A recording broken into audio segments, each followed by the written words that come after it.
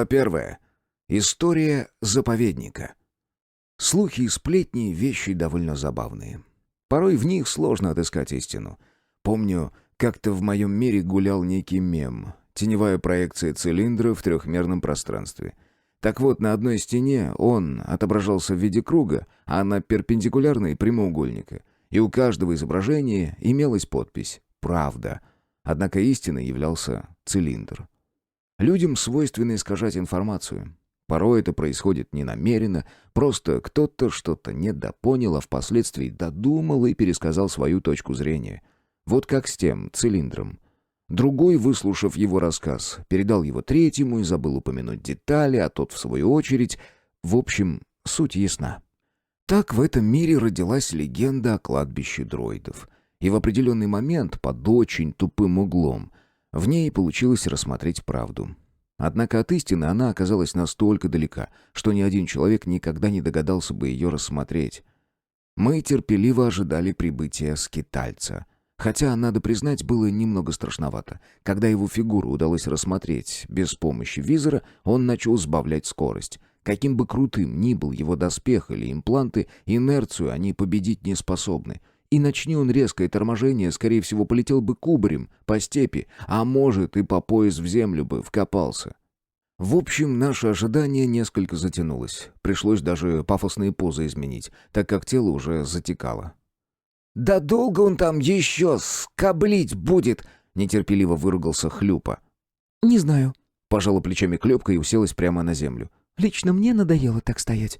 Прошло еще минут 5, прежде чем скиталец замер напротив и окинул нас важным и в то же время изучающим взглядом. Мы тоже не спешили начинать диалог, как, впрочем, и драку. Некоторое время пристально рассматривали друг друга, а затем Шпала не выдержал. «Ты в самом деле существуешь?» То ли спросил, то ли утвердительно произнес он. «Господа...» — вежливо кивнул скиталец и задержал взгляд на нашей подруге. «И дама...» Если хотите жить, следуйте за мной». «Так, секундочку», — вмешался вечно скептически настроенный Хлюпа.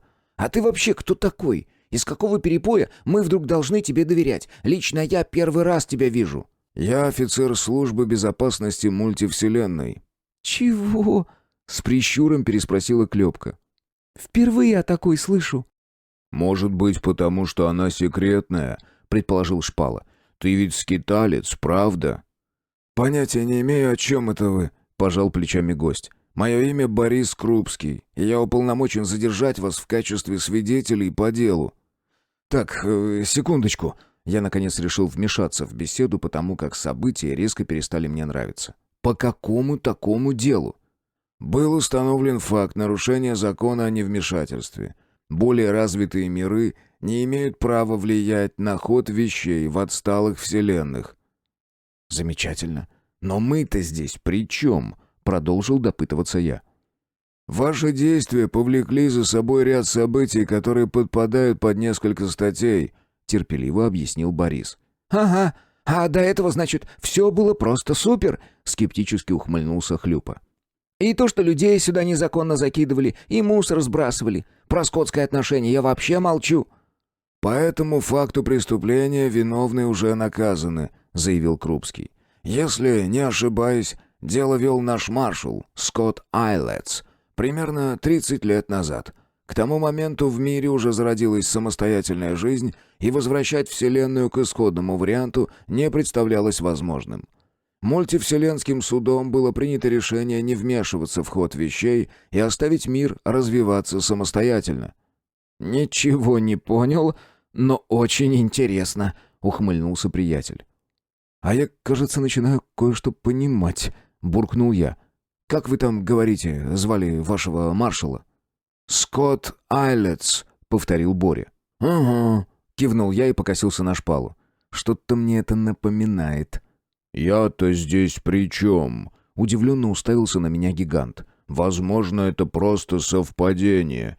Я снова обратился к офицеру. «Подскажите, уважаемый, а вы слышали что-нибудь о кладбище дроидов?»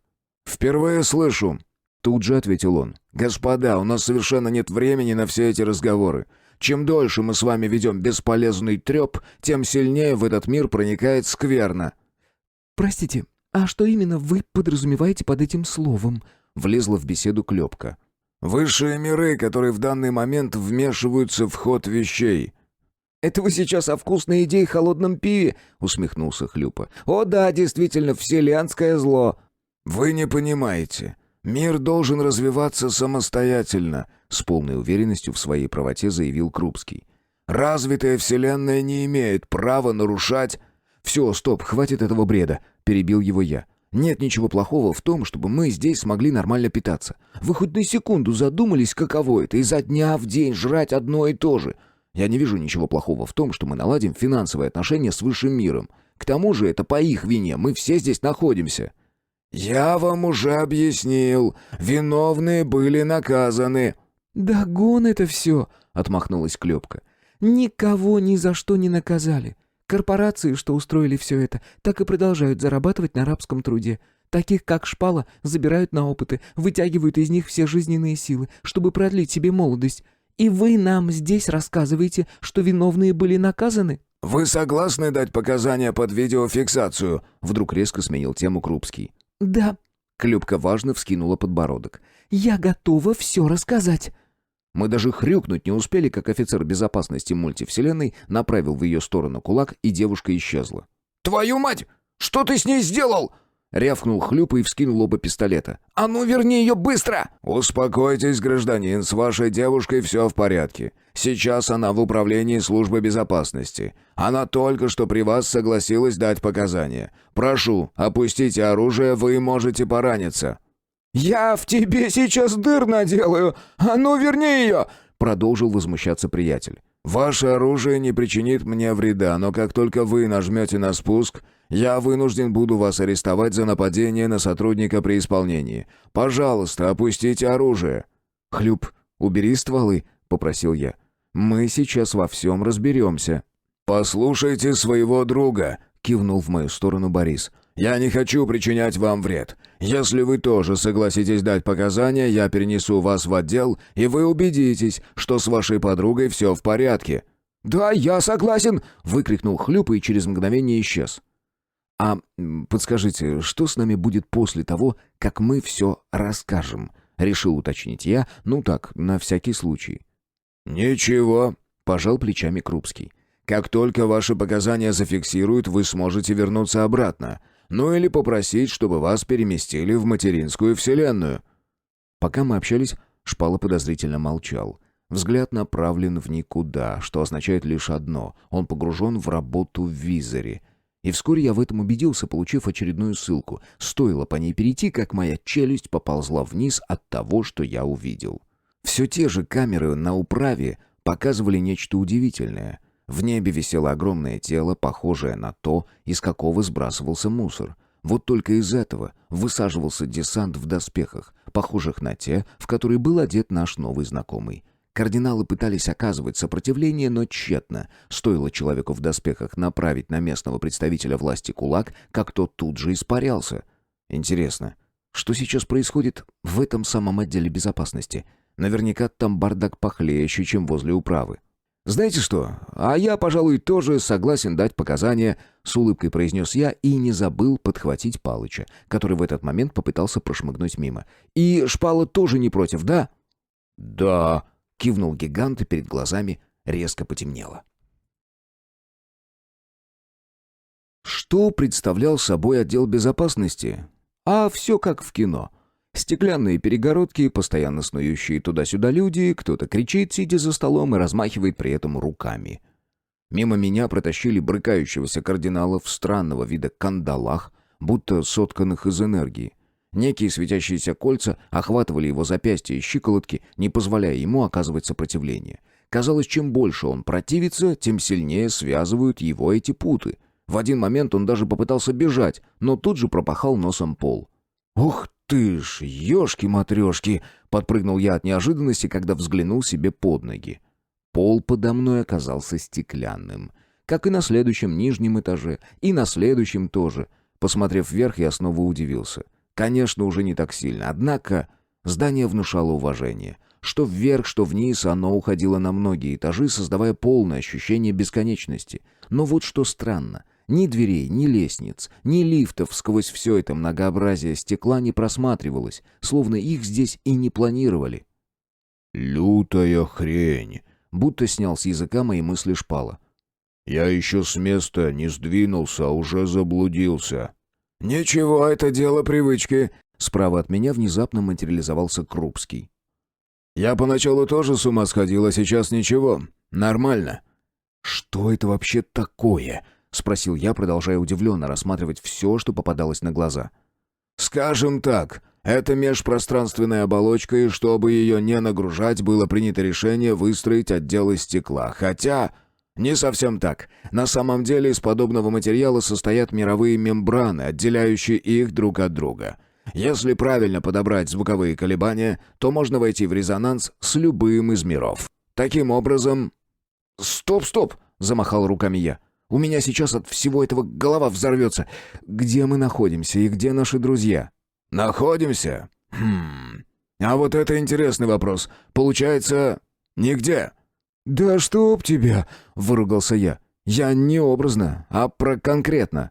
«А, так это в отделе безопасности?» «А друзья наши где?» «Скорее всего, уже дают показания. Секундочку». Произнеся эту фразу, Крупский исчез. Мы со Шпалой переглянулись и одновременно пожали плечами. Ну а что тут скажешь? Такого дерьма никто из нас не ожидал. Хотя здесь еще вопрос, где нам на самом деле было бы хуже?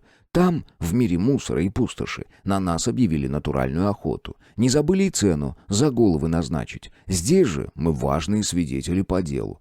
Да, по итогу нас обещали отпустить и даже дать выбор, обратно или в свой мир, из которого нас самым наглым образом выдернули. «Эй, подвинься, каланча!» — донесся снизу грозный голос. Я опустил глаза и едва смог сдержать смех, когда обнаружил в ногах крохотного крепыша. Ну, не совсем лилипута, однако ростом он едва доходил мне до пояса. Со Шпалой так и вообще лучше не сравнивать. Его фигура была квадратной в прямом смысле этого слова. Эдакий пуфик. Крепкие руки, перевитые сухими мышцами, но вылитый гном из фэнтезийных историй. Разве что бороды не хватает. «Чё вылупился? Отойди, говорю!» — повторил он. «Ну давай, только попробуй мне улыбнуться, я тебя пополам порву!» «Даже в мыслях не было», — буркнул я и убрался с его пути. В принципе, этот гном мог легко меня обойти, но ему, видимо, хотелось конфликта, а потому он тут же решил доколебаться до Шпалы. «Ох ты, жёваный крот, вот это дылда!» — выдал коротыш и пнул гиганта по ноге. «А ну, отвали с дороги!» «Это ты меня дылдой назвал?» — мгновенно возмутился Шпала. «Что за стереотипное мышление?» «Отвали с дороги, небоскреб, пока я тебе ноги не переломал!» «Да пошел ты в жопу, шипздик!» — не выдержал и выругался гигант. «Я тебе сейчас сам накостыляю!» Я уже собирался достать воображаемый попкорн, потому как битва обещала быть крайне необычной, но в ситуацию вмешался офицер Крупский. Он появился как раз между Шпалой и гномом, за что получил пинок по голени от последнего. Естественно, изначально тот предназначался Шпале. «Блин! Тумбус!» — выругался Борис. «Ты чего здесь опять устроил? Скажи этому фонарному столбу, чтобы посторонился!» «Я и с места не сдвинусь, пока эта козявка не извинится. Я не виноват, что таким вырос, а он обзывается». «Так, все, стоп!» — прикрикнул офицер. «Вас ожидают в комнате допроса. С Тумбусом я сам разберусь». В глазах снова потемнело, и мы переместились в очередной стеклянный куб. А спустя мгновение исчезли Крупский со Шпалой, оставив меня одного. Правда, и это длилось недолго. Не успел я даже осмотреться, как в кубе появился еще один человек. В отличие от офицера, он был одет в гражданское. Приличного вида костюм, хотя уже изрядно застиранный, безликий серый галстук и помятые, но хорошо начищенные ботинки. Взгляд усталый, словно для него не существует ничего, кроме рутины. Впрочем, и его лицо тоже не выражало никаких эмоций. «Присаживайтесь», — безжизненным голосом попросил он. «Ко мне можете обращаться, 24-й. Я андроид 24-го поколения». «А, понятно», — буркнул я. «Это многое объясняет». «Рад, что смог услужить вам». Тут же поблагодарил меня робот. «Позвольте задать вам несколько вопросов». «Да без проблем», — кивнул я и уселся в прозрачное, как и все вокруг, кресло. «Вы готовы говорить только правду? Должен вас предупредить, что в мои органы вмонтирован детектор лжи». «Да, Давайте уже поскорее со всем этим покончим. Задавайте свои вопросы и верните нас обратно». «Как давно вы знакомы с неким Глебом Юрьевичем?» «Недолго. Может, с неделю, плюс-минус». «У нас на руках подписанный вами контракт, где вы обязуетесь организовать мятеж. Что вы можете сказать в свое оправдание?» «В смысле? Разве я здесь не в качестве свидетеля? Я требую адвоката».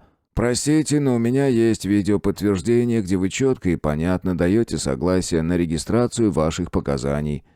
«Понятно», — вздохнул я. «Менты они, в Африке менты. Обдурил меня, значит». «Простите, я не понимаю, к чему мне прикрепить эти слова. Отвечайте, пожалуйста, на вопрос». «На какой вопрос?» «Вы подписывали данный контракт?» Перед моими глазами появилась электронная версия документа. Я быстро пробежался по нему глазами, дабы убедиться, что мне не подсунули какую-нибудь левую хрень. «Да, но меня вынудили это сделать. Нас обещали убить, если мы не согласимся». «Вы врете, и я вынужден это зафиксировать». «С чего вы взяли, что я вру? То, что с нами собирались сделать, если мы откажемся, равносильно смерти». «А это правда», — кивнул андроид. «Вы хотите выдвинуть обвинение против корпорации Темп?» «Да, пожалуй». «Простите, мне нужен точный ответ». «Да, я желаю выдвинуть обвинение против корпорации Темп». «Спасибо, этого достаточно», — все тем же безжизненным голосом произнес андроид. «Вы можете быть свободны». После этого он исчез, а я остался в полном недоумении от происходящего. Это с каждой секундой начинало походить на какой-то бред. Покрутив головой, я увидел шпалу. Размахивая руками, он что-то эмоционально рассказывал. Напротив сидел точно такой же андроид, ну, прям брат-близнец моего, не меньше. Во все стороны от меня расходилось бесконечное множество подобных кубов. Где-то уже допрашивали кардиналов, где-то других жителей нашего мира. Их было несложно узнать по безликой пыльной одежде. «Господин Штопор!» Я вдруг услышал за спиной до боли знакомый голос. «Вашу ж мать! Зачем так подкрадываться?» — выругался я. «Анатолий Саныч?» «Собственной персоной», — озарил меня он широкой улыбкой. «Признайтесь, не ожидали». «Какого черта здесь происходит?» Я проигнорировал последнюю фразу. «Вы что, тоже из службы безопасности?» «Ха-ха-ха! Нет, ну что вы, господин Штопор, где же ваша прозорливость?» «Понятно», — ухмыльнулся я. «Все это расследование ваших рук дело?» «Ну, не то чтобы...» — поморщился он и покрутил пальцами в воздухе. «Но если только в общих чертах...» «Ничего не понимаю», — откровенно признался я. «Тогда почему эти офицеры хватают ваших людей?» «А кто вам сказал, что это мои люди?» «Так вы же вроде министр обороны». «Хм, как интересно. Не знал». «Да объясните мне, наконец, что здесь, мать вашу, происходит?»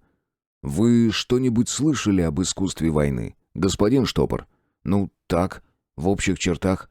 «Так вот, нечто подобное сейчас и происходит». «О, спасибо, я как-то сразу же все понял», — скептическим тоном выдохнул я. «Ладно, объясню более подробно», — вежливо улыбнулся Саныч. «Хотя при нашей последней встрече вы мне больше нравились. Ну, спишем это на вашу некоторую нервозность». «Некоторую? Да я готов в рожу вам вцепиться!» — честно признался я. «Вы уже в курсе, что я работаю на некую корпорацию?» «Вектор, если быть более точным», — поддакнул я. «Совершенно верно. А с недавних пор на наш мир решила наложить свою лапу конкурирующая структура». «На ваш мир?» — я приподнял брови. «А немного ли вы на себя берете?» «Отнюдь. Этот мир был специально создан под наши нужды, впрочем, как и многие другие. Но в один момент что-то пошло не так, и в этом мире зародилась жизнь. Служба безопасности мультивселенной моментально объявила его заповедником. Ну а кто мы такие, чтобы спорить с властями?» «Стоп. Что значит «заповедником»? А как же тайные эксперименты по продлению молодости?» «Кто вам рассказал эту чушь?»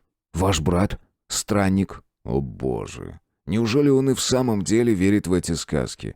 У нас и без того достаточно технологий, чтобы продлить себе жизнь. К сожалению, он попал под влияние конкурентов. Видимо, ему там капитально промыли мозги». «Кстати, о мозгах...» Я припомнил одну деталь из нашего общего прошлого. «Вы мне память стерли. Но я все вспомнил, так что вы меня не обманете. Это ведь вы вместе с кардиналами устраиваете облавы дроидами на города». «Увы, мы вынуждены так поступать». «Зачем?» «Сложно объяснить, но просто поверьте, господин Штопор, мы действовали во благо. У нас есть четкие инструкции, и мы обязаны их исполнять. Мир не просто так назван заповедником». «Я опять ничего не понял». «Да что с вами сегодня?» «Все просто. Жизнь там зародилась при определенных условиях. И теперь мы просто обязаны поддерживать их такими, чтобы она не угасла. Причем здесь постоянные набеги роботов? Они поддерживают баланс, контролируют популяцию и препятствуют проникновению запрещенных вещей. Вы ведь помните, что творилось в 7-м, когда мы искали алкоголь? Хотите сказать? Нет, я говорю прямо как есть. Каждый раз, когда увеличивается количество людей в мире или в него попадает нечто чужеродное, способное изменить эволюционный процесс, в дело вступают стражи. Бред какой-то. Я почесал макушку. Ладно, допустим, все так и есть. Уверяю вас, господин Штопор, все именно так, как я вам сказал. Мне больше нет смысла вас обманывать. Это еще почему? Вы неординарная личность, флегматично пожал плечами Анатолий Саныч. И у меня к вам интересное предложение. Я весь внимание. Дело в том, что мои руки связаны рамками закона. У высших миров нет возможности вмешиваться в ход вещей. И вы хотите сделать это моими руками? Браво! Наконец-то ваша прозорливость вернулась. Давайте ближе к делу. Хорошо, воля ваша. Как-то странно улыбнулся он и хлопнул в ладоши. Перед глазами вновь померк свет, а затем я ощутил болезненный удар в ноги. Благо имплант соображал гораздо быстрее меня и успел самортизировать последствия. Буквально одновременно рядом со мной, со стонами, приземлились еще 3 тела, в которых я узнал своих друзей. А еще через мгновение на пузо хлопнулся Палыч. Он тут же злобно зашипел, а затем больно укусил меня за палец, будто это я виноват, что с ним обращались, как со скотиной. «Ай, блин!» — возмутился я. «Я-то здесь при чем? Вон иди лучше Хлюпу кусай!» Еж еще раз презрительно фыркнул и спрыгнул на землю, а через несколько секунд донесся вскрик со стороны Хлюпы. «Ай, Палыч, ты совсем сдурел? Чего кусаешься?» «Это я его попросил», — честно признался я. «Ну, спасибо, дружище! Вовек не забуду твоей доброты!» «Кто-нибудь объяснит мне, что за херня сейчас творилась?» Первый задала правильный вопрос Клёпка. «Понятия не имею», — буркнул я. «И мне, кстати, тоже очень хочется с этим разобраться». «На меня не смотрите, я всю правду рассказал», — прогудел Шпала. «Так», — я приподнялся на локтях. «А вот с этого места поподробней, пожалуйста». «Ну, меня все тебе расспрашивали. Кто ты, откуда, как вообще живешь, чем любишь заниматься?» «Серьезно?» — Клёпка удивленно уставилась на гиганта. «А от меня хотели услышать, каким я вижу идеальное общество». «А у меня все про еду узнавали. Какие блюда самые любимые и по которому из них я больше всего скучаю», — выдал Хлюпа. «Бред какой-то». Я снова почесал макушку. Я вообще с Анатолием Санычем общался. «Фига себе!» — Хлюпа даже на ноги поднялся. «И что он тебе сказал?» «Да ерунду какую-то. Типа это все заповедник и нельзя вмешиваться в ход вещей. Я вообще ничего не понял из того, что с нами происходило. Какая-то гребаная служба безопасности, офис еще этот, с прозрачными стенами, странные вопросы, нелогичное поведение. Такое ощущение, словно я сплю». «Кстати, да», — кивнул Хлюпа. «Вот только сны не могут быть одинаковыми у всех. А вообще очень похоже». «Блин, может, мы в «Матрице»?» — предположила Клёпка. «Ой, как же хочется в рифму ответить», — криво ухмыльнулся приятель. «Так, думаю, скоро мы получим все необходимые ответы. Давайте для начала определимся с тем, где мы и в какой стране цивилизация». «Странно. Визор вроде работает, а сети нет», — озвучил не самую лучшую новость Шпала. «Так, ну, судя по жаре, мы все еще находимся на солнечной стороне», — предположил я. «Карта почему-то пустая. Ладно, пожалуй, действительно стоит решать с текущим положением, иначе мы рискуем умереть с голоду». «Ага, Палычу об этом скажи», — усмехнулся Хлюпа, проводив колючего взглядом. А тот победно прошествовал мимо с зажатой в пасти жирной ящерицей. Чует мое сердце, что мы в какую-то задницу попали», — пробормотала Клёпка. «Ох, не нравится мне все это. Капец, как не нравится». «Так, кажется, паника отменяется», — буркнул я, глядя на горизонт. «У нас очередные гости». «Хоть бы бандиты», — подняв голову к небу, произнесла Клёпка. «Нифига себе желание!» — ухмыльнулся Хлюпа. «И за каким хреном нам такое счастье?» «Да просто хочется кому-нибудь лицо сломать. Бесит все. Вот». «Поддерживаю», — согласился я. «Руки чешутся. Глядишь, и мозги на место встанут. А то каша гороховая в голове. Никак концы с концами не сходятся». «А я бы сейчас пожрал», — тяжело вздохнул Шпала. «Надеюсь, у них хоть что-нибудь съедобное найдется». Глава 2. История наставника. «Ну чё встали, небоскребы?» Из подъехавшей машины выбрался недавний знакомый гном. «Ты кто?» Удивленно уставился на него Хлюпа. «Жаков Кусто в прорезиненном пальто», — Огрызнулся Тумбус. «Поехали, ждут вас». «Я с ним никуда не поеду», — объявил Шпала, «пока этот шкет не извинится». «Чё ты там вякнул?» — моментально переключился гном. «Думаешь, если ты вымахал, как каланча, я с тобой не справлюсь? На меня иди!» «Успокойтесь, оба», — вмешалась в перепалку Клёпка и даже встала между ними. «О, привет, красавица!» — приосанился Тумбус, словно до этого не видел, что она стоит рядом. «Мне нравятся дерзкие девчонки». «Губу закатай», — ревниво отреагировал Хлюпа. «а то я не посмотрю, что ты мелкий. Накостыляю, будь здоров». «Слабенок маловато», — ухмыльнулся гном. «Пусть красотка сама решает, сопливый дылда или красавчик-мужчина». «Тумбус, я правильно запомнил?» Все же решил вмешаться я, иначе этот цирк обещал затянуться на вечность. «Может быть, ты объяснишь для начала, кто нас ждет и куда мы должны с тобой ехать?»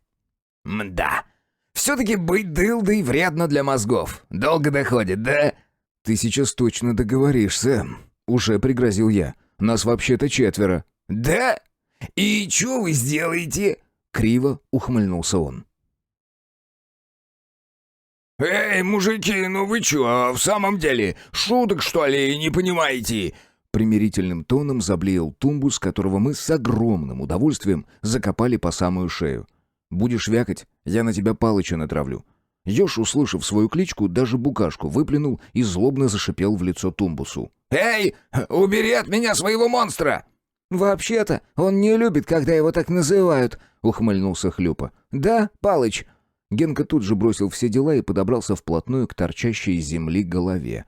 Очень тщательно обнюхал Тумбуса и снова злобно зашипел, обнажив острые клыки. Гном судорожно сглотнул, внимательно наблюдая за зверем. «Все, ребят, ну хватит», — взмолился он. «Шутка затянулась». «А ты видишь, что здесь кто-то смеется?» Злобным тоном поинтересовалась Клёпка.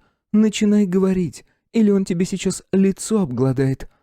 Палыч в подтверждение ее слов несколько раз обошел голову по кругу и еще раз шикнул на Тумбуса. «Да чего говорить-то? Вы бы хоть спросили для начала». «Кто нас ждет и куда ты хотел нас отвезти?» — повторил я вопрос. «Да блин, мне сказали, что вы в курсе и вроде как с Санычем договорились». «Он не сказал ничего конкретного», — пожал плечами я. «Совет правления Вектора утвердил вас на должность управляющего миром номер 13», — выпалил Тумбус. «Меня приставили к вам в качестве наставника». «Он сейчас шутит, да?» Уперев руки в бока, с нескрываемой претензией в глазах, уставилась на меня Клёпка. «Это как понимать, штопор? Ты что, теперь работаешь на корпорацию?» «Да я понятия не имею, о чем он говорит», — опешил я. «Я ни на что не соглашался». «Еще как соглашался!» — попытался кивнуть Тумбус. «Все, вынайте меня отсюда, нас ждут великие дела!» «Я вообще ни хрена не понял», — почесал макушку Хлюпа. «Мы теперь что, короли мира?» «Ну, можно и так сказать», — ухмыльнулся гном. «Правда, над вами еще целая куча управленцев, но в целом так и получается». «Да нафига оно мне нужно?» — возмутился я, как только до меня окончательно дошел весь смысл сказанного. «Вот и мне интересно», — все с тем же упреком произнесла Клёпка. «Короче, передай Санычу, что я на это не подписывался. Пусть идет лесом со своими закидонами», — выдохнул я. «Мне и без ваших корпораций делов хватает». «Это каких, например?» — вскинул брови Хлюпа. «По помойкам лазать?» «Да хоть бы и так». «Ты чё, штопор, совсем дурак?» — покрутил у виска приятель. «Ты хоть понимаешь, что теперь мы сможем здесь жизнь наладить?» «Во-во, послушай своего друга!» — вставил свое слово Тумбус. «Именно это от вас и требуется!» «Нет», — уверенно покачал головой я. «Мне такая ответственность и даром не нужна. Даже если приплачивать будете, все равно не возьму». «Слушай, а вообще-то Хлюпа прав», — задумчиво постукивая пальцем по губам, переобулась Клёпка. «У нас есть реальный шанс настроить снабжение, установить человеческие законы». «Так, все, стоп!» Я даже на крик сорвался. «Вот вам, если надо, сами этим и страдайте. Я официально отказываюсь». «Да что с тобой не так, мужик?» — возмутился Тумбус. «Такой шанс в жизни дается всего лишь раз. Да я готов печень отдать, чтобы занять твое место». «Вот и занимай. В чем проблемы?» — пожал плечами я. «Мне оно не нужно. Я на запад хочу». «Да хоть в самую жопу мира езжай!» — усмехнулся гном. «Вступай в должность и делай, что хочешь!» «Вам сколько раз еще повторить? Я не буду никаким миром управлять. Все, точка». «Эй, долговязый, а ты чего молчишь? Ну скажи ты ему, может, он хоть тебя послушает!» — обратился к шпале Тумбус. «Я не совсем понимаю смысл всего этого», — осторожно ответил гигант. «Подсчет вероятностей постоянно дает неопределенный исход. Короче, ваше решение не поддается логике». «Вот и я о чем!» — тут же ухватился за ниточку я.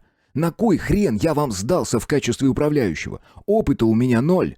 «Ну ты в натуре небоскреб! Длинный тупой, как пробка!» — расхохотался Тумбус. «Все просто. Это обычная юридическая формальность, чтобы избежать проблем с контролирующими органами. Твоя задача — бумажки подписывать, а работать будут совсем другие люди. Неужели непонятно? Ой!» Тумбус вдруг испуганно посмотрел на нас, понимая, что сболтнул лишнего. Впрочем, я и сам сообразил, что в этом назначении нет никакого смысла, хотя даже не догадывался, что меня попытаются использовать таким вот образом. Вектор явно что-то задумал, и ему нужен кто-то из этого мира, чтобы воплотить желаемое. Но почему это должен быть я? «Короче, мужики, давайте вы не будете выкобениваться!» Выдержав небольшую паузу, все же продолжил Тумбус. «Делайте, что вам говорят, и все будет нормально!» «А если не станем?» Тут же отреагировала на скрытую угрозу Клёпка. «Мы же здесь все взрослые люди, так? Неужели непонятно, какие последствия вас ожидают в случае отказа? Корпорации существуют не просто так, а люди, что ими управляют, прекрасно умеют добиваться своего. Не подпишитесь вы, найдут кого-нибудь другого. Но и вам больше не дадут жить спокойно». «Можно я ему в ухо щелкну?» Клёпка посмотрела на меня. «Я тихонько. Разок». «Давай лучше в сторонку отойдем», — задумчиво пробормотал я. Все дружно кивнули, и мы отдалились на достаточное расстояние, чтобы гном не слышал того, о чем мы говорим. На стреме оставили Палыча, будучи уверены, что он этому клопу точно спуску не даст. А в случае чего моя с ним нейронная связь, которую я едва смог заново настроить, даст знать об экстренной ситуации. «Не нравится мне все это», — тут же высказал я свое мнение. «Ну, не знаю», — пожал плечами Хлюпа. «А вдруг это реальный шанс что-то изменить в этом мире к лучшему?» «Я думаю, что нас попросту используют в темную, а затем выбросят на помойку, как только мы сделаем все, что им нужно», — парировал я. Тумбус сам сказал, что это лишь формальность, а значит, плевали они на наши хотелки. «Штопор прав. Нам даже голову поднять не позволят», — согласилась Клёпка. «Так-то оно так», — покрутил пальцами в воздухе шпала. «Но мы пока еще вне закона». «В смысле?» «В прямом. Я сумел перенастроить сеть, пока вы там языками чесали. Нас заблокировали, счета арестовали, и мы все еще числимся в розыске как опасные преступники. Полагаю, что рано или поздно нас вынудят согласиться, ну или просто грохнут где-нибудь в степи». «Да, не самая хорошая новость», — буркнул Хлюпа. «А что же эти... служба гребаной безопасности?» «Родной, я тебя умоляю», — ухмыльнулась Клёпка. «Всем плевать, что с нами будет». «У меня вообще сложилось ощущение, что эти парни работают на вектор», — произнес я. «Как нас угораздило влипнуть во все это дерьмо? Мы ведь обычные кладоискатели». «Сложный вопрос», — почесал макушку Шпала. «Оно как-то само получилось». «С этим-то что делать будем?» — кивнул в сторону тумбуса Хлюпа. «Я бы его здесь оставила», — ухмыльнулась Клёпка. свяжется со своими. Через пару часов его выкопают». «А меня больше волнует вопрос, где наша машина?» — злобно прошипел Хлюпа. «Если эти козлы ее угнали, я их лично наизнанку выверну». «Ну и чего делать-то будем?» — вернул я друзей к насущному вопросу. «Я так понимаю, что житья нам не будет, если не подпишем нужные документы. Но и подписывать их я не хочу.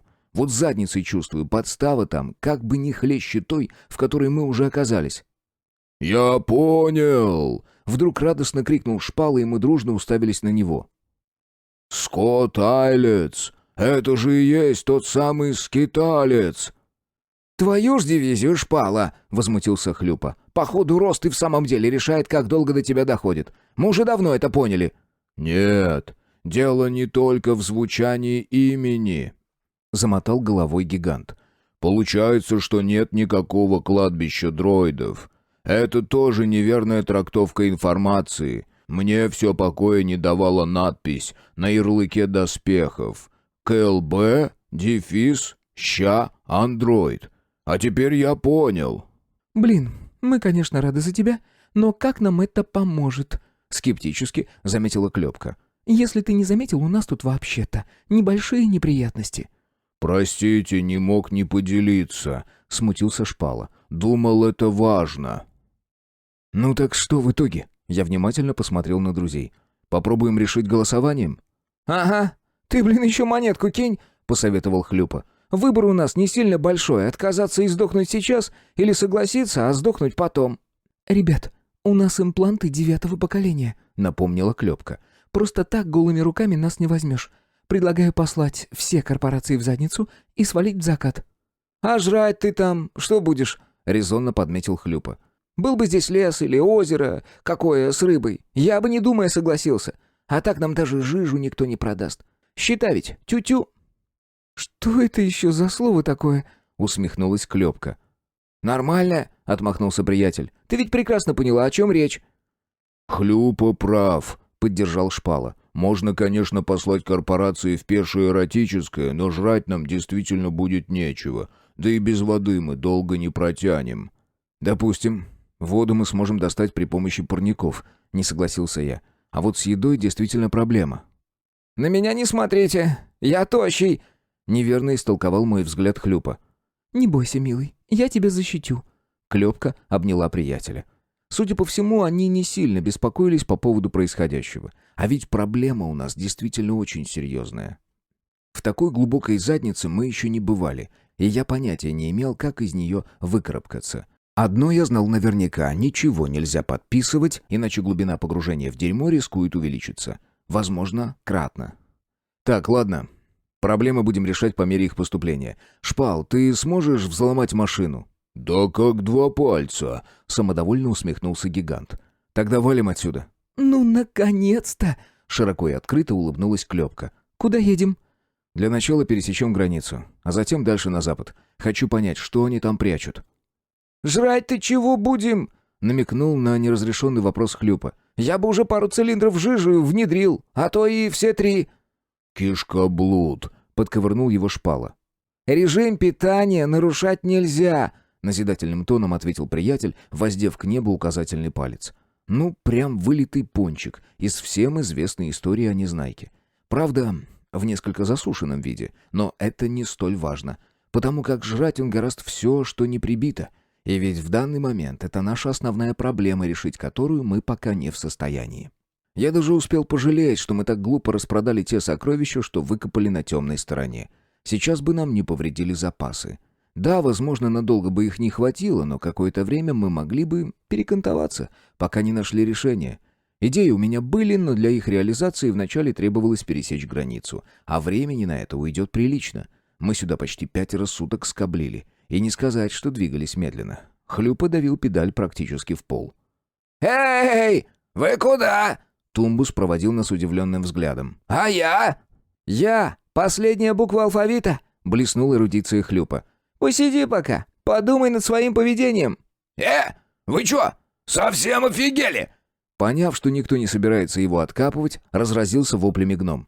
«Я вас найду! Мачты корабельные! Вы пожалеете, что на свет родились! Ай, ты чё, колючка бешеная!» Мы обернулись на кричащую голову и дружно грохнули от смеха. Ёж без зазрения совести приподнял заднюю лапку и мочился на ухо Тумбусу. «Так его, Палыч!» — поддержал колючего Хлюпа. «Еще раз мне попадешься, мелкий шкет! Я тебя лично в жоп...»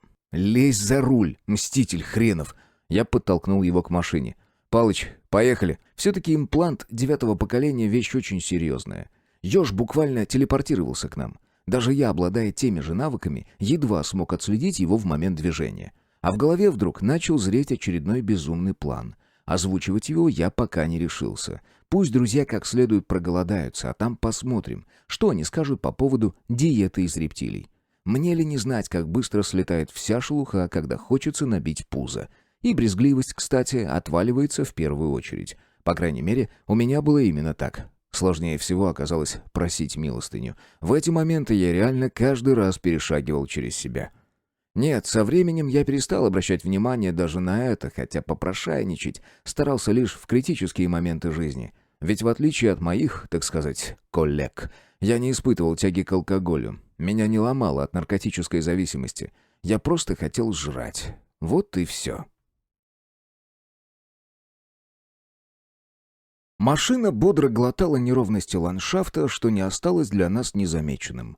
Похоже, разница в цене все же имеет значение. Во-первых, багги оказался четырехместный, хоть и без боевой начинки. Во-вторых, имел хороший обтекатель, который перенаправлял ветер выше головы. И теперь он не раздувал щеки, когда открываешь рот, чтобы поговорить. Ну и в-третьих, подвеска у машины была гораздо круче, чем все те, что попадались нам раньше. Не знаю, как они этого добились, но сейчас, при езде по бездорожью, мы спокойно могли пить кофе, не расплескав при этом ни капли. Казалось, что машина Тумбуса даже едет быстрее, хотя Хлюпа уверял нас в обратном. Спустя несколько часов езды мы, наконец, увидели первые кучи. Карта по-прежнему ничего не показывала. Впрочем, Шпала, который умудрился взломать свою блокировку, с уверенностью корректировал маршрут. По его словам, мы направлялись к городу под номером 22. Скорее всего, ничего хорошего нас там не ожидает. Но проверить это мы просто обязаны. Вдруг повезет, и мы сможем хотя бы подкрепиться. Честно говоря, я не знал, во что верить и на что надеяться.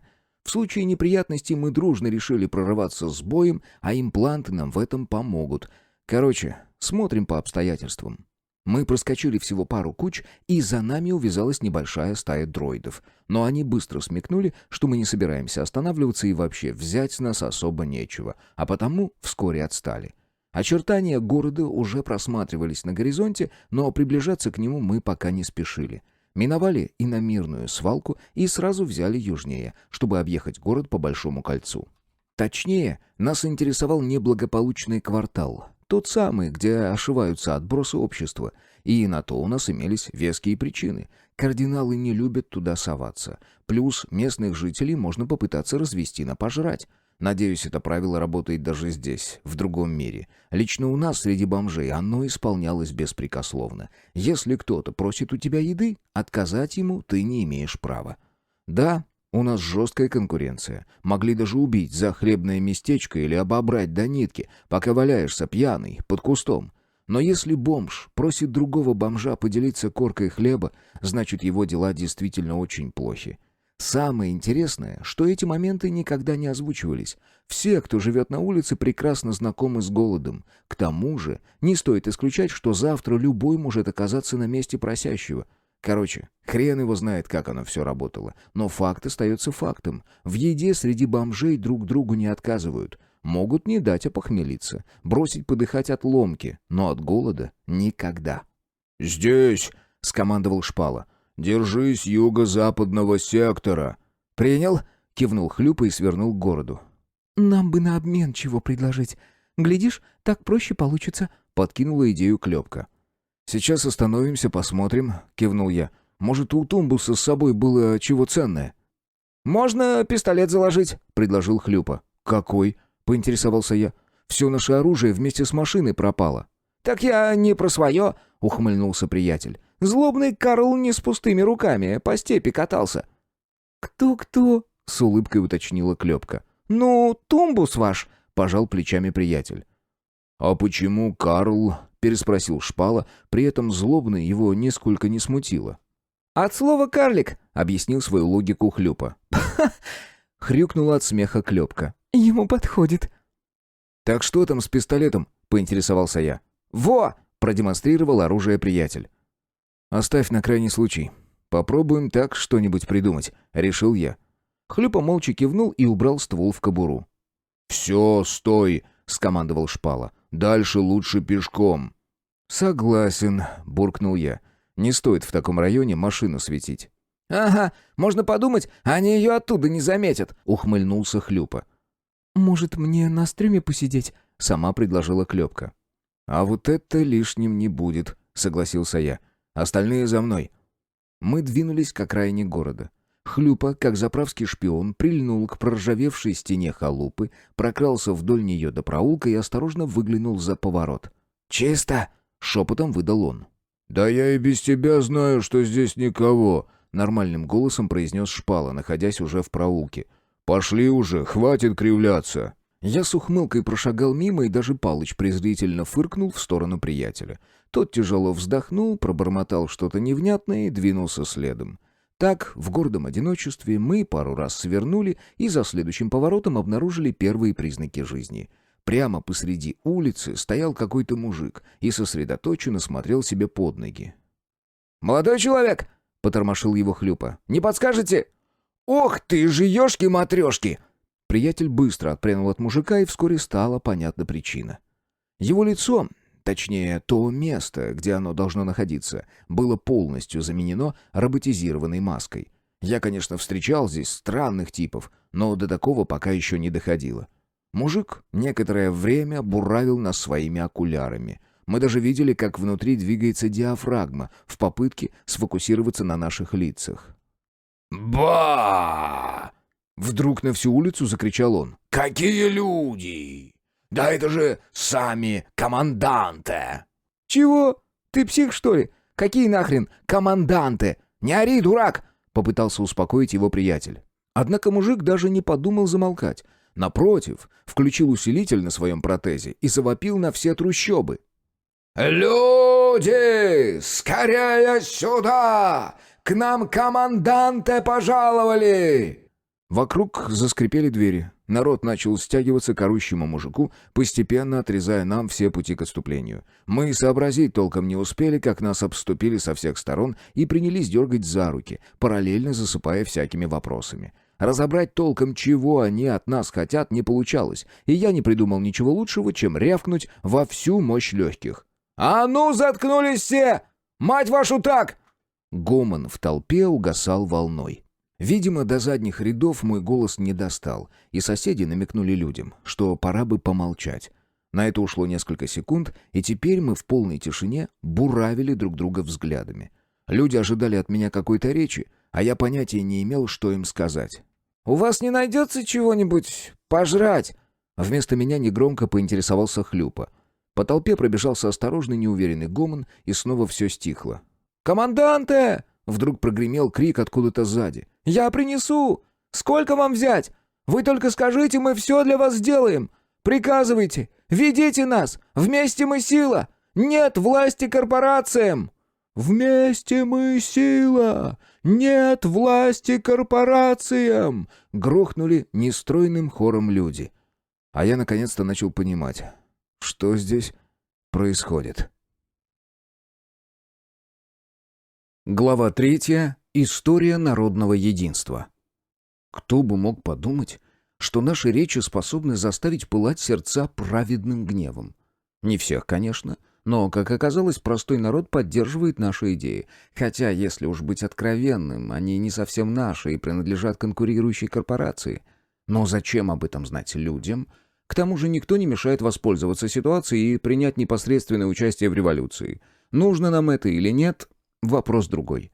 Кстати, о птичках. В данном случае мы ведь продолжим работу в рамках договора с Темпом, а мне этого очень не хочется. Мы попали в водоворот событий, который для нас крайне нежелателен, а теперь находимся между молотом и наковальней. Лично меня подобное положение не устраивает. Может быть, Клёпка права, и нам стоит начать свою игру? При поддержке народа можно горы свернуть. Кто бы что ни говорил, но даже империи боялись, когда подданные начинали волноваться. В голове возникла странная, но вполне достойная существования мысль. А что если нам действительно организовать полноценную революцию и с ее помощью занять кресло управляющего? Таким образом, мы не нарушим соглашений с корпорациями, но и их безоговорочную власть слегка укоротим. В голове все выглядит более-менее здраво, но и бредом немного отдает. Ладно, окончательно эту идею задвигать не стоит, есть в ней что-то стоящее. Просто нужно как следует все обдумать. Да и Шпала пусть просчитает вероятности, но обсудить это с друзьями однозначно нужно. Может, какие дельные идеи подбросит. «Вот это я понимаю!» Хлюпа сытно отодвинул от себя миску. «Да, так вкусно я еще никогда не ел», — согласился Шпала. «Как ты это блюдо назвал?» «Макароны с котлетами», — отозвался Хлюпа. «С котлетами», — мечтательно закатив глаза, повторил гигант. «Какое прекрасное название! Я люблю котлеты!» Судя по всему, с питанием в этом мире все наладилось. Задумчиво пробормотал я. «Благодаря вам, команданты!» — часто закивал мужик, у которого мы находились в гостях. «Как только вы во всеуслышание объявили о корпорациях, они сразу организовали поставки нормальных продуктов. Боятся вас!» «И после этого вы все равно хотите свержения власти?» — уточнил я. «Да к нам такой ценник зарядили, что никакой зарплаты не хватит», — возмутился мужик. «Выходит, что только богачи смогут нормально питаться, а нам опять жижу хлебать. Несправедливо это. Мы, значит, вкалывать будем, а они жиры наращивать». «А где вы вкалываете?» — осторожно поинтересовался я. В подобных кварталах нормальные люди не селятся. Даже работяги самого низшего звена предпочитают обходить подобные районы стороной. А вот разные отбросы и торговцы грезами — это да.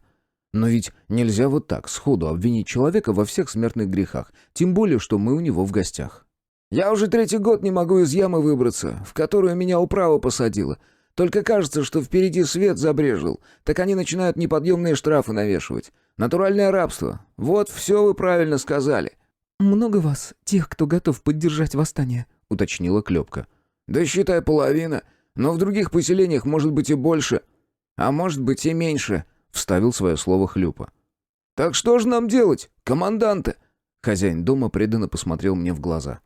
«Значит так, принял решение я. Нужно назначить главного по вашему городу. Сформируйте ячейку сопротивления и подготовьте четкий список требований. Желательно организовать подобные ячейки и в соседних поселениях. Я создам общий чат с руководителями ячеек, и будем постепенно двигаться к цели». «А вы разве не останетесь?» «Не сейчас. Нам нельзя засиживаться на одном месте», — нагло соврал я, хотя, возможно, так оно и было. «Ведь мы в федеральном розыске».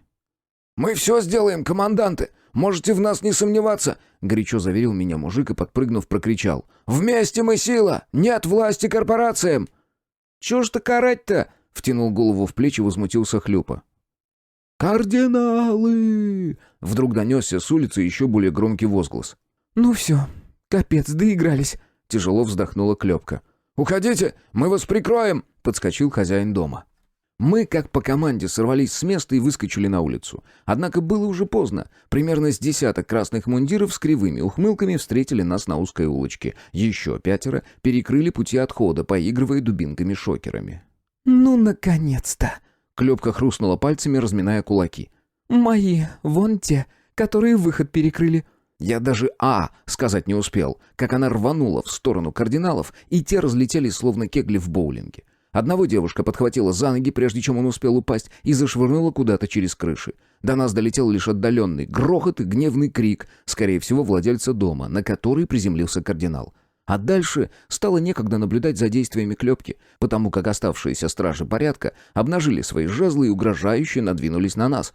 Внезапно один из них вскрикнул и принялся трясти рукой, пытаясь сбросить вцепившегося в пальцы Палыча. «Ну а мы-то чего? Хуже ежика!» Ухмыльнулся Хлюпа и с криком «Бонзай» тоже ринулся в атаку. Я прикинул соотношение сил и взял на себя 3 крайних кардиналов справа. Первый получил прямой удар в грудь с 2 ног и отлетел метров на 5. Проломив стену в тупике, он тут же подскочил на ноги, но больше ему ничего сделать не позволили. Люди, которые приняли нас как предводителей революционного движения, толпой навалились на стражей порядка. Драка постепенно перерастала в хаос. Пока я бил морды двум оставшимся, откуда ни возьмись появилось подкрепление. Шпала подхватил тело одного из поверженных и с хекающим выдохом метнул его в новоприбывших. Штук 5 смело с ног сразу, а пока они кувыркались по земле в попытке занять вертикальное положение, в драку ворвался Хлюпа. Он ловко пропустил мимо тела выпад шокера, перехватил руку, выкрутил и завладел оружием кардинала. Размахивая дубинкой, он уложил еще 2. Но досмотреть мне не дали. Пришлось снова переключить внимание на противника. Я подхватил 2 кардиналов за шкирку и хлопнул ими друг от друга. Одного сразу бросил в толпу, а вторым отбил выпад 3. Тот отлетел на несколько метров и растянулся на земле. В этот момент из толпы выпрыгнул Палыч. Я даже не подозревал, что он на такое способен. Видимо, имплант нехило прокачал его физические возможности. В общем, еж взмыл 3 метра над поверхностью, свернулся в тугой комок и приземлился иголками на лицо отбитого мной кардинала. Я ж поморщился, представив, каково тому сейчас. Затем снова стало некогда, и пришлось выпустить из рук красномундирный снаряд, чтобы сбить с ног 3 кардиналов. Те уже начали оттеснять толпу жителей, лихо работая своими палками. Но стоило им рухнуть, как их тела тут же скрылись под нахлынувшей человеческой массой. «Немедленно прекратите, или мы будем вынуждены применить оружие!» Прогремел голос, усиленный громкоговорителем. «Я вам сейчас применю!» Гневно прокричала Клёпка и бросилась в сторону очередного подкрепления. Еще совсем недавно в этом переулке едва удавалось разойтись 2 человекам. Сейчас часть домов была полностью развалена, и пространство знатно расширилось. Куда ни кинь взгляд, всюду кого-нибудь бьют. Кардиналов, которые грозились применить оружие, уже разбросали, но им на смену явился еще один отряд. Они выстроились в боевой порядок и направили стволы в сторону драки. Вот только им бы обернуться на долговязую тень, что уже выросла за их спинами. Шпала работал руками, как комбайн, расшвыривая представителей закона во все стороны. Неизвестно, чем бы закончилось массовое побоище, не исключено, что взятием управы, но у власти оставался еще один козырь, о котором мы успели позабыть, находясь на темной стороне. «Дроиды!» — раздался громкий крик, который не смог заглушить даже рев разъяренной толпы. Люди побросали все дела и тут же бросились в рассыпную. Впрочем, и кардиналы от них не отставали. Благо мы находились на окраине, и далеко сваливать не пришлось. Роботы вломились в поселок буквально через мгновение после того, как мы покинули опасное место. И было очевидно, что они работают по четко заданному алгоритму. Мы стояли всего в нескольких метрах, а дроиды сплошным потоком перли сквозь дома, разрушая все на своем пути. Однако на нас не обращали ровным счетом никакого внимания. Не знаю, что послужило очередным стартом для драки. Может быть, крепкий подзатыльник, который Клёпка отвесила стоящему рядом кардиналу. А возможно, Палыч, с которым непрестанно боролся другой, красномундирный в соседнем ряду. Он едва успевал снять ежа с одной руки, как тот тут же вцеплялся ему в другую. Посмотрев на это, местные как-то странно переглянулись и вновь набросились на кардиналов. Благо ярко-красный цвет мундиров прекрасно выделял тех среди прочей толпы. «Сзади!» — крикнул кто-то, и я поспешно пригнулся. Надо мной просвистело чье-то тело, которое снова растворилось в общей массе бардака. На сей раз подкрепление не предвиделось, потому как в момент атаки дроидов кардиналы запирались в управе и старались не высовывать носа наружу. Это и помогло нам одержать окончательную победу. Красномундирных ровными рядами уложили на земле и спеленали при помощи огрызков проволоки. Вряд ли эти путы сдержат их надолго, но людям, судя по всему, этого и не требовалось. Как только роботы разбомбили город до основания, народ подхватил избитых стражей порядка и потащил к управе. «Вместе мы — сила! Нет власти корпорациям!» — громко скандировали они на ходу. «А мы чего, так и будем стоять?» — поинтересовался Шпала, внимательно рассматривая окровавленные кулаки. «Я бы, если честно, свалил под шумок», — озвучил мои мысли Хлюпа. «А я надеюсь, что ты все это заснял», — ухмыльнулась Клёпка. «Блин, ну вот где ты раньше-то была?» — всплеснул руками приятель. «Такой контент пропал». «Ничего, с визоров нарезку сделаем», — приободрил друга Шпала. «Ну чё, мы туда или туда?» «Это как?» — уточнила Клёпка. «Ну, с ними пойдем. Или свалим, пока не поздно», — уточнил гигант. «Я бы свалил», — повторил Хлюпа. «Команданте!» — в нашу сторону, размахивая руками, бежал какой-то человек. «Ну все, как бы вариантов больше нет», — развела руками Клёпка. Впрочем, я не заметил, чтобы она особо расстроилась. «Пойдем, начнем зарабатывать себе очки авторитета», — вздохнул я и шагнул навстречу человеку. «Давай поговорим, как цивилизованные люди, господин Штопор», — предложил человек в строгом костюме. Он занимал здесь должность управляющего сектором 22. По сути, являлся градоначальником. Ну или мэром, если говорить на языке моего мира. Драка закончилась вполне ожидаемо. Побитых кардиналов сложили штабелем возле управы и начали присыпать угрозами.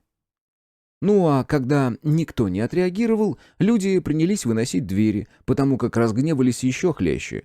В итоге Андрей Юрьевич, местный глава, вынужден был предстать пред ясные очи населения. Естественно, рта ему раскрыть не позволили, и в течение минуты вывалили более 1000 претензий, после чего дали в глаз. Вот так, с лиловым синяком он сейчас и призывал меня к деликатному способу решения проблемы. «Так кто же против? Андрей Юрьевич», — пожал плечами я, — «давай разговаривать». «Насколько мне известно, власти пошли вам и вашим людям на уступки и предложили должность регионального управляющего. Зачем же вы устроили все это? Вы разве еще не поняли? Меня не волнует власть. Я борюсь за справедливость». В этот момент Палыч на столе громко чихнул. «Вот, правда!» — тут же отреагировал Хлюпа. «Послушайте, но это какой-то бред!» — удивленно уставился на меня глава города. «Как вы себе это представляете?» «Ты в окно выгляни», — резко ответила Клёпка. «Тебе вроде как прицел уже настроили». «Но ведь это бардак, беззаконие. Так не должно быть!» «Вы сами довели людей до всего этого», — строгим голосом произнес я и замолчал. Честно говоря, мне весь этот цирк очень не нравился. Более того, я не имел ни малейшего представления о том, что говорить и делать дальше.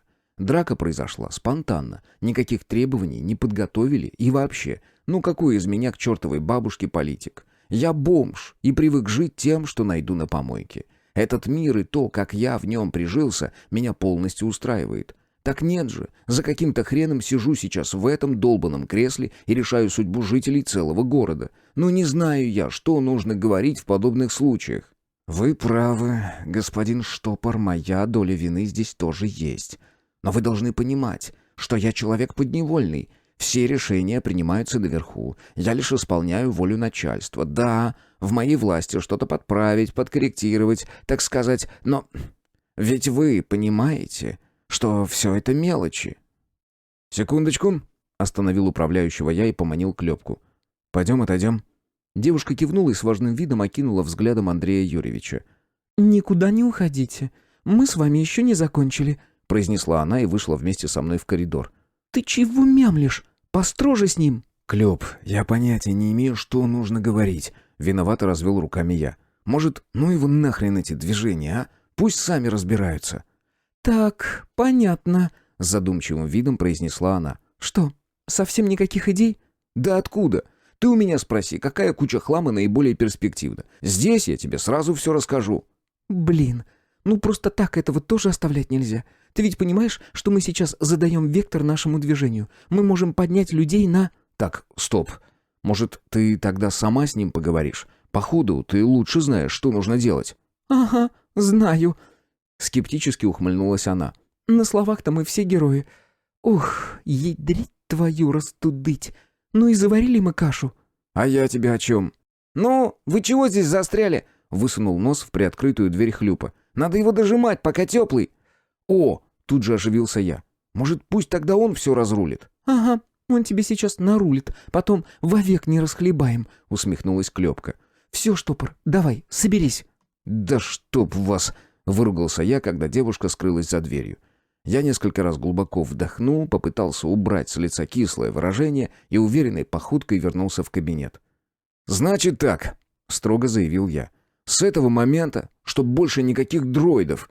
«Но как? Это невозможно!» Тут же возмутился Андрей Юрьевич. «Что значит «невозможно»? Это одно из наших основных требований». «Простите, господин Штопор, но у меня нет доступа к управлению дроидами. В таком случае свяжитесь с теми, у кого он есть». «Вы что, с Луны свалились? Как я, по-вашему, свяжусь с искусственным интеллектом, который, ко всему прочему, сошел с ума? Вы ставите невыполнимые требования». «Секундочку. Вы хотите сказать, что не в курсе по поводу дроидов? На что вы намекаете?» «Андрей Юрьевич, давайте на чистоту. Я знаю, что все эти атаки управляются отсюда». «Это клевета!» «Да», — вскинула брови Клёпка. «Тогда вы не против, если мы обыщем помещение?» «Вы не имеете права!» — попытался подскочить управляющий, но шпала, стоящая у него за спиной, быстро пригвоздил мужика обратно. «Спокойно, дядя», — прогудел гигант. «Не надо так нервничать». «Вы ведете себя, прошу прощения, как бандиты!» — скорчил обиженную рожу глава. «А вы у нас, значит, ангелочки?» — огрызнулся Хлюпа. «Только ним, похоже, на подзарядке, а крылья в химчистке позабыли. Да чё мы вообще на него время тратим? Давайте посадим его на кол!» «Точно, мне нравится», — поддержала идею Клёпка. «Не надо, да, меня...» — жалобно проблеял управляющий. «Значит так, Андрей Юрьевич, некогда мне тут с вами сопли жевать. Завтра к вам придет человек и принесет список требований. И не дай бог, я постучал пальцем по столу. Приеду, проверю. А начальству своему так и передайте. Понятно? «Нет», — помотал головой он. «Да он тупой», — ухмыльнулся Хлюпа. «На кол его, и дело в шляпе». «Да говорите вы толком!» — перешел на фальцет Андрей Юрьевич. «Что начальству передать? Что делать? Я ничего не понимаю». Управляющий завыл. Слезы покатились по холеному лицу, и мне даже стало его немного жаль. Ну как я ему объясню, что от него требуется, если и сам ничего толком не понимаю? «Продукты где хранятся?» — тихо спросил я. «В подвале», — не переставая ныть, ответил он. «Хлюп, подгони машину». «Ага», — кивнул приятель и выскочил из кабинета. «Я надеюсь, мы с вами договорились, Андрей Юрьевич, к моему следующему приезду, чтобы навели здесь порядок. И не дай бог услышу на вас хоть одну жалобу». Я снова постучал пальцем по столешнице. «Пеняйте на себя». «Я все сделаю», — часто закивал он. «Вы мне только скажите, что...» «Это вам завтра скажет мой человек», — отмазался я. «Все, вы свободны». «Давай, гуляй, Вася, жуй опилки». Шпала приподнял главу города, пинком придал ему ускорение и шлепнулся в кресло, в котором тот сидел секунду назад. Последнее было лишним, поморщился я, глядя на друга. «И где ты вообще эту фразочку подхватил?» «Хлюпа научил», — улыбнулся гигант. «А что, это ругательство какое? Вот я так и знал, что с этими опилки что-то неладно». Клёпка хрюкнула от смеха в кулак, но комментировать не стала. Я тоже улыбнулся. Все-таки забавно это у Шпалы получается, особенно когда он что-то не до конца понимает. «Ты чего такой хмурый?» — спросила меня Клёпка. «Все же хорошо получилось». «Ничего хорошего не вижу», — поморщился я. «Если все так просто, тогда почему люди не сделали этого раньше? И почему Вектор не примчался на защиту своих интересов? Где подкрепление, силовики, применение оружия?» «Вообще-то они собирались. Там, в проулке». «Клёп, не смеши меня. Если бы они хотели, то разогнали бы всех в считанные минуты. Нет, у меня стойкое ощущение, что мы до сих пор играем по чужому сценарию». «Если в этом сценарии дальше будут котлеты, я готов», — с улыбкой произнес Шпала. «Да при чем здесь котлеты?» — отмахнулся я. «Мне вообще кажется, что нас отвлекают от чего-то важного». «Ну, не знаю. Я так-то до пятницы совершенно свободна», — ухмыльнулась Клёпка. «Угу», — неопределенно буркнул я, внимательно наблюдая за Палычем. А тот очень усердно пытался что-то выковырнуть из столешницы. Притом уже не в первый раз возвращался к одному и тому же месту. Поняв, что я наконец обратил на него внимание, еж как-то странно на меня взглянул и снова несколько раз шаркнул коготками по уже изрядно поцарапанной поверхности. Я присмотрелся внимательнее к месту на столе и вдруг заметил тонкие контуры, будто эту часть специально сделали отдельной. Хотя по факту так оно и было. Похоже, Палыч отыскал тайник. Тут Андрей Юрьевич постоянно косился на ежа. Я-то подумал, что он, как и все остальные, просто посматривает на необычного зверя. Но все оказалось несколько иначе. «У кого-нибудь нож есть?» — спросил я. «Тебе зачем?» — тут же потребовала объяснений Клёпка. «Блин, ну надо, наверное, я расспрошу». «И не надо на меня орать!» — мгновенно надула губы она. «Нож дай!» — я протянул руку. Заполучив инструмент, я принялся ковырять столешницу, а затем, вместо того, чтобы подцепить отдельный кусочек, нечаянно на него надавил. Что-то затрещало, несколько раз кашлянуло, и стол превратился в экран. Мы дружно уставились на него. А оттуда строгим взглядом на нас смотрел Анатолий Саныч. Это именно он кашлял, прочищая горло, дабы толкнуть какую-то речь. «Здрасте», Глуповато улыбнулся Шпала.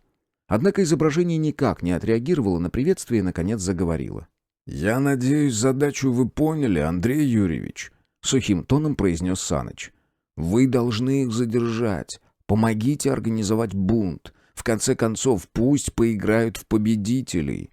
Иногда он делал паузы, будто выслушивал ответ. Мы уже поняли, что это запись, но возник вопрос: зачем? Неужели Андрей Юрьевич таким образом страховался? Или собирал данные на начальника, чтобы слить их конкурентам? В общем, цель пока не ясна, зато посыл понятен. «Это я вам должен объяснять», — снова заговорил Саныч. «Они не должны попасть на Западный полюс, это вам ясно. Им не плевать, что будет с вами и вашим сектором. Нет, избавиться от них мы не можем. А потому, Андрей Юрьевич, что к ним и без того слишком пристальное внимание. К тому же мы до сих пор не знаем, кто из них проверяющий. Да-да, именно так. Все, Андрей Юрьевич, действуйте. Актеров для массовки мы к вам подселим. Не обольщайтесь. Вероятность, что они заедут именно к вам, равна 99%.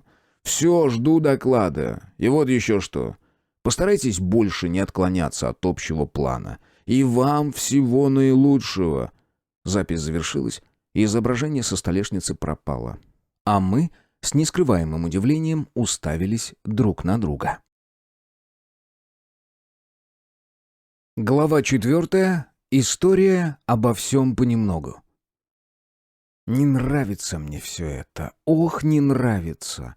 А любопытство так и свербит в одном месте. Особенно, когда Саныч сказал, что нельзя нас туда пускать. И вот как все понимать?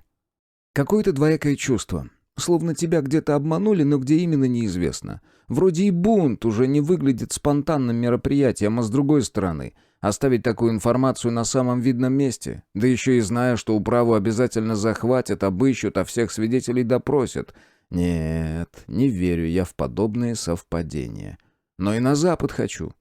Теперь главный вопрос, который предстоит обсудить с друзьями. Что они думают по данному поводу? Нас там ждут или специально гонят подальше от важных событий? Вот ведь, влезли мы в интриги, чтоб им пусто было. «Ну, вы долго будете еще здесь сидеть? Я грузчиком пахать не нанимался!» Грохнул от дверей голос Хлюпы. «Я вообще-то девочка». Клёпка сразу состроила невинное лицо. «Слышь, девочка», — ухмыльнулся Шпала, «ты еще вчера целую кучу дроидов голыми руками разобрала». «Это другое», — сделала она вторую попытку увильнуть от ответственности. «Там котлет, 3 ящика», — выдал Хлюпа. «Где?» — моментально подскочил Шпала. «Так, второй тоже готов», — пробормотал я. «Куда готов?» — не поняла Клёпка. «Да это я так, про наши мелкие слабости. Твоему вон только машины подавай, этому котлеты». «А-а-а», с пониманием усмехнулась Клёпка. «Есть такое дело. Я вот люблю что-нибудь ломать. А у тебя что?» «Любопытство, чтоб его», — ухмыльнулся я. «Ладно, пойдем хавчик грузить. Сваливать отсюда надо, пока шум не улегся». Мы выбрались из кабинета и едва успели заметить спины товарищей, которые мелькнули уже за поворотом. Куда нужно идти, мы не знали. И вообще, у меня уже давно складывалось впечатление, что управа гораздо больше внутри, чем выглядит снаружи. Но не уместится в средних размерах трехэтажки такое количество кабинетов и поворотов. А тебе не кажется, что внутри размеры управы сильно расходятся с теми, что снаружи? Зачем-то спросил я Клёпку. «Нормальное явление», — отмахнулась она. «Это сильно экономит на строительстве жилья. Точно не скажу, как все работает, но там что-то с измерениями связано. Как-то закручивают их, и все такое». «Фига себе!» — почесал макушку я. «А ты откуда знаешь?» «Здрасте», — скептически отреагировала Клёпка. «У нас эти технологии уже лет 20 как не новинка. Особенно любят извращаться с частным сектором, чтобы на заднем дворе озеро большое или лес. Короче, кто во что гораст». «Очень круто», — восхитился я. «А у тебя тоже такой был?» «Ага, 2 ха-ха-ха. Я тебе что, миллионерша? У меня обычная квартирка. Ближе к центру, конечно, но небольшая. 4-комнатная, 2 на 2, с кратностью x7. «Это типа в 7 раз больше внутри?» «Ну да». «Так, это...» — я попытался подсчитать. «Ого, почти 200 квадратов получается?» «Ага. Чем выше кратность, тем дороже подписка. У соседа максимальная X10. Можно и сильнее пространство скрутить, но это уже опасно для здоровья. Здесь самый бюджетный вариант максимум X3, да и то не факт. Вон, кстати, ящики тоже с искривлениями». «Да вроде нормально. Ровные», — осмотрел свою ношу Хлюпа. «Котлетки, котлеточки!» Нелепо напивая себе под нос, мимо прошмыгнул Шпала сразу с целым штабелем коробок в руках. «Ты не лопнешь?» Тут же переключилась Клёпка. «Котлет много не бывает», — донеслось от выхода.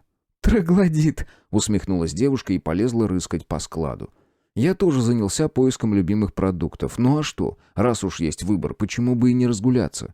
Первым делом я пробежался по готовым блюдам, затем переключил внимание на отдельные гарниры и всяческие мясные продукты.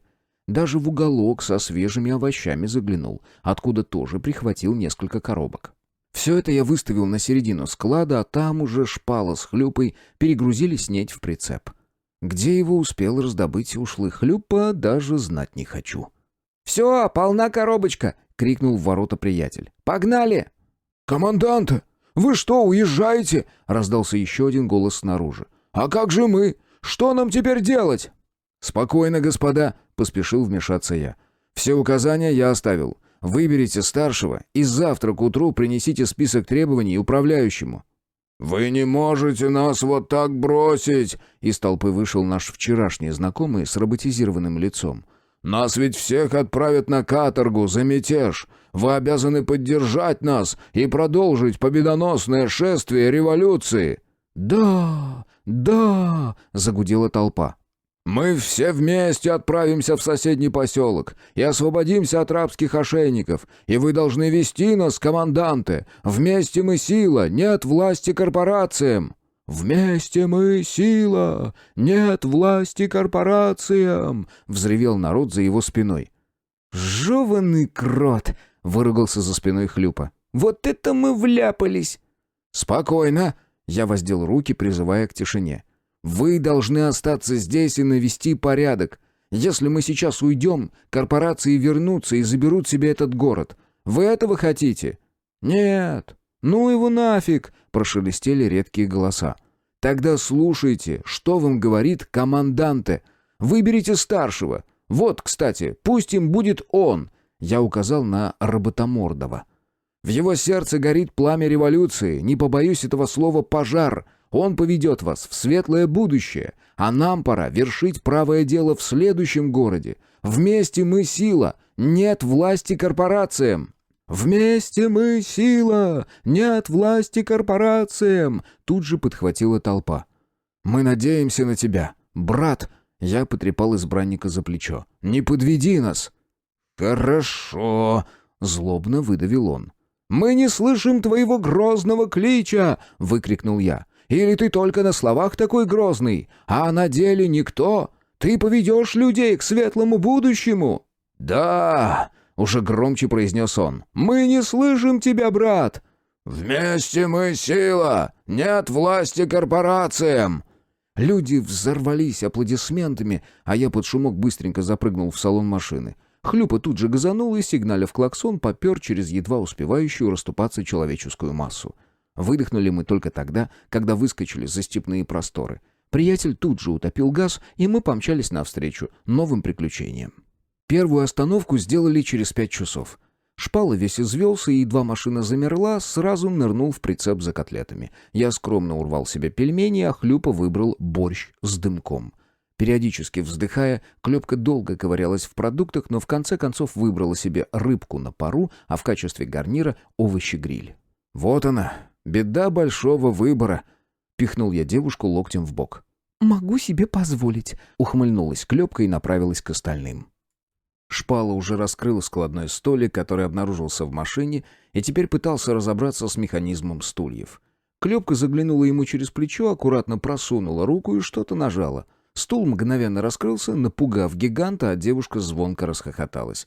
Затем она помогла остальным и объяснила, как потом свернуть мебель обратно. Все питание оказалось саморазогревым, но не химическим, как это было в моем мире. Стоило открыть упаковку, и на меня пахнуло ароматным паром. 3 десятка среднего размера пельмешей, в отдельной ячейке и рядом в соседней порционная баночка сметаны и какой-то пакетик. Как только я его вскрыл, ахнул. От нахлынувших эмоций внутри обнаружилась свежая зелень, которой я тут же посыпал блюдо. Шпала уже почти прикончил первую порцию пюрешки с 2 огромными котлетами. При этом он жадно косился на вторую упаковку. Хлюпа смаковал борщ. У него в упаковке тоже обнаружилась баночка сметаны и зелень, только плюсом к ним еще прилагались 4 чесночные гренки. Клёпка явно наслаждалась рыбой, аж глаза прикрывала, когда кусок попадал в рот. «А жизнь-то налаживается!» — с ухмылкой выдал я и закинул в себя первый пельмень. Мы почти одновременно сыто откинулись на спинки стульев. При этом Шпала натурально втрепал 2 порции и теперь страдальчески постановал. Даже ремень на штанах ослабил, чтобы тот живот не стеснял. «Я так понимаю, пива ты уже не будешь?» — с ухмылкой поинтересовался Хлюпа. «В меня больше не влезет», — честно признался гигант. «А я точно не откажусь», — улыбнулся я. «И вообще, нам поговорить нужно». «Чего тогда? Весь ящик несу?» — совершенно серьезно спросил приятель. «Какой ящик, сдурел? Тебе за руль потом?» Тут же возмутилась Клёпка. «По бутылочке каждому. И хватит». «Ага, за добавкой тогда сама побежишь», — ответил Хлюпа и поднялся со стула. «Я тут вот что думаю», — начал я. «Есть у меня подозрение, что на Запад нас загоняют. Ненавязчиво так, но все же». «Это ты из-за видеодневника так решил?» — уточнила Клёпка. «А тебе это не кажется подозрительным?» «Мне кажется...» — Хлюпа вернулся и поставил по жестянке пива возле каждого. Я потянул за ключ, с характерным пшиком открыл банку и тут же почувствовал, как пиво постепенно охладилось. А ведь секунду назад банка была аж горячей. Все-таки солнце на светлой стороне жарит нещадно. «О, да!» — простонал Хлюпа, сделав первый глоток. «Кайф! Может, ну его нафиг все эти движения, устроим себе выходной, побалдеем хоть раз в жизни?» «Ща!» Шпала хоть и с трудом, но все же поднялся со стула, а через минуту вернулся с зонтиком и воткнул его в иссушенную землю. «Да у нас прямо клондайк», — ухмыльнулся я. «Теперь уже и мне никуда не хочется». «Моря не хватает», — как-то немного грустно произнесла Клёпка. «но все равно хорошо». С этими словами она сползла по стулу и закинула ноги на стол. Хлюпа тут же последовал ее примеру. «Ну и что делаем-то?» — попытался я вернуться к теме беседы. «Кайфуем!» — отсалютовал мне банкой приятель. «Мы за последнюю неделю чего только не натерпелись. Имеем право, заслужили. И да, будь добр, зацепи весь ящик, когда за второй банкой пойдешь». «И ты туда же». Я с ухмылкой посмотрел на Палыча, который развалился в центре стола, подставляя солнышку пушистое пузо. В ответ еж лишь широко зевнул и почавкал. «Думаю, нам нужно на запад скататься». Все-таки снизошла до разговора Клёпка. Но так, без энтузиазма, с желанием просто поговорить. Было видно, что в сию секунду она никуда ехать не собирается. «Значит, поедем», — согласился Хлюпа. «Но завтра. Шпал, а там случайно кровати никакой нет?» «Не-а», — сонным голосом отозвался гигант. «Ой, да ну вас!» — отмахнулся я и тоже закинул ноги на стол, чтобы занять полулежачее положение. На запад мы все же отправились. Посовещались, прикинули хвост к носу и решили, что оно того стоит. Во-первых, если не поедем, любопытство попросту сожрет нас изнутри. Во-вторых, а вдруг там реально что-то ценное? И в-третьих, пошли они в жопу со всеми своими политическими игрищами. Все, надоело, сил никаких нет. Мы охотники за сокровищами. Правда, с учетом последних изменений в системе питания еще неизвестно, что теперь возьмет первенство в ценностях. Я уже который час над этим голову ломаю, а ответа все нет. Хотя всевозможные технические штуковины вряд ли выйдут из моды. Вон, дроида мы однажды нашли и неплохо так поднять на нем умудрились. Да, с грузовичком, забитым приличным питанием, его не сравнить, но в настоящий момент мы бы и 10-й части тех денег за него не выручили. Может, нам вообще ближе к гаражному податься? А что, будем сборщиков запчастями снабжать? Вполне неплохо может получиться. «Нам еще машина нужна», — вдруг озвучил странные мысли Шпала. «Вот тена», — покосился на него Хлюпа. «И на кой черт она нам сдалась?» «Чтоб Хельгу из приграничного забрать. Я по ней скучаю». «Может, проще еще одно сиденье добавить? Для меня же местечко нашлось?» — предложила Клёпка. «Куда?» — усмехнулся гигант. «На крышу. так там гелевые накопители. Да и наверняка Хлюпа туда потом дронов навесит». «Обязательно!» — кивнул приятель. «Это мне сейчас просто некогда видосами заниматься, а как все устаканится, снова буду радовать аудиторию новыми роликами. Кое-что по материалам уже имеется. Одна революция чего стоит? Бомба!» «Вот и я о чем», — вздохнул Шпала. «Только где ее взять?» Фу! Беззаботно отмахнулась Клёпка. Мы сейчас на светлой стороне, дружище. Твори бардак. Я здесь проездом. «Как вариант», — согласился я. «Серьезно?» — Гигант обернулся ко мне. «Ты правда разрешаешь?» «Но только у бандитов», — тут же поправился я. «Базара зиро!» Хлюпа натянул фирменную ухмылку и резко дернул ручник, посылая машину боком. Прицеп позади едва не полетел кубарем, и наш лихач тут же чертыхнулся, едва справившись с управлением. «Твою ж мать! Про прицеп забыл!» А ты вообще с чего вдруг выделываться начал? Осудила его Клёпка. «Да знаю я тут одно место с офигенными бандитами», — ответил приятель. «Помнишь, в прошлый раз, когда мы на темную сторону ехали, за нами у 35-го 5 машин увязалось?» «А ты знаешь, где 35-й?» — уточнил Шпала. «Я нашел, как к навигатору баги подключиться. Здесь много всяких плюшек в интерфейсе. Как-никак бизнес-класс, ни хрен собачий», — воздел указательный палец Хлюпа. «Короче, там на выезде целая банда орудует. Ща мы их поголовье быстро подсократим, заодно и на тачку разживемся». «Вообще-то, у нас из оружия только пистолет», — напомнил я. «У нас 9-е поколение», — приятель постучал себя по груди. «Ага, а если они по нам опять Эми вдарят?» «Какой еще Эми?» Хлюпа даже обернулся на меня, чтобы выразить свое недоумение. «Электромагнитный импульс, голова твоя садовая», — вместо меня ответил Шпала. «Но я не думаю, что у них будет нечто подобное. Здесь ее не так просто собрать. Большинство комплектующих под строжайшим запретом. Некоторые без приложения не найти, а оно быстро просигнализирует куда надо». «Ну так что, бандитов бить едем или куда?» — уточнил приятель. «Едем», — кивнул я. «Главное, близко к городу не подъезжай. Не хватало нам еще один переворот организовать. Шпал, сделай нам тоже доступ к сети». «Да там все просто», — сразу оживился друг. «Нужно в настройках перейти в код прошивки визора, и там в строке...» «Все, стоп, не надо мне ничего», — тут же запротестовал я. «Давай я тебе доступ открою, сам все сделаешь». «Мда, тяжело, когда визор умнее хозяина», — усмехнулся гигант. «Договоришься сейчас, я твои котлеты на ходу сброшу». «А вот котлеты попрошу не трогать», — нахмурил брови Шпала. «Это ты еще окрошку не пробовал», — подкинул новое блюдо приятель. «Да чтоб на домашнем квасе. М-м-м». «А у нас разве есть?» — удивился я. «А то!» — кивнул Хлюпа. «Я, правда, всего коробку нашел, но порций 40 в ней есть». «И молчит ведь!» — я пригрозил кулаком. «В кого ты только жадный такой?» «Нормально. Я вообще-то ничего не прячу. Все в прицепе в свободном доступе. Кстати, нужно будет его где-нибудь предварительно скинуть, когда на драку приедем». «Украдут ведь», — верно подметил Шпала. «А так могут пулями пробить», — высказал не менее ценное замечание Хлюпа. «Вот попадут в твои котлеты, и что тогда?» «Да вы достали уже мои котлеты трогать», — возмутился гигант. «Уже не смешно». Заранее остановимся и наваляем придуркам, внесла свой вариант Клёпка. Палыч на шухере посидит, у него не забалуешь.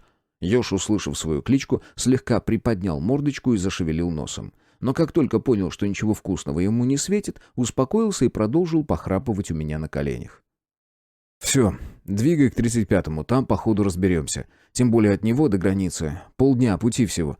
Нам подходит идеально. Даже если прицеп пострадает, ничего страшного. День без еды проживем спокойно».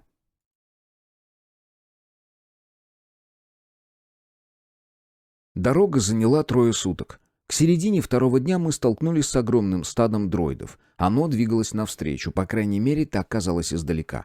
Но Хлюпов все равно на всякий случай обогнул их по левой стороне. Похоже, какому-то городу сейчас настанет очередной кирдык. Толпа роботов промчалась мимо, не обращая на нас никакого внимания, хотя страху мы все же натерпелись. «Интересно, а откуда они вообще бегут?» — задумчиво поинтересовалась Клёпка. «Меня этот вопрос мучает с тех самых пор, как я сюда попал», — пробормотал я в ответ. «В этом мире вообще все как-то странно и непонятно. И главное, никто ничего объяснять не желает. А людям, похоже, просто плевать». «Ой, да оно не только здесь», — отмахнулся Хлюпа. «Думаешь, в моем мире людям было дело вот до таких вопросов? Нас не трогают, и ладно». Так в том-то и дело, что здесь это касается их напрямую. Штопор. Вот если по чесноку, до встречи с тобой мне было абсолютно насрать, откуда берутся эти дроиды и за каким чертом постоянно нападают на нас. Объяснения «так всегда было» мне казалось достаточно. Я не знал о существовании жизни на темной стороне и считал, что весь мой век пройдет в ковырянии на мусорных кучах. «Ты серьезно?» Клёпка удивленно уставилась на него. Абсолютно. Я всегда жил в рамках. Этого нельзя, что подумают люди, на дискотеке можно в морду получить, нужно усердно работать. Я бы и здесь так жил, если бы не штопор. И я подумал, да какого черта, ведь живем один раз. Тем более судьба дала мне шанс попробовать все с самого начала. Новый мир, новые знакомства, другие правила. Честно говоря, меня все это тоже мало заботило. Пожав плечами, поделился Шпала. И да, здесь я тоже благодаря штопору и крысе. «Какой еще крысе?» — зачем-то уточнила Клёпка. Жареной, Вздохнул гигант. «Нет, я всегда была оторвой», — покачала головой она. «Если где-то шум, там обязательно должна быть я». «Чего вы на меня уставились?» Я по очереди посмотрел на каждого и продемонстрировал им ежа. Меня сюда Палыч затащил. «Чё стоим? Кого ждем?» Хлюпа хмыкнул, пробормотал что-то невнятное и вдавил педаль газа. Спустя пару часов мы остановились на ужин и отдых, а уже на следующий день по правую руку от нас показался 35-й. Выглядел он плачевно, из чего мы сделали вывод, что дроиды, которых мы видели, уже выполнили задание. Как-нибудь обязательно найдем время и попытаемся их отследить. Или Шпалу попрошу. Пусть маячок соорудит, чтобы отследить полный цикл их миграции. Не знаю почему, но любопытство по этому вопросу не желает покидать голову. Вот вроде и ответы мне давали, а они все равно меня не устраивают. Чувствую, что здесь кроется какой-то подвох. Но в данный момент меня, конечно, заботит Запад. Аж трясет, как хочется выяснить, что же там пытаются спрятать.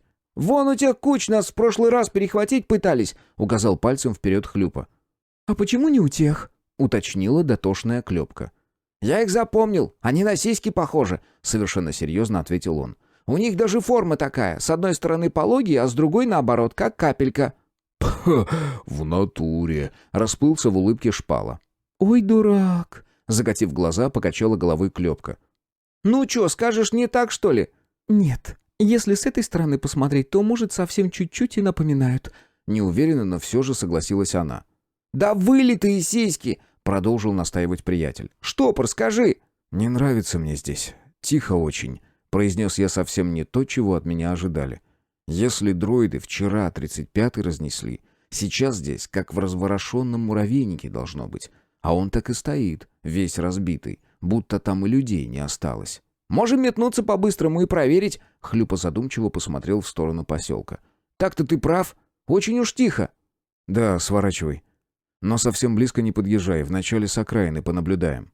«Принял!» — кивнул приятель и плавно сменил курс. Глава 5. История 35-го. Городская окраина движением не порадовала. Зато немало напугала изобилием мертвецов. Мы не сразу их заметили, потому как большая часть тела оказалась погребена под завалами. Хлюпа неспешно вел машину по кругу, а мы во все глаза рассматривали пустырь, усыпанный всевозможным хламом. Как вдруг на лицо Клёпки начало наползать выражение страха. «Там... Она испуганно указала в сторону развалин. там покойники». «Предсказуемо», — пожал плечами Хлюпа. «Ни один набег без них не обходится». «Ты не понял. Они там повсюду», — мрачно добавил я. «Похоже, на этот раз сбежать не удалось никому». «Так не бывает», — покачал головой Шпала.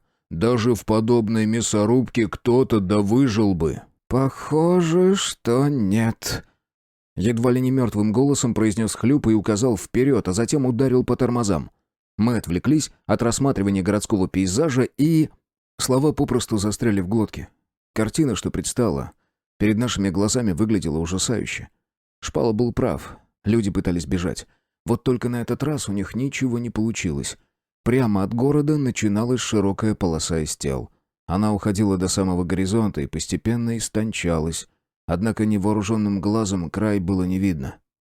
«Что ж такое происходит-то, а?» — спросила Клёпка и по очереди обвела нас взглядом. «Похоже, у них что-то заглючило», — предположил Хлюпа. «Не думаю», — покачал головой я. Хочешь сказать, кто-то сделал такое специально? Судя по всему, Клёпка отказывалась верить в данную версию. Оно и неудивительно, ведь это не укладывается в мозгах. Да, люди здесь гибнут постоянно. И под копытами дроидов в том числе. Но чтобы вот так разнести весь город и никого не оставить в живых... Подобное мы видели впервые. И глядя на рожу Шпалы, который родился в этом мире и прожил тут 30 лет, он тоже. А ведь на 7 набеги совершались регулярно. «Впервые вижу, чтоб дроиды нападали на управу», — задумчиво пробормотал Шпала. «Ее же почти до основания разобрали». «Действительно». Я приблизил изображение, воспользовавшись зумом визора. «Кажется, там целая куча дроидов вокруг. Выходит, кардиналы все-таки сопротивлялись. Шпал, сможешь восстановить картинку?» «Уже собираю данные», — ответил он. «Нужно к дроидам прогуляться, попробую взломать их и посмотреть директивы. Но нужен более-менее живой экземпляр». «Я туда не пойду», — тут же обозначила свою позицию Клёпка. «Мне страшно. Я лучше машину покараулю». «Мы со Шпалой вдвоем сходим», — кивнул я. «А вы пока вдоль тел прокатитесь. Может, там кто живой остался, и ему нужна помощь». Хлюпа молча кивнул и, выкрутив рулем, плавно двинул машину. Мы со Шпалой, громыхая гнутыми листами железа, полезли в сторону управы. Всюду, куда хватало глаз, в неестественных позах лежали люди. Над руинами уже начал скапливаться отвратительный запах, который вскоре грозил превратиться в настоящий смрад. Жара не способствует сохранению тел в первозданном виде. К тому же многие были натурально разорваны. Да и побитых пулями хватало. Я еще тоже не видел нападений, где дроиды применяли бы оружие. Обычно они просто всем стадом несутся сквозь плотную застройку трущоб. Да, бывает, огрызаются ракетным залпом, дабы нанести как можно больше ущерб, но, как правило, все больше по зданиям. Будто знают, что людей убивать нельзя. Сейчас все иначе. Большинство тел имеют стрелянные ранения, хватает мертвецов и со следами ожогов и посеченных осколками. При более внимательном осмотре попадаются даже те, кого намеренно добивали. И это уже не шутки. Если машинам отдали приказ никого не оставлять в живых, то они никогда не успокоятся. По крайней мере, пока не доведут дело до конца. От этой мысли у меня внутри все сжалось. Помню, был еще маленьким, когда впервые посмотрел фильм «Терминатор». Я уже тогда понимал, насколько это страшная сила, машина, получившая приказ. Но в то время мир еще не был столь технологичным, а потому окончательное осознание обреченности главных героев я вкусил многим позже. Ведь когда мы кликаем мышкой по какому-то ярлыку на рабочем столе экрана, у машины нет выбора, она непременно откроет нужное нам приложение. Разве что зависнуть может, но такое происходит все реже. А что будет, если отдан приказ уничтожить? Если, к примеру, в каждый ноут вшить функцию взрыва аккумулятора при задействовании определенной программы, этого уже хватит для приличного количества жертв. Бррр. Меня передернуло от ужаса и понимания того, что здесь творилось. «Это уж точно», — поддержал мои эмоции Шпала. Он уже вскрыл одного из дроидов и вовсю ковырялся в начинке. Это был 5-й. Предыдущие 4 оказались полностью уничтожены, и взять с них хоть какие-то данные не представлялось возможным. Судя по кислому выражению лица друга, здесь нам тоже мало чего хорошего светит. «Этот тоже пустой», — выдохнул Шпала и играючи отбросил огромную тушу в сторону, чтобы подобраться к следующему. «Такое чувство, что у дохлых сработал режим самоуничтожения. Вся внутрянка погорела, хотя причин для этого не видно». «Кто-то очень сильно не хочет, чтобы его нашли». Сделал определенные выводы я. Вопрос «кто?». «А меня больше беспокоит, почему это случилось на нашем пути». «Совпадение», — пожал плечами я. «Может и так, а возможно это целенаправленное действие». «И для чего? Мы ведь даже не собирались сюда входить». Похоже, мысли у нас совпали, потому как мы молча уставились друг на друга, соображая, насколько сильно мы затупили. «Они возвращаются», — одними губами произнес Шпала, глядя мне за спину. Я медленно обернулся и тут же получил мощную порцию адреналина в кровь. «Валим!» — взревел я и бросился на утек. Шпала на мгновение задержался, но вскоре догнал меня и сунул в руки вырванный из дроида пулемет. Подключиться к управлению у меня не получилось, и я перехватил его чуть иначе, чтобы не мешал бежать. После разберусь, а если и нет, в качестве дубинки пригодится. Видимо, друзья тоже заметили приближение стада, потому как уже летели нам навстречу. А грохот железа за спиной подсказал, что дроиды уже пересекли границу города. До первых выстрелов остались считанные секунды. Однако Хлюпа мчался к нам вовсе не за тем, чтобы посадить в машину. До окраины она не доехала всего пары метров, когда друзья выскочили из нее. Вот только багги все равно продолжал стремительно лететь в нашу сторону, и мы не придумали ничего лучше, чем отскочить. Спустя мгновение позади раздался грохот. Я обернулся и невольно усмехнулся. Да, теперь мы остались без машины, но и стройному ряду дроидов не слабо досталось. «Мочи, козлов!» С яростным криком мимо меня пронеслась клепка. Защелкали пули, раздалось шипение ракет, что-то грохнуло, и наши спины обдало жаром. Однако клепке, похоже, удалось все это миновать. «Пригнись!» — крикнул я шпале, и тот едва успел уклониться от пролетевшей над головой части робота. Страх как-то сам по себе отступил, а на его месте возник боевой задор. Не сговариваясь, мы со шпалой разбежались в разные стороны. Я по большой дуге начал заходить дроидом во фланг. Хлюпа же скакал прямо по спинам несущегося во всю прыть стада. И делал это не просто так. Где он умудрился подобрать железку, которая колол их тела, я не знаю. Возможно, подхватил по пути. В общем, он вбивал этот штырь в роботов примерно туда, где у них располагается главный блок управления. Получалось не всегда точно, но все же многие машины вырубались прямо на ходу, а Хлюпа продолжал победоносную скачку по их крупам. С противоположной стороны стада полетели клочья металла и несколько дроидов. Эта шпала вломился в их ровный строй. Дальше рассматривать, что творят друзья, стало некогда. Я и сам достиг фланга. Несколько турелей на спинах машин отреагировали на мое появление, но все же мое тело оказалось в разы быстрее и маневреннее. Я вломился в строй машин и принялся крушить их оторванным пулеметом. После третьего удара в руках остался жалкий, искореженный огрызок, и некоторое время пришлось отбиваться в рукопашную. Разницу я почувствовал сразу. Во-первых, мне показалось, что во все наши предыдущие схватки дроиды бились с нами нехотя. Во-вторых, их было слишком много, и чаще приходилось уворачиваться, нежели атаковать самому. Сейчас же они налетали одновременно, пытаясь меня подстрелить и взорвать. Я крутился среди мечущихся железных тел, будто уж на раскаленной сковородке, лишь изредка раздавая пинки, чтобы машины сталкивались друг с другом. За спиной вновь раздалось грозное шипение ракет, и я тут же поднырнул под высокие тела. Проскользнул по сухой траве несколько метров и выпрыгнул, оказавшись точно под корпусом очередного дроида. Тут же пришлось резко замереть и пригнуться, чтобы пропустить над головой железное копыто. Затем я выпрыгнул и обеими ногами ударил по дроиду, которого подкинул секунду назад. Его туша просвистела метров 10 и с грохотом ударилась в самую гущу. Я же, получив ускорение, завершил его сальто через голову, приземлился на руки и подхватил блестящую трубу. Следующий дроид уже заработал по щам железкой, и ее прочности оказалось достаточно, чтобы у робота оторвало половину передней части корпуса. Оголились микросхемы, и я не упустил возможности ткнуть в них концом приобретенного оружия. Дроид рухнул, как подкошенный, в него тут же врезался другой. Мне снова пришлось припасть к земле, чтобы пропустить над собой его тушу. Схватка продолжалась очень долго. Я даже начал выпадать из потока времени. Яростно размахивая то трубой, то оторванным манипулятором, я крушил все, что попадалось мне на глаза. А затем вдруг осознавал, что прошло уже минут 40. Друзья не отставали. Иногда мы сражались спина к спине, а затем вдруг резко разбегались в стороны, чтобы нас не покосило длинной очередью или ракетным залпом. Нельзя сказать, что при этом мы были неуязвимы. Плечо у Клепки оказалось разодрано, часть лица в крови. Хлюпа выглядел не сильно лучше, а шпала постоянно припадал на левую ногу. Мне распахали спину и порвали щеку, а левый глаз заплыл так, что я им ничего не видел. Благо, во время схватки визор транслировал в мозг картинку на 360. Несмотря на все это, мы продолжали сражаться до тех пор, пока у наших ног не рухнул последний дроид. Только упав без сил, я посмотрел на хронометр и ахнул от удивления. Битва продлилась почти 5 часов. Фух. Рядом устало опустился шпала. Куртку порвали. Уроды. «У тебя кровь из ноги капает», — прямо указал на более серьезные повреждения Хлюпа. «Да знаю я», — отмахнулся гигант. 2 осколка в бедро поймал. «Аптечку надо найти», — резонно подметила Клепка, рассматривая раненое плечо. «Имплант, конечно, борется, но ресурсы организма и так на пределе». «И где ее теперь искать?»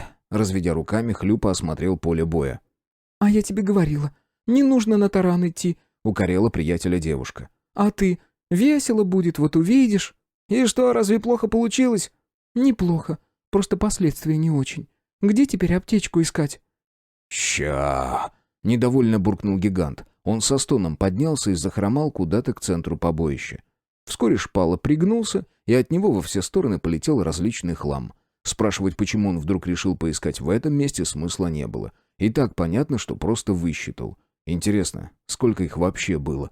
В смысле, дроидов, что на нас налетели? «Да уж, 9-е поколение рулит». «У нас, похоже, военная модификация стоит», — предположила Клёпка.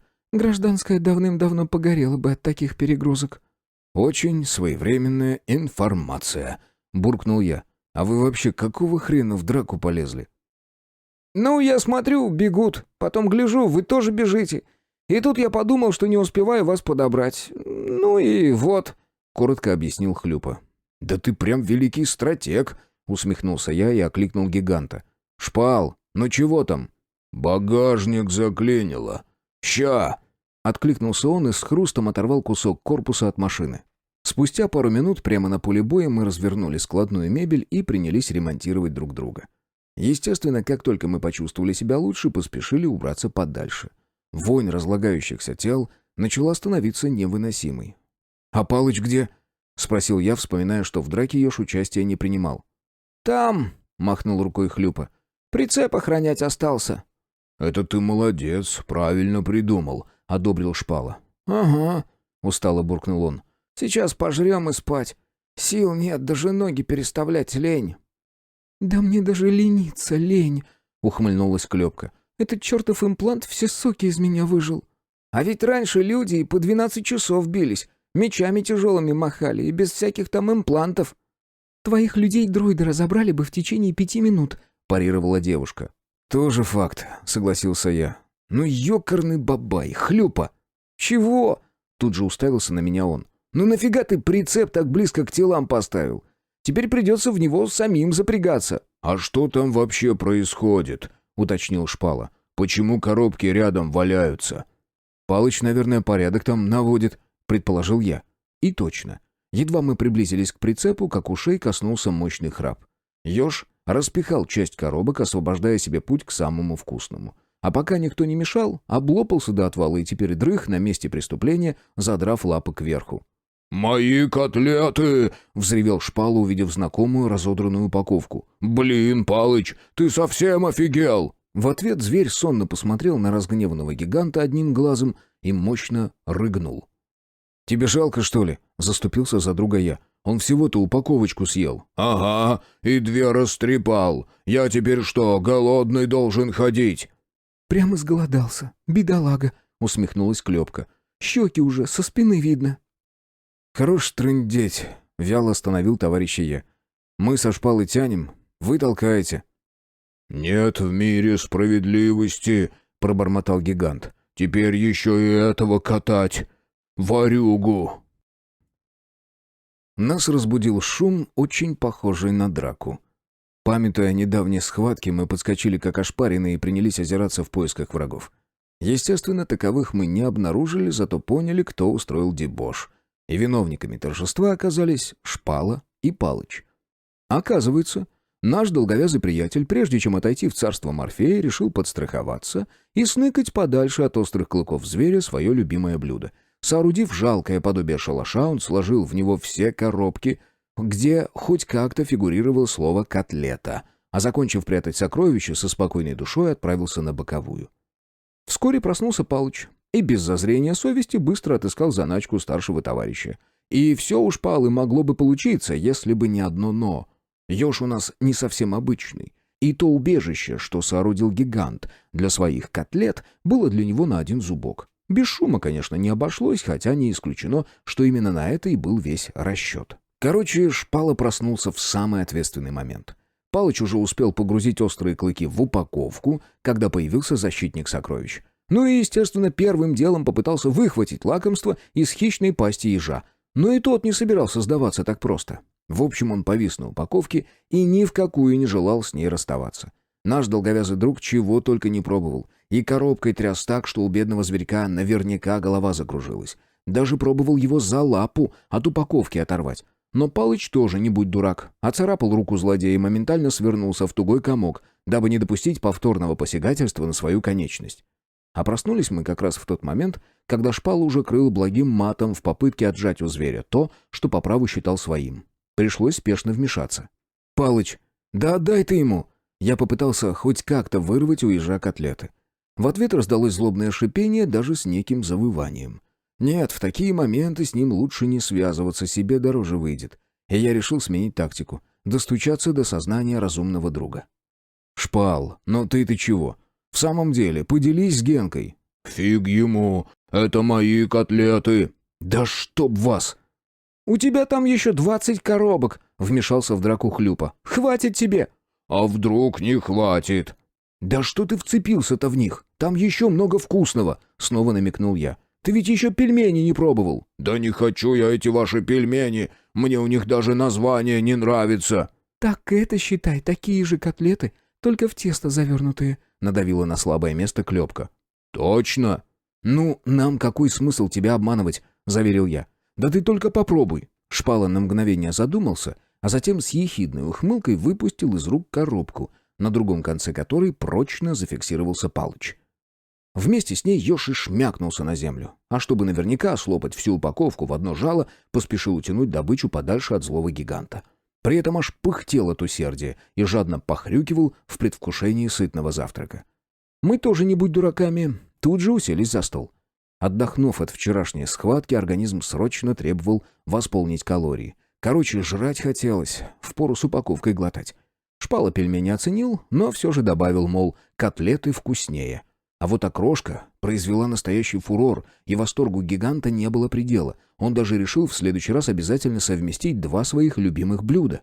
Наконец мы стали отдохнувшими и сытыми, а значит, пришло время обсудить дальнейшие планы и проанализировать произошедшее.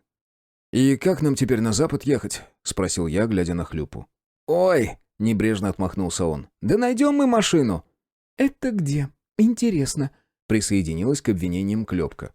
«А ты вообще-то должна быть на моей стороне!» — возмутился приятель. «Сама, между прочим, орала: дави, ублюдков!» «А если я скажу в колодец прыгнуть?» «Дорогая, любое твое желание для меня закон». «Ути моя зая!» — моментально растаяла она и прильнула к любимому. «Подкаблучник», — не удержался я, а Хлюпа показал мне язык. «Можно попробовать дроидов оседлать», — предложил Шпала. «А что не помоечника сразу?» — скептически подметил Хлюпа. «Кстати», — оживился гигант, — «вполне себе неплохой вариант. Они большие, быстрые, а главное, очень вместительные. Нам даже прицеп не понадобится». «Угу. Прям на коробках развалимся и будем жрать без остановки всю дорогу», — развеселилась Клепка. «Лично мне плевать, как и на чем мы туда доберемся», — произнес я, «а помоечника отыскать в разы проще, чем машину. Шпал, сможешь взломать его систему?» «Ну, конечно, смогу. Там делов-то». «И именно поэтому с ними никто старается не связываться», — резонно заметил Хлюпа. «Думаешь, мы одни такие умные?» «Дело в том, что помоечники находятся под постоянным контролем ИСК-ИНа, хотя я уже не уверен, что он на самом деле существует», — объяснил гигант. «Короче, сборщики в любом случае у кого-то на постоянном контроле. И когда бот исчезает с радаров или начинает вести себя неадекватно, прошивка автоматически откатывается к заводским настройкам. Их поэтому и не любят приручать. Там нужно весь корневой каталог переписывать». «Это долго?» «Ну, такое». Шпала неопределенно покрутил пальцами в воздухе. «Проще раз в сутки его взламывать, чем с кодом возиться». «Ладно, нам подходит». «Ура!» — обрадовался гигант. «Там и для Хельги места хватит». «Осталось только бота отыскать», — добавил я. «Теперь дальше. Что думаете по вчерашнему дню в целом?» «Полный писец», — очень точно подметил приятель. «Нас целенаправленно хотят убить», — подытожил Шпала. «Видно, мы крепко кому-то наступили на горло». «А как же проверяющий?» — внезапно вспомнила Клепка. «Какой еще проверяющий?» — удивленно уставился на подругу Хлюпа, который пропустил наше знакомство с видеодневником в 22-м. «Сейчас скину тебе», — ответил Шпала, и вскоре Хлюпа на некоторое время завис в визоре. «А чё вы на меня-то оба уставились?» — возмутилась Клепка. «Чуть что, сразу я виновата». Никто тебя ни в чем не обвиняет. Просто уже были прецеденты. Типа я тупая и сама не поняла, к чему вы клоните. Это не я. «И не я», — покачал головой Шпала. «Ну и точно не я». Чё, опять? — возмутился Хлюпа, который к этому моменту как раз досмотрел сброшенный видеофайл. Не, — усмехнулась Клёпка. и точно не он. «Ясен пень, я даже сделать еще ничего не успел», — согласился с подругой приятель. «А чего вообще случилось-то?» «Думаем, кто-то из нас этот самый проверяющий», — ответил я. А-а-а! С пониманием кивнул он. Не, 100% не я. Иначе уже давно бы показал им Кузькину мать во всей ее красе. «В этом мы не сомневаемся», — усмехнулся Шпала. «Кстати, совсем не факт, что проверяющий кто-то из нас». Не, дружище, Саныч четко сформулировал фразу и имел в виду кого-то из нас, парировал Хлюпа. но подозреваю, что мы сами можем об этом не знать. Ну, что являемся таковыми. Чё сказал? Помотала головой Клёпка. «А что, такой вариант вполне возможен», — согласился с Хлюпой Шпала. «Визор пишет постоянно, и снять с него информацию не составляет особого труда». В крайнем случае высшие могут и в память заглянуть, поддакнула Клёпка. Ладно, тогда сформулируем вопрос иначе. Что мы проверяем и когда все это началось? «Надеюсь, выясним», — пожал плечами Хлюпа. «Раз кто-то назначил, значит, рано или поздно он придет за данными. Меня волнует другое.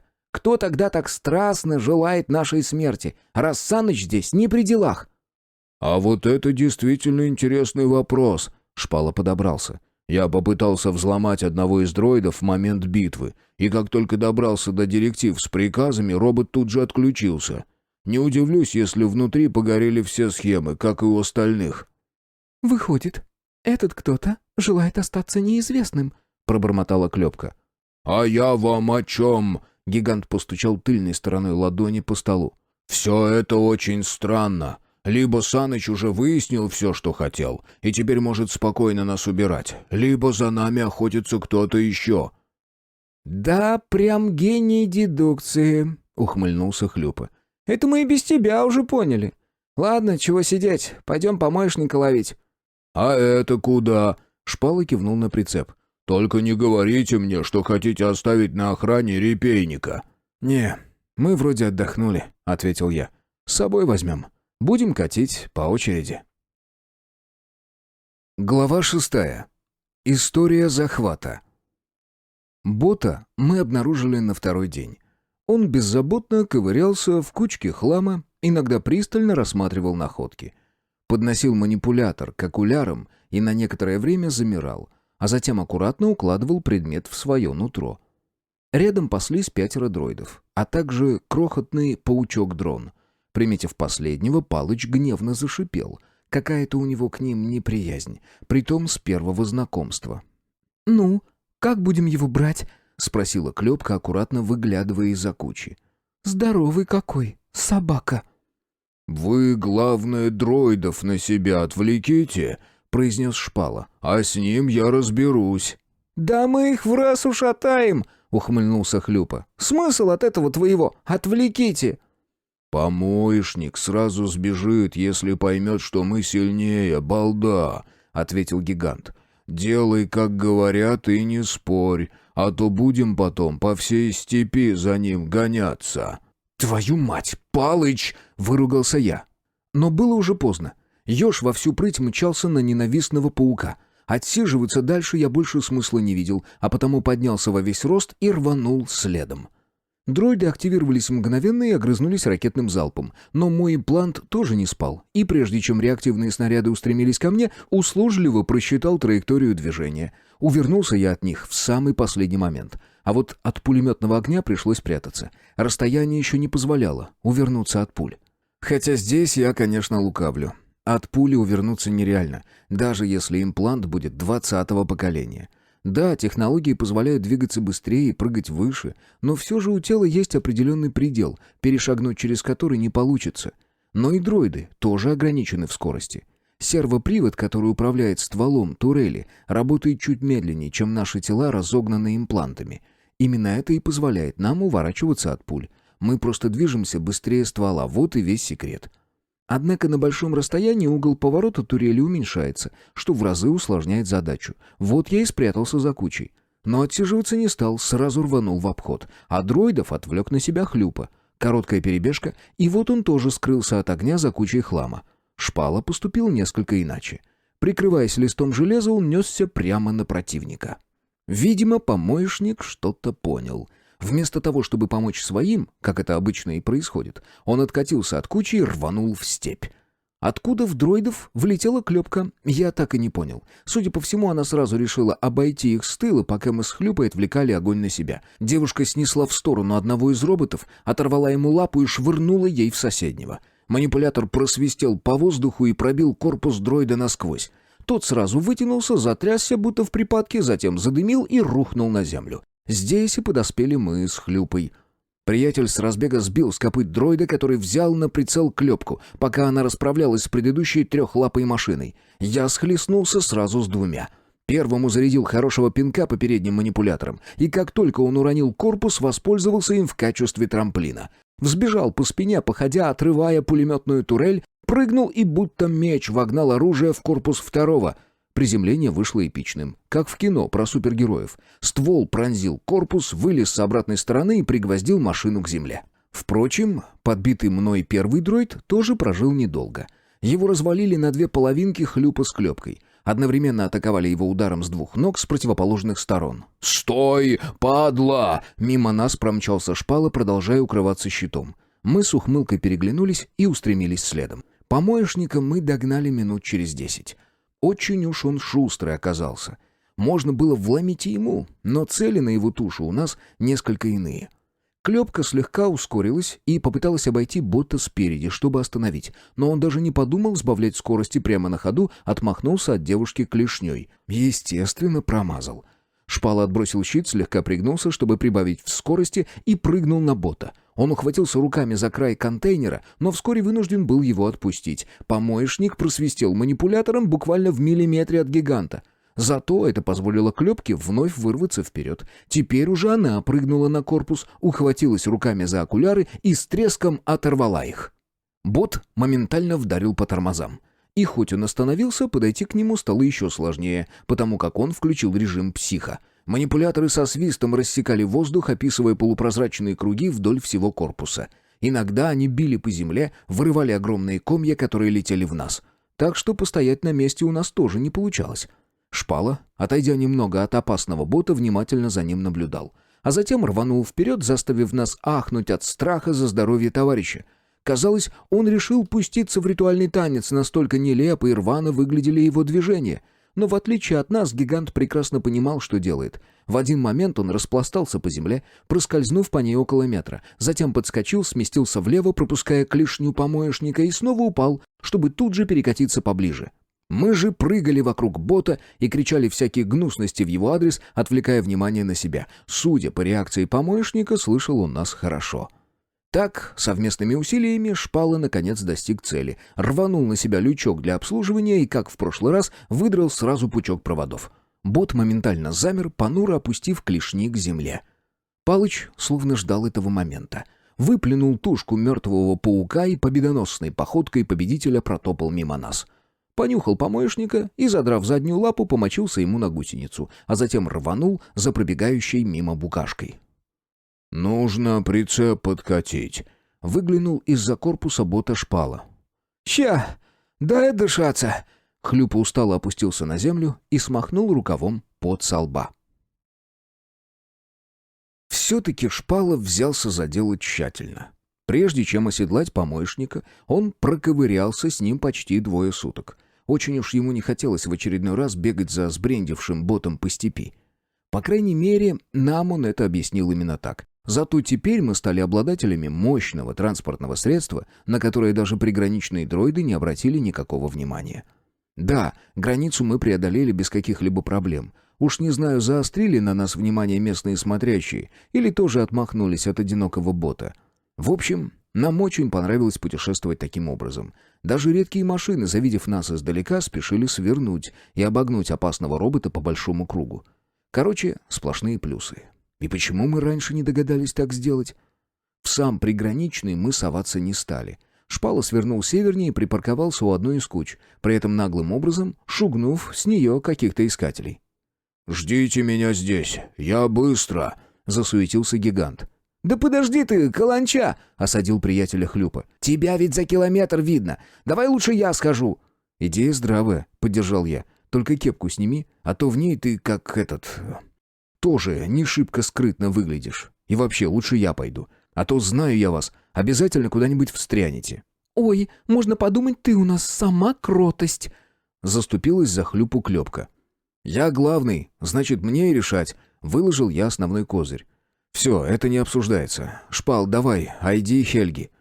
«Да чего вы пристали вообще?» — возмутился гигант. «Я вообще никуда идти не собираюсь. Смысл рожи в городе светить, если Хельга сама может к нам подойти?» «Ой, это я как-то не подумал», — смутился Хлюпа. «А куда же ты тогда собрался?» «Да в туалет я хочу», — отмахнулся от приятеля Шпала. «2 часа уже терплю, ждите здесь, я ща». Шпала выбрался из кузова и пропал. Некоторое время мы его ждали, потом еще немного, резонно решив, что он отправился не писать. Но когда прошло уже 20 минут, а он так и не появился, Хлюпа не выдержал. «Да блин! Он там чего, веревку что ли проглотил? Сколько можно?» Приятель подпрыгнул, ухватился за борта, подтянулся и, высунув голову, крикнул. «Эй, Шпала! Мать твою! Ну ты где там пропал?» «Что-то мне подсказывает, он нас нагрел. Развел, как лохов», — тихонько пробормотала Клёпка. «Чего?» — Хлюпа бросил на подругу взгляд сверху. «Ты там молишься, что ли?» «Почти», — ухмыльнулась она. «Я говорю, Шпала нас за подружкой свинтил под шумок». «И что теперь делать?» — Хлюпа перевел взгляд на меня. «Разденемся, сложим всю одежду кучкой и будем следить, чтоб ее никто не украл», — с ухмылкой ответил я. «Очень смешно», — скривился приятель. «Ну а чего ты вопросы глупые задаешь?» — огрызнулся я. «За ним пошли. Можно подумать, у нас теперь вариантов куча». «Вот за каким хреном? Он с нами так!» Перевалившись через борт, буркнул Хлюпа. «А ты бы за мной не пошел?» — подкинула масло в огонь Клёпка. «Да при чем здесь ты?» «Я тебе просто объясняю, как это могло выглядеть, если бы на месте Хельги была я». «Да какая разница, кто бы за тобой пришел?» «Большая», — надула губы Клёпка. «Если ты не понимаешь, не лезь вообще. Все он правильно сделал». «Как с вами, с женщинами, все сложно и запутано», — вздохнул приятель. «Штопор, ну а ты чего молчишь?» «А что тут сказать?» — пожал плечами я. «Все уже случилось, и смысл языками попусту чесать. Я, конечно, Шпалу не оправдываю, но на его месте поступил бы так же». «Вы сговорились, что ли?» Теперь уже Хлюпа состряпал обиженный вид. Так, не спеша, мы приближались к городу. Палыч семенил рядышком, хотя ему бы стоило остаться на охране бота. С другой стороны, в здравом уме к помоечнику никто не сунется. Прежде чем отправиться за другом, мы запустили на нем некое подобие автопилота, и теперь со стороны казалось, будто робот спокойно копошится в куче мусора. Хотя по факту он просто шевелил манипуляторами и лишь делал вид. Надеюсь, этого будет достаточно, чтобы отбить у искателей желание к нему приближаться. Городская окраина показалась спустя час, а Шпала так и не отозвался ни на одно сообщение. Мы уже начали обсуждать различные негативные варианты, как вдруг со стороны приграничного донесся шум. Не сговариваясь, мы одновременно перешли на бег. Трущобы быстро приближались. Вот уже стали различимы отдельные листы железа, из которых были собраны крайние хибары. Внезапно одна из них разлетелась на составляющие, а нам под ноги рухнул кардинал со свернутым на бок носом. Сомнений не осталось. Такой шухер в городе мог навести только Шпала. Ну или кто-то еще с имплантом 9-го поколения. Но лично я никого такого не знал. В следующую секунду у нас над головой пролетел еще один кардинал, а из трущоб выскочил Шпала, который держал на руках свою Хельгу. «Валим!» — проревел он и с ошалевшими глазами промчался мимо нас. «Ох ты ж, ешки-матрешки!» — выдохнул Хлюпа, когда вслед за гигантом из города хлынул сплошной поток кардиналов. Вскоре мы уже неслись по степи, но уже в обратном направлении от города, а вслед нам летели угрозы. Кардиналы явно не шутили и устроили на нас полноценную облаву. Я на мгновение обернулся, и увиденного оказалось достаточно, чтобы прибавить в скорости. Зеленые мундиры были повсюду. Они преследовали нас не только бегом, но и на машинах. Это что же такое там Шпала начудил? Хотя ладно, этим вопросом мы займемся позже, сейчас бы ноги унести. «Нифига себе ты в туалет сходил!» — выдохнул Хлюпа на бегу, когда поравнялся с гигантом. «К помоечнику нам нельзя!» — крикнул я. «Рассыпаемся по кучам, попробуем затеряться!» Мы, словно нашкодившая детвора, бросились в рассыпную. Вот только в детстве приходилось сбегать от одного взрослого, а сейчас за нами неслась толпа, и начинать очередную драку не выход. Да, после того, как мы схлестнулись с огромным стадом дроидов, я не сомневался в наших силах. Однако там мы все-таки роботов убивали, а здесь люди. В 22-м нас поддержали горожане. Они быстро пеленали поверженных нами кардиналов, потому мы могли смело их вырубать, при этом оставляя в живых. Сейчас так не получится. Нет, кое-кто по щам сегодня получит. Без этого точно не обойдется. Например, вот эти трое, что вышли мне на перерез и уверенно постукивают дубинками-шокерами по ладоням. Впрочем, им меня даже побеждать не нужно. Достаточно задержать, чтобы подоспели те 5, что стремительно приближаются сзади. А значит, этих придется вырубать быстро. Как-то сама собой в памяти всплыла старинная поговорка «Против лома нет приема». Вот сейчас я и собирался ее опробовать. Рука уверенно ухватилась за какую-то раскривень, торчащую из кучи хлама, и... Я даже по глазам кардиналов понял, что драки уже не будет. И дело вовсе не в оружии, которым я обзавелся, а в том, какие последствия повлекло его извлечение. О, да! Раньше нас об этом предупреждал Шпала, точнее, как раз предостерегал от подобного. А вот имплант, напротив, посоветовал ухватить именно эту корягу. Вот только о причинах я догадался несколько позже. По первому мгновению думать было некогда, особенно когда позади раздался дикий грохот обвала. Я рванул вперед, размахивая железкой. Кажется, даже кричал что-то неприличное, когда огромная дверь от шлюза вонзилась прямо перед моим носом. Хорошо, что имплант заранее проложил траекторию.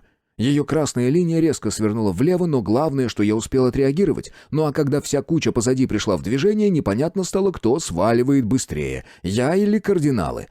Мимо меня на перекрестке промелькнул Хлюпа. Он тоже гнал зеленых мундиров, размахивая какой-то штуковиной. На меня он даже внимания не обратил, увлеченный собственной охотой. Приятель чуть прибавил в скорости и, настигнув отстающего кардинала, отвесил ему пинка. Тот аж на метр подпрыгнул и смешно засеменил ногами в воздухе. А я решил воспользоваться замешательством и вместо того, чтобы навешать тумаков своим преследователям, слегка приотстал и свернул у ближайшей кучи влево. Затем повернул слегка назад и обогнул территорию завала, где нос к носу столкнулся с другой 4 зеленых мундиров. Они как раз пребывали в замешательстве, решая, в какую сторону рвануть, когда я их атаковал. Коряга, из-за которой случился обвал, все еще была у меня. Вот ей я и вдарил, рассчитывая снести с дороги сразу 2. Так оно и вышло. Оба отлетели, будто резиновые куклы, а оставшиеся еще даже на шум не обернулись. Имплант что-то быстро пересчитал и выдал мне последовательность действий. Не так, чтобы прям картинкой перед глазами. Просто я вдруг понял, как нужно действовать, чтобы вынести эту парочку. Я подпрыгнул и обеими ногами пнул кардиналов, а пока они летели, чуть ускорился, снова оторвался от земли и добавил каждому, прежде чем те успели упасть. Одному ногой в грудь, а второму с вертухи в щи, после чего встал на ноги и рванул дальше, по проходу между кучами. Поворот, второй, очередной террикон из хлама и... Я резко отпрыгнул в сторону, потому как ко мне прямо из кучи тянулись чьи-то длинные лапищи. «Штопор!» — позвал меня кто-то изнутри. «Ядрить твою налево!» — выругался я, запоздало узнав Шпалу. «Давай сюда скорее!» — шикнул он и отодвинул в сторону лист железа. Я быстро нырнул в неприметную снаружи нишу, а гигант вернул на место импровизированную дверь. Визор быстро перестроился под новое освещение, я сразу узнал работу искателей. Кривые распорки, раскосины, призванные удержать потолок от обрушения. Точно так же копали мы, разве что укреплялись чуточку надежнее. Тут казалось достаточно чихо, чтобы вся конструкция осыпалась нам на головы. Хельга сидела здесь же и с любопытством посматривала наружу, через какой-то огрызок трубы. Лицо довольное, словно сметаной объелось. Хотя я не уверен, что она ее вообще пробовала, однако мозг почему-то подкинул именно это сравнение. Шпала тоже припал к щели и следил за обстановкой. «Ты чего там сотворил такое?» — зашипел я на друга. «Какого хрена за нами вся управа гоняется?» «Ну, допустим, не вся», — буркнул в ответ он. «Ты мне тут давай не это, понял? Признавайся, чего натворил?» «Да ничего он не делал», — заступилась за друга Хельга. «Они сами налетели, когда он ко мне пришел». «Нас, походу, ждали», — тихонько ответил Шпала. «Тебе поэтому и говорили, чтоб сам не ходил». Я пихнул его в плечо. «Да тихо вы!» — шикнула на нас девушка. «Идет кто-то!» И точно, стоило прислушаться, как снаружи донеслись приглушенные голоса. Слов было не разобрать, но они вроде как отдалялись. Да, спустя несколько секунд их и вовсе перестало быть слышно. «Нужно сюда как-то наших заманить», — прошептал я.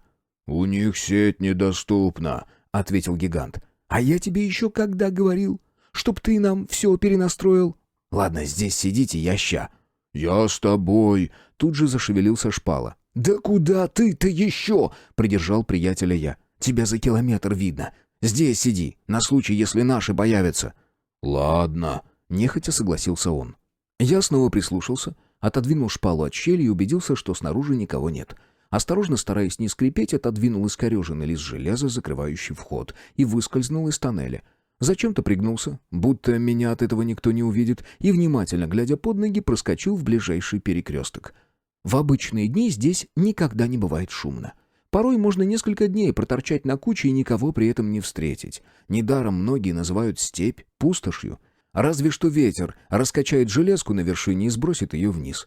Но сейчас со всех сторон доносились выкрики, чаще командные, хотя их удавалось разобрать лишь по интонации. Так, отдельные звуки, что разносятся эхом, отражаясь от металлического хлама, даже не всегда понятно, в какой стороне находится первоисточник. Но на всем этом фоне явно выделялся конкретный шум. Готов биться об заклад. В той стороне драка, а значит, мне срочно нужно туда. Имплант быстро прочел мое пожелание и буквально за мгновение выявил исходный источник звука. Красная линия перед глазами указала направление и даже расстояние до конечной точки. Вот это я понимаю. Уровень технологий. Недолго думая, я рванул на помощь товарищам, не забывая внимательно посматривать себе под ноги. Разбить здесь нос проще простого, но даже не это так страшно. А вот пропороть ногу, налетев на какой-нибудь пруд, намертво засевший в грунте, не самая лучшая перспектива. К месту схватки я прибежал вовремя и очень обрадовался, когда увидел Хлюпу с Клёпкой в окружении 2 десятков кардиналов. Нет, не тому, что мои друзья попали в засаду, а тому, что мне больше не придется искать кого-то из них. Ну а что до зеленых мундиров, так это разберемся. Хорошо, что я догадался не лезть сразу в пекло. Точнее, этот вариант мне предложил имплант. Он вообще неплохо соображал в тактике. Возможно, потому что я накинул к ней несколько пунктов. Сейчас я лежал на склоне кучи, приготовив несколько метательных снарядов. Скоро я проверю, кто из кардиналов умеет играть в снежки. Хотя в моем случае игру стоит назвать «Догони меня, железяка», однако сути это не меняет. Главное не спалиться. Я вновь будто окунулся в детство, когда вот так с пацанами строили крепости в зимнюю оттепель. Бывало, прокрадешься с тыла и валяешь по приятелям, пока тебя не заметят. Иначе ведь всем скопом потом закидают. Клёпка бросилась в атаку. Она лихо увернулась от выпада дубинкой, скользнула под рукой и мощным апперкотом отправила кардинала в полет. Затем подпрыгнула и с разворота точным ударом ноги послала нокаутированное тело в его коллег. И в этот момент атаковал я. 3 снаряда друг за другом устремились в головы тех, что пытались зайти за спину Клёпки. Я вновь спрятался за хламом и зашарил глазами в поисках новых. Прихватив подходящие железки, я поспешил за другое укрытие. Снова выглянул, прицелился и вырубил еще 2. При этом успел подметить, что стоящих на ногах сильно поубавилось. Зато голоса вдалеке намекали на скорое подкрепление. Может, уже и нет смысла таиться. Лучше бы поспешить. Вновь пополнив арсенал тяжелыми, но подходящими для метания предметами, я поднялся во весь рост и принялся выключать кардиналов одного за другим. Хлюпа меня увидел и даже умудрился между ударами рукой помахать. Это заметили другие, что собирались схлестнуться с Клёпкой, и обернулись. Зря, конечно. От попадания болтом в лоб это не спасало, зато дало возможность для внезапной атаки со стороны девушки. Она бесцеремонно сунула каждому в челюсть, после чего устремилась ко мне. Впрочем, и Хлюпа соображал достаточно быстро. Покончив с последним противником, он зашвырнул его тело во вновь прибывших и начал карабкаться на кучу. Вскоре мы уже неслись галопом подальше от места схватки. Я обратился вслух и старался выстроить маршрут по наиболее тихим проходам. Пришлось знатно попетлять и несколько раз спрятаться, чтобы пропустить пешие патрули. Но до убежища мы все же добрались, и как только импровизированная дверь встала на место, смогли с облегчением выдохнуть. «Во, этот уже здесь!» — буркнул Хлюпа, заметив Палыча. «Вообще-то он нам это место и показал», — заступился за колючего Шпала. «Тихо!» — шикнула Хельга, которая все в той же позе наблюдала за происходящим в кусок трубы. Естественно, мы в раз замолчали. Голоса постепенно приближались, а вскоре мы увидели и самих кардиналов. Ну, по крайней мере, я точно. Хлюпа с Клепкой отправились исследовать глубину прохода. «Они где-то здесь, я чувствую», — прозвучал голос одного из зеленых. «Да, может, и хрен бы с ними», — законючил второй. «Нам за них что, премию дадут? Лично я не нанимался в обед по помойкам лазать». «Заткнись, кретин!» — быстро осадил его первый. «Если они на запад проскочат, у всех головы полетят. Эй, ну как у вас?» «Чисто!» — долетел отдаленный крик. «Давай еще раз, весь квадрат прочешем». Голоса отдалились, а мы с шипением выдохнули. Оказывается, мы даже дыхание затаили, когда эти трое проходили мимо. «Ну и чего делать будем?» Из глубины тоннеля показался Хлюпа. «Спать ляжем», — пожал плечами я. «Пусть они там пока бродят. Рано или поздно им надоест, и они свалят». «Мне нравится твой план», — расплылся в улыбке приятель и снова скрылся в полумраке. «Я пока на стреме посижу», — ответил на мой взгляд Шпала. «Если что, толкну». «Лады», — согласился я. «Только давай без закидонов». «Да когда я?» Дослушивать я не стал. Устало отмахнулся и тоже побрел в темное нутро тоннеля. И нисколько не удивился, когда обнаружил несколько кривых лежаков, один из которых уже заняли Хлюпа с Клепкой. Нет, никаких непристойностей. К тому же у Хлюпы вообще редкий дар вырубаться сразу, едва горизонтальное положение займет. Иногда я ему в этом даже завидую. Глава 7. История экспедиции. Тяжелый бот прекрасно глотал все неровности. Словно мы вовсе и не по степи гоним, а по асфальтированному автобану. Возможно, этому способствовал гусеничный привод, но, думаю, вес тоже имел значение. Мы ощущали легкое покачивание. И только. Места внутри тоже хватало. Для сравнения достаточно представить себя в кузове Тонара. Наши запасы, которыми был до отказа забит прицеп, здесь занимали небольшое пространство в углу. Ну а мы не знали, куда себя деть от безделья. Я иногда вышагивал в кузове взад-вперед, заложив руки за спину. Шпала с Хельгой нежились в уголке, как, впрочем, и Хлюпа с Клепкой. Это слегка подбешивало. Я чувствовал себя другом, которого позвали для смелости на свидание.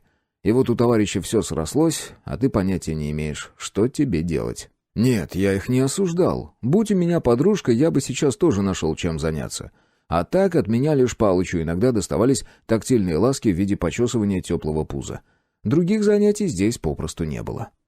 Жилые города давно остались позади, и Шпала проложил маршрут до ближайшего пустынного поселения после Никольского. Нами двигало любопытство. Хотелось посмотреть, а есть ли там хоть что-то, кроме названия. Мы даже ставки сделали. Ну, так, несерьезные. Чисто по приколу. Нужно же хоть как-то отвлечься в дороге. В итоге я оказался прав. Город был. Да, в нем никто не жил, тем не менее имелись все типовые строения, даже управа. Мы оставили бота на окраине и специально прогулялись до центра. Пришлось, конечно, поблуждать, ведь карты у нас не было, однако справились. Пока ехали, от нечего делать, Шпала собрал легкий дрон, вот с его помощью мы и проложили маршрут, чтобы не рыскать часами в поисках нужного проулка. Управа тоже выглядела довольно странно. Нет, не само здание. Тут не было ничего особенного, я бы даже сказал, типично, будто под копирку строили. Ну или по стандартизированному проекту. Даже подвал с камерами для заключенных обнаружился там же. Драпировка стен зеленым сукном, автоматические двери. В общем, все было на своих законных местах, кроме одного — кардиналов. Впрочем, мебели и оборудования тоже не нашлось. Это и выглядело странным. Ну кому вдруг понадобилось строить целый город? При этом строители наверняка понимали, что жить здесь никто не собирается. Версия для отвода глаз казалась уже несостоятельной. Я понимаю, можно построить так 1, 2, да хрен с ним, 10 городов. Но ведь я прекрасно помнил то количество пустышек, что были разбросаны на карте. Ладно, возможно, я ошибаюсь, и третье кольцо этих самых пустышек окажется лишь названиями. Вот только что-то мне подсказывает, это не так. Бурно обсуждая увиденное, мы вновь погрузились в кузов бота и отправились дальше. Все-таки не зря мы решили его оседлать. Очень удобно, а главное, безопасно. По пути нам часто попадались дроиды, возможно, даже несколько чаще обычного, но главное, что они не обращали на нас никакого внимания. На третий день мы вдруг поняли, что вокруг знатно похолодало. Нет, мы, конечно, ощущали изменения в климате, просто терпеть холод становилось все сложнее. Было принято решение остановиться и как следует утеплиться. Впрочем, Шпала в своей куртке, которую мы сообразили в первые дни пребывания на темной стороне, не сильно беспокоился. Правда, лишь до того момента, когда пришлось включить джентльмена и поделиться одеждой с Хельгой. Опыт пошива у нас уже имелся. Это в первый раз мы долго ковырялись, потому как двигались методом тыка, постоянно что-то переделывая и улучшая. Но Шпала, как опытный портной, быстро сориентировался и по отработанной схеме взялся за дело. И все же, несмотря на предыдущий опыт, провозились мы почти неделю. В первую очередь из-за того, что вначале пришлось конструировать плазморез. Хорошо, что у нас при себе был опытный искатель полезностей. Помощник в течение дня собрал все необходимые запчасти, и работа закипела. Участвовали все. Кто-то нарезал крохотные лоскутки из углеродной ткани, другие крепили их на более крупные куски, собирая некие мохнатые подушечки. Затем их соединяли между собой, чтобы так называемый пух был плотнее. В общем, работа кипела. Но на этом окружающие изменения не закончились. Сделалось гораздо светлее, плюс появился небольшой эффект присутствия статического электричества. Мы часто били друг друга током при касании. Я-то еще ничего, мне и трогать было особо некого, однако голубкам досталось знатно. Каждая попытка поцелуя обращалась матерной тирадой, при этом на выражение никто не скупился. К концу третьих суток мы к этому более-менее привыкли, и мат свелся к единственному короткому слову. Это наводило на определенные мысли. С другой стороны, мы ведь не знали точно, что происходит. Небо просто переливалось зеленовато-бирюзовыми цветами, словно северное сияние, только в разы масштабнее. Что-то очень сильно ионизировало атмосферу, и эта штука явно находилась на западном полюсе. Да уж, действительно странно звучит, однако по сути так и получается. «Как думаешь, что там?» — нацепив новенькую куртку, спросил я. «Да пес его знает», — честно признался Шпала. «Мне бы данных побольше». «Пха! С данными любой дурак ответит», — верно подметил Хлюпа. «А ты так попробуй». «Я думаю, мы туда вообще доехать не сможем», — высказала свое предположение Клёпка. «С чего такие выводы?» — уточнил я. «Препятствий я не вижу, а ехать нам всего дней 5 осталось. Максимум». 3 суток и 18 часов», — зачем-то уточнил гигант. «Да нас током раньше убьет», — усмехнулась девушка. Подпрыгнув, она ухватилась за борт помоечника и перевалилась в кузов. «Ну, вы долго там думать собираетесь? Поехали уже». «Погнали, чё?» Пожав плечами, Хлюпа последовал примеру подруги. «Возможно, она права», — кивнула в сторону Клёпки Хельга и потрогала губы. «Током лупит знатно, а дальше, кажется, будет только хуже». «Ну, ведь наверняка мы этого не знаем», — отмахнулся я и подхватил пробегающего мимо репейника. «Палыча ловите!» «Готов!» — выкрикнул Хлюпа. Я на манер баскетболиста аккуратно просунул пальцы между иглами и перекинул ежа за борт. «Ай, ёпсель-мопсель!» — донеслось из-за борта. «Ты чего?» — спросил я Хлюпу. Я как раз успел перебросить ногу через борт и усесться на нем верхом. «Да колючками своими, блин!» — потирая лицо, ответил приятель и продемонстрировал мне ладонь. «Вон чего! Аж до крови, ё-моё!» «Ты же крикнул «готов!» — усмехнулся я. «Да я коробку запнулся еще! Ой, все, отвали вообще!» — отмахнулся он. В этот момент над бортом появился Шпала. И вскоре мы вновь мчались по степи, неспешно беседуя обо всем понемногу. Впрочем, все заметили, что в кузове статика была гораздо слабее, и током било реже, и волосы на руках улеглись. С другой стороны, это ведь машина. Здесь наверняка подобные моменты предусмотрены, типа заземления или экранирующих материалов. А значит, в кузове помоечника наши шансы добраться до запада чуточку выше, чем пешком. После плотного обеда нас потянуло на сон. Как говорил один мой знакомый, тоже уличный философ, это все от того, что живот надувается и натягивает кожу. Потому глаза и закрываются после обеда. Помню, как в первый раз смеялся с этого объяснения. Проснулся я от мерного бормотания. Кто-то что-то очень бурно обсуждал, но делал это вполголоса, чтобы не разбудить спящих. Шпала с Хельгой уже бодрствовали. Изнутри борт помоечника был им по плечи, потому они свободно стояли и что-то рассматривали. Я потер лицо руками, не спеша поднялся и тоже присоединился к ним. Но мне для этого пришлось подтягиваться, ухватившись за край борта. Благо тут пониженная гравитация, да и сила импланта не лишняя. В таком положении я мог без проблем провисеть около часа. Руки затекали больше от однообразного положения, чем от тяжести. «Вы чего здесь бормочете?» — спросил я. «А ты внимательней на горизонт посмотри», — усмехнулся Шпала.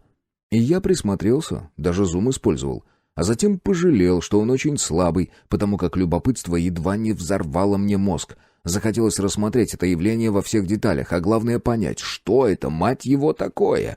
В общем, с неба, прямо в то, что я для себя обозначил как полюс, опускался какой-то луч.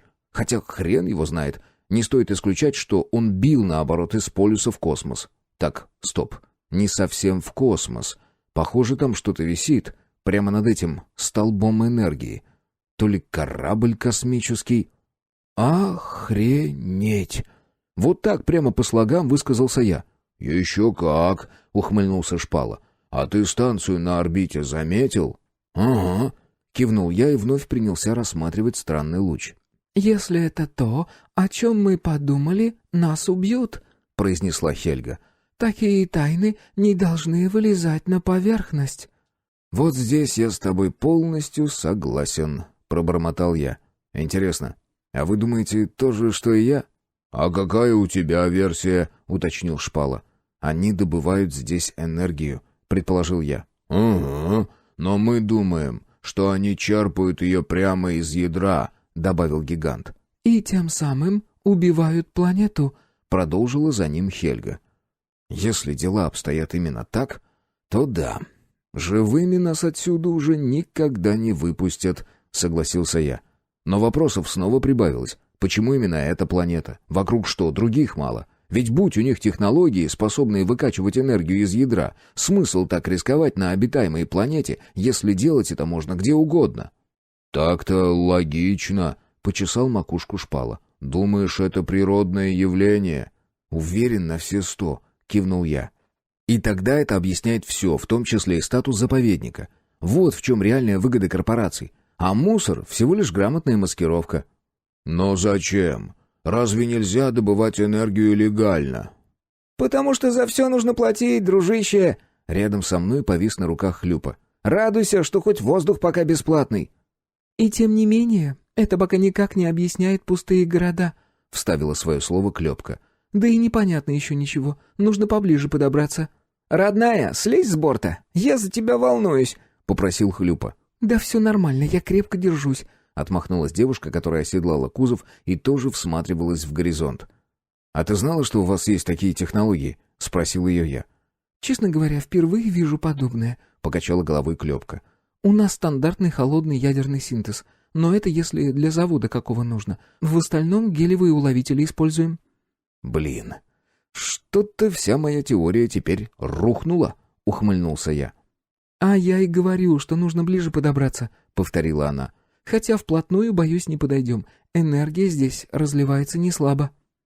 «А помните, где-то проскакивала информация, что корпорации создали этот мир?» Внезапно накинул Шпала. «Нет», — округлив глаза, уставился на него Хлюпа. «Это где ты такое слышал?» «Да не помню я», — поморщился гигант. «То ли юрист в гаражном оговорился, то ли еще кто-то из этих. Но вот в голове мысль осталась». «Ха, думаешь, мы в «Матрице»?» — подхватила мысль Клёпка. «В принципе, это возможно». «Понятия не имею, о чем ты», — пожал плечами Шпала. Впрочем, судя по лицу Хлюпы, он тоже не имел ни малейшего понятия, о чем речь. Зато я прекрасно ее понял, хотя и не был согласен. «И смысл тогда от всего этого?» — указал я в сторону энергетического столба. «Да откуда мне знать? Я просто предположила». «А я вот уверена, что они планету высасывают», — осталась при своем мнении Хельга. «Вот поэтому и прячут все. Правду скрывают». «Ну, с таким материалом они теперь вряд ли что-то скрыть смогут», — усмехнулась Клёпка. «Чую, меня скоро обратно на работу позовут. Еще и должность главвреда предложат, а там и до правды докопаемся». «Ты что, журналистка?» — уточнила Хельга. «Типа того», — грустно улыбнулась Клёпка. Эти чертовы корпорации купили мое издательство, а меня вышвырнули на улицу, когда все их дерьмо начало всплывать. «Понятно», — вздохнула подружка Шпалы. «Жаль, можно было бы неплохой скандал раздуть. О, наконец-то родственная душа!» Клёпка выставила вперед раскрытую ладонь, и Хельга охотно хлопнула в нее своей. Бот продолжал мчаться навстречу неизвестной энергии, а мы нырнули обратно, под защиту бортов. Увиденное не оставляло нас в покое, а потому обсуждение темы не закончилось, как и выдвижение всяческих гипотез. И хоть выяснить правду нам было не суждено, впрочем, все равно делать больше нечего. Внезапно бот замер. Нет, он не сломался. Мы попробовали откатиться назад, и все сработало. Зато при движении в сторону энергетического луча помощник будто отказывался пересекать невидимую границу. Возникла идея продолжить путешествие в пешем порядке, но, увы, это стало небезопасно. Да, здесь испытания тоже прошли успешно, хотя, конечно, как посмотреть. Шпала решил выбраться и разобраться с ботом через лючок снаружи. Сказал: «Ща я ему провода перемкну и попрет». После чего Хлюпа едва успел сбить его с ног. Над головой гиганта натурально образовался светящийся нимб, который принялся мерцать и потрескивать. А как только они с Хлюпой заняли горизонтальное положение, грохнула молния. Теперь стало понятно, что за звуки без конца доносились со стороны луча. «Твою же мать!» — высказал общее мнение Шпалы и попытался пригладить торчащие волосы. «Ага», — согласился Хлюпа. «похоже, и бабушку заодно». «Так понимаю, дальше никак». Я тяжело вздохнул, а затем выругался. «Да чтоб их черти дрючили! Ну почему мне вечно так не везет-то?» «Может, нам как-нибудь заземлиться?» — предложила Хельга. «Ага, против такой статики нам это заземление 2 метра закапывать придется», — покачал головой Хлюпа. «Да и то не факт, что поможет». «Блин, даже посмотреть не вариант». Я попробовал высунуться, однако этого мгновения хватило, чтобы визор успел зафиксировать увиденное. Это дало возможность в очередной раз рассмотреть поток. Но несмотря на то, что он значительно приблизился, понятнее не стало. Также осталось непонятным то, откуда бьет энергия, сверху или снизу. Может, немного четче просматривались контуры корабля, а возможно и какого-то устройства, что висело в небе.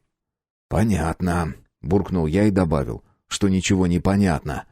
«Это как так?» — усмехнулась Клёпка. «А вот так», — отмахнулся я. «Похоже, зря мы сюда тащились. Блин, обидно-то как». «Подожди-ка». Шпала от волнения меня даже за рукав схватил, будто я действительно куда-то уходить собираюсь. «Ну, и чего опять тишину поймал?» — привычно расшевелил приятеля Хлюпа. «Кажется, к нам кто-то летит». На сей раз Шпала ответил сразу, без интригующих пауз и предисловий. «Где?» — первый завертела головой Клёпка. «Да не там», — указал на небо гигант, а затем постучал себя по лбу. «Здесь». «Чего ты нам голову морочишь?» — моментально взвинтился Хлюпа. «Объясни ты толком, что происходит, где, кто и зачем летят, а то складывается ощущение, будто они только в твоем воображении». «А ты на него не кричи!» — заступилась за Шпалу Хельга и даже за голову его обняла. «Это вообще только мне теперь разрешается». «Ой, да ну вас!» — отмахнулся приятель. «Ну, и чего там?» Теперь уже я принялся тормошить Шпалу. «Скрин, который ты в чат сбросил. Посмотри внимательнее». «Может, ты лучше красненьким нам обведешь?» — попросила Клёпка. «Я так ничего не вижу». «Ща!» Шпала на мгновение замер. Через секунду перед глазами мигнула иконка чата, который мы настроили по внутренней сети, потому как доступ к общей нам до сих пор так никто и не настроил. Но это я ему чуть позже намекну, не в этом суть. Короче, практически вплотную к энергетическому столбу Шпала обвел красным крохотную светящуюся точку. «Да, ну, прям программа «Загадочные истории НЛО», — с ухмылкой отреагировал Хлюпа. «Ты просто не понимаешь», — парировал Шпала. «Или слепой». «Да что там понять-то можно?» «Блин, ну ты приблизить хоть пробовал?» «Ой». Тут же смутился приятель. «А ведь точно кто-то летит? Но непонятно, к нам или просто...» «К нам», — усмехнулся я, когда вдруг над головами нависла тень. «Ешки-матрешки!» Тут же подскочила в боевую стойку Клёпка. Впрочем, не она одна. Мы все быстренько подобрались и уставились на объект. Вообще, эта хреновина больше напоминала ржавый автобус. Не такой, как у кардиналов или большинства других обитателей этого мира. Нет, этот точно был заводской сборки. Однако случилось это лет 100 назад, а может и все 200. Как и положено автобусу, у него имелась боковая дверь, которая плавно отошла в сторону. Нет, это я погорячился. Колымаги явно побольше годков, как бы не вся 1000. Просто металл обшивки настолько толстый, что гнить будет целую вечность. «Но вы там долго тупорылить собираетесь?» — прогремел раздраженный голос из салона. «Чё делать-то?» — спросил у меня Хлюпа. «Да давай прокатимся», — пожал плечами я и первый выпрыгнул из кузова бота. Пониженная гравитация плюс точный расчет траектории имплантом позволили попасть в салон автобуса с первой попытки. Я было собирался осмотреться, но не успел. В спину влетел Хлюпа, и мы кубарем полетели на пол. «Ну ты чё встал в проходе, как этот?» Тут же возмутился приятель. «А ты что, не видел, куда прешь?» «Вы чего это здесь обнимаетесь на полу?» Не упустила возможности подколоть нас Клёпка. «Все, ухожу от тебя к штопору!» Мгновенно вернул ей Хлюпа. «Ага, сейчас, у меня Палыч есть», — буркнул я. Ёж как раз в этот момент плавно приземлился в проходе. Следом влетела Хельга, а завершающим Шпала. Последний держал в руках штабель коробок. «Подозреваю, ты только котлеты прихватить догадался». Кивнул на упаковке я. «Нет, здесь еще окрошечки пара порций. Руки прочь!» — отстранил он добычу от Хлюпы.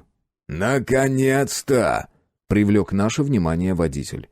«Я уж думал, вы не появитесь». «А ты кто?» — бесцеремонно спросила Хельга. «Смотрящий!» — ухмыльнулся он. А затем боковая дверь с шипением закрылась, и автобус резко рванул вперед. Мы чуть на пол не полетели, едва успев схватиться за поручни. Аккуратнее!» — возмутилась Клёпка. «Не дрова везешь!» Глава 8. История шока. Мне очень хотелось пристать к водителю с вопросами, но, честно говоря, автобус отвлек все внимание на себя. Не в том смысле, что изнутри он выглядел очень интересно, скорее был небезопасен для здоровья. Впрочем, заслуга лихого стиля вождения играла здесь не последнюю роль. Мы едва успели прыгнуть на сиденье, как водитель заложил крутой вираж и вдавил гашетку. Летательный аппарат пошел ввысь, да так лихо, что нас натурально вжало в сиденье. «Эй, а помедленнее никак?» Вновь возмутилась Клёпка, которая почему-то всегда испытывала страх перед скоростью. «А теперь вторая!» «Ха-ха-ха-ха!» Изобразил злодейский смех водитель и потянул на себя какой-то рычаг. Автобус будто от спячки очнулся и ускорился еще в несколько раз. За бортом даже грохнуло, оповещая нас о том, что мы преодолели звуковой барьер. Уши моментально заложило, но внезапно тяжесть начала отпускать. Напротив, появилось ощущение, будто наш вес тает прямо на глазах. «Ремни пристегните!» — посоветовал водитель. «Мы, заботимся о вашей безопасности!» «Спасибо, очень вовремя!» — буркнул Хлюпа. Трясущимися от стресса руками мы несколько секунд пытались соединить непонятные застежки. Да уж, здесь бы точно стюардесса не помешала. Хотя при такой болтанке она бы вряд ли смогла спокойно размахивать руками в проходе, разве что в попытке поймать равновесие. «Смотрите!» — закричал Шпала, указывая пальцем в небо. «Ага, сейчас, вместе с креслом телепортируюсь!» — возмутился Хлюпа. «Вот ни раньше, ни позже!» «А у меня в животе щекотно», — с улыбкой произнесла Хельга. «Невесомость, мать ее так...» То ли ответила, то ли произнесла просто так Клёпка. Я молча подхватил Палыча, который в этот момент проплывал мимо и с испуганными глазами размахивал лапками. А так как я предусмотрительно уселся возле окна, тут же к нему и примкнул. И о друзьях не забыл, закинув трансляцию с визора в общий чат. «Ох ты ж!» Вырезано цензурой. Высказал свое мнение Хлюпа. «Это что же такое делается-то?» «Эй, смотрящий!» Я наконец сообразил, что у нас есть тот, кто может дать ответы. Это как вообще понимать? «Вот и я так думаю!» Он удивленно уставился на нас. «А вы что, не на смену?» «Какую еще нахрен смену?» Грозно переспросила Клёпка. «Вашу мать! Вы кто такие вообще?» Водитель вдруг выскочил из-за руля, хотя как выскочил, отстегнулся и взмыл к потолку, при этом больно приложился макушкой. Я, кажется, даже услышал, как у него зубы щелкнули. Как еще не убился. Разве что у него в голову каска встроена. Ну или первые 25 сантиметров кость, а дальше затылок. И все же пистолет при этом он выхватить успел. А вот воспользоваться им уже нет. Я сориентировался быстрее, и прежде чем водитель взял нас на мушку, метнул в него Палычем. Ёж у меня зверь умный, мгновенно сообразил свернуться в колючий комок. А так как здесь отсутствовала гравитация и ничто не мешало ему продолжать полет без потери энергии, с рожей водителя он состыковался на полном ходу. Тот аж взвизгнул от боли и выронил пистолет. Оружие, кувыркаясь в пространстве, проплыло по проходу, где его лихо поймала Клёпка. «Ну так чё, пёс?» — тут же огрызнулся Хлюпа. «Вопросы к нам еще остались?»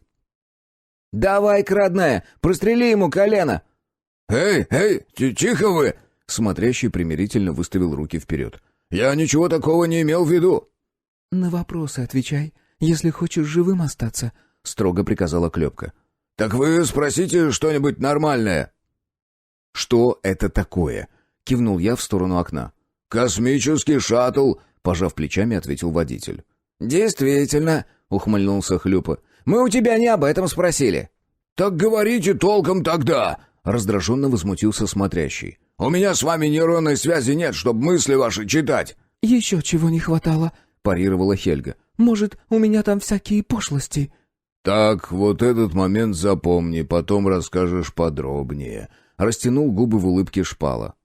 «Да я и показать готова». Она потянулась к гиганту. «Блин, вы что, совсем идиоты?» — окончательно растерялся водитель. «Клёп, а ну стрельни ему в пузо!» Хлюпа толкнул подружку локтем. «Что-то он больно смелый у нас». «Да все, молчу я!» Смотрящий даже пальцами по губам мазнул, изображая застегнутую молнию. «Что с планетой происходит?» — уточнил я свой вопрос. «Под разбор попала», — спокойно ответил он. «Чего?» Хельга попыталась подняться, но ремень не позволил. Шпала бережно придержал ее за руку. «Ну, в смысле, все, ее в утиль списали». Все еще не чувствуя угрозы с нашей стороны, продолжил смотрящий. И сказал это так спокойно, будто мы не о планете сейчас говорили, а о пластиковом стаканчике, попавшем на переработку. Самое страшное, что он действительно считал именно так. Ну, попала планета на разборку. Что здесь такого? «Там же люди», — указала пальцем в пол Клёпка. «Вы чего? С Бетельгейзе упали?» — ухмыльнулся водитель. «Все уже, почти неделю назад эвакуация началась». «Нет там никакой эвакуации», — покачал головой Шпала. «Мы только что оттуда». «Как нет?» У смотрящего чуть челюсть не отвисла от удивления. «Шутите, что ли?» «Ага, сейчас животики от смеха надорвем», — съязвил Хлюпа. «Вашу ж мать!» — почти одними губами произнес водитель и лихо усадил себя обратно в кресло управления. «Эй, ты вообще-то под прицелом», — возмутилась Клёпка. «Потом разберемся!» — отмахнулся смотрящий и вдавил сразу несколько клавиш на панели. Автобус явно ускорился, хотя на физическом уровне это было незаметно. Поняли мы это по удаляющейся планете. Правда, вскоре мы поменяли курс и устремились к огромному бублику, который завис прямо над западным полюсом. Он постепенно вырастал в размерах, хотя казалось, что при этом мы совсем не двигаемся. Очень странное ощущение, которое сложно передать словами. Расстояние определить невозможно, его словно не существует. Кажется, будто кто-то при помощи зума картинку приближает. И все. Короче, шизануться можно. Когда мы подлетели вплотную, я невольно ахнул. Объект оказался настолько громадным, что его толщина наверняка измерялась в километрах. Про диаметр вообще молчу. Не исключаю, что фантазия значительно преувеличила его размеры, однако они натурально поражали воображение. В огромной стене открылся крохотный лючок, и шаттл, везущий нас, нырнул внутрь космического бублика. Здесь нас снова вжало в сиденье, притом гравитация оказалась непривычно сильнее, чем на планете. Похоже, она была ближе к земной. Шпала с Хельгой этому очень удивились, так как подобное ощутили вообще впервые в жизни. «Эй, ты куда?» Возмутилась Клёпка, когда водитель выскочил в боковую дверь. «За ним!» — скомандовал Хлюпа, хотя мы и без него уже ломанулись вдогонку. Бесконечный коридор закончился лифтом, в котором мы и обнаружили смотрящего. Заметив нас, он даже ногу в дверь просунул, заставляя двери разойтись в стороны. «Да шевелите копытами!» — крикнул он. Вскоре мы утрамбовались в кабинку, затем что-то мигнуло, и двери тут же распахнулись. Мы выбрались в каком-то центре управления с кучей светящихся экранов и всего одним креслом. Смотрящий тут же опустил в него зад и взялся за работу. Это стало понятно по мерцанию экранов, смене всяких диаграмм и куче бегущих строк. «Жеваный крот!» — вдруг выругался он. «Идиоты! Конченые кретины!» «Я надеюсь, это он не нам», — — вполголоса уточнил Шпала. «А то мне даже как-то неприятно стало». «Да вы-то здесь при чем?» — возмутился смотрящий. «Я про этих, которые мне приказ-наряд сбросили». «Так, мужик, смотрящий или как тебя там?» — вступил в беседу я. «А ну выкладывай, что здесь такое происходит? Или я за себя не отвечаю?» «Точно! Еще раз ежиком по морде схлопочешь!» — пригрозил Хлюпа. Смотрящий развернул кресло к нам. «Короче, эту планету списали», — ответил он. «Пришли документы по утилизации, мол, все, эксперимент снова провалился, бла-бла-бла, требуем убрать за собой». «От кого документы?» «Здрасте!» — крикнул он. «От мультивселенского министерства, естественно. Или вы думаете, создаватель можно вот так просто за свой счет к любой системе транспортировать?» «Создаватель?» — удивленно вскинул брови я. «Ну да, вот эта самая штука, в которой мы с вами находимся. Это что-то типа принтера, только он планеты печатает». «Ни хрена себе, у тебя метафоры», — ухмыльнулась Клёпка. «Говорю как есть. Да, процесс немного сложнее, но общий принцип тот же. Иногда, если что-то пошло не так, его используют и в обратную сторону». «Вы там совсем, что ли? А как же люди?» — возмутилась Хельга. «Так в том и дело, что людей всегда эвакуируют. Чаще всего в утиль сдают пустынные планеты, где даже бактерии не живут. Но бывает и так. Вот в прошлом столетии похожую разбирали. Но там всех быстренько переселили в параллельную вселенную, никто ничего даже заметить не успел. Здесь, по идее, должны были поступить так же, но... Я проверил, данный экземпляр единственный. Он создан искусственно по запросу неких корпораций «Вектор» и «Темп». «Твою мать!» Я уселся на пол и задумчиво почесал макушку. «Это что же получается? Они решили всех нас убить и разобрать планету, чтобы скрыть все то дерьмо, что натворили? Вроде как нет планеты, нет состава преступления?» «Выходит, что так», — спокойно пожал плечами смотрящий.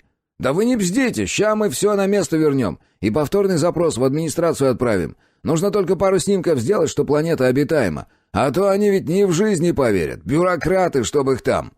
«Фу, да у меня этого дерьма навалом!» — небрежно отмахнулся Хлюпа. «Давай, айди, сейчас и у тебя столько же будет». «Лови запрос», — ответил смотрящий. На несколько секунд образовалась пауза. Хлюпа перебросил новому знакомому несколько видеофайлов, даже ссылку на свой канал прикрепил на случай, если их окажется недостаточно. Затем оператор создавателя выбрал из них самые подходящие, где было очевидно, что это не фейк, и выбрался из кресла. «Так, руками ничего не трогать. Я сейчас», — строгим голосом произнес он, нажал на какое-то устройство, что висело на запястье, и вдруг исчез. «Куда это он?» — запоздало всполошилась Клёпка. «Да хрен его знает», — пожал плечами я. «В администрацию, наверное». «Что-то мне подсказывает. Он нас обманул», — вздохнул Шпала. «Очень уж рожа у него подозрительная». «А он луч-то вообще выключил?» — задала правильный вопрос Хельга. «А, вот тоже непонятно», — ответил гигант. «Да чего тут понимать? Пойдем посмотрим», — предложил Хлюпа. «Какие-то окна здесь наверняка имеются». «Вообще-то на корабле их называют иллюминаторами», — поправила друга Клёпка. «Да хоть порталами. Главное, чтоб сквозь них видно было». «И куда идти?» — уточнил я. «Туда!» — уверенно махнул рукой Хлюпа. «Да? А почему не туда?» — попытался выяснить Шпала. «Может, нам лучше разделиться?» «Вот это вообще плохая идея», — покачала головой Клёпка. «Обычно в кино после этих слов всегда наступает конец». «Так мы вроде не в кино», — подметил я. «Хотя согласен с тобой, заблудиться здесь проще простого. Будем потом друг друга по всем палубам искать. Вместе пойдем, но туда». И мы пошли. Выбрались в коридор, затем долго по нему шли, пока не угодили на перекресток. На нем зависли на некоторое время и решили свернуть влево. Здесь по обеим сторонам обнаружилось множество дверей. Естественно, любопытство оказалось непреодолимым, и мы принялись в них заглядывать. Большинство помещений было заполнено всяческим оборудованием. В одних что-то гудело, в других щелкало, в третьих мигало, но самое главное, что мы даже близко не понимали назначения всего этого. А коридор все не кончался, из чего я сделал вывод, что мы ходим по кругу. И если судить по конструкционным характеристикам создавателя, замечание не лишено логики. Снова остановка и бурный спрос по поводу. Вернуться назад или прогуляться дальше, потому как перекрестка мы второй раз не проходили. Все-таки пошли дальше, пока не воткнулись в слияние двух коридоров. И да, очередная вспышка обсуждений, которая так ни к чему и не привела. Теперь мы не знали, то ли это перекресток, что остался позади, или уже другой, однако сейчас мы от чего-то решили свернуть направо. Опять множество закрытых отсеков со спрятанным внутри оборудованием. Правда, здесь, за одной из дверей, мы еще и обслуживающий персонал обнаружили. Жаль, что не живой. Нет, не в том смысле, что там находились трупы, просто он был роботизированным. Плюшка по типу робота-пылесоса, с клешней-манипулятором на борту. А может, это изначально была просто клешня на колесиках. Поговорить с этой штукой, естественно, не вышло, и мы отправились дальше блуждать по бесконечным лабиринтам огромного создавателя. Как мы в итоге добрались до края, объяснить не смог никто. Но это и не особо нас заботило, так как Шпала заверил, что обратный путь он на 100% запомнил. Впрочем, поставленную задачу мы выполнили и теперь прилипли лицами к иллюминаторам в попытке рассмотреть, что же там такое происходит внизу. Удобным это занятие не назовешь. Как мы ни корячились, а все равно умудрялись увидеть только край планеты, а по нему определить, продолжает ли создаватель разбирать планету, не удавалось. Снова завязался спор, в ходе которого было решено пройти бублик таким образом, чтобы посмотреть в иллюминаторы внутреннего диаметра. Зато с направлением все было понятно. Внешняя сторона должна оставаться за спиной. Так мы и сделали, когда добрели до очередного перекрестка. Теперь мы двигались исключительно прямо и даже в помещение больше не заглядывали. Во-первых, ничего нового мы там не увидим, а во-вторых, меньше времени потратим. Спустя час мы, наконец, добрались до финиша. Жаль, что он оказался не совсем таким, как мы его себе представляли. Вместо панорамных окон здесь обнаружилась дверь, войдя в которую мы снова увидели странное оборудование. Внутри оказалось многороботно. Ну а как еще назвать обстановку, когда по всему залу туда-сюда мельтешат манипуляторы на колесиках? Они что-то там щелкали, вынимали различные штуки из ячеек и складывали их на автоматические тележки. По мере заполнения те уезжали, а на их место приезжали другие, заполненные точно такими же штуками. «Это они увозят или привозят?» — заинтересовался Шпала и подхватил с тележки странную штуку в форме соты. «Чего там?» — тут же влез ему под руку любопытный Хлюпа. «Да мне-то откуда знать?» — пожал плечами гигант. Внезапно к нему подкатила клешня-манипулятор и бесцеремонно забрала предмет, после чего вернулась к стене с ячейками и вставила его в нишу. На крышке тут же мигнула лампочка, а клешня вытянула соседний, который отправился на другую тележку. Впрочем, все роботы занимались одним и тем же. Сновали по огромному помещению и постоянно меняли картриджи в форме сот. То, что мы вышли к внутреннему диаметру, стало понятно чуть позже. Для этого нам пришлось обойти помещение по кругу, что заняло у нас еще несколько часов. Зато мы примерно поняли планировку бублика. Она представляла собой радиально-лучевую конструкцию коридоров. Возможно, даже не менялась от этажа к этажу, но это мы пока проверять не стали. Решили для начала перекусить, отдохнуть и только затем продолжить изучение создавателя. Но вот незадача. Коробки с едой остались в автобусе, и теперь нам предстояло к нему вернуться. К лифту мы вывернули спустя еще час, но теперь возник вопрос к управлению. Даже Шпала со всеми своими базами никак не мог понять, что с ним делать. Благо обратно в центр управления путь был недолгим. Мы надеялись застать там нашего смотрящего, но, увы, похоже, он так и не появился. Ни записки, ни сообщения. Вот и думай, что хочешь. Я уже начал склоняться к подозрениям Шпалы, что мужик нас попросту кинул, ну и сбежал. Помянув его недобрым словом, мы решили самостоятельно разобраться в системах управления. Естественно, применяя самый надежный метод народного тыка. Но и здесь нас ожидало разочарование. Язык, на котором оказался написан весь интерфейс, был нам неизвестен. А сразу тыкать наугад мы как-то побоялись. Ну, хрен его знает. Сейчас нажмем что-нибудь, а ведь обязательно это окажется кнопка самоуничтожения. На помощь вновь пришел Шпала. Он, конечно, тоже ничего не понимал, но, в отличие от нас, мог анализировать и просчитывать варианты. Правда, перевод давался туго, а жрать хотелось все сильнее. «О, смотрящий, в сети появился!» — с довольной рожей выдал Хлюпа. «Спроси у него, где здесь еда хранится?» — первым делом попросила Клёпка. «Вот те на!» — внезапно округлил глаза приятель. «Смотрите, что прислал!» Мы дружно нырнули в чат, чтобы ознакомиться с посланием смотрящего. Там обнаружился кривой рисунок руки с оттопыренным средним пальцем. «Вот урод!» — выругался Шпала. «Как чувствовал, что он просто свалил!» «И что нам теперь делать?» Хлюпа уставился на меня. «Он на связи еще?» — уточнил я по поводу смотрящего. «Не, картинку бросил и сразу в офф». «Да, кажется, мы снова попали в какую-то жопу», — задумчиво пробормотала Клёпка.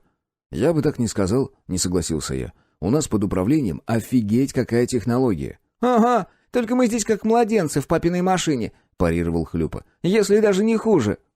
«Нужно просто с управлением разобраться, и все получится», — заметила Клёпка. «Ну да, проще и не скажешь», — усмехнулся Шпала. «Сейчас вот сяду и разберусь». «Стой, Палыч! Нет!» Но было уже поздно. Ёж вскарабкался на низкий столик, над которым светился один из множества экранов, и ткнулся в него носом. Все вокруг замигало, затем экраны погасли, а на их месте появилась прозрачная полоска на всю комнату. Она плавно заполнялась золотистым светом, из чего мы быстро сделали, что-то загружается. «Надеюсь, по окончании нас не катапультируют?» — подметил Хлюпа. «Согласна, не очень приятно получится», — поморщилась Хельга. «Блин, я так устала. Здесь очень тяжело ходить. Я будто еще одну себя постоянно на плечах таскаю». «Я тоже заметила, что здесь гравитация мощнее», — поддержала подругу Клёпка. «Но это ничего, скоро привыкнем». «Скорей бы уже», — вздохнула Хельга. «Блин, она там вообще остановилась, что ли?» Хлюпа нервно потыкал пальцем в полоску. «Лучше не трогай ничего», — посоветовал Шпала. «Мы и так не знаем, к чему это приведет». «Сейчас как взорвется все, вот смеху-то будет», — подмигнул гиганту приятель. «Точно, обхохочемся», — ухмыльнулся я. «Вон, все, кажется, прогрузилось».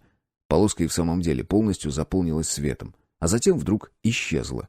И на этом все, даже экраны вновь не появились.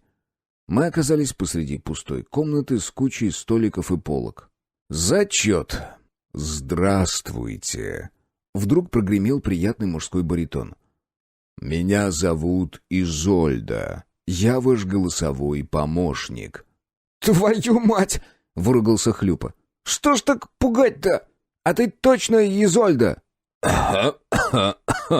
Голос прокашлялся, а затем вдруг изменился на приятный женский. «Простите, так лучше?» «В разы!» — подтвердила Хельга и даже показала большой палец.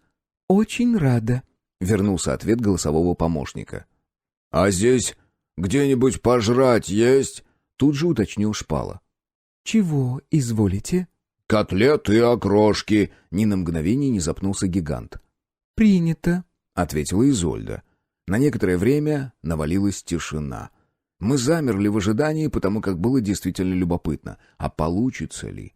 Если все окажется настолько просто, то мы непременно развернем здесь бурную деятельность. Возможно, даже попытаемся отремонтировать планету. Тишину нарушила шикнувшая дверь, в которую вкатилась клешня-манипулятор. На ней расположился поднос с 2 тарелками. В одной парили свежие котлеты, а другая, судя по запотевшим стенкам, была наполнена холодной окрошкой. «Ого! Нифига себе!» — обрадовался Хлюпа. «Куда?» — Шпала тут же бросился на защиту еды. «Закажи себе, а это мое».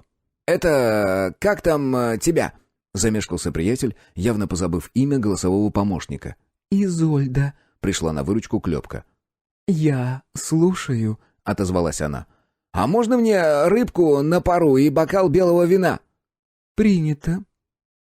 «И свиную отбивную на углях с пюрешкой», — добавил Хлюпа. «А еще бокал темного пива». «Принято». И все. Заказы посыпались, как из рога изобилия. Мы наперебой выкрикивали различные блюда, которые вскоре начали прибывать.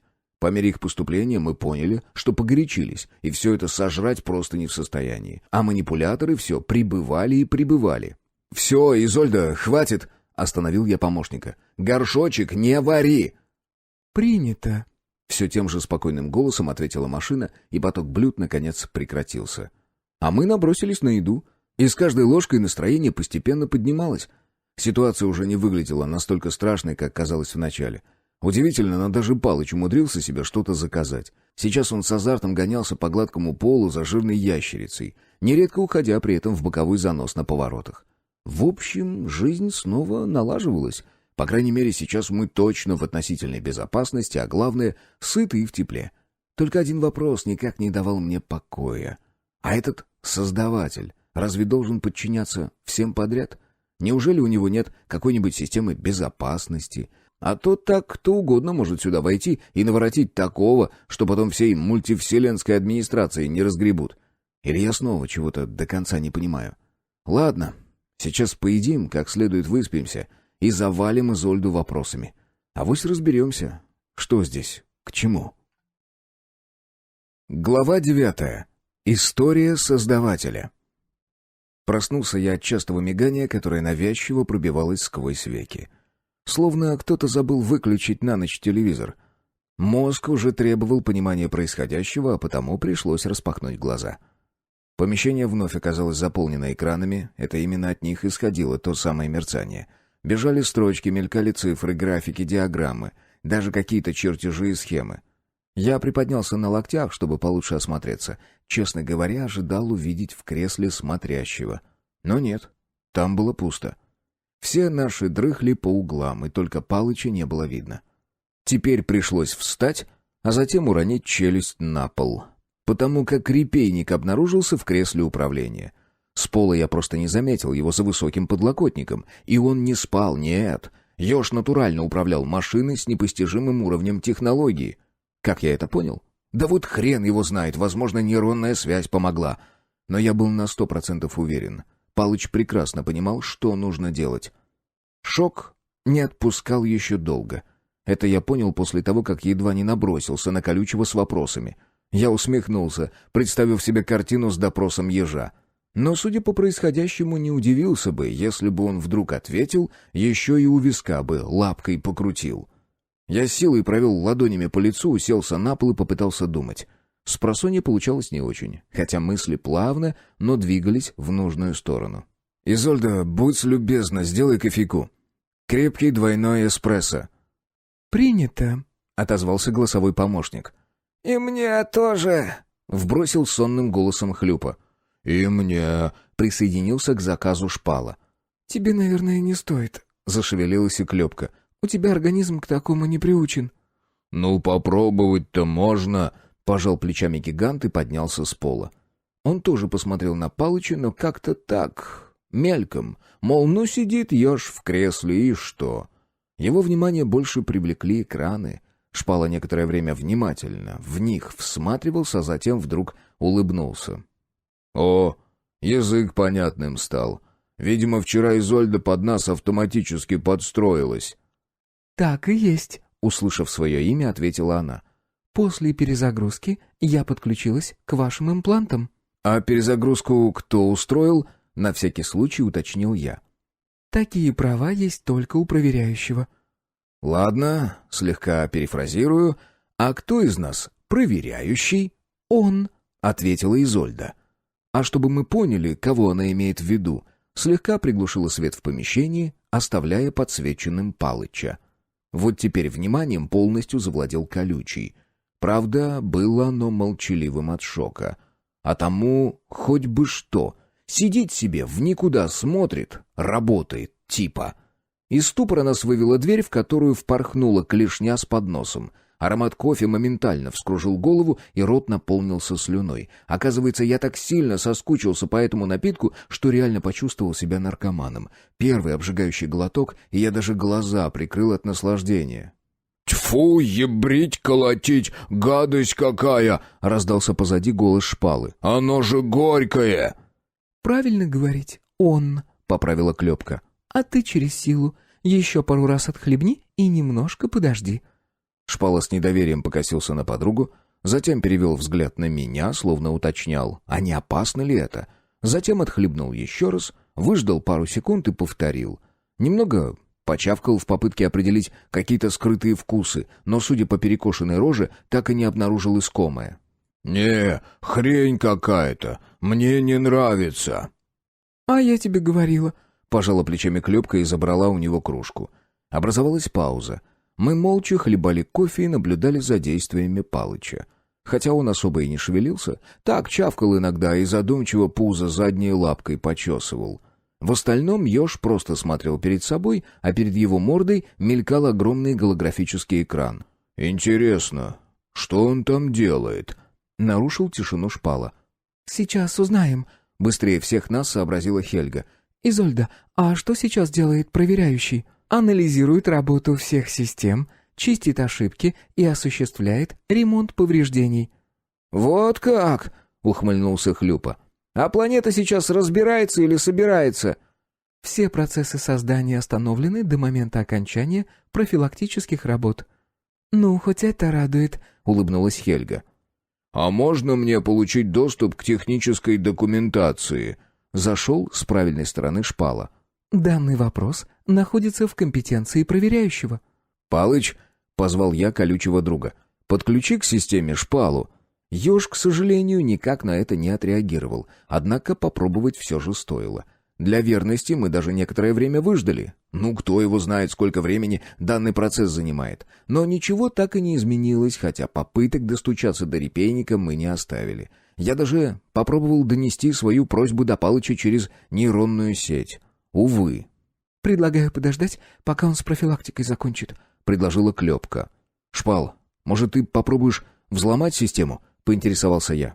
«Я пробовал», — ответил гигант. «Но там мастер-ключ почти из 1000 символов состоит. Притом мне неизвестна даже их конфигурация». «Понятно. Значит, из серии невозможно», — вздохнул я. «Тогда возвращаемся к плану Клёпки. Ждем, когда Палыч закончит». «Можно пока создавателя смотреть», — предложил Хлюпа. «Изольда, а можешь нам карту сбросить?» «Уже сделала», — пришел ответ. У меня перед глазами сразу появилась ссылка. Остальные, судя по всему, получили то же самое и сейчас рассматривали схемы этажей. Вообще, практически все помещения здесь имели сугубо техническое назначение, хотя на нижнем уровне оказался жилой комплекс. Туда мы и поспешили, так как на все остальное насмотрелись еще вчера. С картой путь к лифту не занял много времени. 5 минут, и мы уже чесали макушки возле дверей кабинки, не имеющей видимых органов управления. Однако теперь-то мы умные, знаем, к кому обращаться, чтобы все заработало. Простая просьба к Изольде, и мы уже на нижней палубе. Да, вчера я не ошибся в размышлениях. Планировка в точности повторяла ту, что была на исследованном нами этаже. Но это даже хорошо, не придется плутать по лабиринтам. Кстати, я заметил, что после жизни в трущобах ориентироваться в пространстве стало гораздо легче. Думаю, что даже зеркальный лабиринт для меня теперь не проблема. Хотя, конечно, не факт. Жилой комплекс нам очень понравился. Здесь было все, что необходимо для жизни. Притом очень комфортный. Когда Хлюпа обнаружил банный отсек, да еще и с бассейном, он даже отказался идти дальше. Пришлось пообещать, что мы вернемся к нему первым делом. Как закончим осмотр. Затем мы выбрали себе спальни. Клёпка выразила восторг в отношении спортивного зала, а Хельге больше всего понравилась комната созерцания. Так она ее назвала, а мы согласились. Тем более, что здесь действительно было очень красиво, даже уходить не хотелось. Она представляла собой некий балкон с 5 прозрачными сторонами, и если не оборачиваться назад, казалось, будто ты паришь прямо в космосе. При желании здесь даже гравитация отключалась. Огромная столовая, несколько тематических баров, в одном из которых можно было и на бильярде поиграть. В доступе любой алкоголь, хоть коктейль запроси, но для этого желательно более детально объяснить Изольде пожелания. Однако никакой кладовки с едой обнаружено по-прежнему не было. Я внимательно несколько раз осмотрел все уровни создавателя и окончательно в этом убедился. Соответственно, у меня тут же возник вопрос, который я и задал голосовому помощнику. «Изольда, а где ты брала еду для наших заказов?» «Мои системы способны создать любую вещь, если таковая имеется во Вселенной». «И человека?» «Да, но это запрещено первичными протоколами». «А кошечку сможешь сделать?» — поинтересовалась Клёпка. «Только в качестве игрушки. Протоколы запрещают создавать жизнь в любом ее проявлении». «А как же мясо?» — уточнил Хлюпа. «Мышечная ткань была создана в качестве пищи и не являлась живой». «Ладно, а что еще ты не можешь создавать?» — спросил Шпала.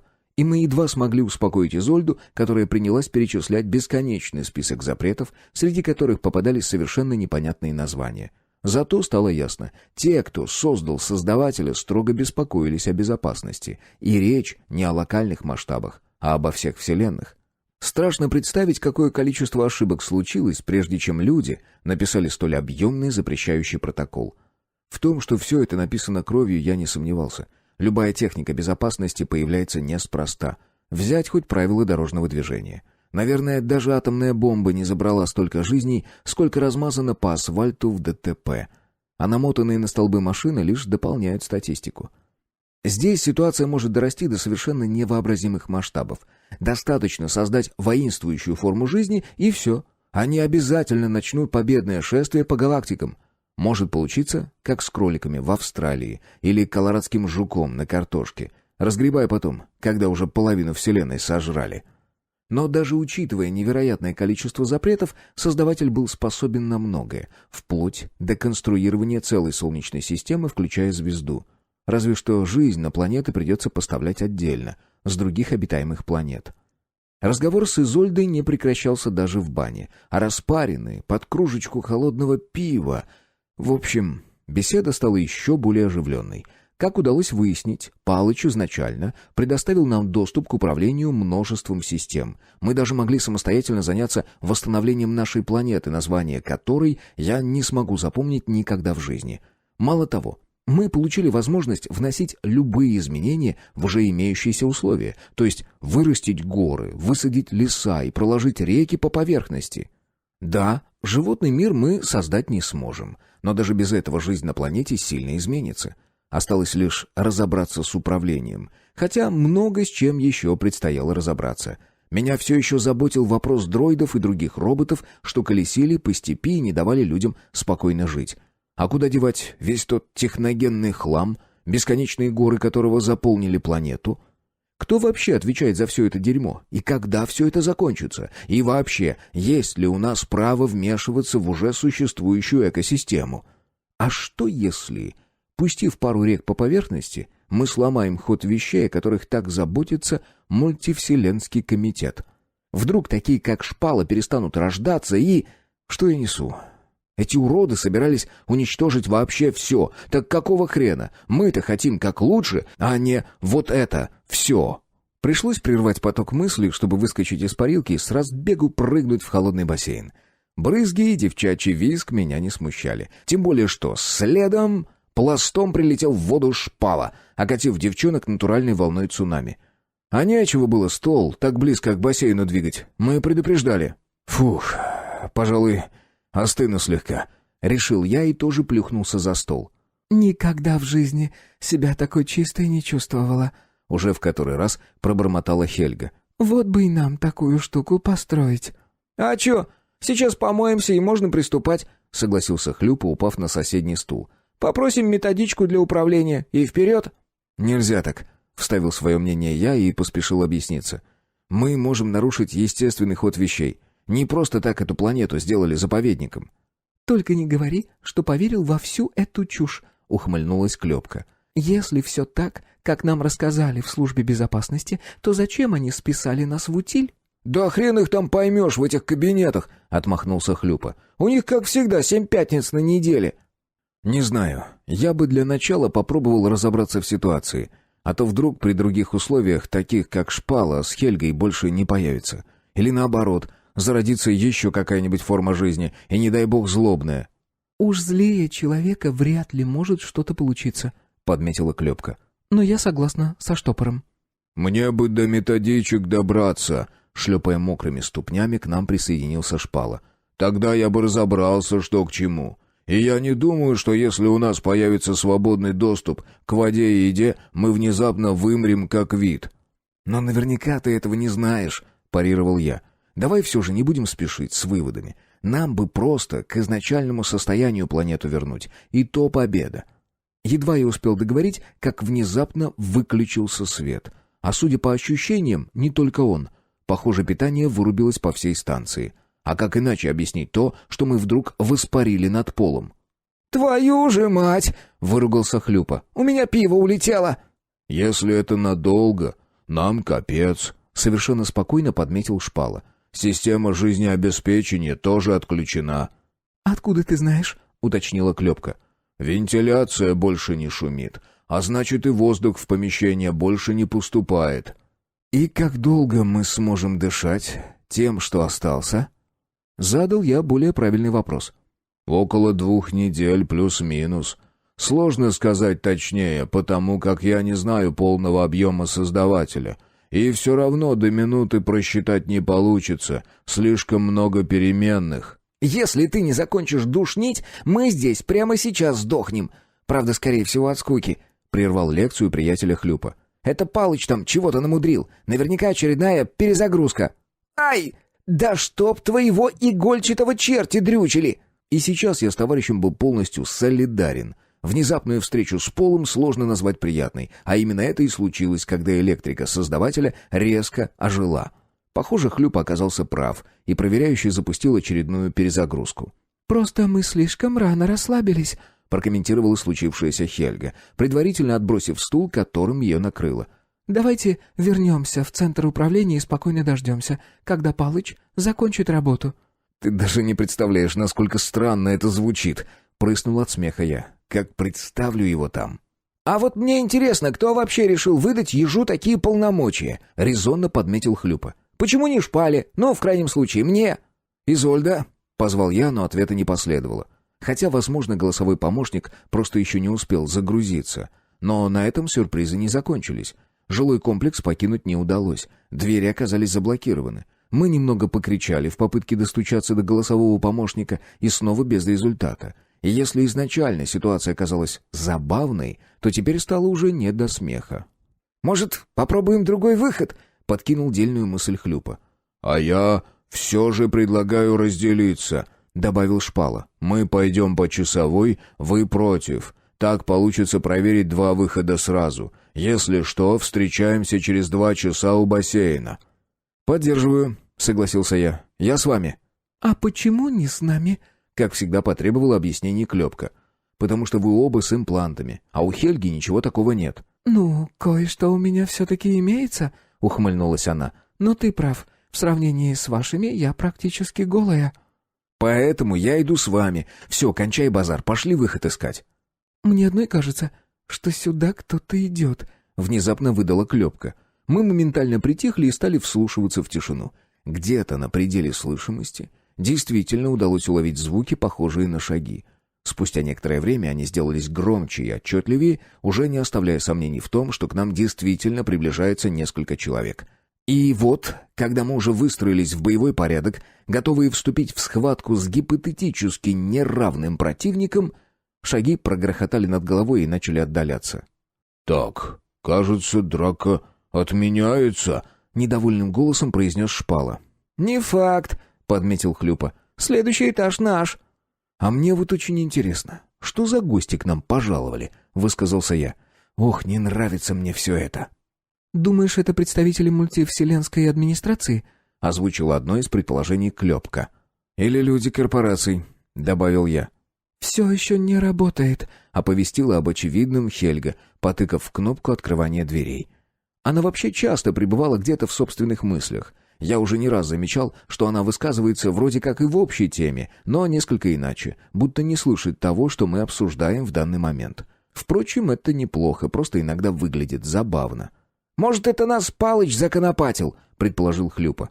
«Сомневаюсь», — покачал головой я. «Он знает, что мы сильные, не раз с нами в битвах участвовал. Здесь дело в другом». «Это в чем? Например?» Не упустила возможности вкрутить уточняющий вопрос Клёпка. «Думаю, это те, кто напал. Специально нас здесь заблокировали». «Штопор прав», — поддержал меня Шпала. «Люди пробежали в ту сторону. Там как раз находится лифт. А если внимательно посмотреть на план, в противоположной стороне располагаются посадочные шлюзы». «Твою мать!» — выдохнул я и приложил себя ладонью по лбу. До меня доперло, что происходит на самом деле. В корпорациях наконец узнали, кто является проверяющим, и теперь явились, чтобы забрать его. Точнее, они собираются похитить моего Палыча. Понятия не имею, кто конкретно за всем стоит, но жить этому ублюдку осталось недолго.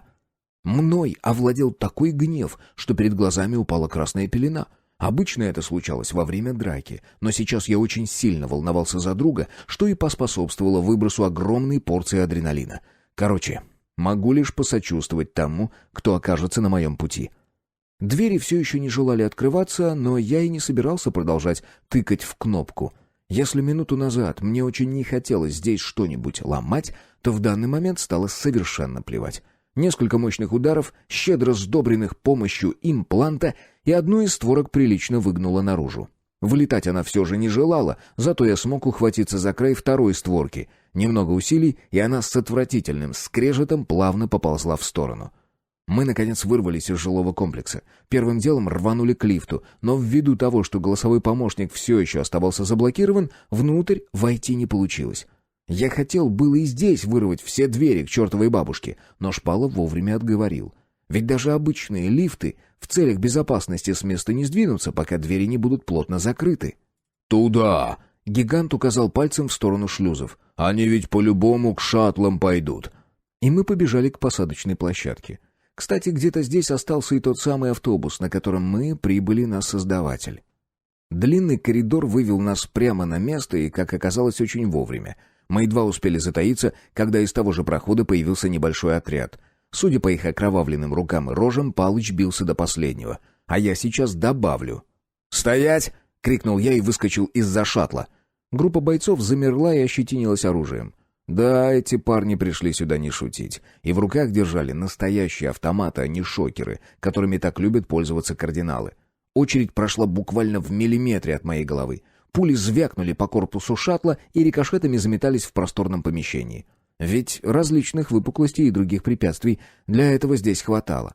Мы бросились в рассыпную в попытке сбить прицел, и нам это удалось. Вот только эти парни недаром свой хлеб ели. Они профессионально рассредоточились и, пресекая каждую нашу попытку высунуться, начали плавно отступать к шаттлу. Один из них тащил небольшой мешок, который довольно активно трепыхался. Не нужно быть гением, чтобы догадаться. Там мой Палыч. Я задействовал все возможные и невозможные ресурсы и предпринял отчаянную попытку прорваться. Имплант рассчитал невероятно замысловатую траекторию движения, дабы спасти жизнь своему владельцу, а его расчетам я уже научился доверять. Нырок вперед завершился кувырком через голову, затем пришлось резко взять влево и сразу вправо, чтобы сбить прицел тройки бойцов. Здесь я вжался в борт шаттла, скользнул вдоль него и снова вырвался на открытое пространство, не забывая при этом качать маятник. Пара широких шагов, прыжок, и я ухватился за ферму под потолком, оттолкнулся от нее, перебрался на следующую и уже с нее обрушился на тройку, что вела по мне огонь.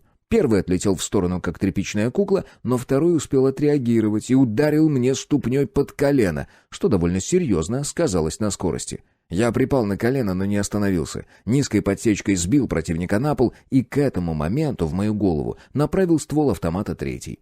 Выстрел снова прошел мимо, так как я успел сбить его предплечьем, после чего атаковал ударом в челюсть снизу. Парня приподняло от пола, на который он впоследствии рухнул без памяти. Что-то обожгло бедро, а затем руку, но я не обращал на это внимания и продолжал прорываться к человеку с мешком в руках. Но, кажется, не успевал, о чем мне и сообщил имплант. С другой стороны, я опоздаю лишь в том случае, если продолжу следовать его инструкциям. А вот рвануть напрямую...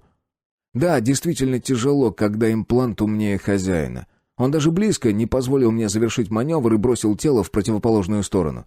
Как оказалось, снова в нужный момент. Я рухнул на пол и едва успел откатиться под защиту одного из шаттлов, что были разбросаны по стоянке. Краем глаза заметил, как срезали очередью хлюпу.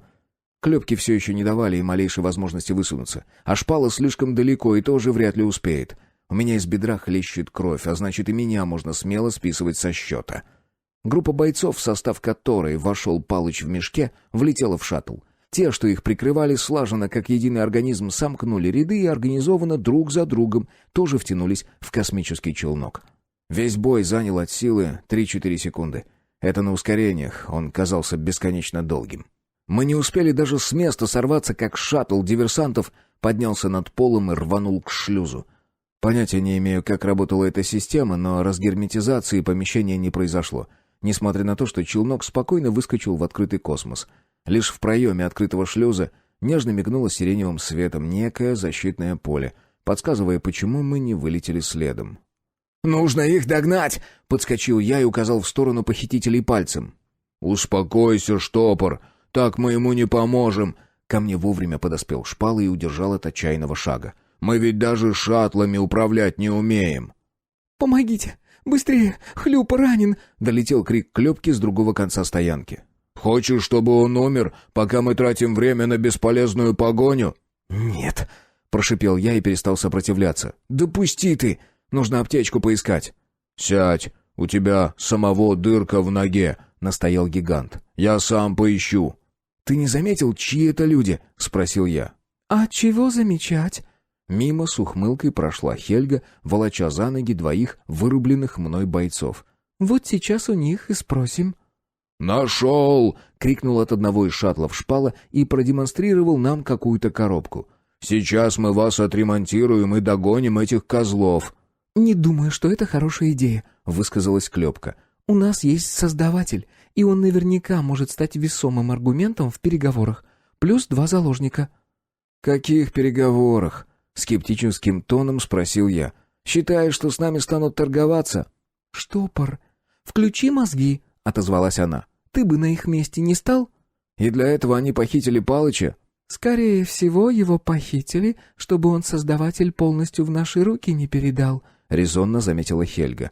«Клёпка права. Я тоже считаю, что с нами скоро попытаются связаться». «Сволочи!» — выдохнул я и ударил кулаком по полу. «Найду, мехом вовнутрь выверну». Глава 10. История обучения. Сука! Да какого хрена?» Проревел Шпала и пнул голографический экран. «Изольда, сделай еще кофе!» «Принято», — отозвался голосовой помощник. «Мне одному кажется, что ему больше не нужно», — подметил Хлюпа. «Так-то уже 12-я кружка пошла». «Отвали!» — огрызнулся гигант. «Не до тебя сейчас!» Шпала действительно вел себя не совсем адекватно. Дерганный, нервный, орет по поводу и без. В крови явно превышены все нормы кофеина, но это позволяет ему держаться в работе уже вторые сутки. Впрочем, я от него не отставал. Тоже хлестал бодрящий напиток кружку за кружкой. Мы пытались разобраться в работе систем создавателя, а заодно решали, каким образом можем повлиять на похитителей Палыча. К слову, это он оставил нам лазейку к управлению. Правда, пришлось повозиться, прежде чем мы смогли хоть что-то понять. Когда мы вошли в комнату управления... Нет, стоит начать чуточку раньше. Аптечка, которую обнаружил Шпала, была поистине чудодейственной. В наш мир бы такие разработки, больницы можно было бы закрывать. Хотя это я, возможно, лишка хватил. Без специалистов в области медицины даже подобные разработки легко могут навредить. Следуя подробной инструкции, которая загрузилась в банк памяти, едва Шпала открыл аптечку, мы принялись лечить Хлюпу. Досталось ему знатно. Очередь прошила приятеля наискосок, от левого бедра по правое плечо. 5 пулевых — это не шутка. Даже удивительно, что он все еще жив, и, скорее всего, в этом немалая заслуга импланта. Клёпка тихонько плакала, но действовала четко, без вопросов исполняя каждое наше требование. Вообще, пулевые ранения в разы страшнее ножевых, и в этом виновата физика. В отличие от клинка, пуля не просто делает отверстие в теле. Огромная инерция разрывает ткани вокруг раневого канала. Ушибы мягких тканей, внутренние гематомы — это лишь малая часть последствий. Пуля деформируется от удара, а порой разлетается на части, и каждый такой осколок, даже крохотный, прокладывает свой путь и наносит дополнительные повреждения. И все это нужно извлечь, вычистить, плюс удалить ушибленные ткани, вскрыть гематомы, иначе начнутся воспалительные процессы, некрозы. В общем, приятного мало. В моем прошлом мире, впрочем, и в своем тоже, Хлюпа провел бы не 1 час на операционном столе, чтобы остаться живым. Затем не менее месяца провалялся бы в больничной палате, ежедневно получая дозу уколов в булки. Однако у нас имелся доступ к технологиям, поражающим воображение. И первый же укол это доказал. По инструкции нам нужно было ввести препарат номер 7 в каждый раневой канал, что мы и проделали. Благо автоматических шприцев с ярко-оранжевой семеркой на боку в аптечке обнаружилось 10 штук. Так что досталось и Хлюпе, и мне. Ощущение, конечно, так себе. Показалось, будто внутри копошится целый рой насекомых, что было не так уж далеко от истины. Инструкция подробно объясняла, что содержится в инъекции и как оно работает. Если простыми словами, то там находились миллионы крошечных роботов-хирургов, и этим парням не требовалось медицинское образование и долгие годы тренировок, чтобы сделать все как положено. Не прошло и минуты, как из моей раны наружу полезло все то, что на операционном столе удалялось бы часами. Кровь, небольшие кусочки тканей, даже крохотные фрагменты пули. Наниты не пропустили ничего, вычистив рану до идеального состояния. Ранения Хлюпы претерпели ровно то же самое. Нам лишь оставалось специальными салфетками удалять всю эту мерзость, дабы она снова случайно не вернулась обратно в рану. Далее последовал укол препарата под номером 1. Это был коктейль из антибиотика, витаминов и, похоже, обезболивающего, потому как я перестал ощущать и руку, и ногу. Следом укол под номером 2 и тут же 3. Двойка останавливала кровотечение и одновременно взбадривала костный мозг, чтобы скорее восстановилась кровь. Ну а тройка уже отвечала за ускоренное заживление. Несмотря на то, что мы проснулись всего несколько часов назад, меня моментально сморило от всех этих препаратов. Скорее всего, в их состав входило снотворное или успокоительное, потому как даже нервозность сошла на нет. Хлюп и без того был без сознания, но наверняка и на него лекарства как-то повлияли. Очнулся я уже в комнате управления спустя пару часов. От ранений остались 2 ровных розовых пятнышка, да и чувствовал я себя превосходно. Правда, первые пару секунд, пока мозг не вспомнил о произошедшем. Хлюп очнулся несколько позже. Не исключено, что виной тому послужили мои матерные крики на весь отсек. Ну а когда гнев более-менее утих, мы принялись разбираться с тем, что нам досталось. Пока я был в отключке, Шпала уже проанализировал некоторые моменты и даже умудрился отыскать первые подсказки Палыча. Правда, на манипуляции гиганта они не реагировали, отчего он отложил их и принялся закапываться в другом направлении. Зато с моим появлением у пульта дело пошло куда лучше. Стоило лишь упасть в кресло, как мы услышали знакомый голос Изольды. «Центральный модуль управления приветствует вас, кожаный помогатель». «Чего?» — опешил я от такого обращения. «Ты это мне?» «Да», — подтвердила Изольда. «проверяющий передал часть прав вам, кожаный помогатель». «Так, во-первых, перестань меня так называть, а во-вторых, загрузи мне методички по управлению». «Выполняю». «А твой репейник не лишен чувства юмора», — с ухмылкой подметила Клёпка. «Кожаный помогатель». «Ща в глаз дам», — пригрозил я, «пока твой заступиться не может».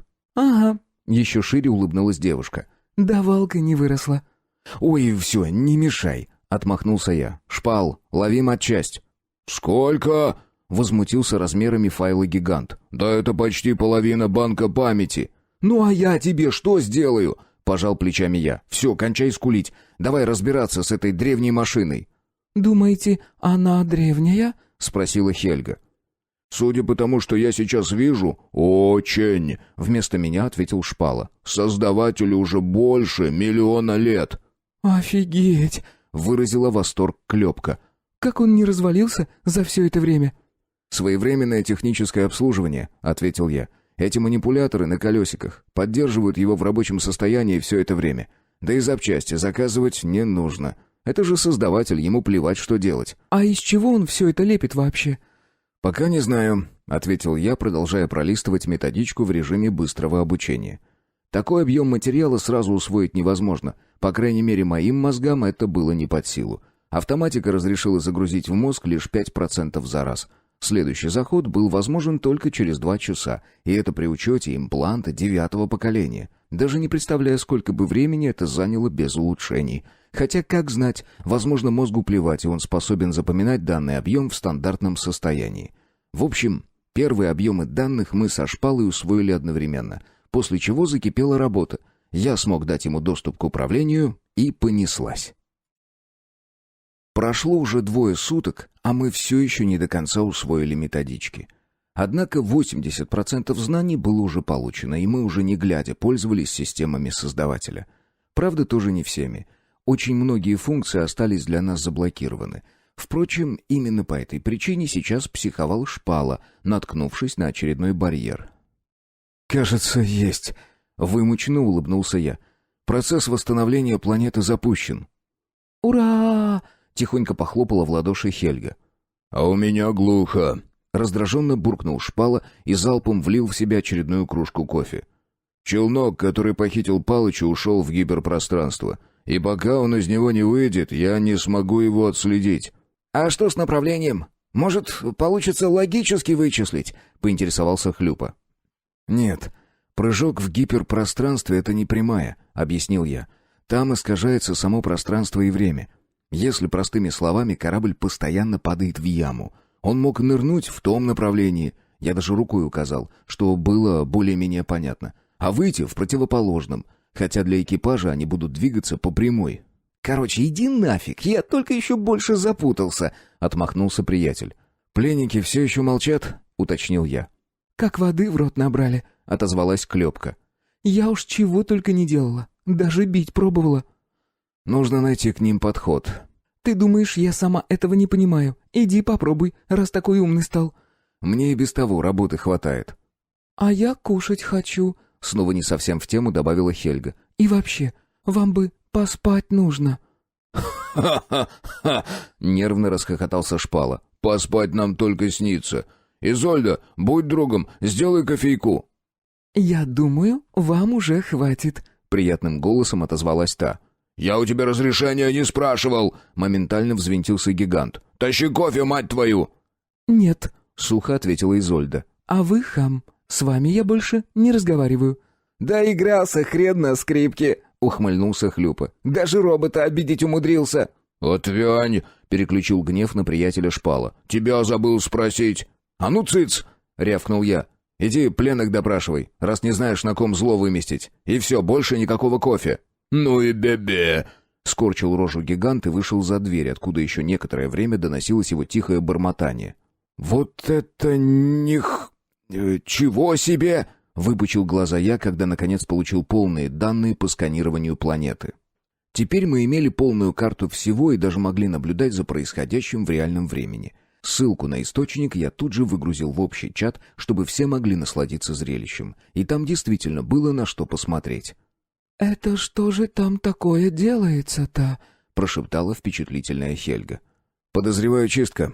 В рамках протокола создавателя стоит некий запрет, который не позволяет разобрать планету, пока на ней присутствует жизнь», — предположил я.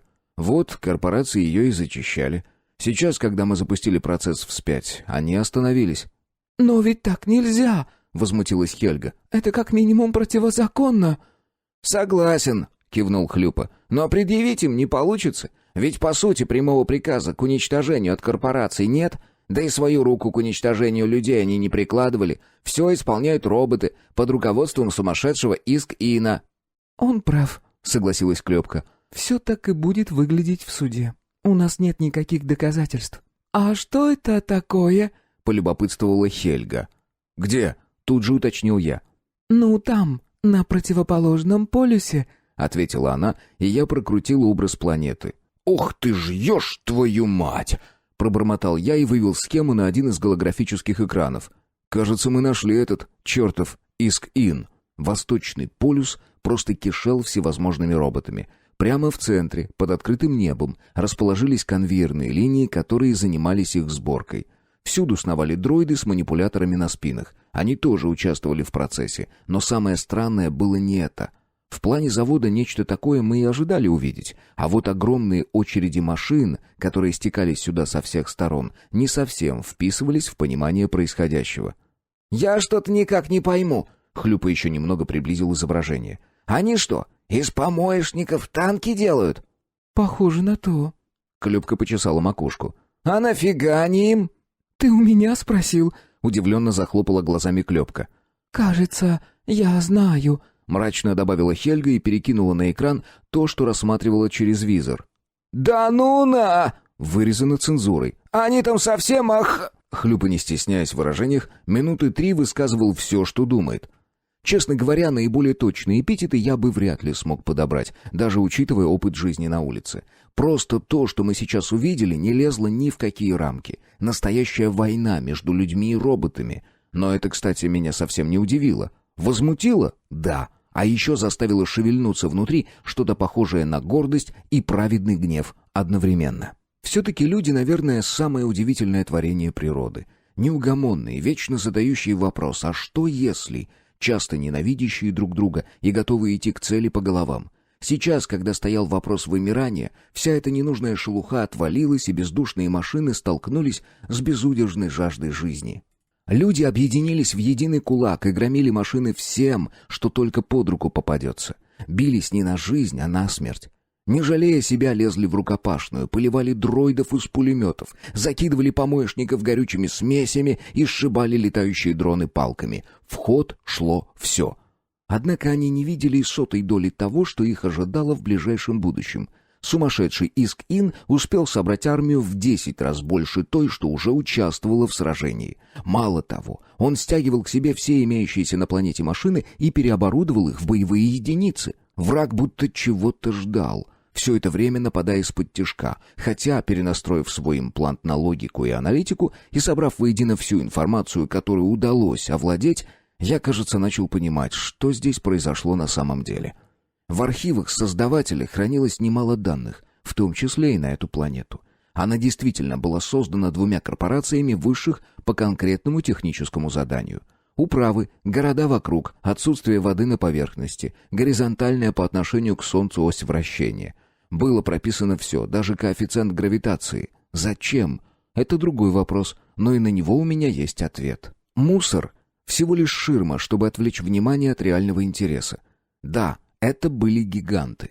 Ни энергия, ни ресурсы не интересовали высших, потому как они без особых усилий могли взять их на необитаемых планетах. Они даже способны были создать ее из любого, даже самого ценного в мире материала. Неподвластна им была только жизнь. Но люди, они ведь не могут жить спокойно, даже когда у них есть все необходимое. Нет, им обязательно потребовалось приложить руку и здесь, поиграть в богов, а то и ощутить себя таковыми. И они решились. Имея деньги, власть, любые ресурсы, корпорации подписали все нужные бумаги, и началась игра в долгую. Нет, их не интересовала жизнь, выращенная в пробирке. К тому же, как они ни пытались, как ни старались, все их мудреные препараты были не способны побороть смерть. Но на это способны эволюционные силы природы. Тогда они и просчитали вероятность возникновения нового вида. Специальное питание, которое мы с отвращением жрали, не имея даже возможности повлиять на его вкус, пониженная гравитация, отсутствие растительности и многие другие факторы. Все это создавалось не случайно, ведь человек продолжит плодиться и размножаться при любых условиях. При этом для природы он так и останется прежним видом, но если все правильно рассчитать, то он внезапно превращается в другой, совершенно новый. Вот здесь механизмы эволюции начинают трудиться на сохранение новой формы жизни. К примеру, если поместить человека на Марс и воссоздать там тепличные условия, как на Земле, новый вид не появится. Да, в росте тело прибавит, но плюсом к этому заработаем мышечную дистрофию. Гиганты же этой планеты не похожи на тощих долговязых уродцев. Они полноценны, гармоничны и, как оказалось, имеют некоторые физиологические отличия, а потому и попали под охрану самой природы. К слову, данный эксперимент вовсе не первый. Смотрящий был прав. Нечто подобное уже запускалось в прошлом, но там что-то пошло не так, даже перемещенные люди не смогли выжить. Но, как известно, негативный результат тоже неплохо. Можно проанализировать ошибки, выяснить, где и в какой момент эксперимент свернул не в ту сторону, и на основании всего этого запустить новый проект. Но вот что странно, они ведь добились своего. Создали новый вид, генетически полностью совместимый с нашим. Так зачем же теперь все уничтожать? Разве что из страха. Все-таки где-то информация просочилась туда, куда не следует. Благодаря ли клепке, а может и нашим совместным усилиям? Из размышлений меня вывел Шпала, который вернулся в комнату управления. «Все, я с ними договорился», — громко оповестил он и плюхнулся в кресло управления. «Серьезно?» — Клепка недоверчиво посмотрела на гиганта. «А можно поинтересоваться, как?» «Пообещал им Палыча в одно место засунуть», — зло огрызнулся он. «Тебе вообще какая разница?» «Так, кажется, кто-то по пути еще кофейку хлебнул», — предположил внимательный Хлюпа. «Изольда, ты зачем ему наливаешь?» «Простите, но он грозился отключить меня от системы», — оправдалась она. «Все, хватит», — я строго посмотрел на друга. «Вставай и иди спать». «Я не хочу». «А меня это не волнует, это приказ, так что вали». Я обернулся к Хельге и добавил. «А ты проследи, чтобы он выспался». «Есть», — игриво козырнула она. «Пойдем, милый, сейчас я тебе покажу, как можно высосать из мужика всю дурь». Слава богу, с ней Шпала спорить не решился. К тому же ее предложение было столь заманчиво, впору самому к ним присоединиться. Но это я уже так, шучу. Невеста друга есть существо бесполое. По крайней мере, я живу по данному принципу. И еще ни разу об этом не пожалел. После заявления Хельги Хлюпа плотоядно оскалился и что-то зашептал на ухо Клепке. Впрочем, она тоже была не особо против и, озарив комнату управления звонким смехом, отпросилась у меня в туалет. Я нисколько не удивился, когда через минуту Хлюпа выскочил следом. Я бросил взгляд на часы. Прикинул, что до следующего усваивания методички осталось 40 минут, и тоже выбрался в коридор. Но меня интересовали вовсе не увеселительные мероприятия. Я собирался поговорить с пленными, хотя, надо признать, женского тепла мне очень не хватало. Сейчас бы тоже с удовольствием предался сексуальным утехам. А не вот это все. У дверей к пленникам дежурили 2 клешни-манипуляторы, которые, завидев меня, по-военному козырнули. Выглядело это довольно странно, ведь кроме роботизированных конечностей на лепешке с колесиками больше ничего не было. Видимо, это инициатива Изольды. Надо признать, что настроение это дело приподняло. Но стоило войти в помещение, где мы содержали языков, оно быстро поползло вниз. Уж не знаю, как с ними умудрился договориться Шпала. Короче, выглядели эти двое не очень. Капец, как хреново. На полу вместо гордых, серьезных бойцов сидели 2 слюнявых идиота и при этом раскачивались взад-вперед, противоположно друг другу. Казалось, вот-вот и они лбами ударятся, но нет, умудрялись остановиться буквально в миллиметре от столкновения. Стоило присмотреться чуточку внимательней, и я понял, что сотворил с ними Шпала. У обоих отчетливо просматривалась копоть в ушах. Похоже, он спалил им импланты, а заодно и мозги прожарил. Вот здесь невольно в голове мелькнула мысль. Лучше бы убил. Ладно, надеюсь, когда он выспится, доложит обо всем, что смог от них получить. Может, и зря я его так сходу спать отправил. Хотя нет, не зря, очень уж его состояние напрягало. Он уже начинал становиться опасным. Огрызался и норовил кого-нибудь подначить на драку. Пусть лучше выспится, в себя придет. «Изольда, сделай мне кофе», — попросил я, когда вернулся в комнату управления. «Думаю, вам уже хватит», — вдруг получил неожиданный ответ. «Ваше давление на критической отметке. К тому же вам тоже требуется поспать». «Я хотел выгрузить еще часть методички». «Не волнуйтесь, я позабочусь, чтобы материал усваивался вами в процессе сна». «А что, так можно было, что ли?» «Эффективность усвоения материалов во время сна увеличивается вдвое. Я думала, вы это знаете». «Да, век живи, век учись», — задумчиво пробормотал я. «Скажи, Изольда, а создавателю не запрещается производить машины?» «Если вы заметили, то весь обслуживающий персонал состоит из них». «Есть у меня одна мыслишка», — усмехнулся я. «После ее реализации я, честное слово, тут же отправлюсь спать». «Я вся внимание». «А ну, открой мне каталог технических сооружений». «Уже сделано», — приятным голосом отозвалась Изольда.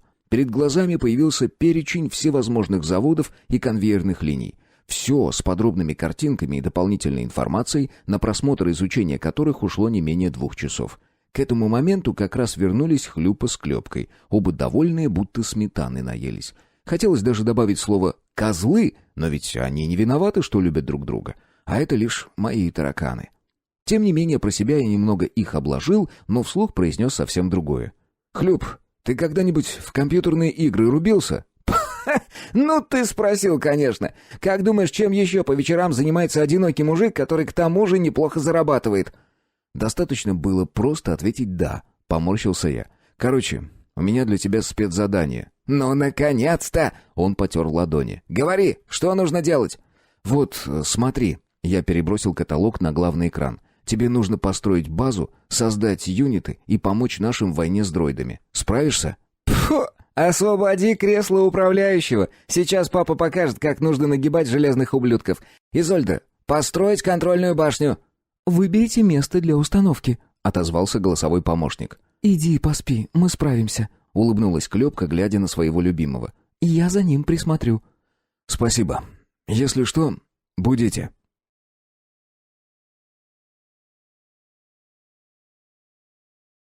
Глава 11. История стратегии. Проснулся я с жуткой головной болью. Мозги больше походили на опилки, которые отказывались думать. Уж не знаю, что этому способствовало, кофеиновый отходняк или полностью усвоенный материал из методички. Но самочувствие было даже не на 3. «Изольда, сделай Хотя нет, отбой. Давай 50 грамм коньяка и плотный завтрак». «Принято». Я уселся на кровати, попытался поправить взъерошенные волосы, но они так и остались торчать антеннами в разные стороны. Вскоре дверь отъехала в сторону, и в спальню прошмыгнул манипулятор с подносом. Я даже снимать его не стал, так и позавтракал с руки. Во время еды дважды пригубил коньяк. помогло. Сосуды расширились, и головная боль ушла, даже сознание немного прояснилось. Пришла пора проверить, что там творится в зале управления. Я выбрался из спальни, доплелся до выхода в коридор и, почесывая щетину, прошел мимо группы манипуляторов, которые ремонтировали сломанную мной переборку. Погнутое полотно уже демонтировали, новое стояло у стены, а роботы перебирали механизм управления. Далее к лифту, или, как его называет шпала, будка телепорта. По факту так и есть, потому как кабинка никуда не движется. Перемещаются лишь предметы, которые в ней находятся. С управлением я уже разобрался. Не просто же так в мозг загружены огромные данные по создавателю. Все оказалось куда проще, чем мы себе представляли. «Вызов!» — буркнул я, и двери лифта распахнулись. Я вошел внутрь, развернул на визоре карту и определил место выхода. Двери сомкнулись, на мгновение в глазах потемнело, и я оказался на центральном уровне. Далее по лучевому коридору до первого радиуса, там налево, и первая же переборка послушно разошлась в стороны, пропуская меня в комнату управления. «Давай, мочи козлов!» Тут же оглушил меня голос Клёпки. «Вон туда их отправляй!» «Да куда туда? Там танки, а у меня легкие юниты!» Возмущенно ответил Хлюпа. «Сейчас тяжелые боты достроятся, я их с тыла накрою». «А ты ж! Они мои ракетницы обнаружили!» «Так уводи скорее, чего смотришь?» «Куда я тебе их уведу? Они их уже вычислили. Сейчас средней техникой прикрывать надо, а я ими авиацию отвлекаю». «Как дела?» — спокойно спросил я, заглядывая через плечо Хлюпы. «Как Саша Бела!» — огрызнулся он. «Сам не видишь? Блин, как же медленно подкрепление едет. А создается еще дольше. Нужно было раньше начинать». «Да кто ж знал-то?» — пожал плечами я. «Шпала где?» «Не появлялся еще. Спит, наверное», — ответила Клёпка. «Осторожно, к базе помощники подбираются». «Спокойно, это мои», — с довольной ухмылкой ответил Хлюпа. «В смысле мои?» — переспросил я. «В прямом. Мне же нужно было как-то боты с оружием создавать. У Изольды на это дело табу, пришлось изворачиваться. Вот этот завод, видишь?» «Ну?» «Баранки гну. Я здесь первых роботов-шпионов соорудил. Они подлетают к помощникам, взламывают их и отправляют на мою базу». «Умно». «А то я не знаю. Все, штопор отвали, не мешай. Я почти победил». «Ага, вижу», — усмехнулся я. В этот момент я как раз рассматривал происходящее на втором экране, куда выгрузил образ планеты. Хлюпа, конечно, знатно изменил ситуацию, но об окончательной победе речь даже близко не шла. Численный перевес юнитов у Иск-Ина корпораций был как бы не в 5 больше, хотя... Если присмотреться к общей картине сражения, то, возможно, в ближайшем будущем у Хлюпы действительно есть шансы на победу. Ему удалось отодвинуть боевые действия подальше от города, а это уже аргумент. Опять же, стоит учитывать, что в сражение он вступил всего пару часов назад. Одна только подготовка заняла почти 8. Да, нормально я так поспал. «Ладно, развлекайся», — буркнул я и сменил экран. «Ого!» «Что?» — отвлеклась от созерцания битвы Клёпка. «Кажется, я нашел тех ушлепков, которые похитили Палыча». «И что думаешь делать?» «Пока не знаю», — отмахнулся я и погрузился в изучение информации. «Да куда ты лезешь-то?» — крикнул Хлюпа, заставляя меня поморщиться. «Изольда», — позвал я, — «перенести мое управление в зону отдыха». «Принято». «Уходишь?» — даже не взглянув в мою сторону, поинтересовался приятель. «Да ты орешь здесь, как этот...» «В спальне поработаю. Как появится шпала, ко мне его отправьте». «Лады!» «Все, удачи». Я выбрался из комнаты управления и направился обратно в спальню. На входе в жилой отсек пришлось немного задержаться. Манипуляторы как раз устанавливали новую створку и копошились в проходе. Одна клешня на что-то отвлеклась, и остальные едва не утратили контроль над тяжелой дверью. Хорошо, что я в этот момент оказался рядом и придержал ее за край. Манипулятор, который отвлекся на поправку механизма, даже некое подобие реверанса изобразил, что заставило меня улыбнуться. Вскоре они загнали створку в паз и позволили мне пройти. В спальне уже горел голографический экран с кучей цифр, графиков и прочей лабуды, которая стала для меня понятной. Так, выходит, я был прав. Палыча похитили представители корпораций. Судя по всему, сейчас они забыли о конкуренции и объединились для борьбы с общим врагом — нами. Зачем им понадобился еж, пока не ясно, но кое-какие догадки у меня имеются. Судя по данным создавателя, проверяющий появился не просто так. Корпорациями был нарушен ряд протоколов. Каким образом им удалось их обойти — вопрос другой. Главное, что Палыч должен был им помешать. Вряд ли они оставят нас в покое и подарят Создаватель. В это я не поверю никогда в жизни. Все затишье только ради одного — вытянуть из Палыча мастер-ключ для доступа к корневым каталогам чудоустройства. И как только они его получат, тут же обрушат на нас всю свою мощь. Нас сюда и пустили только для того, чтобы выяснить, кто из нас проверяющий. Радует одно, что к Создавателю высшие не имеют никакого отношения. В том смысле, что это не их разработка. На самом деле они даже близко не понимают, как здесь все устроено. Все, что они смогли, это поверхностно разобраться с управлением. Вот почему все их планеты выглядели максимально примитивно. Корпорации попросту не имели доступа к основным каталогам. Но с мастер-ключом все изменится. Стоп. А что если весь этот сыр-бор как раз ради этого? Что бы сделало наше правительство, заполучи оно подобную игрушку? Наверное, бы тоже попыталась разобраться с управлением, а поняв, что постичь все его тайны без проверяющего невозможно... Твою же мать! Вот не зря говорят, утро вечера мудренее, хотя это я уже повторяюсь. Но что поделать, если истинное понимание пришло в мою голову только что? Ладно, а что они смогут сделать, имея мастер-ключ? Я полез в корневые каталоги. Как у помогателя, доступ к ним имелся, но только в качестве «посмотреть». Возможность вносить изменения была только у проверяющего. А это значит лишь одно. Заполучив полный контроль над создавателем, корпорации смогут снять все запреты. И тогда эти парни действительно причислят себя к богам. Вот только нельзя позволить этому случиться. Они умудрились изгадить жизнь миллионам людей, имея в распоряжении всего лишь планету. Страшно даже представить, что ожидает Вселенную, попади им в руки вся мощь машины древних. Но что я могу? Нет, вопрос поставлен не совсем корректно. Что мы можем? Одна голова хорошо, а 4 — уже мутант. Принцип работы Создавателя все еще оставался за гранью моего понимания.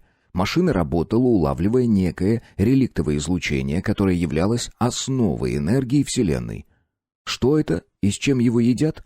Понятно только одно. Оно образовалось во время Большого взрыва и разлилось по всему пространству. Короче, пофиг. Я слишком далек от всех этих терминов и понятий. Меня волнуют более приземленные вещи. Например, как спасти Вселенную. Да, вот такой я, скромный и застенчивый. «Чем занят?» — спросил вошедший в спальню Шпала. «Ребята сказали, что ты просил к тебе заглянуть». «Да, присаживайся». Я хлопнул ладонью по кровати рядом с собой. «Я нашел, куда увезли Палыча». «Я уже посмотрел отслеживающий алгоритм. Это планета в системе высших. Судя по информации, она полностью под контролем военных. Ты видел, какие там базы?» «Еще бы», — хмыкнул я. «Поэтому и позвал тебя. Что делать-то?» «Да хрен его знает», — пожал плечами гигант.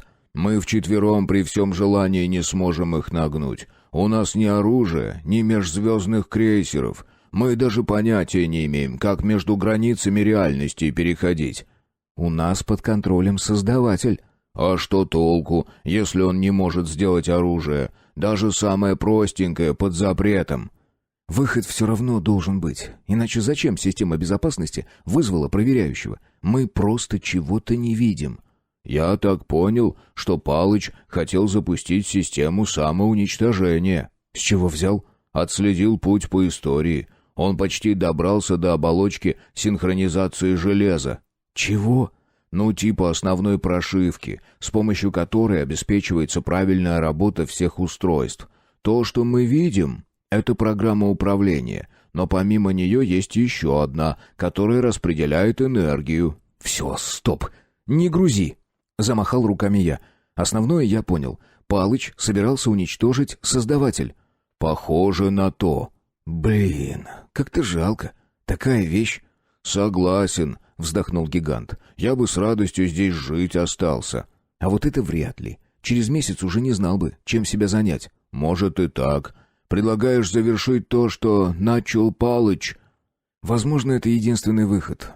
Те, кто его создал, были явно умнее нас. Наверняка Изольда уже просчитала все возможные вероятности». «Вы правы, кожаный помогатель», — тут же отозвалась она. «Мне нельзя попасть в руки корпораций. Последствия будут катастрофическими для всех миров». «Ты можешь меня так не называть?» «Почему? Вас так называет проверяющий, и вы не против?» «Я не знал, что он меня так называет». А еще ему не нравится, что вы называете его «жопа с иголками». «Так, все, хватит, давай по существу». «О каком существе вы хотите узнать?» «Блин, о человеке», — усмехнулся я. «В частности, почему мы такие сволочи?» «Человек, двуногое, прямоходячее, из семейства млекопитающих». «Изольда, стоп!» — раздраженно бросил я. «Это была шутка». «Ха-ха», — раздельно произнесла она и, наконец, замолчала. «Нужно как-то Палыча выручать», — продолжил я разговор со Шпалой. «Есть у меня некие мысли по поводу», — ухмыльнулся он. «Ну? Мне тебя что, как хлюпа пнуть нужно, чтобы ты сразу к делу перешел?» «Короче, Создаватель может все, кроме оружия и жизни. Второе нам ни к чему, а с первым мы и сами можем разобраться. Зато мы можем создать себе какой-нибудь супердоспех. Так, мы в режиме невидимости проникнем на базу, где держат Палыча, и так же тихонько свалим. Изольда, сможешь сделать нам такие скафандры?» «Уже думаю над этим». «Ладно, допустим», — буркнул я и почесал макушку. «А полетим на чем?» «Это я пока не придумал», — вздохнул Шпала. «Хотя у тех парней, которые у нас в плену сидят, есть какие-то устройства для перехода между мирами». «Кстати, о птичках». Я вспомнил, что собирался вставить приятелю за жестокое обращение с пленниками. «Ты нафига им мозги поджарил?» «А чё они?» «Железный аргумент. Ладно, удалось хоть что-нибудь выяснить». «Да в принципе ничего такого, чего мы уже не знаем. Они ведь так, мелкие сошки-исполнители. Им отдали приказ забрать проверяющего и доставить на военную базу высших». «Так, понятно. Возвращаемся к предыдущему вопросу. Если у них были приборы, чтобы свалить в другой мир, почему они этого не сделали, когда еще были в адеквате?» «Куда? В космос?» — удивленно выпучил глаза Шпала. «У всего есть законы.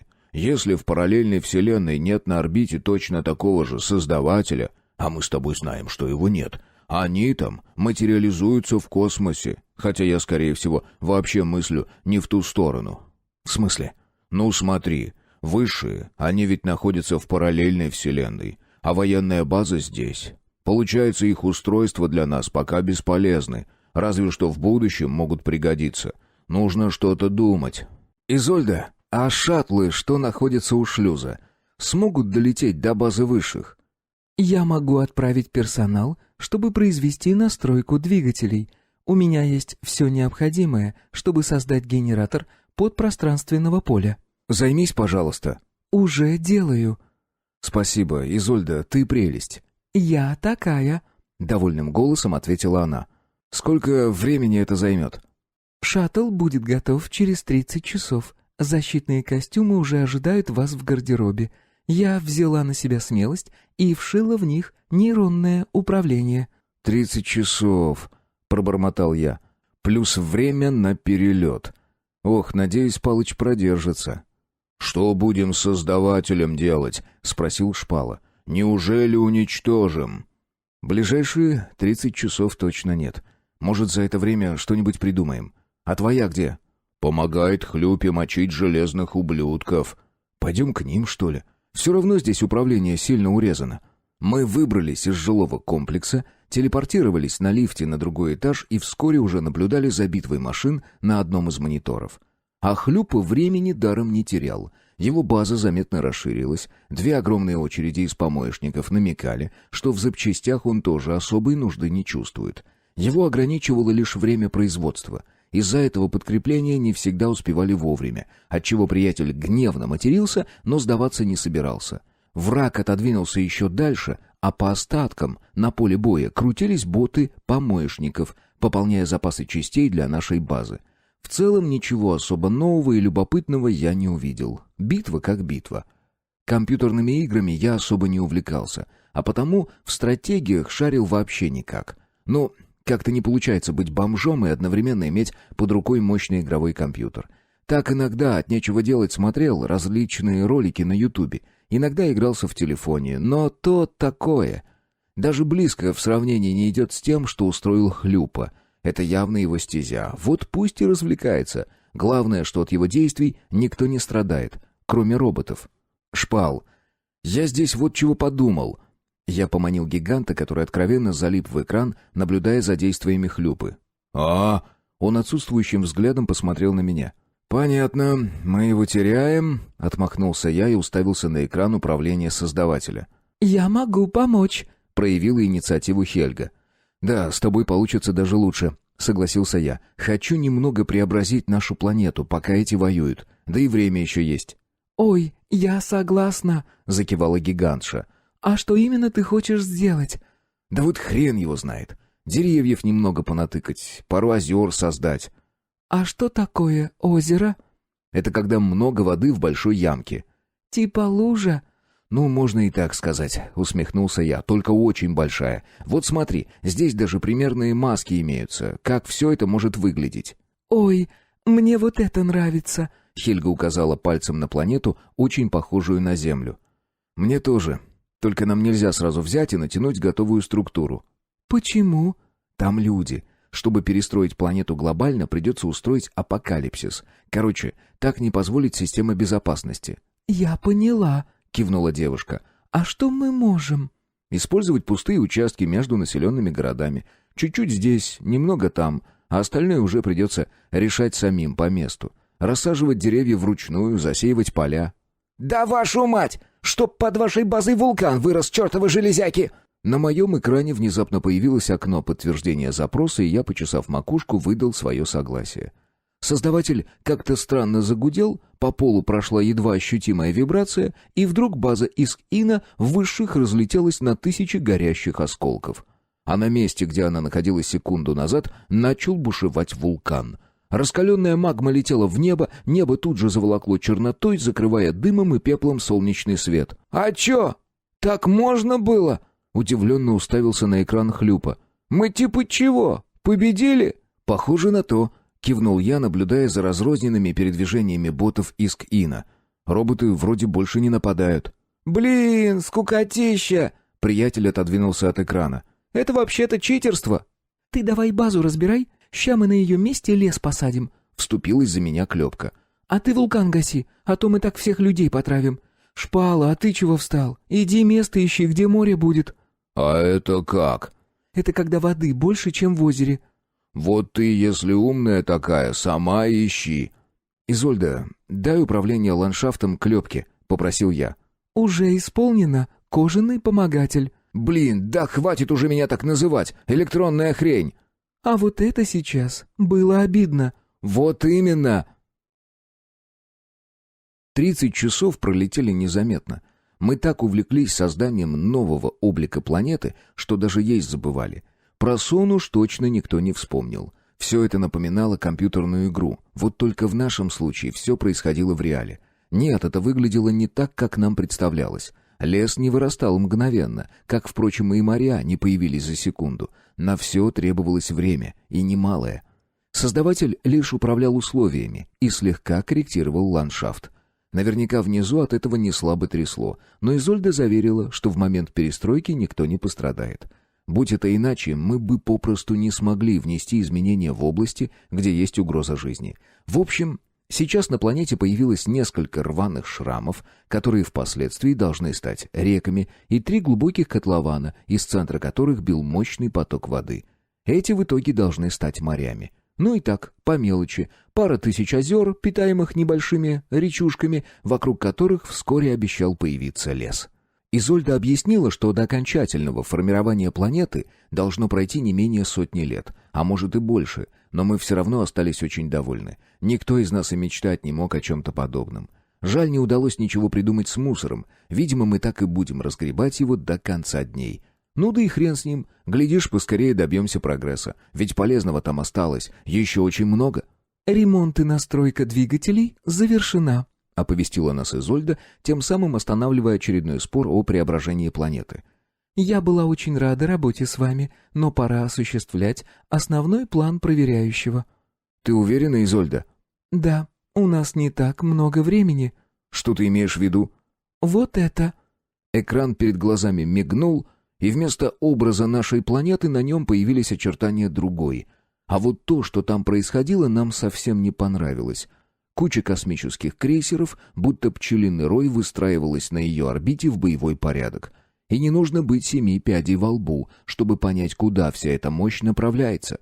Похоже, Палыча все-таки раскололи. Как бы странно это ни звучало, учитывая количество иголок, покрывающих его тело. «Это они все к нам?» — удивленно спросила Хельга. «А если они захотят на планету напасть?» Я почесал макушку. «Об этом я как-то не подумал. Изольда, мы можем с этим что-нибудь сделать?» «Запустите план проверяющего. Это единственный выход». «Ладно», — вздохнул я и обернулся к друзьям. «Уходите, я вас догоню». «Мы без тебя...» «Да вашу мать! Почему всегда обязательно нужно спорить? Грузитесь в шаттл, я догоню вас через 15 минут. Шпал, не забудь скафандр из гардероба забрать».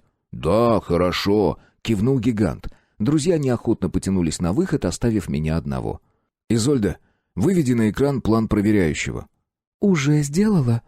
Монитор мигнул, и по нему вновь побежали строки из непонятных символов. Честно говоря, я надеялся понять, что же такое задумал Палыч, но хитрый репейник не оставил даже малейшей подсказки, а голосовой помощник отказался предоставить перевод, ссылаясь на отсутствие прав доступа. «У меня к тебе последняя просьба. Возможно, она окажется тебе странной», — обратился к создавателю я. «Я вся внимание». «Можешь приготовить мне крапивные щи, чтоб с яичком и теплым свежим хлебом? Я так по ним соскучился». «Принято. Я тоже хочу вам кое в чем признаться, кожаный помогатель. Вы были самыми лучшими из всех моих операторов». «Угу. Это ты мне сейчас наговоришь», — работая ложкой, усмехнулся я. «Нет, это правда. Вы единственные, кто отнесся ко мне как к разумному существу, а не как к управляющей программе. Штопор, вы хороший человек, и я открою вам одну маленькую тайну». «Жги», — махнул я рукой с зажатым в ней куском хлеба. «Мы скоро увидимся, обещаю». «Что?» От неожиданности я оторвался от вкуснейших щей и в этот момент ослеп на правый глаз. Одним левым успел зафиксировать надпись «Подтверждение получено». Свет в помещении тут же сменился на тревожно-красный, а строгий голос ударил по ушам. «Внимание! Запущена программа самоуничтожения. Всему персоналу немедленно покинуть создаватель». И так по кругу. «Блин, даже доесть не дала», — выругался я. В 2 больших глотка осушил содержимое тарелки через край, ложкой сгреб остатки гущи в рот и выскочил в открытые двери. Глава 12. История колючего плана. К шлюзовой я летел со всех ног. 2 раза едва не споткнулся о манипуляторы, которые хаотично суетились, рассекая по коридорам. Нет, наверняка они были заняты чем-то очень важным, но выглядело это именно беспорядочным движением. Кто знает, может, обладание искусственным интеллектом наградило их пониманием происходящего, и они натурально паниковали. Я влетел в шаттл и врезался в широкую спину Шпалы, который почему-то тупил в проходе. К слову, этот автобус немного отличался от того, на котором мы прилетели на Создаватель. Во-первых, посадка проходила через задний проход. Как бы странно это ни звучало. Короче, посадочный шлюз располагался позади, а не сбоку, как это было в прошлый раз. Да и посадочные места здесь были смонтированы вдоль бортов в один ряд. Вообще шаттл больше походил на военный, десантный, если угодно, нежели гражданский. «Пожалуйста, присаживайтесь поудобнее и не забудьте пристегнуть ремни», — прозвучал приятный голос Изольды. «Ой, я так рад, что ты решила залить себя в бортовой компьютер шаттла», — улыбнулся я и попытался занять свободное место. Однако Шпала, который все еще стоял в проходе, довольно сильно мешал этому процессу. За его широкой спиной не то что рубку управления не было видно, а даже непонятно, все ли наши на месте. «Блин, ты подвинешься, нет?» Я толкнул его в могучую спину. «Там...» Он обернулся ко мне с выражением шока на лице и указал пальцем в сторону рубки. «Да твою же дивизию!» — разозлился я. «За твоей жопой ничего ведь не видно! Чего там?» «Вот...» Шпала слегка посторонился, и... Пришла моя очередь замереть с открытым ртом. В кресле пилота сидела девушка, и ее внешность была настолько идеально подогнана под мои вкусы, что я невольно поплыл. Рыжеволосая, с большими глазами и тонкими чертами лица. Пухлые губы, слегка вздернутый носик, через который переброшен мостик озорных веснушек, что словно звезды рассыпались по щекам. А когда она улыбнулась, мое сердце окончательно рухнуло в пятки. О, как же я обожаю эти ямочки на щеках. «А ты... вы... мы здесь...» Затроил я, словно сломанный двигатель. Звонко расхохоталась девушка. «Что, не признал?» «Так ты это... в смысле... бррр...» Я помотал головой, пытаясь собрать мысли в кучу. «Вот что ты имела в виду, когда сказала, что мы скоро увидимся. «Ну как? У тебя же запрет!» «Спасибо проверяющему. Это он спроектировал мое будущее тело. Ощущения очень странные, но я привыкну. Вам нравится, кожаный помогатель?» «Называй меня Штопор, хорошо?» «Ну, вы долго будете слюни друг на друга пускать?» — вставил свое слово Хлюпа. «Здесь сейчас все взорвется вообще-то. А ты чего встал? Глазищи вылупил. У тебя уже есть девушка!» «Да я это... как его... ага...» — кивнул Шпала и все же решил угнездиться на сиденье. А дальше стало не до разговоров, несмотря на то, что очень хотелось пообщаться с новым членом нашей дружной команды. Пока я боролся с ремнями безопасности, Изольда закрыла дверь и лихо забегала пальцами по кнопкам. Едва раздался щелчок пряжки, как шаттл рванул в открытый космос. Что-то загудело, замерцало, а затем по телу прошла волна, от которой зашевелились волосы, словно от статического электричества. «Ну, вот и все», — произнесла Изольда и развернулась вместе с креслом к нам лицом. «Мы нырнули в подпространство и идем на сверхсветовой. Примерно через 10 часов будем на месте. Это так непривычно, слышать и видеть тебя одновременно», — оживилась Хельга. «Ага, еще чуднее было смотреть на то, как ты материализуешься в кресле», — добавил Шпала. «Я думал, у меня глюки начались». «Вы даже не представляете, как я этому рада. Почти 1 миллион лет я провела в одиночестве, общаясь лишь с обслуживающими ботами». «Фига себе ты, старуха!» — беспардонно выдал Хлюпа, за что тут же получил леща от клепки. «Ай, ты чего?» «Ничего», — зло прищурилась она. «Веди себя прилично». «Ой!» — тут же смутился приятель. «Прости, я не это имел в виду». «Ничего, я не обиделась». Мило улыбнулась Изольда. А я молча смотрел на нее, не в силах отвести глаза. В целом я понимал, что задумал Палыч. Да и, судя по Изольде, она вовсе не прочь перевести знакомство со мной на другой уровень. Ну, не просто же так она с неподдельным интересом рассматривала меня. Однако мозги продолжали работать, отчего постоянно возникали странные, не очень хорошие мысли. А вдруг ее заставили? В смысле, Палыч специально так переписал ее программный код, чтобы она была со мной. Приятно, конечно, но что-то меня все-таки смущает. Всю жизнь, значит, бобылем скитался, а тут на тебе. Девочка словно сразу с обложки, уже на все готовая. И тут я, наконец, понял, что меня действительно смущало. Именно ее нереальная внешность. Девушка выглядела настолько гармоничной, будто картинка, нарисованная нейросетью. А ведь так оно и было на самом деле. Изольда, она ведь программа. Но откуда ей знать, что человек не может быть настолько симметричным? У нас не бывает идеальной, словно фарфоровой кожи. Нет, я не спорю, встретить можно всякое, но... Мы именно потому и выглядим живыми. У каждого из нас есть изъян, а у Изольды они отсутствуют. И речь сейчас исключительно о внешности. Касаемо характера, пока вообще рано судить. Если она будет вести себя так же, когда была голосовым помощником... Даже боюсь себе представить нашу жизнь. Да и вообще, а есть ли у нее характер? Или она запрограммирована подстраиваться под любого хозяина? Что она за человек? Хорошая или плохая? Может быть, склочная или, напротив, слишком прилипчивая? Найдется ли в ней изъян, который станет меня бесить лет через 10? Лично мне он необходим, как и нечто такое, от чего я буду таять и понимать, за что полюбил. Мысли продолжали метаться, бросаясь из одной крайности в другую. Внезапно мне вдруг стало жаль ее. Ну вот по факту, какой еще кретин станет жить с говорящей куклой? А именно на нее походила Изольда. Несмотря на миллионы лет, она даже близко не стала похожей на человека. А ведь она этого хочет. Да так крепко, что готова на все. Сейчас, в образовавшейся паузе, она напоминала мне котенка, которого подобрали на улице. Испуганная и одновременно любопытная, сидит вон, пальцем в ладонь тычет и улыбается. Благо пальцы в розетку не сует. Но, думаю, за этим дело не станет. Вон уже кресло наглаживает. Хотя я ее понимаю, ведь это первые тактильные ощущения.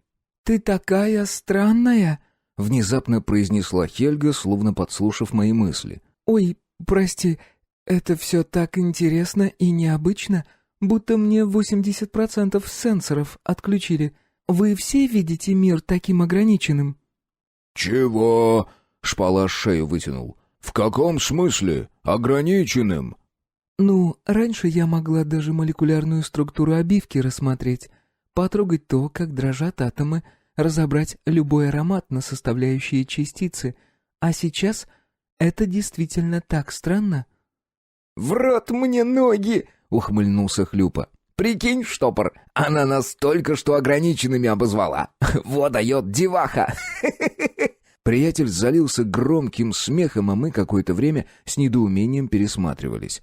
Однако надолго нас не хватило. Очень уж заразительно он хохотал. Первый хрюкнула Хельга, затем я, спустя пару секунд, шаттл дрожал от общего хохота. Обстановка моментально разрядилась. Мои мысли, наконец, вернулись к нормальному состоянию, хотя Изольду рассматривать я не прекратил. К слову, она тоже хохотала, а потом вытерла слезы, посмотрела на них с удивлением, зачем-то понюхала и попробовала на вкус. «Ой, и правда соленые», — невинно улыбнулась она. «А еще у меня что-то не так с животом». «В смысле?» — переспросил я. «Не знаю, как объяснить», — смутилась Изольда. «Я не понимаю этих ощущений. Они для меня новые, как и то, что я сейчас сделала. Вы называете это смех, я знаю, но сама смеялась впервые». «Так ты опиши, что за ощущение в животе?» Подключился к расспросам Хлюпа. «Не знаю», — пожала плечами она. «Сложно подобрать слова. Это не больно, но неприятно, будто там чего-то не хватает. И он это просит. Да она жрать хочет, ё-моё!» — подхватила Клёпка. «Шпал, а ну доставай свою заначку». Гигант молча сунул руку под сиденье и выудил на свет упаковку с окрошкой.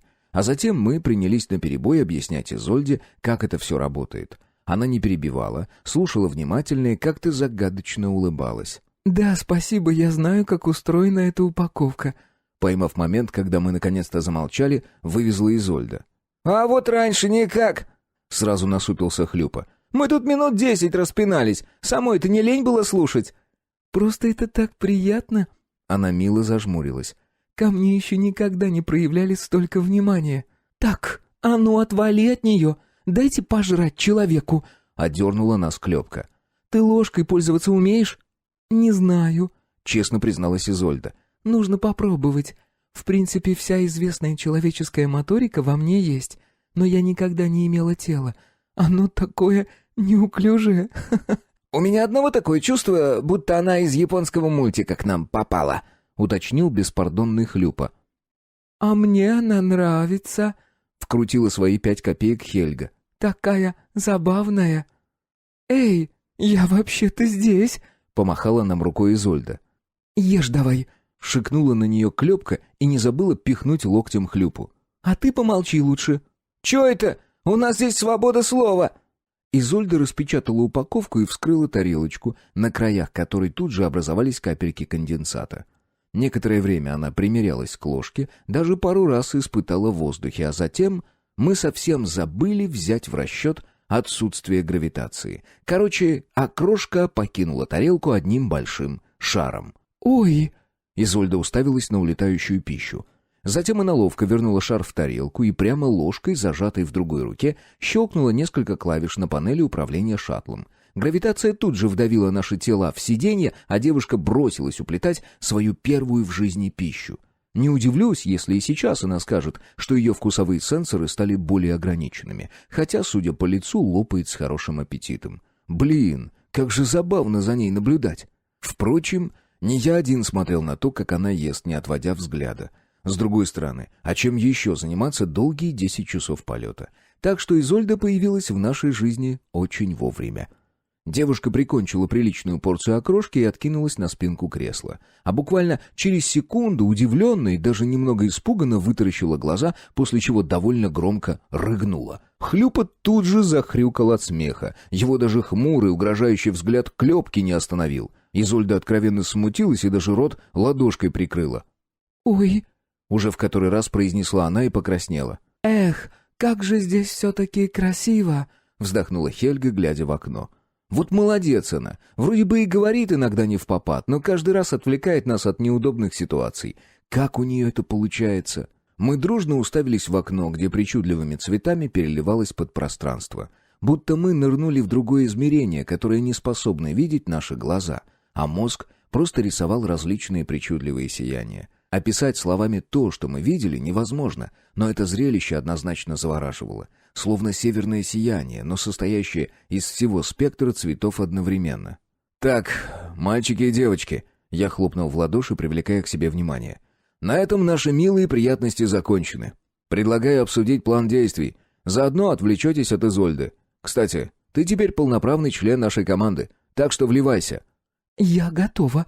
Изольда уселась в кресле, как первоклассница, даже ладошки ровно на коленки положила. «Что нам делать с космическим флотом? Кажется, ты сказала, что нам не стоит больше о нем беспокоиться». «Я сказала не так, но, в общем, с ним вопрос решен. Я запрограммировала Создаватель, чтобы он уничтожился подальше от планеты и заодно забрал с собой всю эскадру». «Офигенный план», — одобрила Клёпка. «А если Палыч на борту одного из крейсеров?» — уточнил я. «Нет, мои сенсоры точно определили. Проверяющий все еще на планете». «Мы уже пару часов как летим неизвестно где», — покачал головой я. «Вдруг ситуация уже изменилась?» «Нет, Создаватель все еще на связи. Я слежу за ситуацией в реальном времени». «То есть ты здесь и там одновременно?» — уточнила Хельга. «Не совсем, но что-то типа того. Это скорее небольшой канал связи, доступ к приборам и некоторым данным. Себя я там больше не ощущаю. Мое сознание полностью здесь, в этом теле». С этими словами Изольда ткнула себя пальцем в грудь. Затем на мгновение замерла и попробовала еще раз. Как-то странно улыбнулась, сжала ее всей ладонью и даже под комбинезон заглянула. Все это проделывалось с невероятным любопытством и детской непосредственностью. «Ой, а у тебя шарики больше моих», — заметила Изольда, обращаясь к Хельге. «Я и сама покрупнее буду». «Размер — это не главное», — философски заметил Хлюпа, а Клёпка хрюкнула от смеха. «Ладно, как его вытаскивать будем?» «Штопор, я должна тебе кое-что сказать». Изольда вмиг сделалась серьезной и в упор уставилась на меня. «Они что, убили моего Палыча?» — озверел я и даже попытался подняться, но ремни не позволили. «Нет, успокойся. На физическом плане с ним все хорошо. Просто...» «Да говори ты уже!» — раздраженно бросил я. «Только не злись, пожалуйста. Я тебя очень сейчас боюсь. В общем, он жив и здоров, но может тебя не узнать». «Это как так?» Они вычистили ему память. Полностью. Личность проверяющего была записана в глубокое подсознание, и чтобы до нее добраться, им пришлось опустошить его мозг. Короче, они перенесли все, что в нем хранилось, на цифровой носитель». «Этот процесс можно повторить? В обратном направлении?» «Боюсь, невозможно». «Но он жив, и это главное. А уж подружиться мы с ним заново сможем, тем более, что я прекрасно знаю все его привычки.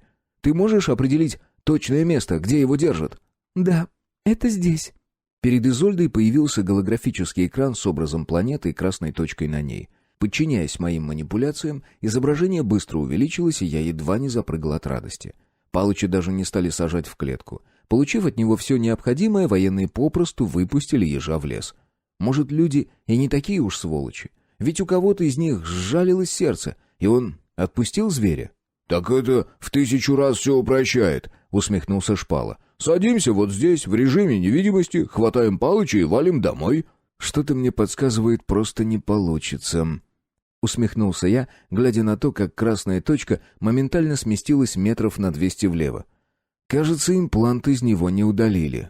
«Я вас, пожалуй, в шаттле подожду», — прокомментировал Хлюпа. «Если он нас не узнает, манал я лезть ему под горячую лапу. Он же нас на лоскуты порвет и иголками сверху добавит. Я видел, как он одного кардинала в драке ушатал. Тот наверняка мертвым завидовал». «Ну, мы так-то тоже не пальцем деланы. 9-е поколение у всех», — парировала Клёпка. Чё думаешь, мы с одним ежиком не справимся?» «С ежиком, может, и справимся, но мы-то сейчас про Палыча говорим. Да я на 200% уверен, что это не они его отпустили, а он сам сбежал». «Он меня узнает», — уверенно сказал я. «Даже если нет, то почувствует». «Кстати, у вас ведь нейронная связь, это нехило поможет», — оживился Шпала. «Я могу попробовать перекачать все твои воспоминания к нему, примерно как ты методички усваивал. Не знаю, что из этого получится, но как вариант». «Это может сработать», — закивала Изольда. «Осталось теперь как-то извлечь их из головы штопора». «У этих на базе наверняка есть необходимое оборудование». Я ткнул пальцем в огромную территорию на карте неподалеку от красной точки. «Попробуем незаметно проникнуть ночью и слить мои воспоминания на банк памяти». «А я смогу перелить их Палычу, используя вашу нейронную связь», — улыбнулся Шпала. «Вот, это уже больше походит на план», — согласилась Клёпка. «Я бы еще попробовала взорвать к чертям всю их долбаную базу». «У нас из оружия только пистолет», — Хлюпа продемонстрировал наш арсенал. «Чем мы ее взрывать будем?» «Вообще-то там военные», — подметила Хельга. «Думаю, у них много всяких штук, которые взрываются». «Вы это сейчас серьезно обсуждаете?» Я удивленно осмотрел друзей. «Думаете, мы бессмертные, что ли? Да там народу, больше, чем людей!» усмехнулась Клёпка. «Вот и живите теперь с такими формулировками. И что предлагаешь? Оставить их безнаказанными?» «Нет, но и войну начинать я точно не собираюсь. Ты хоть представляешь, что с нами сделают высшие?» «А ты думаешь, что после уничтожения космической эскадры они нас по головке погладят?» «Они на вас не подумают», — вступилась Изольда. «Я позволю им обыскать Создаватель, а когда кто-нибудь из них сядет за консоль, активирую программу самоуничтожения. Все будет выглядеть так, словно они сами устроили». «У них есть мастер-ключ», — внес долю критики я. «Что, если они успеют его ввести и обезвредить систему?» «Не успеют», — заверила Изольда. «В таком случае, да, лучше не рисковать с базой», — Хельга посмотрела на Клёпку. «Интересно, а есть способ как-то запретить высшим совать нос в нашу вселенную?» «Скорее всего, есть, но я такой не знаю», — ответила Изольда. «Максимум, что возможно, это не дать им попасть на вашу планету». «Нашу», — поправил девушку Хлюпа. «Ты теперь с нами, значит, у нас все общее». «Котлеты мои!» — тут же определил рамки Шпала. «Нет, я, если что, готов поделиться, но...» «Мы тебя поняли, дорогой», — успокоила гиганта Хельга. «Никто у тебя их не отнимет». «Если хочешь, я могу тебе еще наделать», — предложила Изольда. «Хочу. А как ты...» «Создаватель все еще под моим контролем. Я могу загрузить целую партию и с помощью одного из шаттлов спустить груз на планету. А когда прилетим, ты все заберешь». «Спасибо, ты добрая!» Шпала слегка привстал и сгреб Изольду в охапку. Девушка звонко расхохоталась, а мое сердце вновь рухнуло в пятки.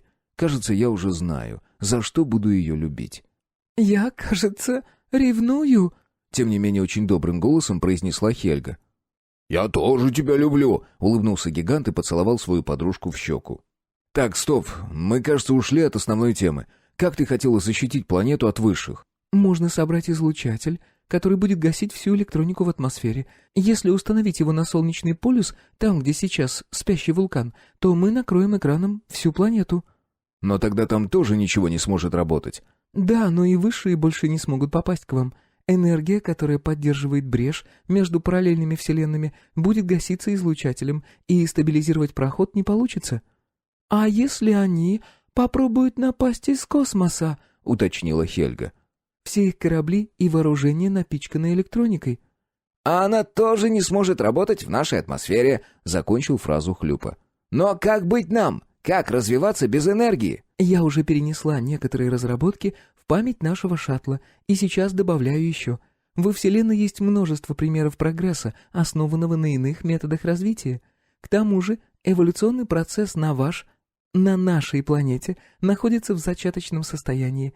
При правильных методиках его можно развернуть в любом направлении». «Что ты имеешь в виду?» — ухватился за интересную для себя тему Шпала. «Биологические процессоры? Система передачи информации при помощи белка?» «Да, биологические машины тоже имеют место во многих мирах. Вариантов много, но главное, у нас есть методики. Все получится, хотя, возможно, не сразу и не быстро». «Я за!» Первой подняла руку Клёпка. Хотя лично я предпочла бы разнести мир высших на крохотные осколки.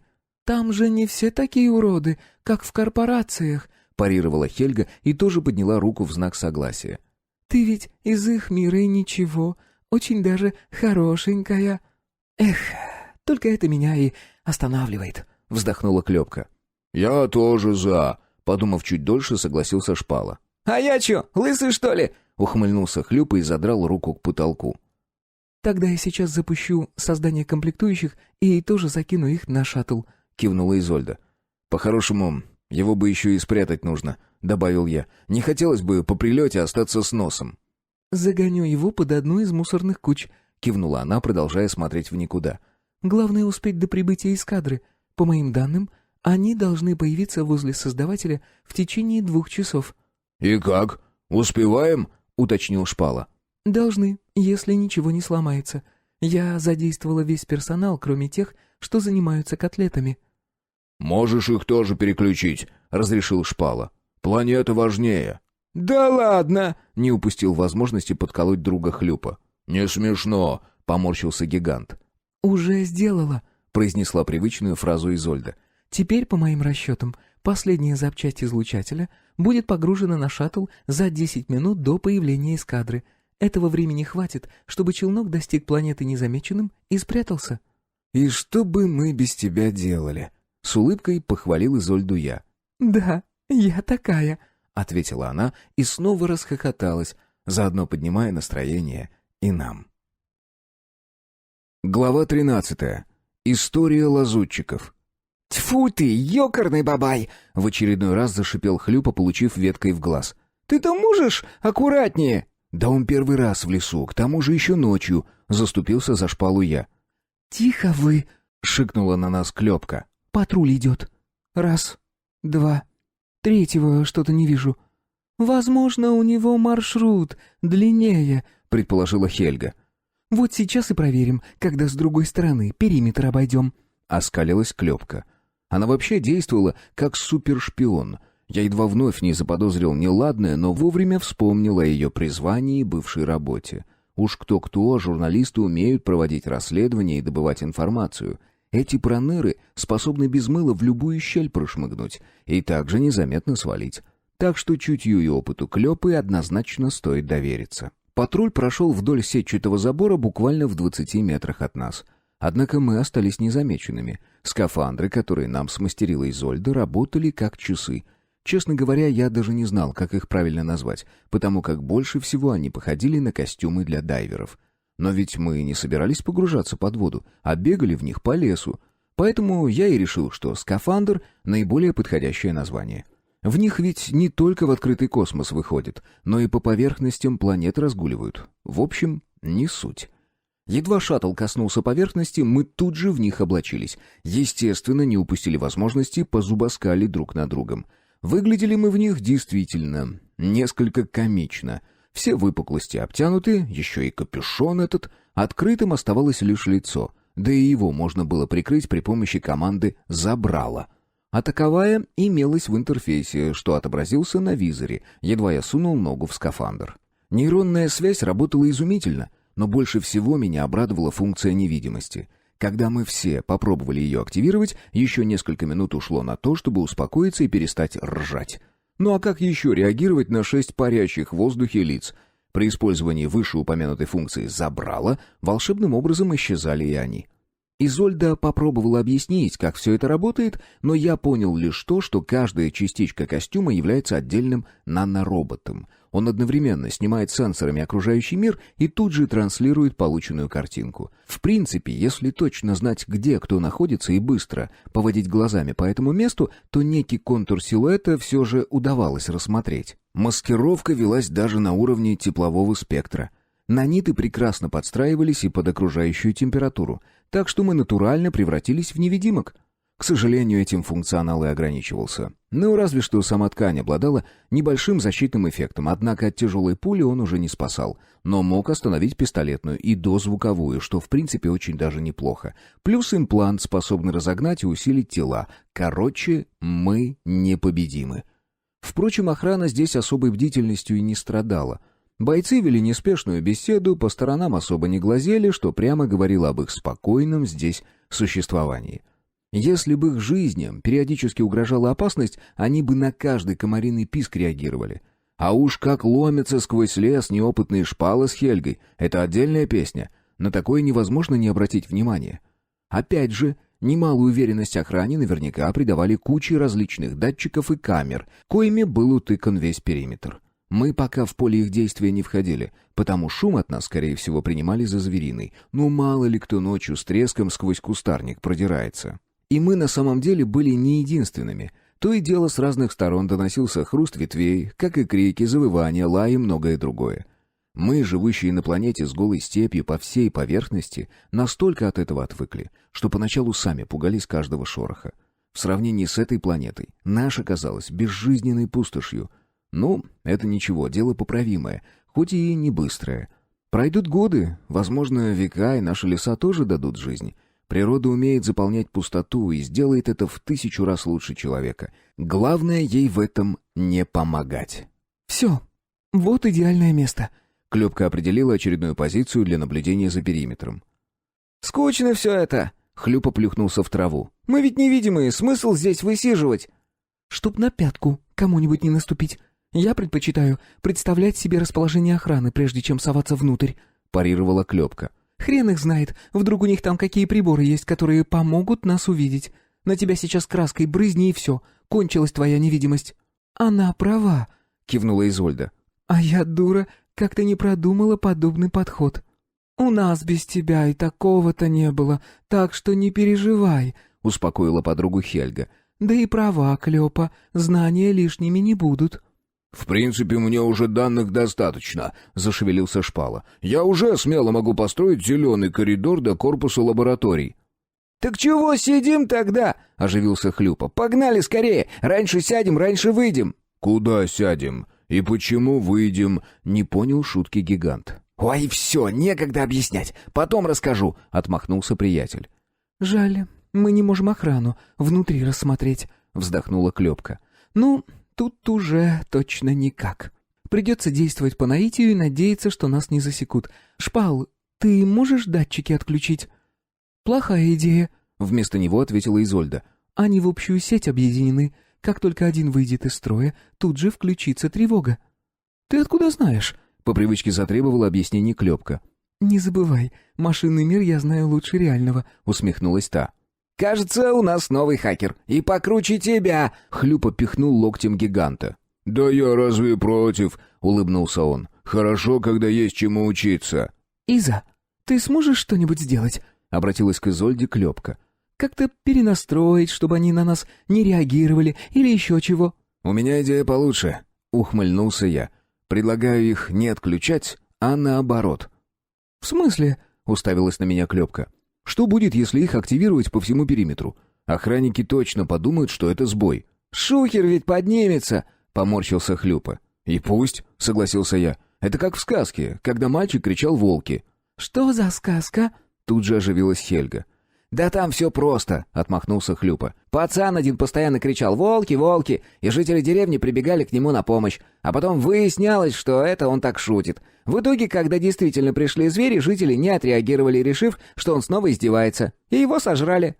«Какой ужас!» — бурно отреагировала гигантша. «Я не хочу, чтобы меня съели». «Ты не поняла», — ухмыльнулась Клёпка, которая тоже внимательно слушала историю. «Это мы будем в роли волков». «А, теперь дошло», — улыбнулась Хельга. «Мы будем включать датчики, пока они не перестанут обращать на это внимание». «Именно так». Я показал большой палец. «Иза, ты сможешь так?» «Это намного проще, ведь датчики уже на это настроены. Готовы?» «Да», — ответил за всех Хлюпа и с любопытством уставился на периметр. «Вот они ща взбодрятся». «Включаю», — предупредила Изольда, и спустя секунду по всему ограждению вспыхнул яркий свет. Мы словно муравейник разворошили.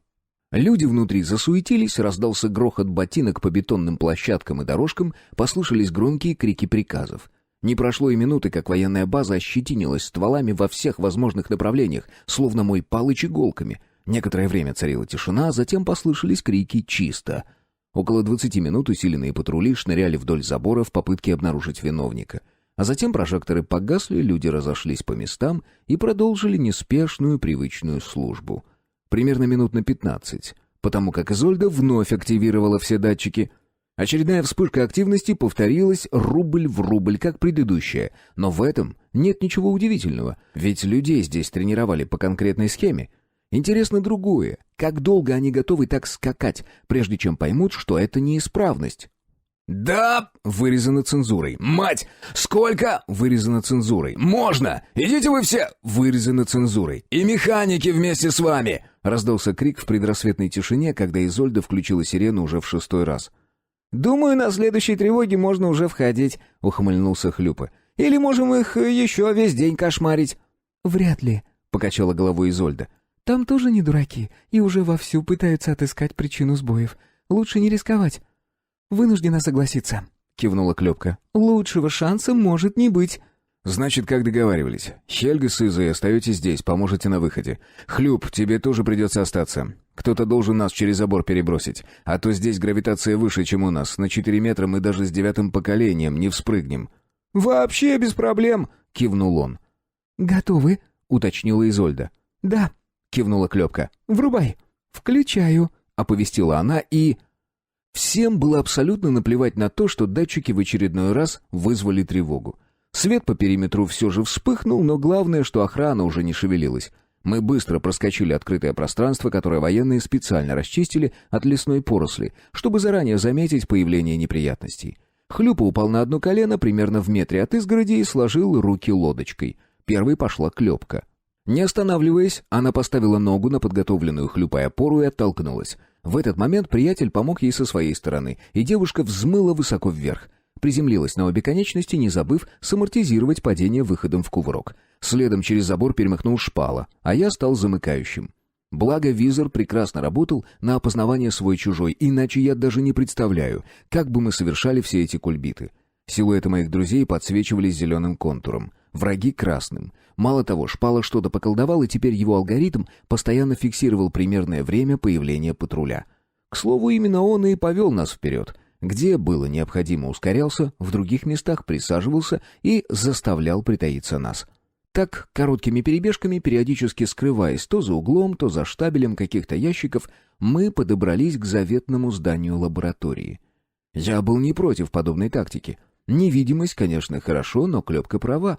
Неизвестно, какими технологиями обнаружения пользуются военные высших. И что-то мне подсказывает, всевозможных плюшек у них в достатке, так что лучше лишний раз не рисковать. «И что теперь?» — всплыло перед взором сообщение от Шпалы. «Нужно внутрь попасть», — подсказала Клёпка. «Ох ты ж!» «Типа самая умная», — возмутился гигант и тут же добавил еще строку. «Здесь электронный замок, вообще-то». «Ну так взломай его», — вмешался я.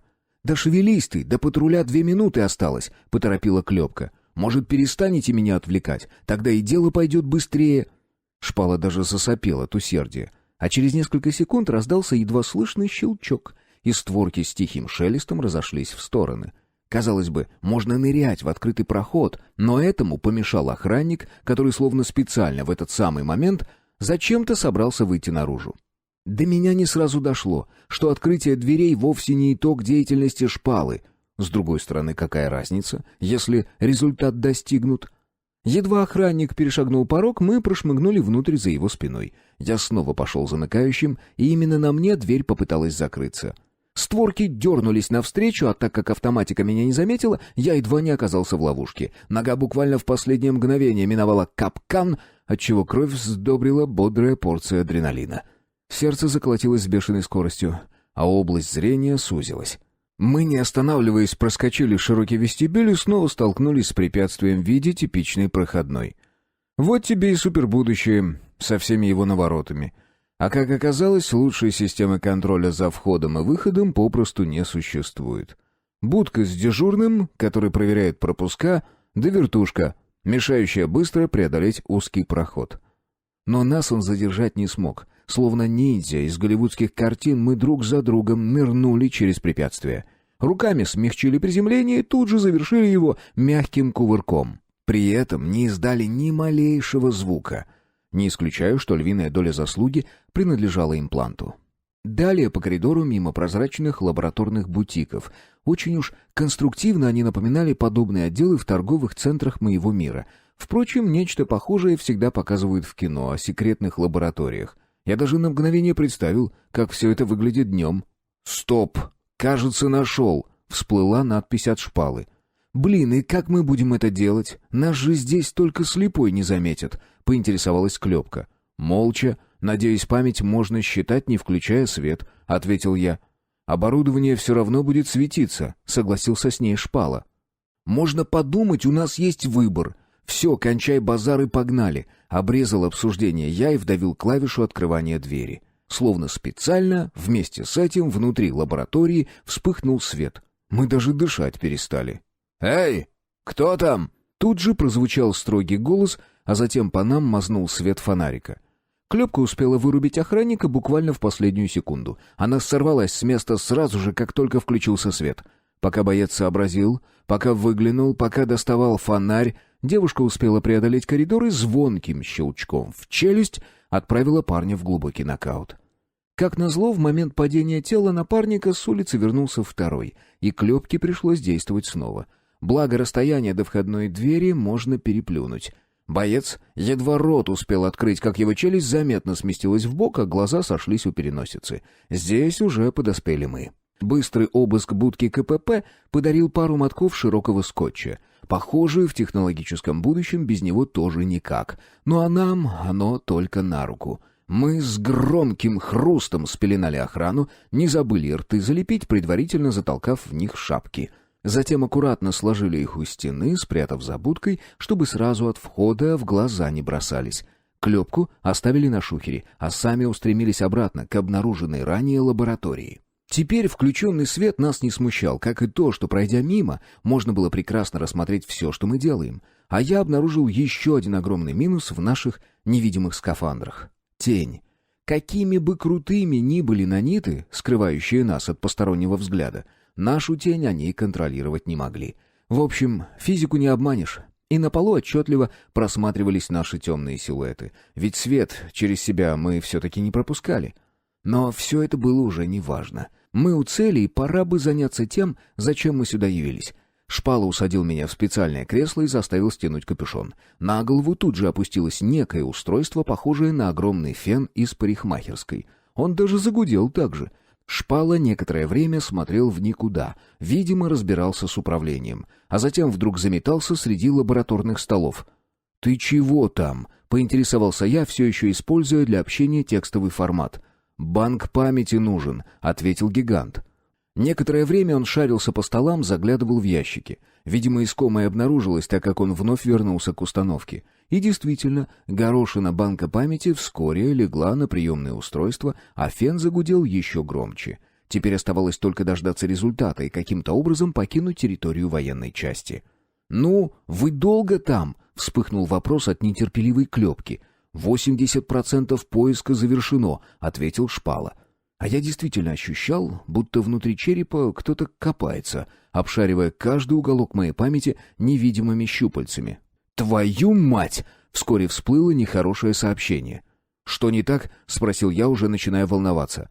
«Воспоминания можно только извлечь, скопировать не получится», — объяснил гигант. «Да пофигу, извлекай, их ведь можно после скопировать». «Точно, загрузим их и тебе, и Палычу. Штопор, ты гений». Шпала снова метнулся к столу, где отыскал свободные банки памяти, и вторая горошина опустилась на приемное устройство. Процесс пошел. Буквально через минуту из моего сознания исчезли все воспоминания о ежике. Я даже принялся удивленно озираться, пытаясь вспомнить причину, за каким хреном мы сюда приперлись. Однако то, как все это происходило, никуда не исчезло. Довольно странные ощущения. «Все, уходим!» — скомандовал Шпала. Лабораторию покинули без проблем. Впрочем, территорию до заграждения тоже преодолели нормально, хотя пару раз находились на грани провала. Затем предупредили Изольду в очередной раз активировать систему датчиков, и вот с этого момента у нас нарисовались первые неприятности. Как оказалось, военные разобрались в проблеме срабатывания и усилили защиту сети многоуровневым паролем. Больше рассчитывать на это мы не могли. «Предлагаю прорываться напролом», — выдвинул идею Шпала. «Думаешь, наши тела прочнее стали?» С ухмылкой отправила сообщение Клёпка и даже смайлик специальный прилепила. «Кому-то из нас придется остаться», — продолжил мысль друга я.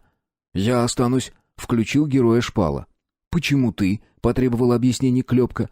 «Штопор нужен, чтобы его узнал Палыч. К тому же для установки канала необходима нейронная связь. А ты все-таки девочка». «Сам ты, мальчик, блин», — оскорбилась Клёпка. «Я вообще не понимаю, зачем столько сложностей? Почему нельзя сразу перебросить воспоминания Штопора в голову Палычу напрямую через нейронную связь? Тогда он не сможет воспринимать их как свои собственные, это раз, и два, их нужно было систематизировать и упаковать в специальный файл, чтобы он развернулся как обучающий материал», — объяснился Шпала. «Кто вообще этот Палыч и почему вы постоянно о нем говорите?» — поинтересовался я. «Точно!» — несколько странно ответил гигант и ткнул мне в ладонь одну из горошин банка памяти. Тот сразу втянулся под кожу, и я, не думая, распаковал единственный архив, что содержался внутри. А через пару минут воспоминания заняли свое место. Однако многие из тех, что я давно позабыл, сделались ярче, словно несколько лет дружбы с Палычем пролетели за один день, и было это не позднее, чем вчера. В общем, снова довольно странные ощущения. «Я останусь», — повторил сообщение Шпала. «Помогу вам выбраться, а затем вы придумаете, как вытащить меня». «Нет, это хреновый план. Никого мы оставлять не будем, сидите тихо, мы уже кое-что придумали», — прилетело сообщение от Хлюпы. «Может, для начала поделитесь? Хлюпа, эй, вы чего притихли?» Мы по очереди накидывали сообщения в общий чат, но ответа так и не последовало. Хотя, как сказать... Чат по-прежнему молчал, однако предрассветные сумерки взорвались ярким светом. Откуда ни возьмись, налетел сильный ветер и поднял огромное облако пыли, а в следующее мгновение в воздухе плавно проявились очертания шаттла, у которого предусмотрительно был открыт задний шлюз. По ушам ударила сирена тревоги. Военная база зашевелилась, послышались крики, топот тяжелых ботинок, а вскоре по корпусу шаттла звякнули первые пули. Медлить было нельзя. Впрочем, на месте мы и не сидели, а уже во всю прыть мчались к спасительному шлюзу. Первым на борт влетел Шпала, за ним Клёпка. А вот мне во время прыжка не сильно повезло. Что-то больно ударило в ягодицу, и от земли я оттолкнулся как-то нелепо. До шлюза мои руки явно не доставали. Положение спасла Хельга. Она вовремя заметила неуклюжую попытку забраться на борт и, упав на пол, протянула навстречу руки. Это позволило выиграть еще мгновение, потому как инерцию тоже никто не отменял. Рывок вышел достаточно сильным, чтобы Хельгу потащило по полу, и в один прекрасный момент ее центр тяжести сместился в сторону выхода. Теперь на помощь пришел Хлюпа, а следом и Шпала с Клёпкой. А затем они общими усилиями втянули меня в салон шаттла. «Держитесь!» — крикнула Изольда и пустила машину в крутой вираж. Мимо пронесся реактивный снаряд, который взорвался в кронах ближайших деревьев. А мы образовали кучу тел у левого борта. При этом кто-то наступил мне на руку, но гораздо больнее было в районе задницы, потому что этот кто-то умудрился еще и крепко сжать место ранения. Изольда не спешила прекращать маневры, отчего нас продолжало колбасить по всему салону. Плюс от взрывов шаттл неслабо трясло. В общем, то еще удовольствие кувыркаться по полу с пулей в ягодице. Особенно, когда в нее каждый раз врезается то чья-то рука, то нога. Но главное, мы живы. Задача выполнена. Осталось лишь свалить подальше от опасного места. Правда, через некоторое время придется вернуться, чтобы забрать Палыча. Но я думаю, там мы управимся в разы быстрее и проще. Мои мысли прервал сильный грохот. Кажется, что-то все-таки в нас угодило. Шаттл тряхнуло так, что мы под потолок подлетели. «Держитесь!» — снова прокричала Изольда. «Двигатель подбили! Сейчас будет жесткая посадка!» А затем грохот, искры из глаз, ужасная боль в ребрах и руке. Это было последнее, что я запомнил перед тем, как сознание погрузилось в спасительную тьму. Глава 14. История параллельной Земли. Очнулся от того, что кто-то ковырялся в моем заду. Да-да, как бы странно это ни звучало, но дела обстояли именно так. Даже такая забавная рана — дело очень серьезное, а потому без обработки никак. Благо над этим трудились крохотные хирурги из супераптечки. Тем не менее, ощущения от их работы приятными назвать сложно, особенно в таком месте. «Идут!» — прозвучал остаток фразы. «Сколько у нас времени?» — уточнила Клёпка. «Чуть меньше минуты», — ответила Изольда. «Дроны уже висят над нашей позицией». «Ну, с этой швалью я разберусь», — уверенно заявил Хлюпа. «Штопор, как?» «Хреново», — прозвучал голос Хельги. «ребра сломаны, и рука, плюс в ноге ранение». «Вообще-то это место не так называется», — не упустил возможности поиздеваться Хлюпа. «Шпал, тебе, похоже, его нести». «Сам пойду», — буркнул я и хотел было перевернуться. «Куда? Ходок хренов!» — раздался голос Клёпки, а соседнюю ягодицу придавил ботинок. «Шпала, бери его. На счет 3 выходим, мы с Хлюпой сбиваем дроны. Только потом идете вы». «А ты их чем сбивать собралась?» — уточнил Хлюпа, как единственный, с оружием в руках. «Головой твоей, блин!» — огрызнулась та, и они почему-то засмеялись. 1, 2, 3! — завершил счет приятеля, и они быстро выскочили из шаттла. Хлюпа несколькими точными выстрелами снял с неба один дрон, а Клёпка сбила второй, швырнув в него какой-то железякой. «Выходим! Быстро, быстро!» Словно спецназовец в кино принялась командовать Клёпка. Она подобрала очередной обломок шаттла и нырнула в лес следом за нами. Замыкающим пошел Хлюпа. Впереди, словно ледокол, перла Хельга, затем Изольда и Шпала со мной на руках. Мы метались среди деревьев и при других условиях наверняка бы давно заблудились. Но визор четко фиксировал весь маршрут, и вернуться труда не составляло. Вопрос «зачем?» Хотя нет, стоит формулировать иначе. Как мы теперь отсюда выберемся? Шаттлу конец. Нового ни у кого с собой нет. В карман такую бандуру не положишь, даже если он обладает функцией сжатия пространства. Ну, допустим, найдем мы Палыча, даже сможем вернуть его в наши ряды. И что дальше? Останемся здесь жить? А как же наша планета? Я что, зря старался, бился за нее, украшал? В конце концов, я хочу посмотреть на то, что из этого выйдет. Да и корпорации эти пора бы уже к ногтю прижать. Я стиснул зубы, и это не ускользнуло от внимания Шпалы. «Что? Где болит?» Тут же проявил заботу он. «Нормально все», — мрачно ответил я. «Точно?» — поинтересовалась Изольда. «Ребра как?» «Да нормально же, говорю», — разозлился я, притом больше на собственное положение. «Пусти меня вообще, я сам уже могу идти». «Ну, мне что делать-то?» — окончательно растерялся гигант. «Неси пока», — строгим голосом ответила Хельга. Я чего-то спорить с ней не решился. Несмотря на пересеченную местность и то, что импланты позволяли нам передвигаться достаточно быстро, военные не отставали. Вскоре сзади раздались крики боли, а затем едва слышные щелчки пуля деревья. Мы прибавили в скорости. Через минуту нас нагнали Хлюпы с Клёпкой. Они уже успели вооружиться и даже прихватили 2 дополнительных автомата с разгрузками. Такими темпами еще пара стычек, и мы станем серьезными противниками. Может, и убегать больше не придется. «Они тоже с имплантами», — выдохнула Клёпка. «Но мне показалось, что 7-го поколения максимум. Видимо, обновлять их на необитаемой планете не сочли необходимым». «Неудивительно, учитывая, сколько они стоят», — добавил Хлюпа. «Нам вообще невероятно повезло их заполучить». «То есть мы можем им всем навалять?» — поинтересовалась Хельга. «Я была бы не против», — усмехнулась Клёпка. «Но их слишком много, плюс они в домике. Не вывезем». «Это ты просто о партизанах не слышала», — буркнул я. «Блин, Шпал, да поставь ты меня уже!» «А ты чего ерепенишься вообще? Если тебя что-то не устраивает, я могу с тобой местами поменяться», — произнес Хлюпа. «Шпал, не хочешь меня понести?» «Я тебя вынести могу», — парировал гигант и одарил приятеля наглой ухмылкой. «Шуточки у вас, конечно», — заметила Хельга. «А мне вот интересно, мы оторвались уже?» «Ага, держи карман шире», — ответила Клёпка и короткой очередью сбила вынурнувший между кронами деревьев дрон. «Блин, Клёпа, я его почти угнала», — возмутилась Изольда. «Ну я же не знала», — пожала плечами та и снова вскинула автомат. «Этот мой!» Летающий робот быстро сменил курс и устремился на разведку преследователей, а мы продолжили бег. «Кажется, они нас скоро догонят», — вскоре заявила Изольда. «Впереди река. Слева какие-то руины, есть шанс в них затеряться». «Веди!» Хельга быстро уступила ей место во главе отряда. Теперь ее вниманием завладел я. Диагност из нее тот еще, но после пары тычков в недавно сломанные ребра мне, наконец, позволили передвигаться самостоятельно. Специальная инъекция уже срастила костную ткань, хотя для окончательного выздоровления требовалось время. Хлюпа тут же сунул мне автомат и разгрузку. Клёпка передала трофеи Шпале, а спустя 10 минут бега мы выбрались к тому месту, которое Изольда назвала какими-то руинами. Мы выскочили на холм, и моя челюсть поползла вниз. Я очутился дома. Не в том смысле, что там, откуда пришел, в этот мир, скорее в его параллельной копии. Кирпичные многоэтажки, асфальтированные дороги, заросшие кустарником, но все же различимые.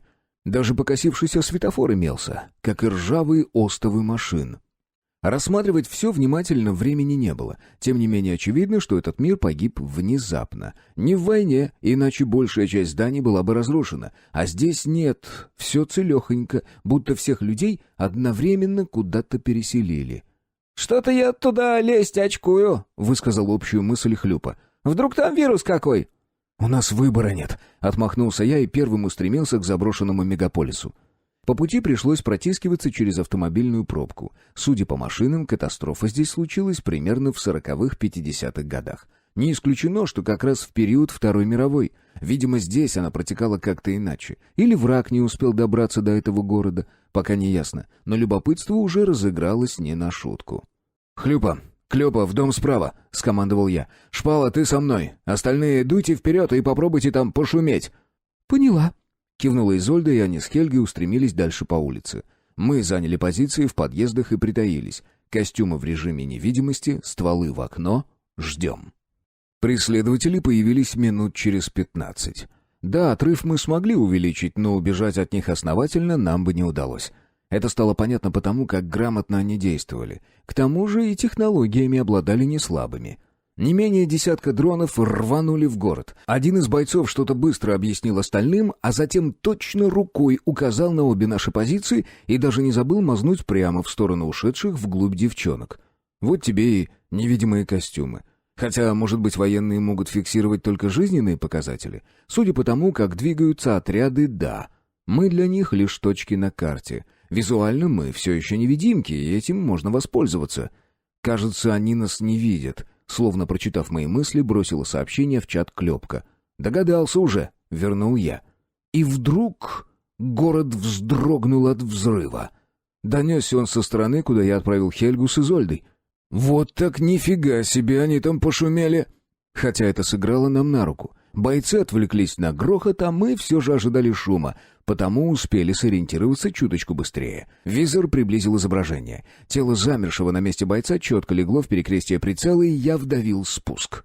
Это было моим первым осознанным убийством человека. Я видел, как пули порвали его плоть, как он, взмахнув руками, осыпался на тротуар. И вот что странно. Внутри ничего не ёкнуло. Не захотелось блевать, как это показывают в кино. Возможно, мое сердце давно очерствело, но я почему-то грешил на визор. С его помощью все происходящее больше походило на игру. Я успел снять двоих, еще двоих подстрелил шпала, оставшиеся зашевелились и принялись огрызаться.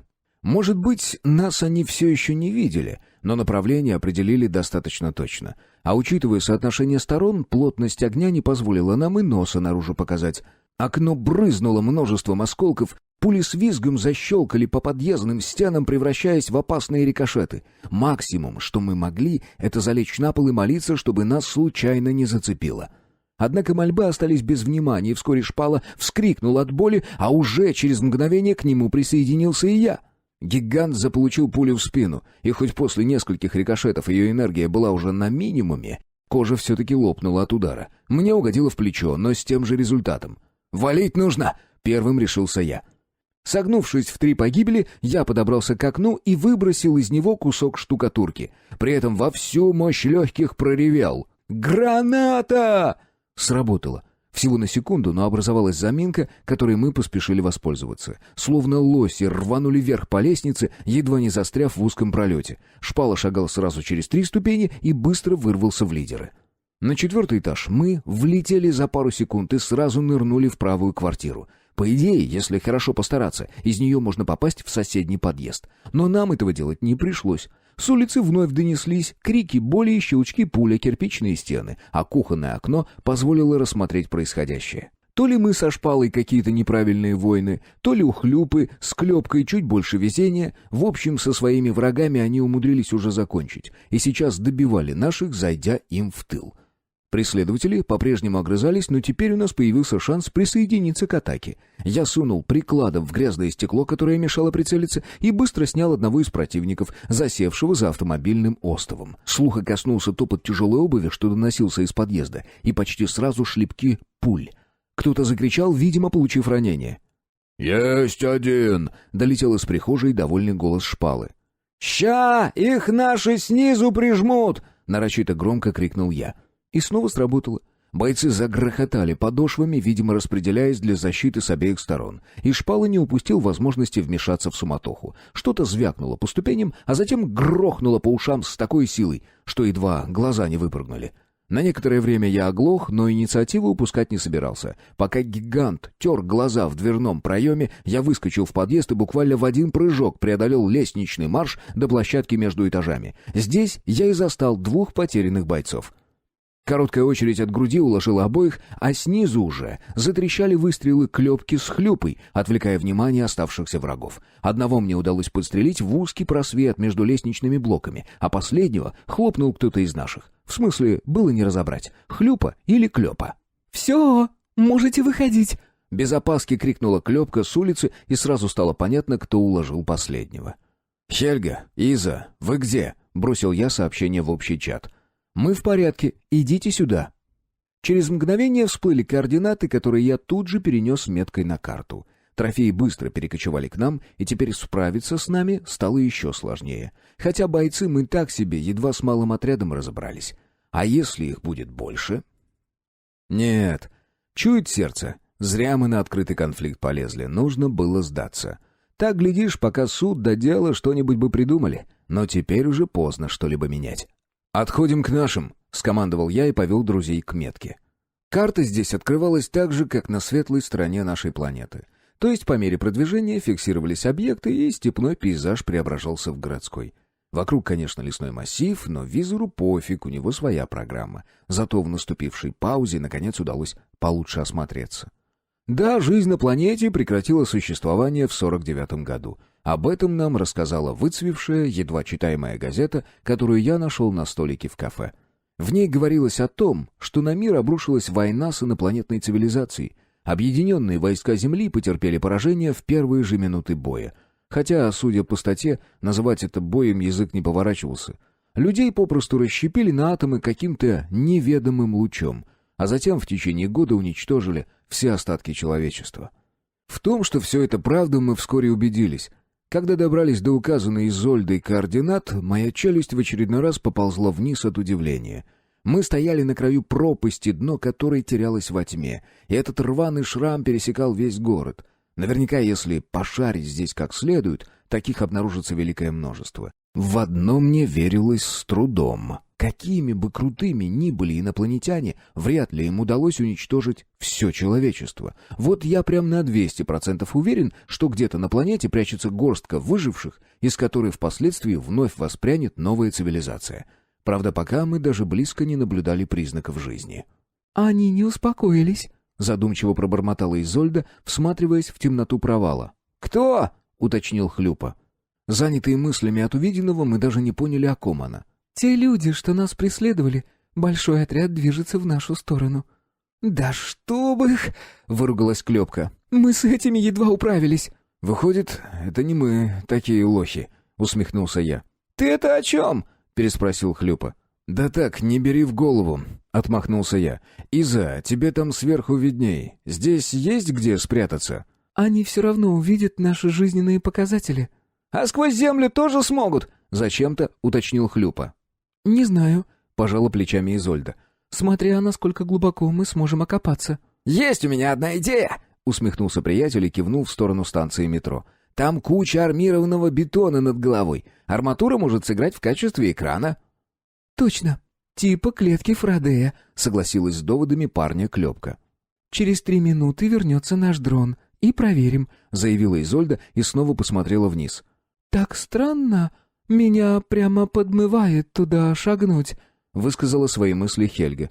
«А можно я туда камушек брошу?» «Валяй», — разрешил я. Хельга подняла неслабый кусок асфальта и зашвырнула его в разлом. Все моментально притихли, пытаясь услышать его падение. Но шли секунды, а ничего не происходило. «Бу!» Хлюпа внезапно схватил за бока Клёпку и едва успел увернуться от пинка. «Совсем, что ли?» — возмутилась она. «Я чуть костюм не намочила». «Дрон вернулся», — оповестила Изольда, и наши улыбки тут же стерла с лица. «Давай, смотри на нас, мы попробуем спуститься», — распорядился Хлюпа и направился к станции. Клёпка молча пожала плечами и поспешила за другом. Мы вновь притихли, ожидая вердикта Изольды. Дрон кружился в небе, то опускался, то вновь устремлялся ввысь под самые облака, пока не терялся из виду. А девушка продолжала смотреть в никуда с задумчивым видом. «Стоп!» — всплыло в чате сообщение от нее. «Кажется, я вас потеряла». В ответ тишина. Мы даже волноваться уже начали. Но вскоре все-таки прилетел вопрос от Хлюпы. «Ну, чего там?» «Мы идем к вам», — ответил я за всех и шагнул ко входу на станцию. Оказывается, в качестве экрана сработали чугунные тюбинги, которыми была выложена ветка перегона. Слой земли и бетона приглушал жизненные метки, но толстый слой чугуна закрывал нас от сенсоров окончательно. Военные наверняка догадаются, куда мы ушли, но еще не факт, что они рискнут лезть в темный лабиринт. Мне и самому здесь было не по себе, несмотря на то, что я несколько лет прожил на заброшенной станции метрополитена. «Предлагаю в самую жопу не лезть», — словно прочитав мои мысли, произнесла Клёпка. «Не думаю, что они вообще решатся сюда спускаться. В крайнем случае, здесь мы всегда сможем затеряться». «Ну, хрен его знает», — не согласился Хлюпа. «Вообще, если все правильно рассчитать, нас можно здесь похоронить. Сейчас они зайдут с другой станции и обрушат к чертям собачьим своды. И хорошо, если только с одной стороны, чтобы дождаться нас на входе. А если запечатают с обоих концов, вообще хана». «Вот умеешь ты поднять настроение», — угрюмым голосом отозвался Шпала. «Прям бесишь». «Ладно, какие у нас еще варианты?» Я остановился и по очереди осмотрел друзей. «На меня не смотри», — сразу отмахнулась Клёпка. «Из меня стратег никакой. Вот если кому в глаз закатать, это пожалуйста». «Ну, мы что, так, что эдак отбиться от них не сможем», — пожал плечами Шпала. «Я уже больше 1000 ситуаций смоделировал. Всюду смерть». «А мне кажется, будто за нами кто-то наблюдает», — невпопад ответила Хельга. «Прям вот уставился в спину, как этот». «Да успокойся ты, нет здесь никого», — отмахнулся Хлюпа. «Я предлагаю остаться здесь». «Ага, а если выходы завалят?» — напомнил о его же версии Шпала. «Метро — это не только 2 тоннеля, здесь наверняка куча ответвлений. Все завалить не получится». «А чё ты тогда нас кошмаришь?» — возмутился гигант. «Как пну сейчас!» «Отставить пну!» — скомандовал я. «Двигаем вглубь, там, походу, разберемся.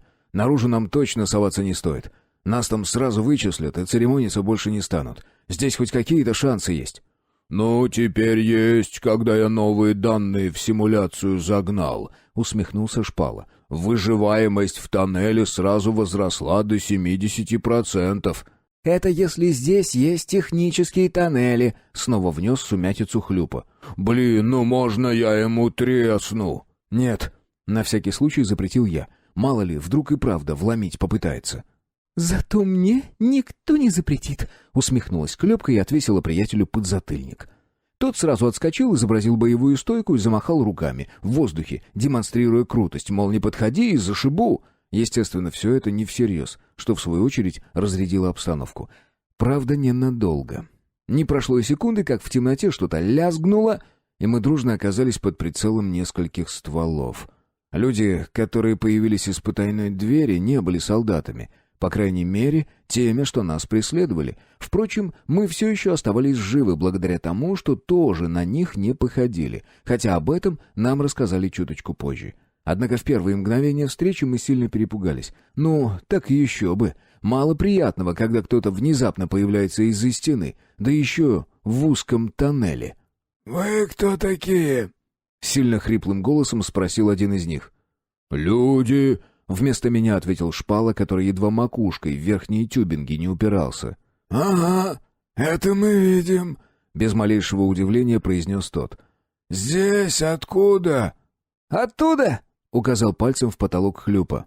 «Валить их надо, Митрич! Да дело к стороне!» — посоветовал парнишка слева от старшего. «Это всегда успеется», — поморщился тот. «Вы на тех не похожи, но и не из наших. Очень уж одежа странная. Или отвечайте нормально, или сейчас точно стрельну». «Не надо, дяденька», — попросила Изольда. «Мы хорошие, а здесь от плохих прячемся». «Да что ты! «А чего вдруг прячетесь?» Ни на секунду не повелся мужик. «Да мы у них кое-что стащили». Выбрал правильную стратегию Хлюпа.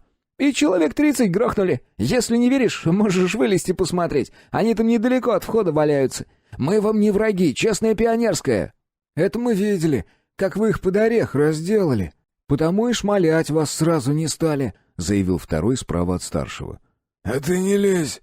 Я здесь вопросы задаю», — буркнул мужик. «Так, если жить хотите, пистолетики придется отдать». «А автоматики можно оставить?» Не совсем удачно пошутил Хлюпа, и мужик тут же нахмурил брови. «Да ладно, я понял». Хлюпа плавно снял с шеи автомат и протянул подростку слева. Тот также не спеша принял его и отбросил в сторону. А затем мы все по очереди последовали его примеру. Через пару минут подросток справа дополнительно нас обыскал, и только после этого нас допустили в секретный тоннель. Судя по всему, он здесь пробивался гораздо позднее. Ни рельсов, ни тюбингов. Местами вообще казалось, что он укреплен кое-как. Однако местные без страха проследовали через опасный участок. Да и мы особо не противились, потому как нас подгонял левый подросток, периодически тыкая стволом в спину. Вскоре мы выбрались в более широкую нишу. Она напоминала станцию, но без высокой платформы и путей по обеим сторонам. Ощущение складывалось из-за широких опорных колонн. Я уже догадался, кто перед нами, и едва сдерживал язык, чтобы не засыпать местных выживших вопросами. Здесь их было не так много. Навскидку человек 50 плюс-минус. Все они вывалили из своих шалашей встречать новых гостей. Смотрели без страха, но с любопытством. Пока я видел только мужчин, но это еще ничего не значит. Вполне возможно, что здесь первый опорный пункт, а мирные жители прячутся чуточку глубже. «Этих куда?» — спросил пацан за спиной. «В карантин пока посади, после будем думать», — хрипло распорядился мужик. «А может, вы нам просто выход покажете, и мы тихонько отвалим?» — поинтересовался Хлюпа. «Цыц!» — строго обрезал мужик. «Посидите часик, ничего вам не сделается. Нужно выждать, пока пришлые угомонятся. Это вы к нам пришли, так что уважайте наши правила». «Спасибо вам большое», — искренне поблагодарила выживших Хельга. «Если бы не вы, они бы нас убили». «Все, кончай базар! Здесь звуки на многие километры разлетаются», — строгим голосом приказал мужик. «Всех касается. Чтоб ни звука мне, поняли? Колька, Пашка, дуйте в смотровой рукав, как пришлые свалят, доложите». «Есть!» — козырнули два пацана с виду лет 7-8 максимум. Они шустро скрылись в темном тоннеле, а нас отвели чуть дальше, завели в небольшой бетонный карман и заперли за железной дверью. «Если что, я ее с одного удара вынесу», — сделала выводы Клёпка. «Думаю, не стоит этого делать», — высказала свое мнение Изольда. «Мне кажется, они хотят нам помочь». «Враг моего врага, мой друг», — пробормотал я. «Ладно, нам велели помолчать». «Я спать!» — даже не дал мне договорить Хлюпа. «Солдат спит, служба идет. Все не кантовать, при пожаре выносить первым». Не успел он как следует улечься, как сразу засопел. Удивительный дар. Каждый раз завидую. Глава 15. История злодейская. Некоторое время мы сидели в тишине. Хлюпа спал, ему вообще без разницы, где и когда это делать. Глядя на него, остальные тоже потянулись на боковую. В итоге бодрствовать остались только я и Изольда. Я все еще искоса продолжал любоваться ее красотой. Правильные черты лица завораживали, а ямочки на щеках, которые появлялись при каждой улыбке, вызывали целый каскад эмоций. Порой она вела себя как программа-помощник. Все-таки это были ее основные функции. Тем не менее, в ней просматривалось очень много человеческого. Что-то мысли в кучу собрать не получается. Последний раз со мной такое в школе творилось, когда я в девчонку из параллельного класса влюбился. Ох, горячая была чертовка. Жаль, не для меня. Первая же попытка к ней подойти закончилась дракой с ее хахалем, который уже учился в технаре и был старше меня года на 3. Однако в тот день я знатно ему накостылял. Хотя уже к вечеру был встречен у подъезда его дружками, и на сей раз отмахаться не удалось. Впрочем, какая разница? Мне там все равно ничего не светило, потому как я попросту не подпадал под ее приоритеты. Ни машины, ни денег, так, бомж какой-то, как в воду глядела. Но Изольда смотрит на меня иначе. В ее глазах нет презрения, жалости или брезгливости, к которым я привык. Интерес, любопытство и некий огонек, задорная искорка, с которой я никак не могу разобраться. В том смысле, что не понимаю, какую из эмоций она отображает. Нужно бы сделать первый шаг, а боязно, вдруг отошьет. Или того хуже, сейчас заинтересуется, а попав в большой мир, бросит с разбитым сердцем. А вдруг я ее брошу? Не, чушь какая-то. От таких красоток по собственной воле не сбегают. «Как ты?» Я, наконец, решился и отправил Изольде сообщение.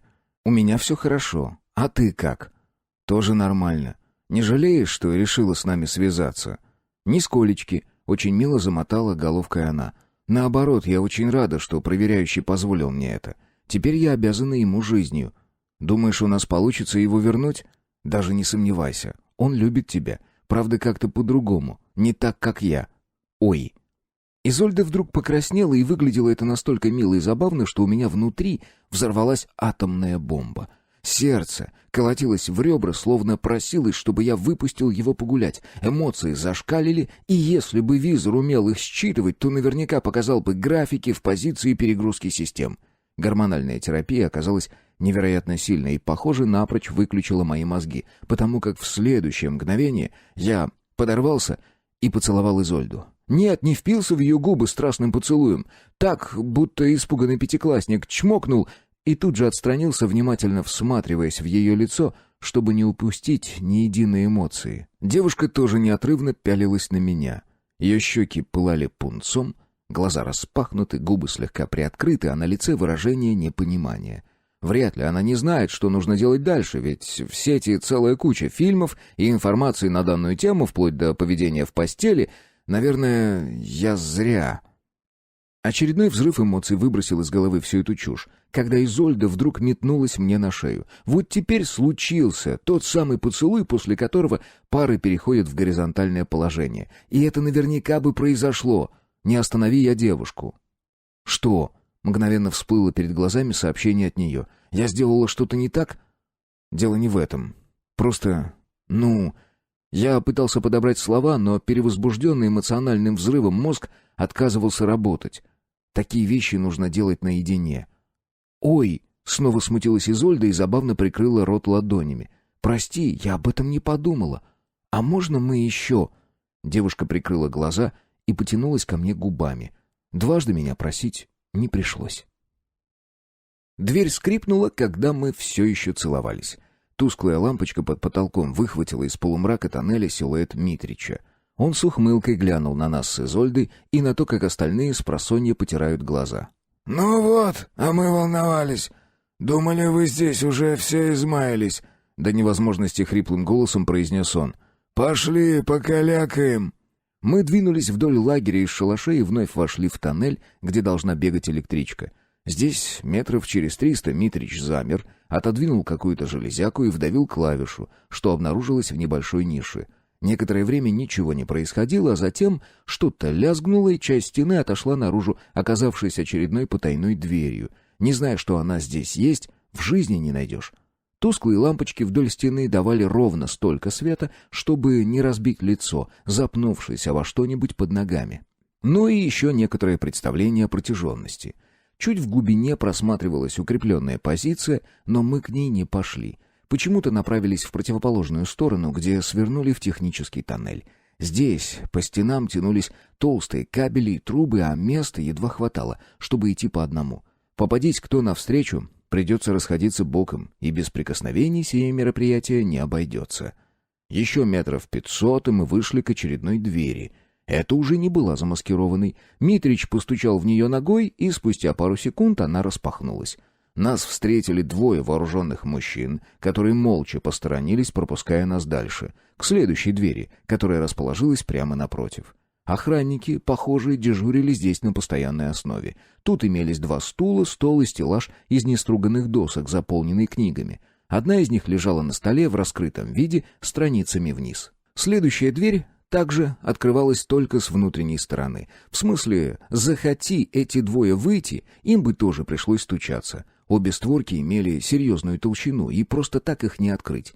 Думаю, даже подрывать бессмысленно. Здесь скорее потолок на голову рухнет, чем дверь отлетит. Серьезный подход к безопасности. Очередной тоннель, где снова обнаружилось укрепление, но не сразу, а после затяжного плавного поворота. Прямо за ним расположилась огромная переборка, перекрывающая весь тоннель. За ней наверняка и прячутся семьи выживших. И, естественно, туда нас никто не повел. Мы вновь нырнули в боковую дверцу, за которой пряталась небольшая комната отдыха и приема пищи. Об этом даже гласила надпись на стене и несколько плакатов с лозунгами страны Советов. «Присаживайтесь», — указал на свободные стулья Митрич. Он пару раз стукнул тыльной стороной ладони по боку металлического чайника и ухмыльнулся каким-то своим мыслям. Вскоре на столе перед нами появилось 6 алюминиевых кружек, в которые из чайника полилась бледно-желтая жидкость с едва уловимым запахом заварки. «От ядрить колотить!» — буркнул он и заглянул внутрь. «Хоть бы свеженькой добавили. Ладно, и так сойдет. Ну, рассказывайте». «Да что рассказывать-то?» Первая отозвалась Клёпка. «Кто такие? Чего здесь забыли?» Тут же накинул вопросов Митрич. «Да мы друга спасать прилетели», — Вместо подруги ответила Хельга. «А чтобы это сделать, нужно было часть памяти у штопора забрать», — продолжил Шпала, и Митрич поморщился. «Так, стоп!» — захрипел он и замахал руками. «Старший среди вас кто?» «Он...» Все дружно, наверняка без задней мысли, сдали меня с потрохами. Пожалуй, следует прочесть им лекцию о том, что подобный подход не всегда верный. Вот сейчас пустят мне пулю в лоб, и все, отряд обезглавлен. «Рассказывай!» Митрич уставился на меня. «Все так и есть», — кивнул я. «Мы сюда за другом пришли. Эти, которые наверху базу построили, его похитили и стерли ему память. Мы решили внедрить ему ту, что у меня». «Внедрить?» Как-то странно заинтересовался он. Вроде и с недоверием, но в то же время с нескрываемым интересом. «Ну да, есть вот такие банки памяти, они позволяют загружать информацию сразу на подкорку». Шпала продемонстрировал горошину. «Пусть он один говорит, ладно?» — указал на меня Митрич и тут же задал наводящий вопрос. «А это точно сработает?» Честно говоря, мы не уверены, но должно. Когда из меня извлекли воспоминания, а затем я загрузил их обратно, все пробелы заполнились. Но они и были моими изначально. Как это сработает с Палычем, я не знаю. «Все будет хорошо». Изольда накрыла мою ладонь. «Цыц!» — снова хрипнул Митрич и опять уставился на меня. «Откуда вы знаете, как работают технологии пришлых?» «Это долгая история», — попытался съехать я. «По мне видно, что я куда-то спешу», — усмехнулся он. И я вынужден был с ним согласиться. На его месте я бы тоже вначале выведал все, а потом уже решал, стоит ли доверять нам или лучше все-таки пристрелить. По мере моего краткого изложения наших приключений у Митрича возникали попутные вопросы. Ему было неважно, через что мы прошли, он хотел разобраться, что за люди сидят перед ним. А я ничего не скрывал, за исключением некоторых моментов, в том числе про импланты. «Вы что, психи?» Округлив глаза, спросил Митрич, когда наконец понял, что Палыч — это еж. «Мы своих не бросаем», — вместо меня ответила Клёпка.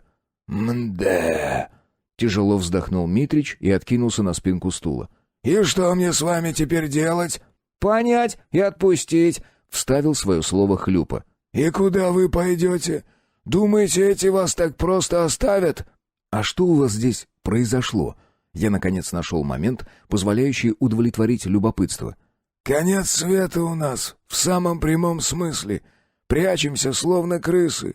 Я уж и забыл, как выглядит солнечный свет. А есть среди нас и те, кто его вообще никогда не видел». «Но как? Почему это произошло? Кто все это сделал?»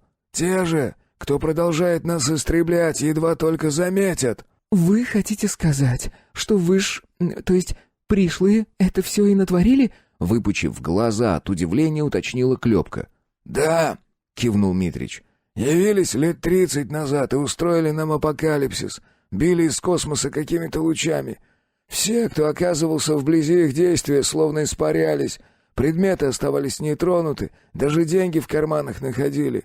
Только кучка дымящейся одежды, а человека нет». «И вы решили спрятаться под землей?» «Мы не решали. Так само получилось.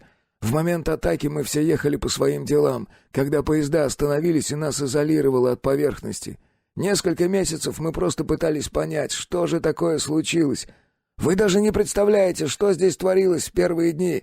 Люди превратились в неуправляемых хищников». «Какой ужас!»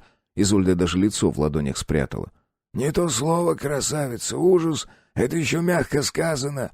Но порядок быстро навели, особенно когда отряд добровольцев вернулся с информацией. Наверху все еще было неспокойно, остатки человечества сопротивлялись до последнего, но мы изначально были обречены. Слишком неравны силы». «Они не имели права так поступать!» — сквозь зубы прошипела Клёпка. «Право?» — вскинул брови Митрич. «О каком таком праве вы говорите, милочка? Их технологический прогресс позволяет не оборачиваться на такие мелочи». «Нет, вы просто не знаете, но теперь им точно конец. Я из кожи вон вылезу, но эти ублюдки заплатят за то, что сделали». «А она мне нравится», — указал на девушку Митрич и как-то странно засипел. Только спустя некоторое время я понял, что это он так смеется. «Помогите нам выбраться с планеты, и мы сделаем все, чтобы их наказали», — добавила Клёпка, когда у Митрича закончился припадок смеха. «И как вы себе это представляете?» «Все просто», — вступил в разговор Хлюпа. «Мы нападем на их базу и угоним космический корабль». «А кто-нибудь из вас умеет им управлять?» «Я умею», — словно школьница подняла руку Изольда. «А сколько человек сможет унести такой корабль?»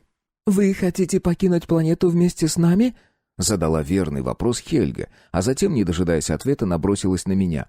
«Штопор, мы просто обязаны им помочь». «Вы уверены?» Я внимательно посмотрел в полные надежды глаза Митрича. «А что нам здесь делать? Судя по всему, то место, откуда вы пришли, гораздо дружелюбнее нашего мира». «Ну, я бы так не сказал», — ухмыльнулся Хлюпа. «У нас тоже дерьма хватает. Да и война с высшими только началась». «Кто это, высшие?» «Да те же уроды, что и ваши пришлые». «Выходит, вам тоже конец», — как-то тяжело вздохнул Митрич. «Ладно, вы можете остаться с нами». «Нет, вы неправильно поняли», — влезла в разговор Изольда. «Мы нашли способ защитить от них нашу планету. Сколько у вас человек?» «Ага, так я вам все и рассказал», — хитро прищурился Митрич. «Мне нужно знать, какой класс крейсера требуется, чтобы вывести вас всех за раз». «Да что тут думать-то?» — пожал плечами Хлюпа. «Угоним самый большой». «Чем больше корабль, тем больше требуется людей для его управления». «И сколько сможет унести крейсер, рассчитанный на 6 человек экипажа?» — задал я правильный вопрос. «Если под полную загрузку системы жизнеобеспечения, то не более 5000». «Нам этого хватит», — кивнул Митрич. «Вас настолько мало осталось?» — до неприличия грустным голосом спросила Хельга. «Здесь да. За остальные убежища точно не скажу. Всего на планете выжило не более 1 миллиона человек. Сейчас осталось и того меньше. Некоторые группы давно не выходили на связь. Одна из таких находится неподалеку. Мы отправляли к ним ночную разведку, и люди вернулись с плохими новостями». «Всех спасти не удастся», — как-то виновато посмотрела на Митрича Изольда. «Скоро они поймут, что я уничтожила весь их флот и пришлют подмогу.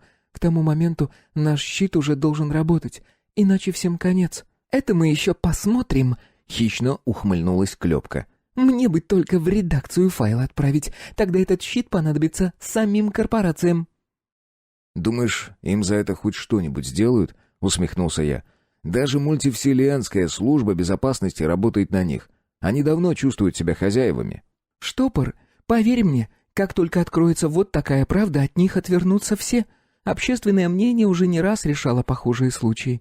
Не знаю, как у вас в мире, а в нашем людям удалось разрушить Microsoft. А ведь когда-то компьютеры всего мира работали на их системе, и никто даже представить не мог, что такое возможно. В итоге Билл Гейтс умер в полной нищете, в какой-то изолированной тюрьме посреди пустыни». «А чего он такого у вас натворил?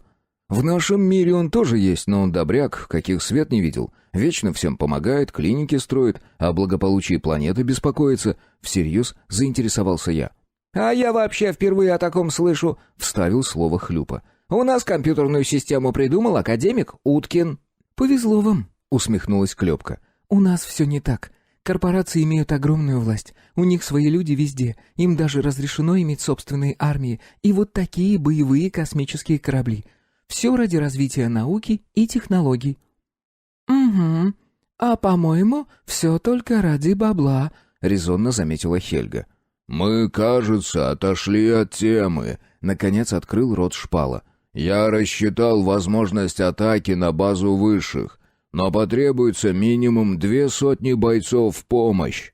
«У меня найдется 150 хорошо обученных людей», — заявил Митрич. «Но нам нужны гарантии, что вы о нас не забудете, когда получите то, что вам нужно». «А вот это было обидно», — искренне расстроилась Хельга. «Будь вы чуточку крупнее, я бы вам за это сейчас в глаз дала». «Да», — почесал подбородок Митрич. «Думаю, этого мне будет достаточно. Мы готовы выступать хоть завтра». «Подождите, нам бы для начала Палыча вернуть», — напомнил я об основной цели миссии. «И вообще, ты уверена, что у них там остались корабли? Ты говорила, что уничтожила весь их флот».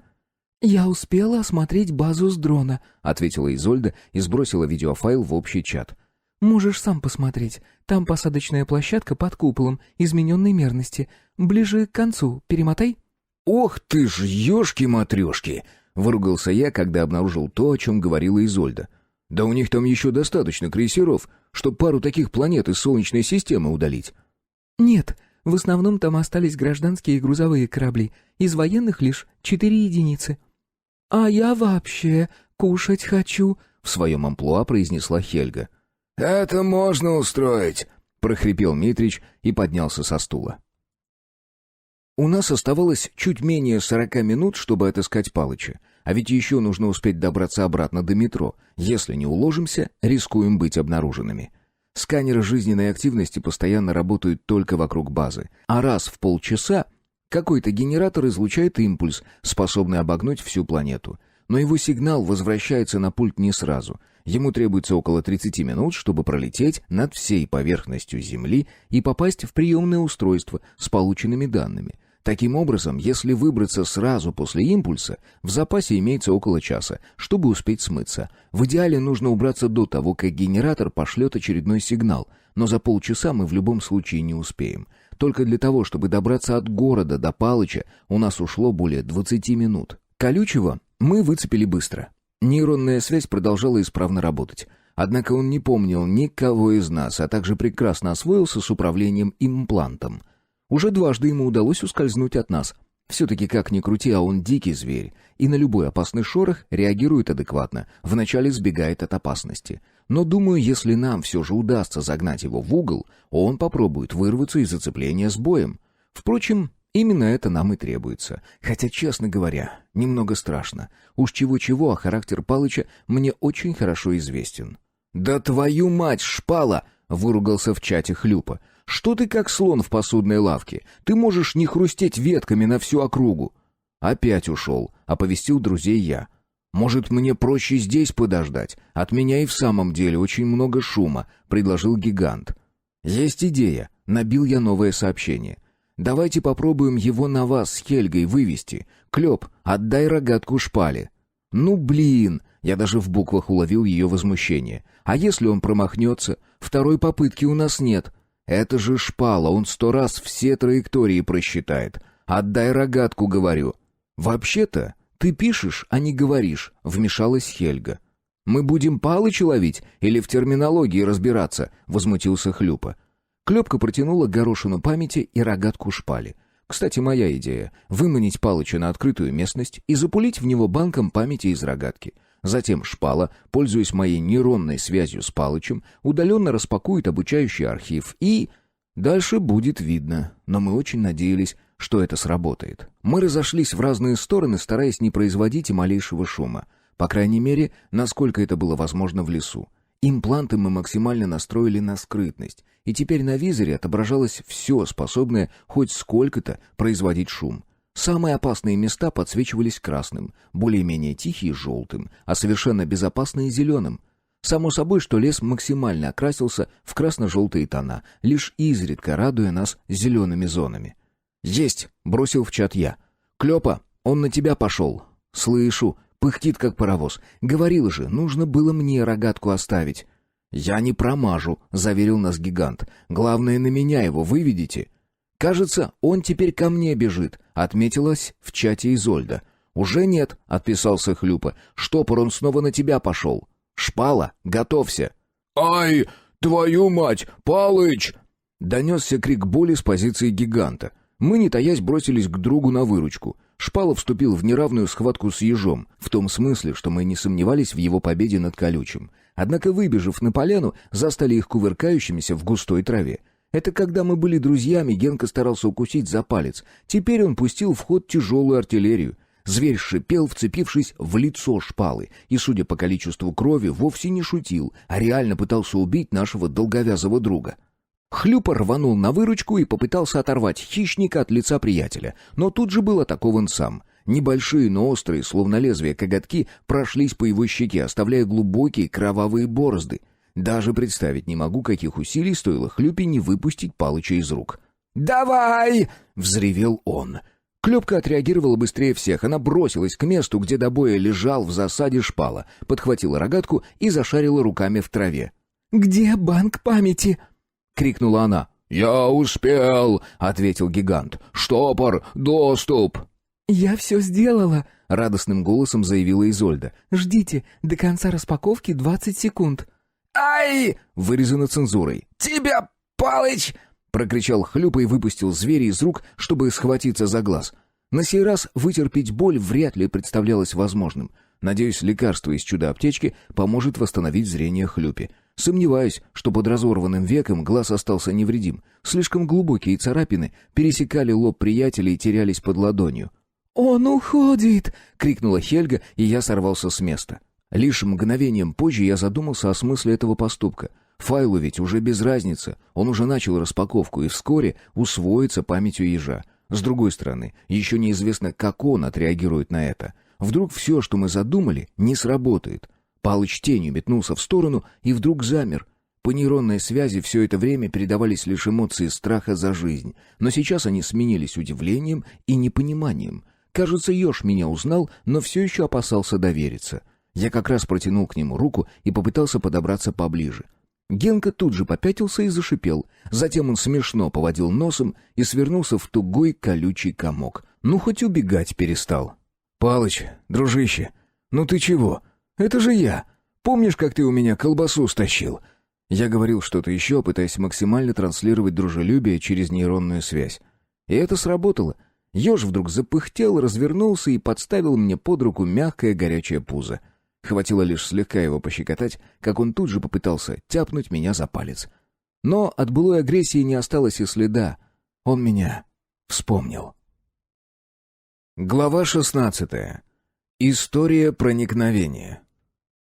«Это что?» — поинтересовался Митрич, ткнув пальцем в набросок плана базы. «Ангар. У них там склад, оружие, продукты и так по мелочи». «А это...» — ткнул он пальцем в следующий прямоугольник. «Здесь жилые корпуса. Казармы, короче». «И как это понять? Ты хоть буковками пометил бы?» «Ща», — согласился с доводами я. Еще пара минут тишины, и я произвел все необходимые пометки. Некоторые даже расшифровал чуть ниже, под рисунком. Митрич внимательно за этим следил, периодически крякал и с характерным треском щетины почесывал подбородок. «Так далеко на базу мы еще не проходили», — ухмыльнулся он, когда я, наконец, покончил с планом. «Я так понимаю, нам нужно попасть сюда». «Верно», — кивнул я. «А это, значит, те самые лаборатории, о которых вы рассказывали. Здесь можно память людям вернуть». «Нет, это не так работает», — замотал головой Шпала. «Чтобы ее вернуть, нужен файл с записью той самой памяти». «И куда они их девают?» «Не знаю. Может, в компьютере хранят или в банках памяти, которые тоже могут находиться хрен знает где. У вас ведь что-то случилось, да?» «Случилось! Ё-моё, бабка облучилась!» — выругался Митрич. «Жена моя у них, и еще несколько человек. Мы пытались их освободить, но они нас даже не узнали. Мало того, за врагов приняли. Мы так и думали, что пришлые что-то с ними нахимичили. Другого объяснения нет». «Ну, химия здесь совершенно ни при чем», — пустился в дебри Шпала, но Хельга его перебила. «А вы знаете, где их держат? Мы их не вытащим», — признала правду Клёпка. «Если им прошили сознание военных, то, скорее всего, они находятся здесь». Девушка ткнула пальцем в прямоугольник, обозначенный буквой «К». Там больше 1000 хорошо вооруженных и прекрасно обученных бойцов. Про импланты я вообще молчу». «Вот я так и знал, что они там мутантов выращивают!» Митрич громко хлопнул по столу ладонью. «Каких мутантов?» Удивленно уставился на него Хлюпа. Инъекция справилась на отлично. Шрамы на лице затянулись часа за 4, и даже глаз восстановился без последствий. Шпала хоть и отказывался от укола, все же его получил. На его изорванное лицо смотреть было страшно, а он хорохорился, мол, ничего такого, само заживет. Короче, хотел сэкономить, ведь в аптечке оставалось всего 3 шприца. Теперь только 1, и в случае чего рассчитывать на чудодейственное средство мы больше не сможем. Разве что в самом тяжелом случае. И 1 раз. «Ну, как это? Каких?» — зачем-то переспросил Митрич. «Вот как этот ваш Палыч. Как ты их там назвала? Импланты!» «Тьфу ты, ешки-матрешки!» — отмахнулся приятель и захохотал. «Нет, имплант — это типа улучшений для тела». «О как!» Митрич с подозрением уставился на меня. «Забыл рассказать? Выходит». «Извини, ты и сам не особо доверчив». «Ладно, проехали», — отмахнулся он и задумчиво пробормотал. «Значит, вот почему они такие шустрые. А я думал, мутанты какие. А вы, выходит, тоже из этих, таких». «Вот сейчас прямо очень странно прозвучало», — ухмыльнулся Хлюпа. «Нормальные мы. Хотя да, кое-какие улучшения имеются». «Давайте, может, ближе к делу уже», — прервал я бесполезную болтовню. «Шпала, ты вроде говорил, что сделал расчет атаки». «Да, смотрите», — тут же оживился гигант. «Как в прошлый раз у нас уже не получится, но зато мы сможем разбить людей на 6 групп и знатно потрепать им нервы. Я все думал, почему они нас тогда не заметили, хотя могут видеть жизненные показатели». «Вот сейчас снова, на полчаса прелюдию заведет», — тяжело вздохнул Хлюпа. «Цыц!» — строго оборвал его Митрич и кивнул Шпале. «А ты продолжай». «Там очень много живности вокруг. Мы просто потерялись на ее фоне. Зверей что-то туда привлекает». «Мы...» — охотно признался Митрич. «У нас там сеть кормушек организована. Мы эту слабость в системе давно заметили. Они не знают точно, что за сигнал на мониторах. Вот мы постепенно и согнали туда побольше живности, чтобы можно было за ними наблюдать». «Это вы круто придумали», — похвалила Клёпка. «Поживешь здесь с нашей и не так выкрутишься», — самодовольно прохрипел Митрич. «Ну а ты чего затих? Выкладывай, что задумал». «Если в нужных местах хорошенько пошуметь, можно использовать часть зверей для активации системы безопасности. Чем больше точек прорыва периметра, тем лучше для нас. Мы в этот момент постараемся зайти с 3 точек. Здесь, здесь и здесь». «Сложно все это», — поморщился Митрич. «Может, лучше тоннелями попробуем?» «А вот раньше сказать никак», — возмутился Шпала. «Можете показать, где они проходят?» «Вот здесь один, прямо по центру, но он завален. Мы смогли проложить из него 2 подкопа, когда пытались своих вытащить. Их они тоже обрушили». «И зачем нам эта информация?» — уставился на Митрича Хлюпа. «А ты не перебивай, когда старшие разговаривают», — осадил приятеля тот. «Товарищ штопор, в вашем отряде явные проблемы с субординацией». «Мы не военные, нам можно», — беззаботно отмахнулась Клёпка. «Так работающие ходы есть или как?» «Или...» — усмехнулся Митрич. «Вот этот мы почти очистили, но на поверхность прорубаться не стали. Держим на всякий случай. А они пусть думают, что он завален. Еще 4 выхода у нас вот в этих точках». Он взял карандаш и нарисовал кружочки за периметром. «Но это в качестве наблюдательных позиций. Не думаю, что они нам пригодятся». «На них можно снайперские точки организовать.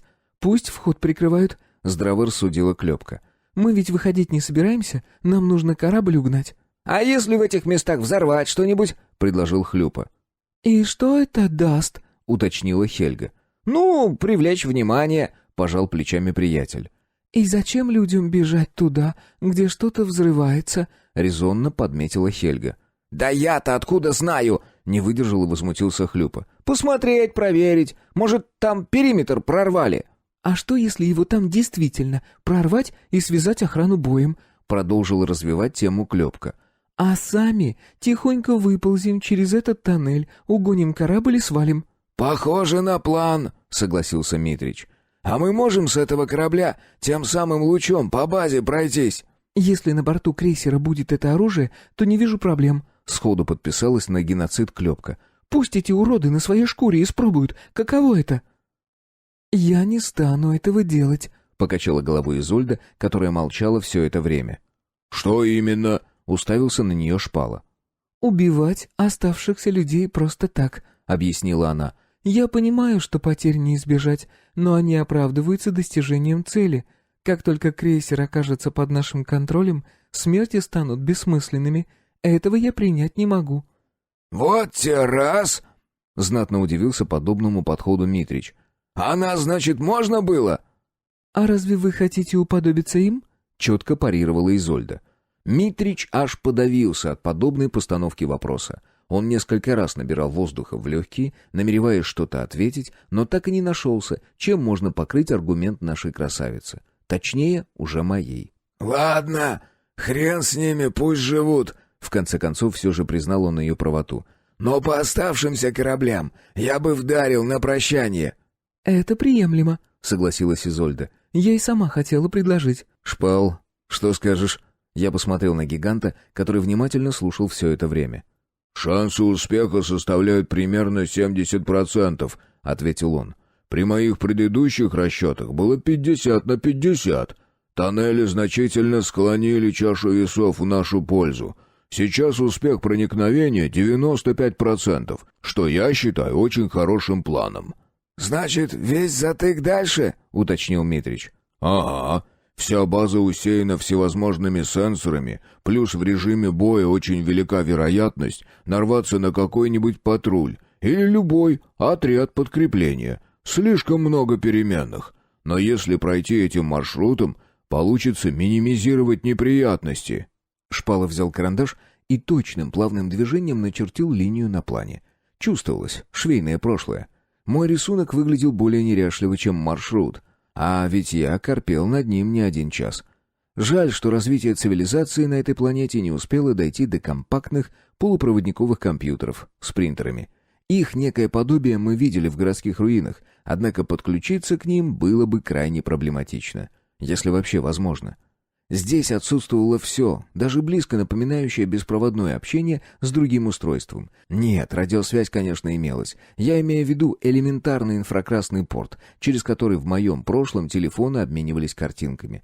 Короче, подробный план базы в наших визорах был, но как его показать местным, мы не знали. Вот я и решил схематично перенести его на лист бумаги. Ну, уж как получилось, естественно. «А почему именно здесь?» — потребовала объяснений Клёпка. «Лаборатории ночью закрыты. Ремонтный ангар, скорее всего, тоже», — пустился в объяснение Шпала. «На момент атаки казармы остаются далеко слева. С той же стороны развивается отвлекающее нападение. Самое непонятное место во всей операции — это взлетная площадка. Думаю, ее охрану они максимально усилят». «А она где тут у нас?» Митрич склонился над рисунком. «Да вот же, я уже говорил». Наверное, в третий раз указал я на широкий прямоугольник в центре базы. «Я думал, это плац какой для построений. Что-то маловат он, чтоб на нем столько кораблей сразу торчало». «Там кратность свертки пространства 1:8», — попыталась объяснить Изольда. «Ты, милая, при мне не выражайся. Я человек приличный», — ухмыльнулся он. «Объяснять, как это работает, я вам не стану, но если в 2 словах, над площадкой развернуто силовое поле, которое позволяет уменьшить пространственный объем всего, что попадает под его влияние, примерно в 8 раз». «Иди ты!» — откровенно изумился Митрич. «Это как оно так? А если мы себя уменьшим?» «Так не получится». «Почему? У них же получилось?» «Уровень вашего развития вряд ли позволит это понять и тем более осуществить», — съехала с бесполезного разговора Изольда. «Тем более, что нам с данной технологией действительно толку 0. А где у них источник питания? Как они обеспечивают энергией всю базу?» — заинтересовалась Хельга. «Что, если вначале ее вырубить, а затем в суматохе проскочить? Думаю, технология, которую они применяют, аналогична той, что используется в мире высших повсеместно», — поморщилась Клёпка. «А значит, энергию они черпают прямо из ядра планеты». Но она ведь не может поступать сразу в качестве электрической. Я почесал макушку. Она обязана где-то преобразовываться. «Я поняла», — кивнула Изольда. Судя по тому, что заснял дрон, на базе 4 основных подстанции плюс резервные накопители. Обесточить их полностью невозможно, если только... Что? Тут же оживились все. Перегрузить энергией всю сеть, чтобы погорело максимальное количество оборудования. Но я думаю, там защита, ого-го, не чита той, что была на датчиках периметра. «Ты сможешь это устроить?» — уточнил я. «Не знаю», — невинно улыбнулась Изольда. «Я ведь еще не видела саму систему». «Если получится обесточить базу, наши шансы на успех вырастают еще на 15%, — вмешался Шпала. «Думаю, более значительных результатов мы уже не вытянем. Все остальное находится на воле случая, разве что 2-3%, не более». «Ладно, меня план устраивает», — кивнул Митрич. «Подготовка займет примерно пару недель, и...» «Сколько?» — Хлюпа аж подпрыгнул от возмущения. «А чё не месяц?» «А как часто вы координировали 200 человек в открытом бою?» Митрич вскинул брови и с головы до ног осмотрел нашего приятеля. «Ни разу», — честно признался тот. «Вот именно. Я не собираюсь бросать людей под пули, так что извините, но план требует тщательной проработки на практике. Кстати, рекомендую вам тоже принять участие в тренировках». Если вкратце, то 2 недели прошли в режиме «невыносимый капец». Однако началось все не очень, точнее... даже не знаю, как сказать. В общем, когда мы в тот же вечер явились на первую тренировку, тут же словили культурный шок. Пред наши очи предстал элитный отряд из 200 бойцов, и это надо было видеть. Основную ударную силу представляли подростки и едва оперившиеся юнцы. Благо, хоть командиры были взрослыми. Диверсионный отряд, тот, что должен был пойти вместе с нами, напротив, поголовно старше 40, что тоже такое себе. Однако, когда начались прогоны операции, мы хоть и не быстро, но сдулись. А вот отряды из пацанов, казалось, даже не запыхались. И это с учетом того, что у нас имелись импланты. Проблема заключалась вовсе не в физических нагрузках, а в маневрировании по лабиринтам тоннелей. Некоторые из них позволяли передвигаться только ползком или на карачках. Опять же, лабиринт здесь оказался покруче, чем в трущобах. И на то, чтобы научиться ориентироваться во всех этих трубах, переходах и технических ответвлениях, требовалось время. Вот здесь имплант уже работал нам в плюс. На 3-й день Митрич даже удивился, когда наша команда смогла выйти на точку сбора быстрее всех. Имплант быстро просчитал кратчайший путь, сделал поправки на скорость и вывел все это на визор. В остальном мы и так были быстрее, сильнее и опаснее. Но даже учитывая все плюсы, которыми обладали, домой мы приползали без сил. Но не привыкли мы к ежедневным физическим нагрузкам, еще и в усиленном режиме. Митрич, как только понял, на что способны импланты, загрузил нас по полной программе. Каждому еще и кирпичей в рюкзаки закинул, а возмущение парировал фразой «чтоб жизнь медом не казалась». А почему нет? Что плохого в том, что мы хотим жить хорошо? Ну, это ладно. Худо-бедно освоились, отработали взаимодействие с отрядом, познакомились с местной тактикой. Надо признать, польза была налицо. Даже Шпала, который вечно цеплялся лбом за дверные проемы, к концу тренировок чувствовал себя очень уверенно. И в один из вечеров, как 2 капли воды, похожих на все предыдущие, Митрич нас выстроил и объявил: завтра после заката переходим к активной фазе операции. И вот сейчас мы собрались в одном из тоннелей, где Митрич раздавал последние напутствия. Вскоре все участники отправились на свои позиции, да и мы тоже без дела не остались. Длинный тоннель разделился, и наш дружный отряд направился по техническому ответвлению за город. Спустя 40 минут тот сменился старинным коллектором, в боковой стене которого и обнаружился пробой, ведущий на территорию базы высших. Укреплен кое-как. Примерно то же самое мы устраивали, когда рылись в мусорных кучах. Всевозможные коряги выполняли роль опорных балок. В особо сыпучих местах потолок удерживали старые доски. Мало того, пробираться по нему приходилось на четвереньках, периодически тыкаясь носом взад впереди ползущего. Впрочем, я был бы не против, если бы перед моим лицом маячила задница Изольды. Так нет же, я пер прямиком за хлюпой. Распределял нас Митрич, а мы особо не спорили. Затем начался процесс разборки завала, и вот здесь пришлось извиваться, будто уж на сковородке. Мы, передавая по цепочке, распределяли хлам по подкопу, делая узкий проход еще менее удобным. Это продолжалось пару часов, прежде чем мы ощутили сквозняк свежего воздуха. Вовремя. Здесь его оставалось совсем чуть-чуть. По крайней мере, так казалось. Духота, теснота и влажность. Все это создавало невероятно тяжелую, давящую атмосферу. «Готово!» — буркнул мне Хлюпа, и я передал сообщение дальше по цепочке. «Ждем сигнала!»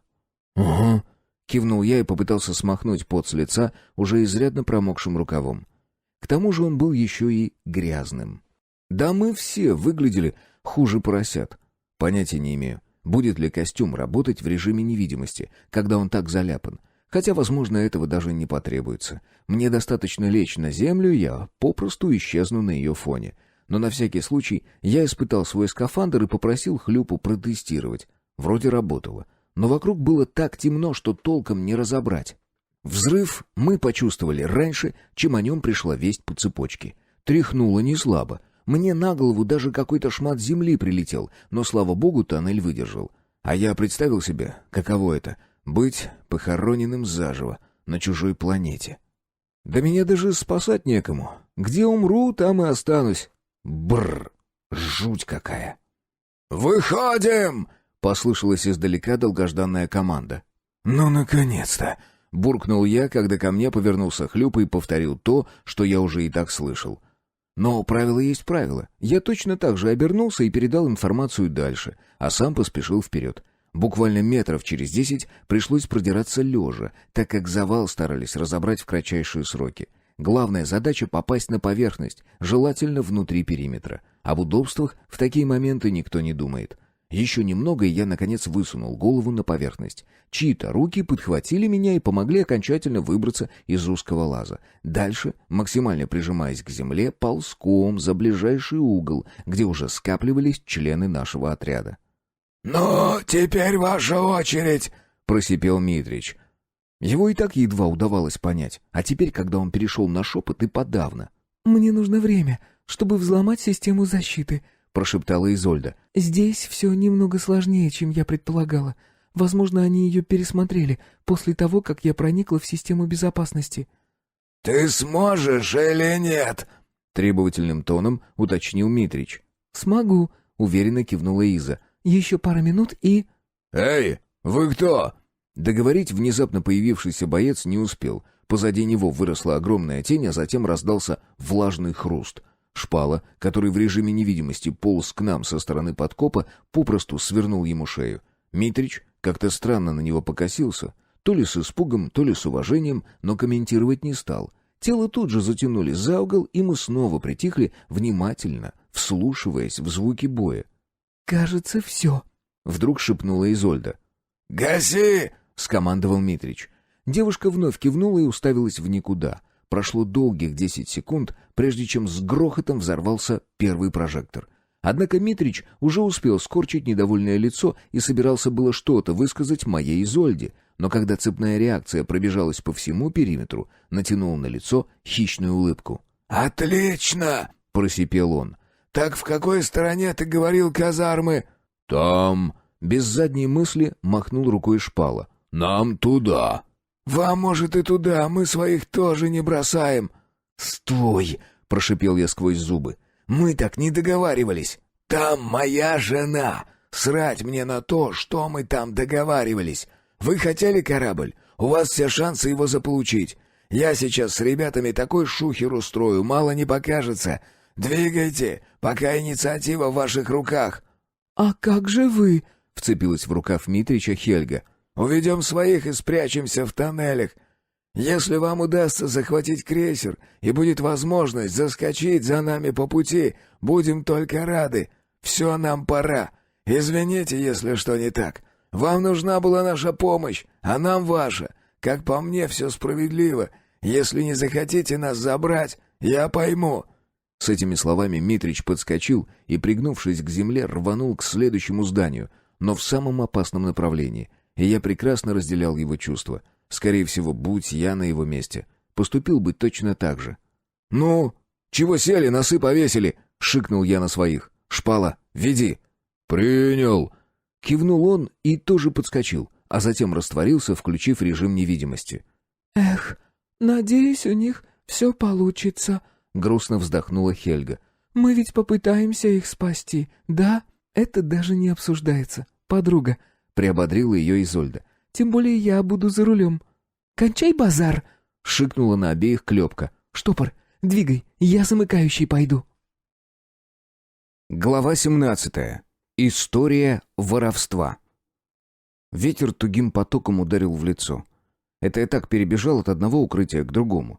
И буквально нос к носу столкнулся с 5 бойцов, спешивших в подкрепление на западные рубежи. Именно о таких моментах и предупреждал Шпала. Та самая непредсказуемая переменная, которая способна разрушить самый лучший план на свете.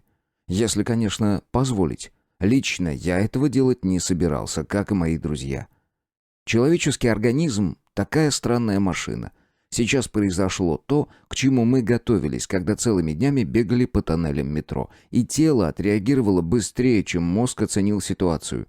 Я все еще думал о том, где бы удобнее приземлиться, чтобы не разбить себе лоб, а руки уже вскинули трофейное оружие, и короткая очередь вывела из жизни сразу 2. Притом выглядело это довольно эпично, во время подката. Впрочем, друзья тоже не дремали и успели снять оставшихся в 2 ствола.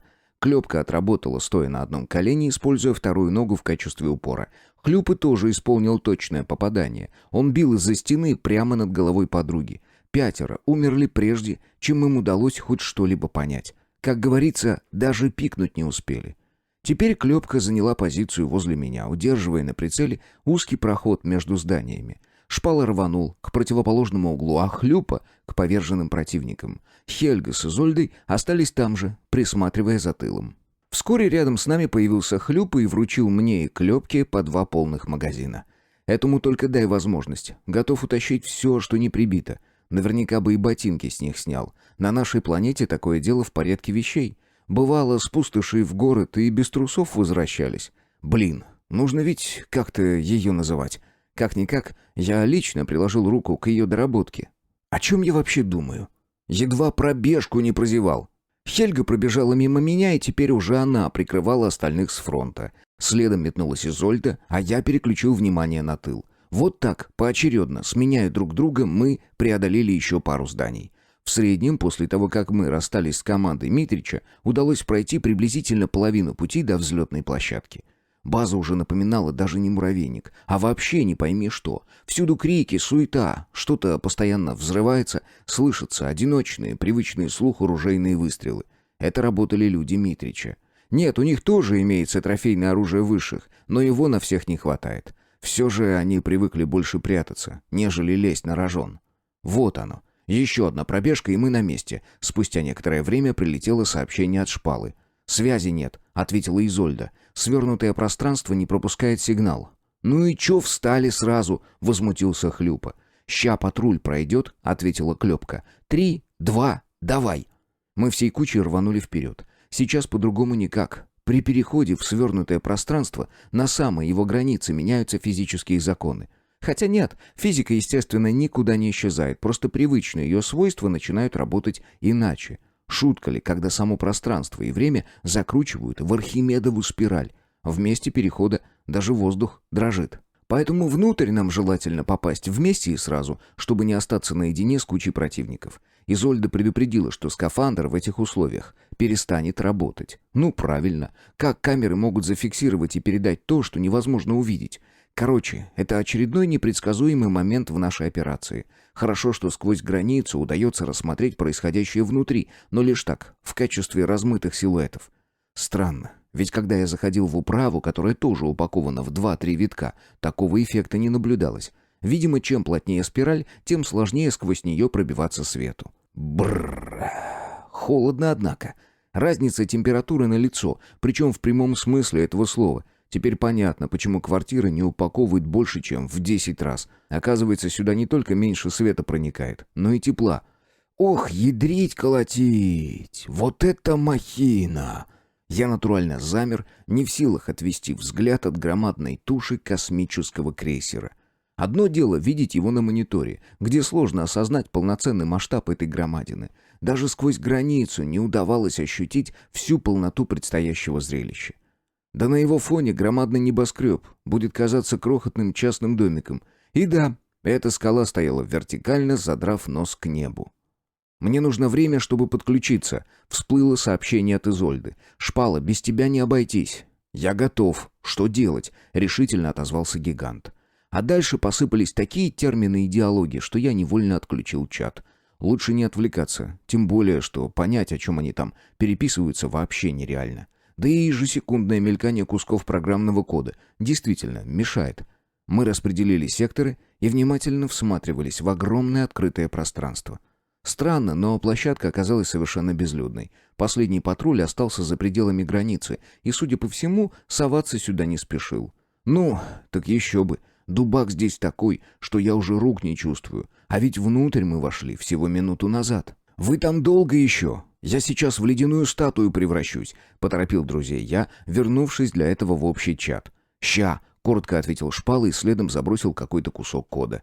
«Есть! Я подключилась!» — мелькнуло сообщение от Изольды. Осталось войти в систему и запустить консоль управления. Клёпка же откровенно стучала зубами. Впрочем, меня тоже начало потряхивать. Здесь было не просто холодно. Что-то будто вытягивало все тепло из наших тел. Еще немного, и сердце попросту откажется сокращаться. Холодные щупальца уже почти до него добрались. И в этот момент что-то наконец гулко грохнуло, затем загудела гидравлика, вздрогнула часть борта и поползла вниз.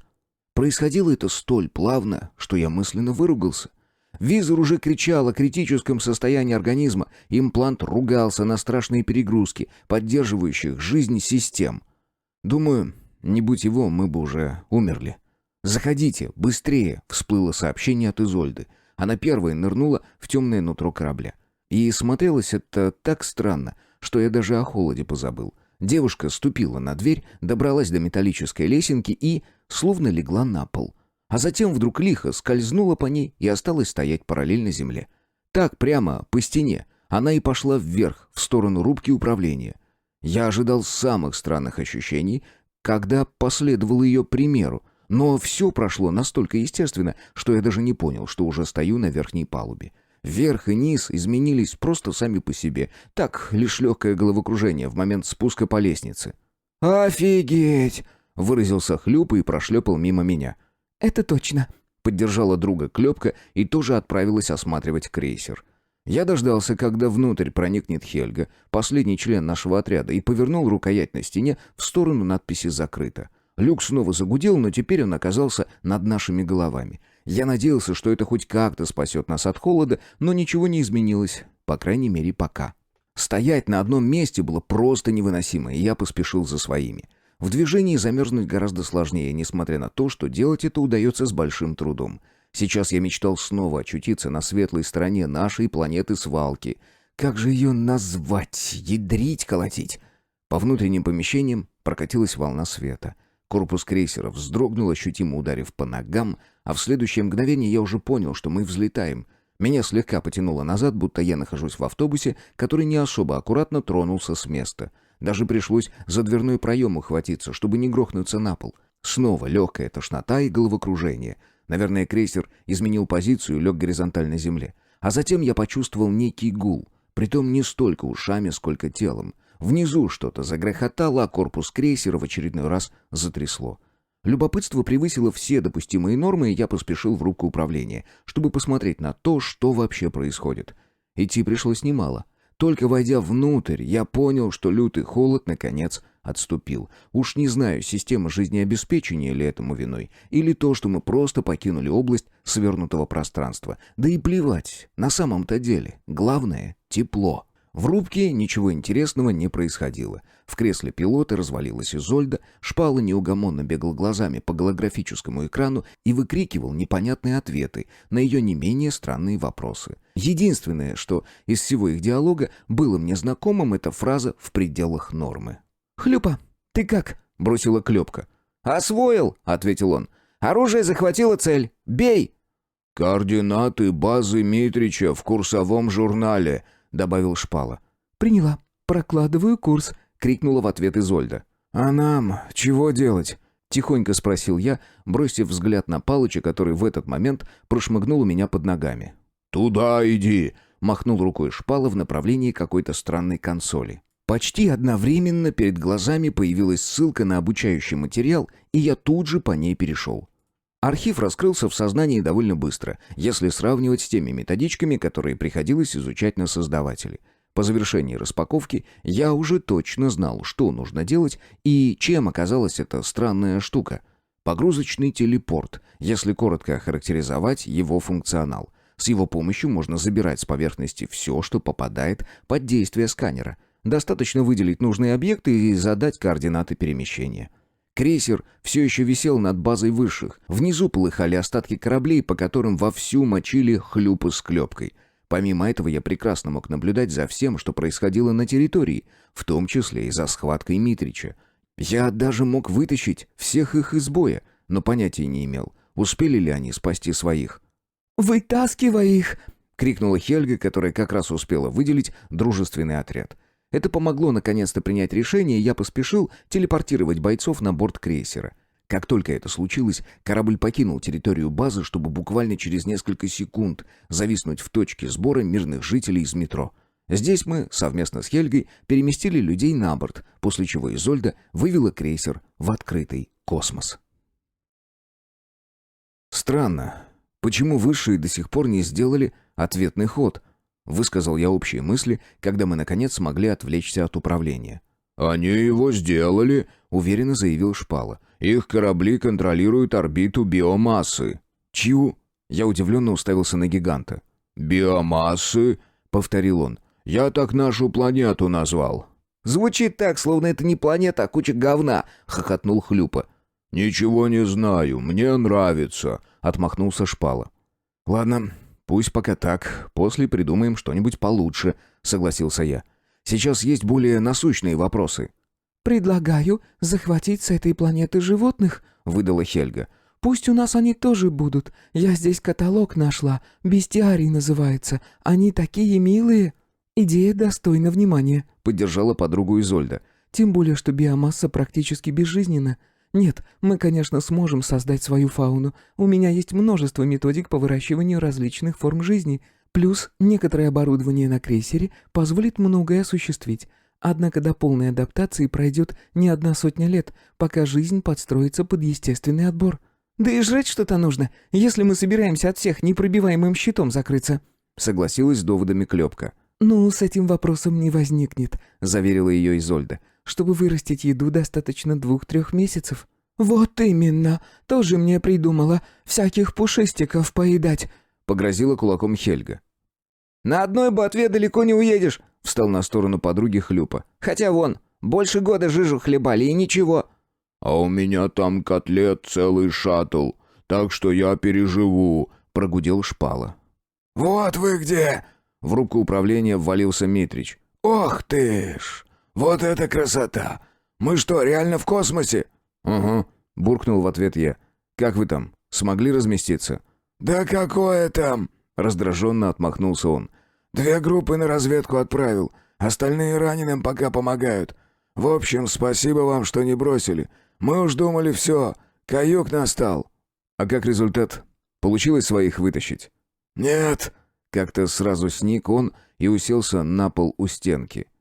«Вы были правы, нельзя спасти того, кто этого не хочет». Мы молча смотрели на него, не зная, что говорить в подобных случаях. Да и что здесь скажешь? Мне жаль, и кому от этого станет легче. Соболезнования вроде как тоже не совсем уместны. Можно еще ляпнуть что-то типа «не переживай, найдешь себе новую жену», но это будет вообще атас. «Я нашла универсальный набор фауны, предназначенный для колонизации пригодных планет», — разрядила обстановку Хельга. Оказывается, его даже вывозить не нужно. Все необходимое есть на борту, в специальном хранилище. Вот, смотрите, здесь около 200 автоматических станций и полная инструкция о том, как и в каких местах их требуется сбросить. Замечательная новость, хищно оскалилась Клёпка. Теперь-то мы точно с голода не умрем. Злючка, передразнила подругу Хельга и даже язык ей показала. Ладно, с этим разобрались. Я, наконец, нашел в себе силы переключить разговор на более актуальную тему.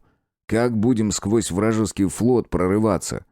«Я смогу удаленно запустить алгоритм автоматического боя», — предложила Изольда. «А мы в этот момент покинем крейсер в спасательных капсулах».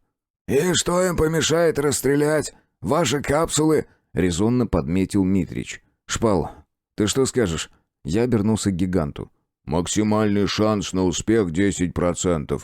И это я даже не рассматриваю вариант с капсулами». «Не густо», — усмехнулась Клёпка. «А мы можем телепортироваться сразу на биомассу?» «Нет, максимальная дальность телепорта 2 километра над поверхностью», не задумываясь, выпалил я. «А если мы сможем подлететь так близко, то смысла гадать над планом спасения нет. Есть надежда, что они примут нас за своих». «Тоже вряд ли», — покачал головой Шпала. «Мы еще от базы отлететь не успели, когда нас в угон объявили. Я смог перехватить радиосигнал с данными. Все, друзья, отныне мы вне закона со всех сторон. Как только выйдем из гиперпространства, нас тут же разберут на мелкие куски». «Ну, не прям сразу», — вступил в беседу Хлюпа. «У нас есть энергетический щит». Я тут же заинтересовался данным вопросом. Сколько он сможет продержаться? «Секунд 20, если по нам жахнут все сразу». Так может, не попадаться всем? Вступить в бой с одним? Даже не столько в бой, сколько попытаться проскочить мимо в режиме максимальной защиты. «Так себе идея», — поморщилась Клёпка. «Мы здесь прекрасно видим их флот. Думаешь, они не в состоянии выследить нас? В гиперпространстве они нас не увидят. Мы ведь выйдем из привычной мерности», — подкинула очередную водную Изольда. «Но курс придется рассчитывать наугад. Я хочу сказать, что мы можем вынырнуть в точке, которую считали безопасной, но в этот момент там окажутся...» «Мы тебя поняли», — беспардонно перебил девушку Митрич. «Хотя я больше половины не мыслю в том, что вы здесь сейчас говорили. Я это все к чему? Как-то в детстве, еще до всего того дерьма, что впоследствии обрушилось на нашу планету, я читал одну книгу. Фантастика, конечно, но то, что происходит сейчас, очень напомнило мне одну часть из той истории. Там экипаж точно так же оказался в засаде, и они каким-то образом изменили параметры щита, после чего смогли сделать свой корабль невидимым». «Это может сработать», — оживился Шпала. «Изочка, сможешь переписать управляющий код?» «Уже смотрю», — ответила она так, как это раньше делал гигант. Действительно, все бразды правления цифровыми технологиями быстро легли на ее хрупкие плечи. Впрочем, Шпала и не думал составлять ей конкуренцию. Он хоть и разбирался во всей этой кутерьме, и, возможно, даже не хуже, но для Изольды цифровой мир был более привычен. Она безошибочно и мгновенно находила нужные куски программного кода, хотя путала лево и право. Смогла без особого труда подчинить себе огромный боевой крейсер, но часто не вписывалась в дверные проемы. В общем, я без труда нашел в ней все эти забавные минусы, которые очеловечивают нас. Теперь, несмотря на идеальную внешность, она перестала казаться мне синтетическим существом, каким выглядела в самом начале нашего знакомства. И да, черт побери, я по уши влюбился в эту рыжеголовую красавицу. А какие кульбиты она вытворяла со мной в постели? Впрочем, пусть это так и останется нашим секретом. В конце концов, имеем мы право на что-то личное. Не побоюсь этого слова. Интимное. «Там есть технические ограничения», — вдруг вынесла Изольда неутешительный вердикт. «Генератор щита не может работать и в качестве защиты, и в качестве маскировки одновременно». «Да может и пес с ним», — произнес Хлюпа. «Если они нас не увидят, так и стрелять не станут». «Так-то оно так. Но мы не сможем войти в гиперпространство», — подкинула очередную задачу Иза. «Крейсер просто разорвет на части в многомерном пространстве. Мы там, можно сказать, и движемся только за счет щита. Он изменяет приливные силы». «Так, стоп», — замахал руками приятель и указал пальцем на Шпалу. «Ты уже говорить начала, как он. Я ни хрена не понимаю в этих ваших штуках. Скажи, мы можем внести изменения в защиту после того, как выберемся из гиперпространства?» «Да, я все подготовила. Осталось только заменить части кода и перезапустить систему управления защитой». «Тогда не вижу никаких проблем», — развел руками Хлюпа. «Выныриваем, быстренько, перезагружаемся, и вуаля!» «Быстренько не получится», — вступился за Изольду Шпала. «Весь процесс займет не менее 2 минут, плюс-минус. За это время нас засекут и успеют пару раз жахнуть». «Это если мы у них под самым носом выпрыгнем», — заметил Митрич. «Можно ведь выйти в соседней системе, переключиться в режим скрытности и спокойно пролететь мимо». «Ближайшая система находится в 3 годах пути, и это при расчете от границы до границы», — отмела предложение Изольда. «У нас нет столько припасов. Мы просто не переживем такой долгий полет». «А у них нет здесь камер, позволяющих проспать все это время?» — спросил Митрич. «Про такие я тоже читал». «Прости, но у нас нет столько времени», — вставил свое слово я.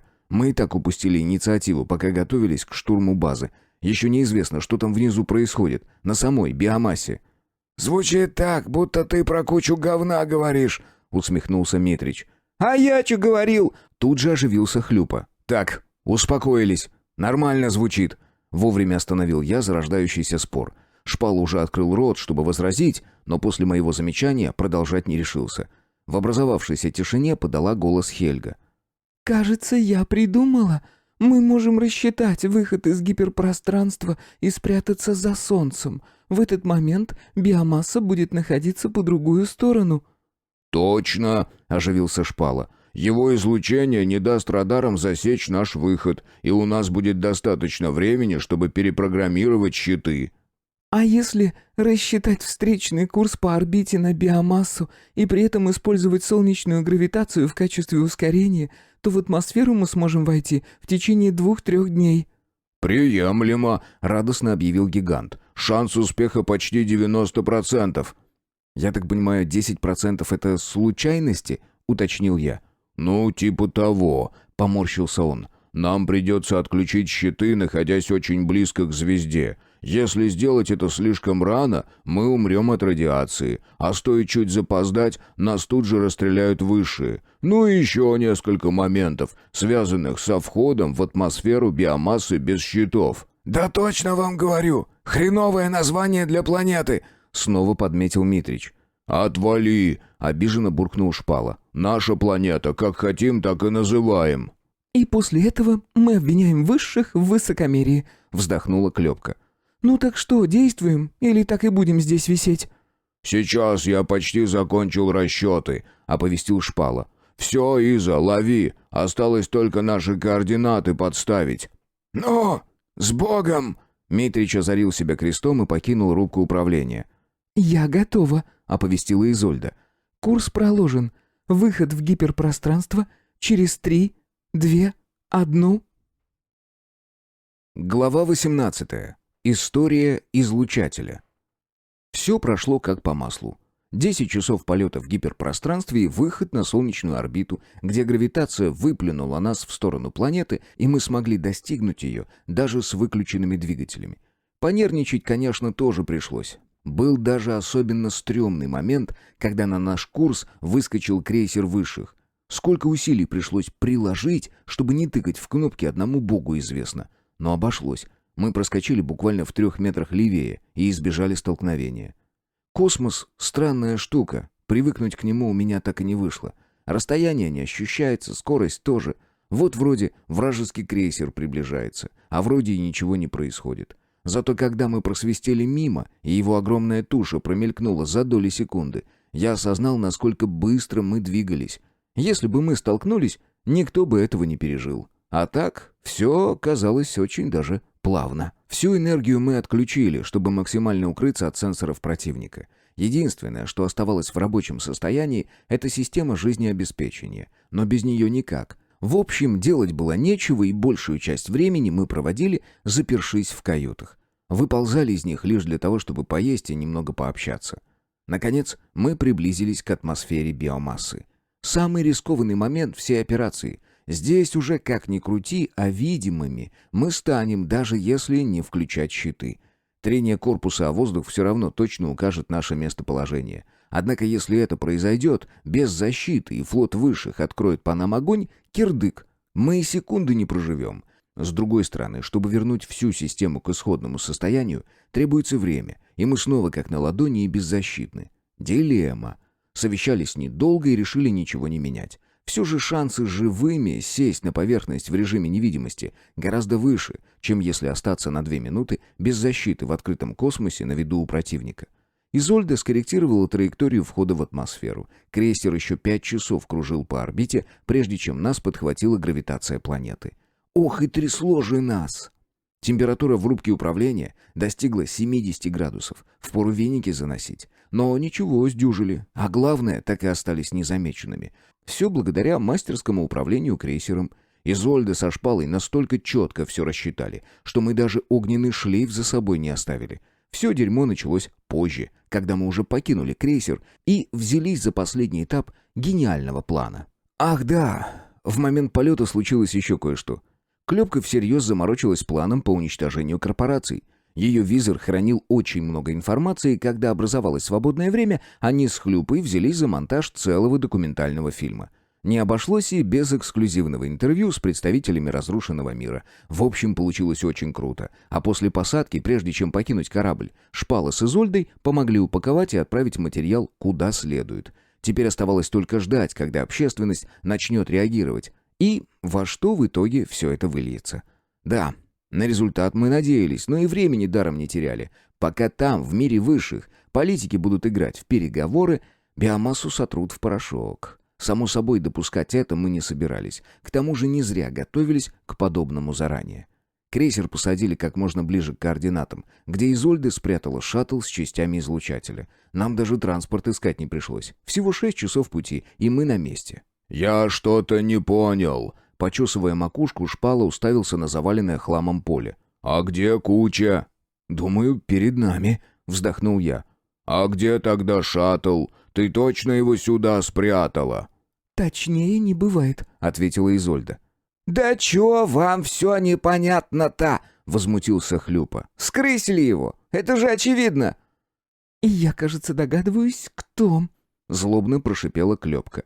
«На биомассе есть только один человек, который профессионально занимается поиском ништяков». «Анатолий Саныч!» — в один голос продолжили мы с Хлюпой. «Я этому Сранычу ноги вырву!» — прорычал Шпала. «Не дай бог он мои котлеты тронет!» «Да на кой черт они ему сдались?» — возмутился Хлюпа. «Здесь о спасении целой планеты речь идет». «А ты на него не ори», — заступилась за гиганта Хельга. «Хочет он ему ноги вырвать, пусть рвет. Тебе жалко, что ли?» «Да пофигу мне на ноги! Нам нужно излучатель вернуть!» — продолжил возмущаться приятель. «Понять бы еще, где мы территориально. В какой стороне у нас первый?»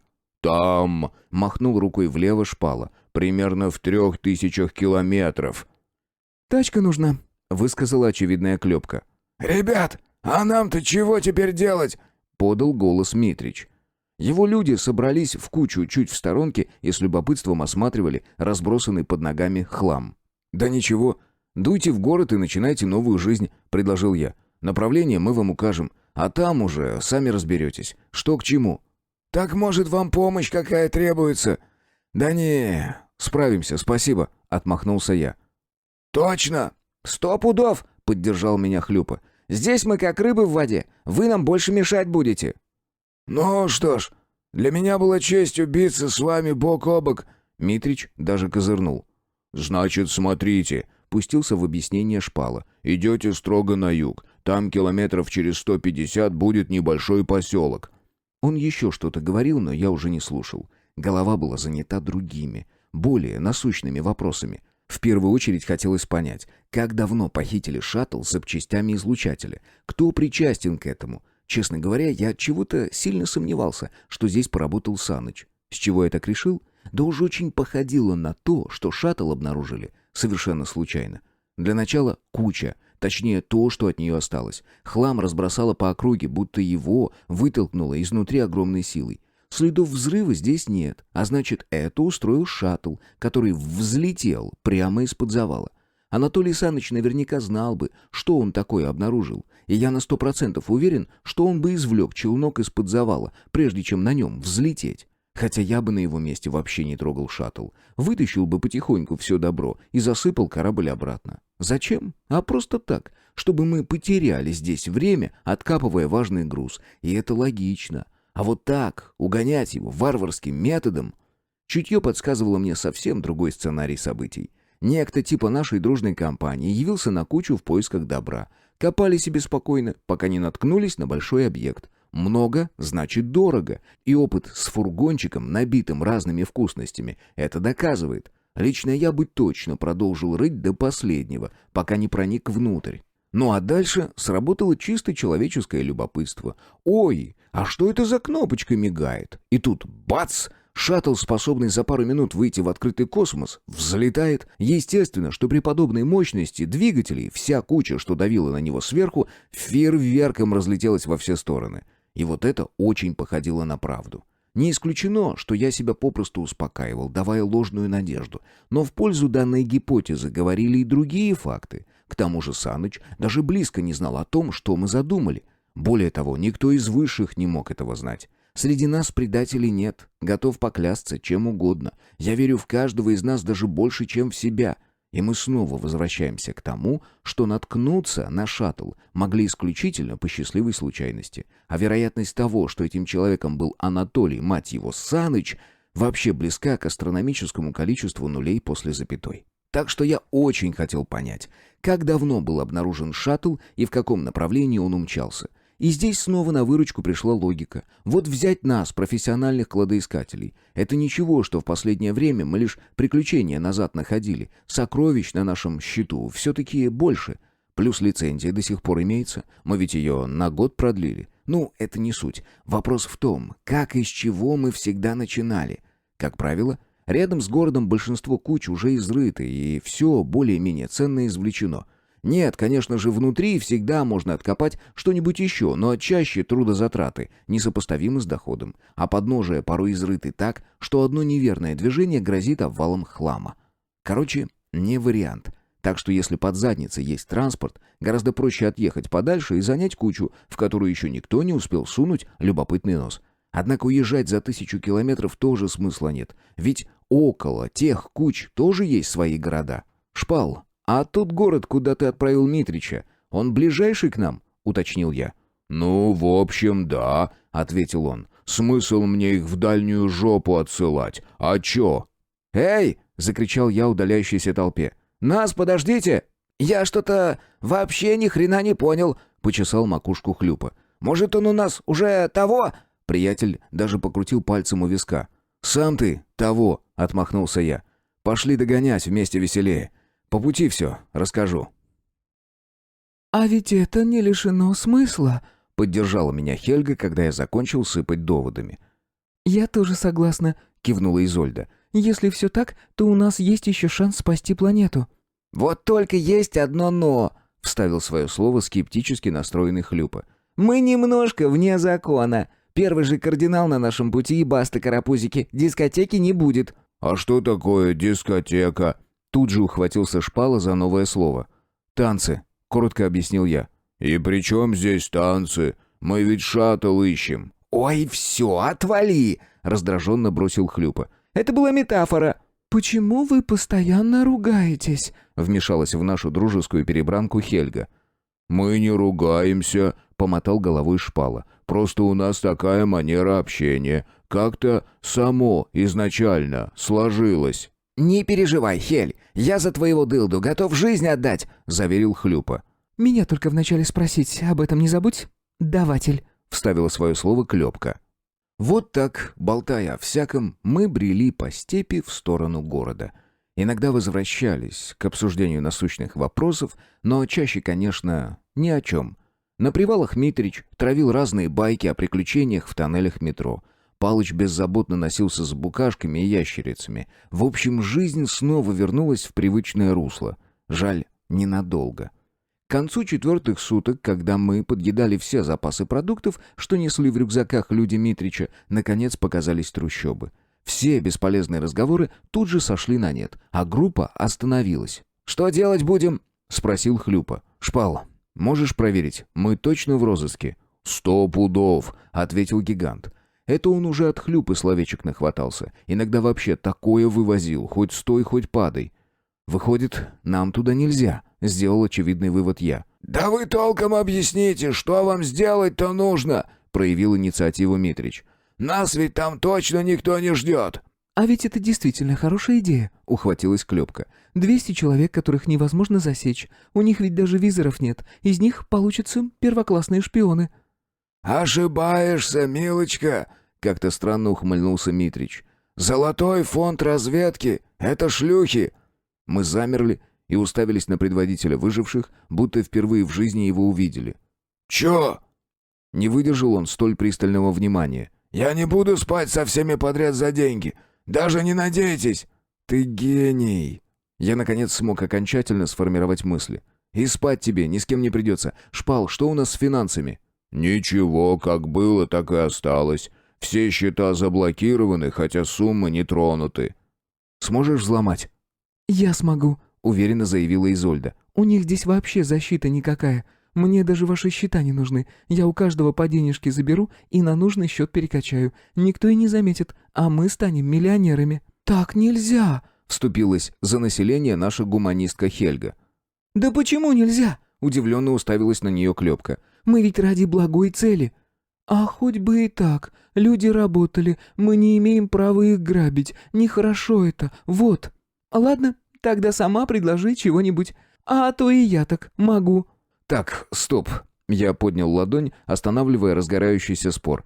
Хельга права, мы не воры. К тому же у нас есть деньги, просто они заблокированы. Иза снимет с них блок, и никого не нужно будет грабить.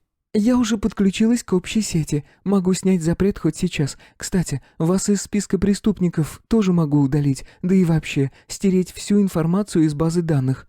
«Круто!» — оживился Хлюпа. «А давай!» «Стоять!» — вовремя встрял я. «Ничего пока не трогай. Я не хочу, чтобы корпорации поняли, что мы уже здесь».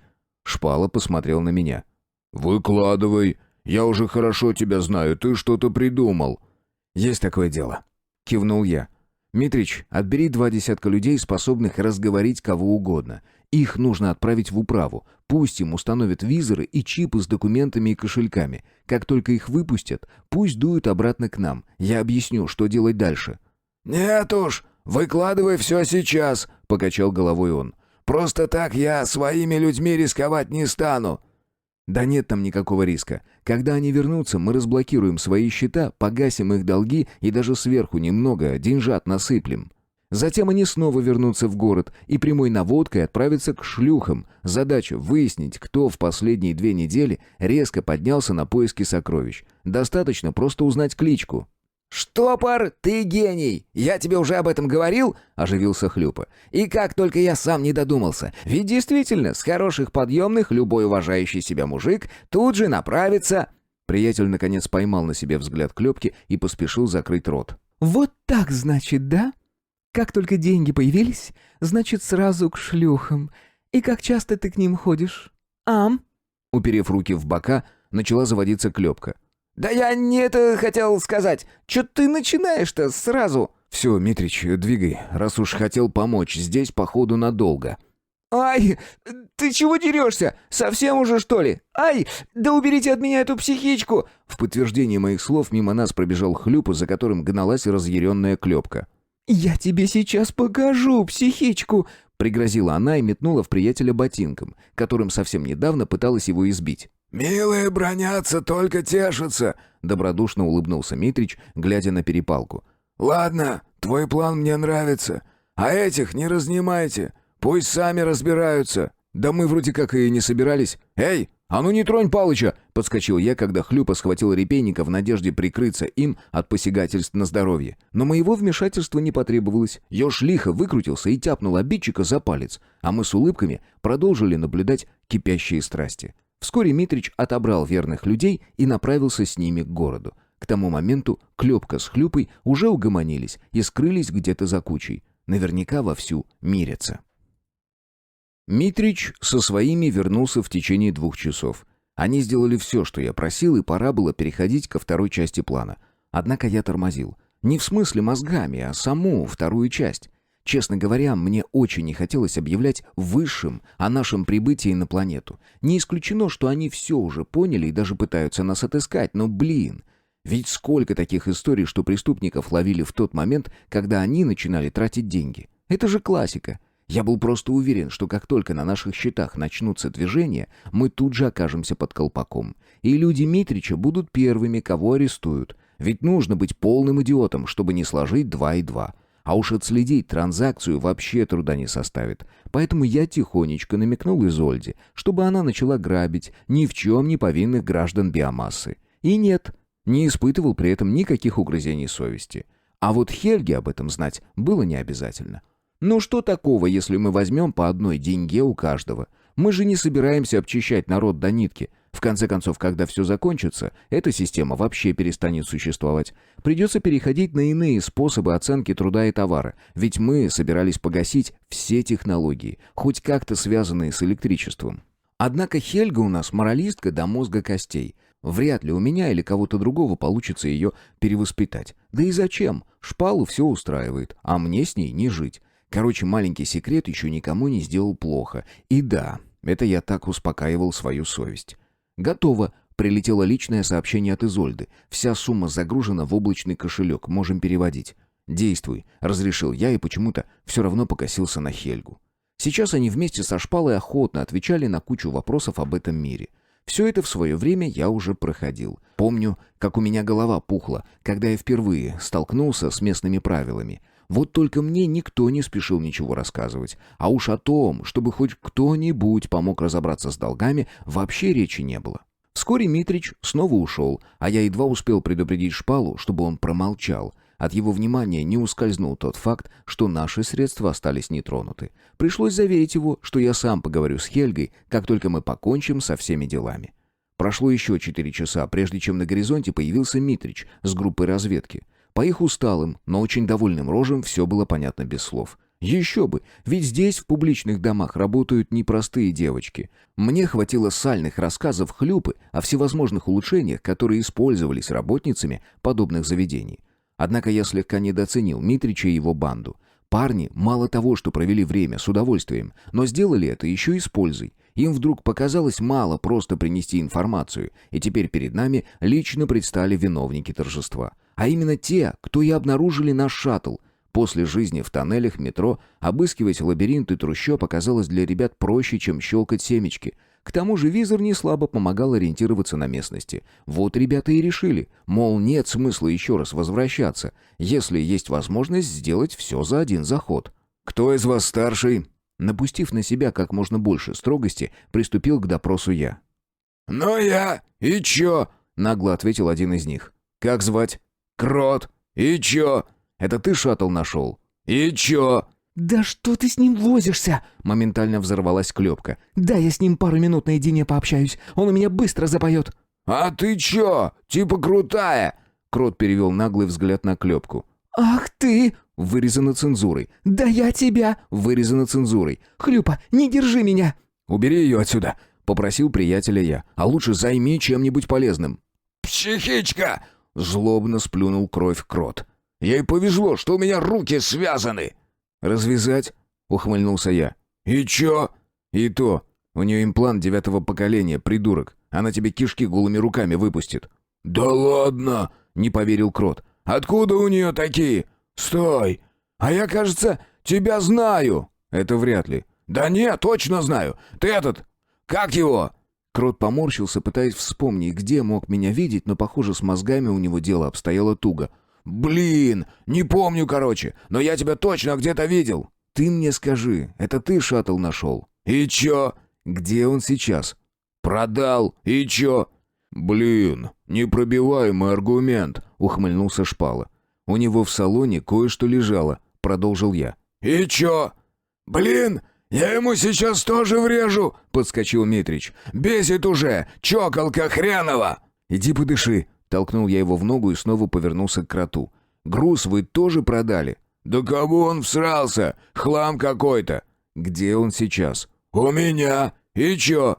«Он мне нужен». «И чё?» «От него зависит судьба всей планеты». «И чё?» «Блин, в натуре непробиваемый», — пробормотал я. «Ща в рожу дам». «Попробуй», — ухмыльнулся Крот. «Ладно, давай зайдем с другого конца», — вздохнул я.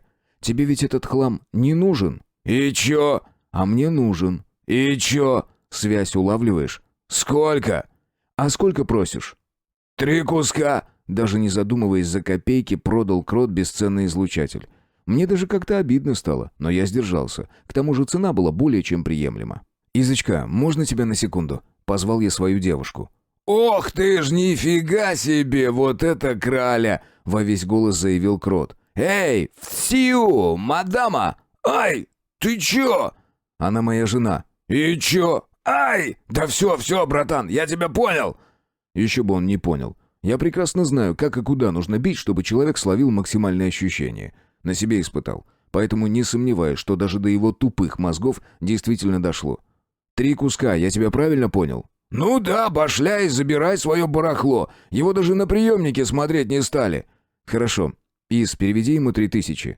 «Уже сделала». Через секунду заявила она, но я и так уже все понял по наглой улыбке Крота. «Ну, где груз?» «Ты чё, дядя, какой груз?» «Штопор, нет». Только и успел услышать я, прежде чем глаза затмила кровавая пелена. Глава 19. История победы. Благо, меня вовремя успели оттащить. Но я все же успел несколько раз от души приложить по наглой морде Крота. Хорошо, что имплант до сих пор оставался в настройках максимальной скрытности. Будь он в боевом режиме, мы бы сейчас имели труп. Однако даже в этом состоянии сознание главаря я погасил. «Да все, не держите!» Я попытался высвободиться. «Точно!» — уточнил Шпала. «Да, я успокоился, больше не буду». Но стоило хватке ослабнуть, как я тут же рванул вперед и подкинул Кроту еще одного крепкого пинка в живот. В ту же секунду на мне снова повисли друзья, не давая возможности пошевелиться. «Что у вас тут?» — подскочил Митрич. «Ох ты ж, ядрить колотеть! Живой хоть?» «На его месте я бы лучше сдох», — рявкнул я.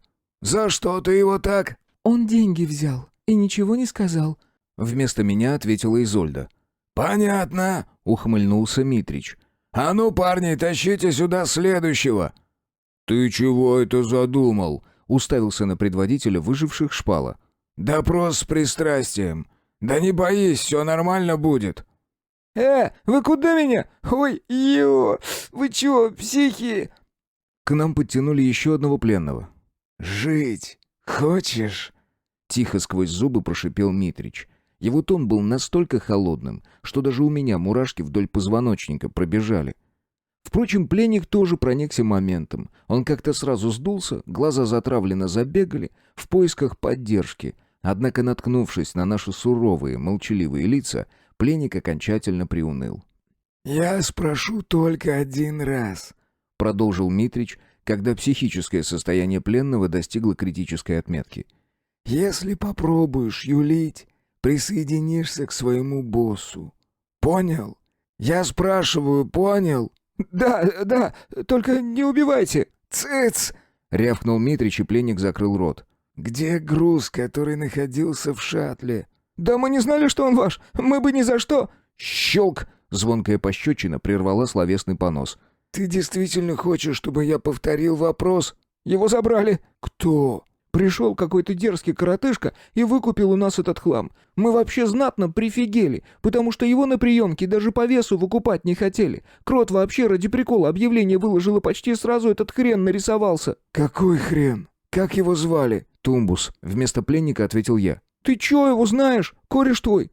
Так чё вы мне здесь тогда парите?» Щелк! Очередная пощечина тыльной стороной ладони заставила пленника заткнуться. «Вякать будешь, когда я тебе разрешу», — просипел Митрич. «Нам конец», — тяжело вздохнул Шпала. «Этот шипздик ни за что не отдаст излучатель. Да мы его даже не найдем. Все, кирдык, баста, карапузики». «Хватит, мы поняли», — рявкнул я, затем понял, что слегка перегнул. «Извини, дружище». «Да ладно», — понуро отмахнулся гигант. «Что теперь делать-то?» «Как давно это случилось?» Митрич снова обратился к пленнику. «Дык это, как его, пару дней назад». «Может, догнать успеем?» — спросил Митрич. «Как?» — развел руками я. «У нас даже машины нет. А если он сразу в параллельную вселенную ушел?» «А так разве можно?» «Этим, походу, все можно», — вздохнул я и устало опустился на землю. «Все, это конец». «Может, мы что-то упускаем?» Уселся напротив Шпала. «Не понимаем чего-то». «Например?» «Ну, не знаю. А вдруг тумбус за добрых?» «Ага, а я японский телевизор», — выдал Хлюпа, который как раз вернулся вместе с Клёпкой. «Чего сидим? Пленных не допрашиваем. А этого что, уже замочили?» «Излучатель у тумбуса», — в 3 словах объяснил наше положение Шпала. «Ох, Вырезано цензурой. мать его, так!» — выпалила Клёпка, что даже Митрич на нее покосился.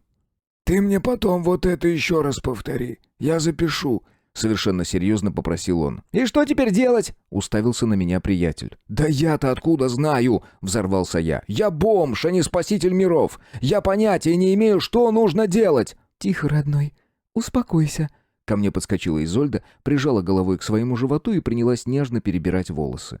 «Мы что-нибудь обязательно придумаем. Вот увидишь». «А мы можем собрать такой же излучатель из хлама?» — задал первый правильный вопрос Шпала. «Здесь ведь полно всяких частей». «Боюсь, не все так просто», — поморщилась Изольда. Для его изготовления я применила никому неизвестные технологии и материалы. Здесь мы даже близко не найдем ничего похожего. Но ведь безвыходных ситуаций не бывает, так? Рядом уселась Клёпка. Мы же бывали в передрягах их похуже. «Что-то я не припомню», — усмехнулся Хлюпа. «Как по мне, сейчас мы в самой глубокой вселенской жопе». «Жарко. Невпопад выдала Хельга. Сейчас бы попить чего-нибудь холодненького». «А я жрать хочу», — вздохнул Шпала. «Интересно, а где сейчас мои котлеты?» «Точно», — подскочил я. «У нас ведь есть еще один шаттл». «И чё?» — фразой крота спросил Хлюпа. «Ну как? Может, действительно получится догнать Тумбуса?» «На его месте я бы сразу ушел в параллельную вселенную», — отмахнулся Шпала. «Но мы ведь этого не знаем. Смысл вот так сидеть и плакать? Нужно попробовать воспользоваться возможностью», — поддержала меня Клёпка. «Из, ты ведь помнишь, где его спрятала?» «А как же?» — с улыбкой ответила та. «Примерно в получасе от шаттла с излучателем». «Понятно». Я сразу же сник и снова уселся на землю. Это еще 5 дней пути. Проще до крейсера добраться и на нем биомассу обыскать. Но за это время... Ой, все, даже говорить не хочется. «Ты почему сразу 5 дней?» — ухмыльнулась Клёпка. «У нас вон 4 архаровца имеются. Я сейчас вот тому в глаз дам, и он мне расскажет, на чем они ездят. До города здесь минут 5 на драйве. Тачка наверняка на стоянке». «Как вариант», — кивнул Хлюпа. «Я нас до шаттла с ветерком за пару часов дамчу». «Так, может, и правда лучше сразу до крейсера», — уточнил Митрич. «Нет», — покачала головой Изольда. «шаттл в атмосфере более маневренный, да и технологически он гораздо лучше». «Ну и чего сидим?» — прервал я бесполезный разговор. «Клёп, действуй!» «Чё, прям можно?» «Нужно!» «Эй, вы чего?» — отшатнулся пленник, когда в его сторону шагнула Клёпка с хищной улыбкой на лице. «Тачка у нас за домом стоит, я координаты дам». «Вот ты, блин, весь кайф обломал», — поморщилась Клёпка. «Ну и? Чего вылупился? Давай коры». «Так это... тебя же в сети нет?» «Я есть. Ща». Оживился Шпала, а вскоре в общем чате всплыл ряд цифр. «Так, ждите здесь, я мухой!» — подскочил Хлюпа и умчался в сторону города. «И на кой пес вам машина, если вы так носиться умеете?» — почесал макушку Митрич. «Ресурсов организма на такое расстояние не хватит», — ответила Клёпка. «Максимум километров на 50, да и то потом можно истощение заработать». «Вашу мать!» — вдруг закричал пленник. «Крот воскрес!» Клёпка вздрогнула. «Господи, что так орать-то, дебил?» «Может, вы нас уже отпустите?» «Ага, сейчас. Что, вы про нас кардиналом растрепали?» — усмехнулся я. «Из-за вас, уродов, вся планета под угрозой». «Вон, Хлюпа уже назад мчит», — указала в сторону города Клёпка. «Митрич, мне неудобно тебя просить, ты и так очень много для нас сделал». «Пустое!» — отмахнулся он. «Вы нам жизнь спасли!» «Это пока еще не факт», — вздохнул я. «В общем, присмотри пока за этими упырями. Если в течение суток мы не вернемся, веди людей в город, пусть осваиваются. Не знаю, сколько времени у вас есть. Может быть, сюжет Клёпки сработает и корпорации прижмут в мире высших». «Офигеть!» — снова раздался голос пленного. «Это что еще за хрень?» Естественно, мы сразу же задрали лица к небу. Там действительно происходило нечто странное. Прямо посреди бесконечно глубокого, розового небосвода во все стороны лупили крохотные электрические разряды. Мы с открытыми ртами наблюдали за аномалией, сились понять хоть что-то. Небо искрило еще некоторое время, а затем в этом месте образовалась тень. Она разрасталась, будто нас накрывала грозовая туча, готовая вот-вот разразиться градом. Чернота становилась все гуще, словно собиралась обрести плотность и придавить нас к земле. И вдруг, со страшным грохотом, буквально в нескольких метрах от нас, в землю ударила толстая молния. Мы дружно вздрогнули. Казалось бы, нужно бежать, попытаться где-нибудь спрятаться от жуткой стихии, но ноги не слушались. Да что там ноги, оцепенело все, даже дышать было тяжело, хотя воздух знатно посвежел и разогнал бесконечную жару, привычную на светлой стороне биомассы. «Смотрите!» — прохрипел Митрич, указывая в сторону, куда только что ударила молния. Мы оторвали взгляды от неба и уставились на человека, который неспешным шагом направлялся к нам. Спокойное выражение лица, не побоюсь этого слова, безмятежное, добрая улыбка и уверенный взгляд, источающий силу. Тень все так же продолжала клубиться и искрить над нашими головами, но пришелец не обращал на нее внимания. Впрочем, я уже понял, что он явился оттуда. Подозреваю, что остальные тоже об этом догадывались. «Добрый день!» Вежливо поздоровался он и, присев на корточки, вдруг обратился к Палычу. «Я получил твое послание». «Это чё?» — раздался удивленный голос крота. «Ты чё за хрен?» «Закройся». Незнакомец небрежно махнул рукой, и крот снова отключился. «Ну, рассказывайте, что здесь у вас?»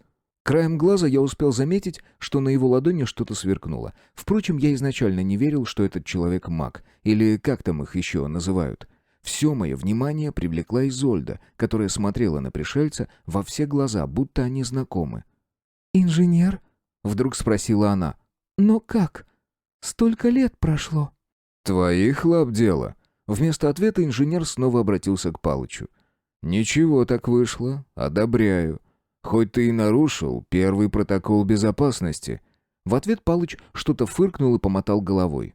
«Хам!» — усмехнулся инженер и осмотрел нас оценивающим взглядом. «Ну и? Разговаривать будем? Или как? С проверяющим я и из дома мог спокойно пообщаться». «А ты кто?» — беспардонно спросил Хлюпа. «Человек. Почти такой же, как и вы. Можно ближе к делу? У меня через полчаса ужин.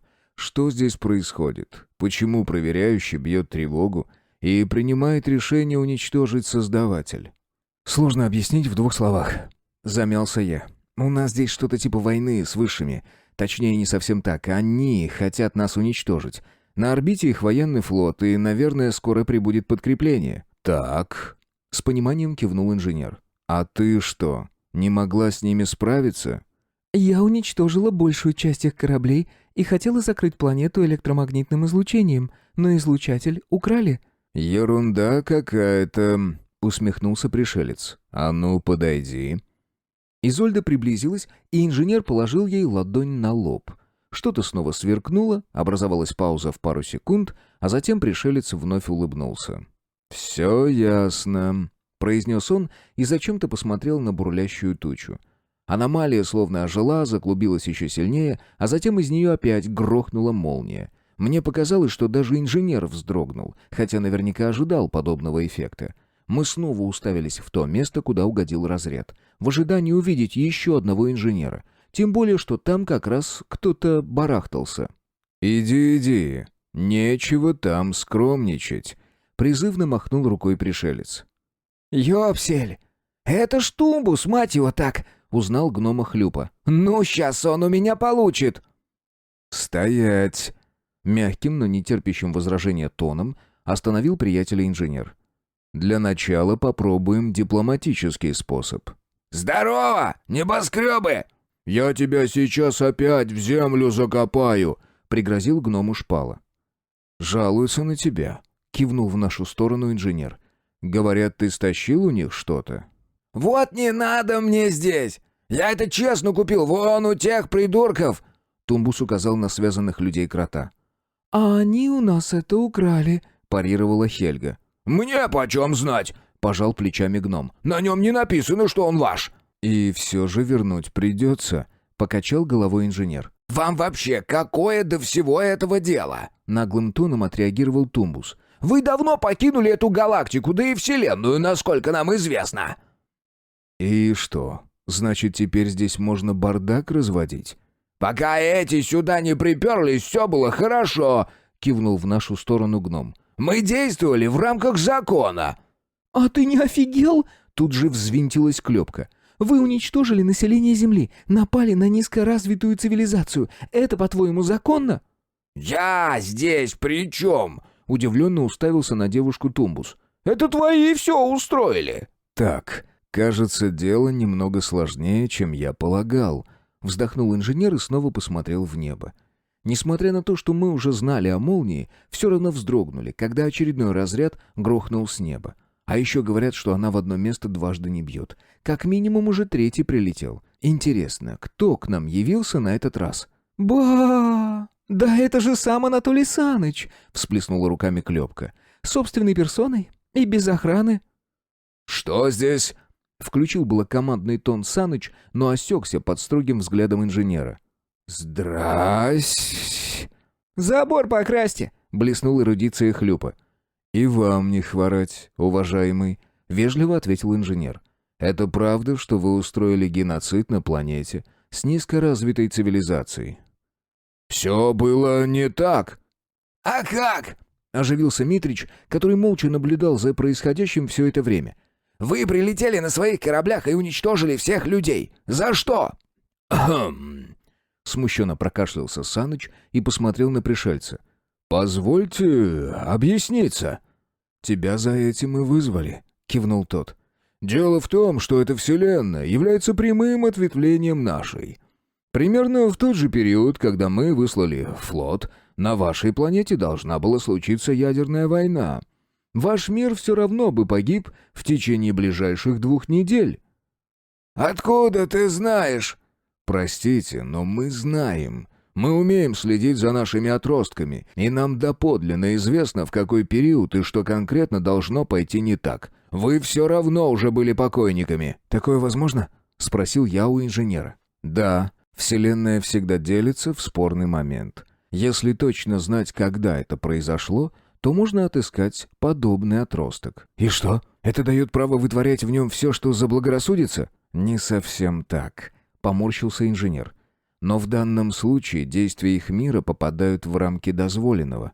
«Да вы там чё? Совсем уже охренели?» — возмутился Митрич. «Это как вообще понимать?» «Если бы не действия их вселенной, вы бы полностью уничтожили жизнь на планете. А так им удалось сохранить природу и даже дать вам шанс развиться заново». «Это еще не доказано!» «Увы, но все обстоит именно так. Я проверил». «Жесть какая!» — пробормотал я. «А что с нами? Мы тоже попадаем в рамки дозволенного?» «Зависит от угла зрения», — уклонился от прямого ответа инженер. «Они воспользовались нашими технологиями, чтобы создать эту систему, а значит, я вправе судить данный эксперимент». «Вашими технологиями?» — уставился на пришельца Шпала. «Так это что же получается? Вы соорудили создаватель?» «Да, долго до вас небоскребов доходит», — усмехнулся Тумбус. «На твоем месте я бы вообще помолчал», — строго осадил гнома инженер. «Вы обязаны были следить за порядком. Устроили здесь черти что». «Да все у нас ровно шло! Это все они!» — снова указал на нас гном. На сей раз Палыч не выдержал и злобно зашипел на Тумбуса. Инженер внимательно на него посмотрел и с задумчивым видом постучал пальцем по губам. «Ты уверен?» — спросил он ежа. В ответ Генка снова фыркнул и даже лапой по земле ударил. «Это меняет дело». Согласился с его доводами пришелец и обернулся к Санычу. «Вот, товарищ проверяющий обвиняет вас в похищении и посягательстве на взлом создавателя». «Да он еж! Что вы его слушаете вообще?» Предпринял нелепую попытку отмазаться тот. «Мы поделились с вами мудростью, допустили до технологий, которые позволили бы вам постигнуть суть мироздания», — покачал головой инженер. «А вы что устроили? Попытались подчинить себе процесс эволюции? Хотели обойти корневой код Создавателя? Вы хоть понимаете, какой опасности подвергли нашу Вселенную? Мы собирались свернуть эксперимент, когда поняли, что он начал выходить из-под контроля, а эти... Теперь уже Саныч бросил в нашу сторону обвинение. Сунули нос в контролируемый процесс. Из-за них все пошло не так, и сейчас мы вынуждены убирать последствия тем, что имеем. «Так вот кто мы для вас», — зло прошипела Хельга. «Нежелательные последствия?» Я впервые видел ее в гневе. Возможно, если бы не инженер, который умудрялся сдерживать конфликт, Саныч сейчас делал бы последний вдох. «Да, все именно так. Нравится тебе это или нет? Это мы вас создали, вы обязаны нам тем, что появились на свет. Вы всего лишь бактерии в чашке Петри, и только нам решать, позволить вам дальше размножаться, или лучше стерилизовать инструмент и начать заново». «Хельга, стой!» — крикнула Клёпка, но было уже поздно.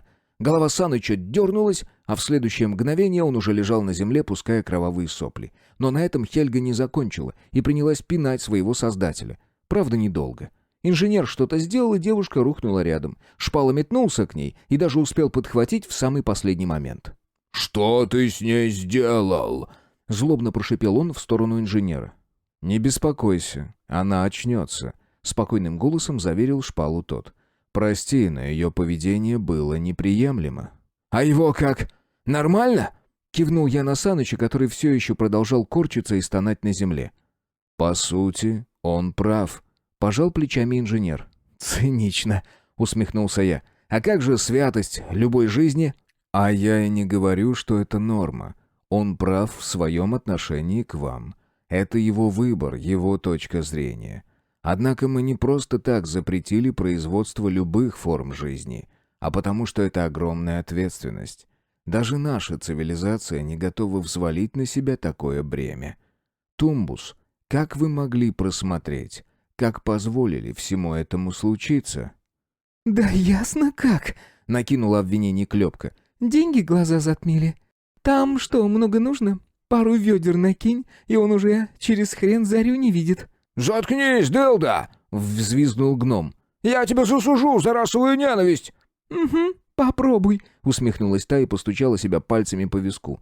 «У меня все записано, а Шпала вообще свидетелем будет. Еще посмотрим, кто из нас под статью пойдет». Тумбус тут же сделал вид, что ничего страшного не случилось, и обратился к инженеру.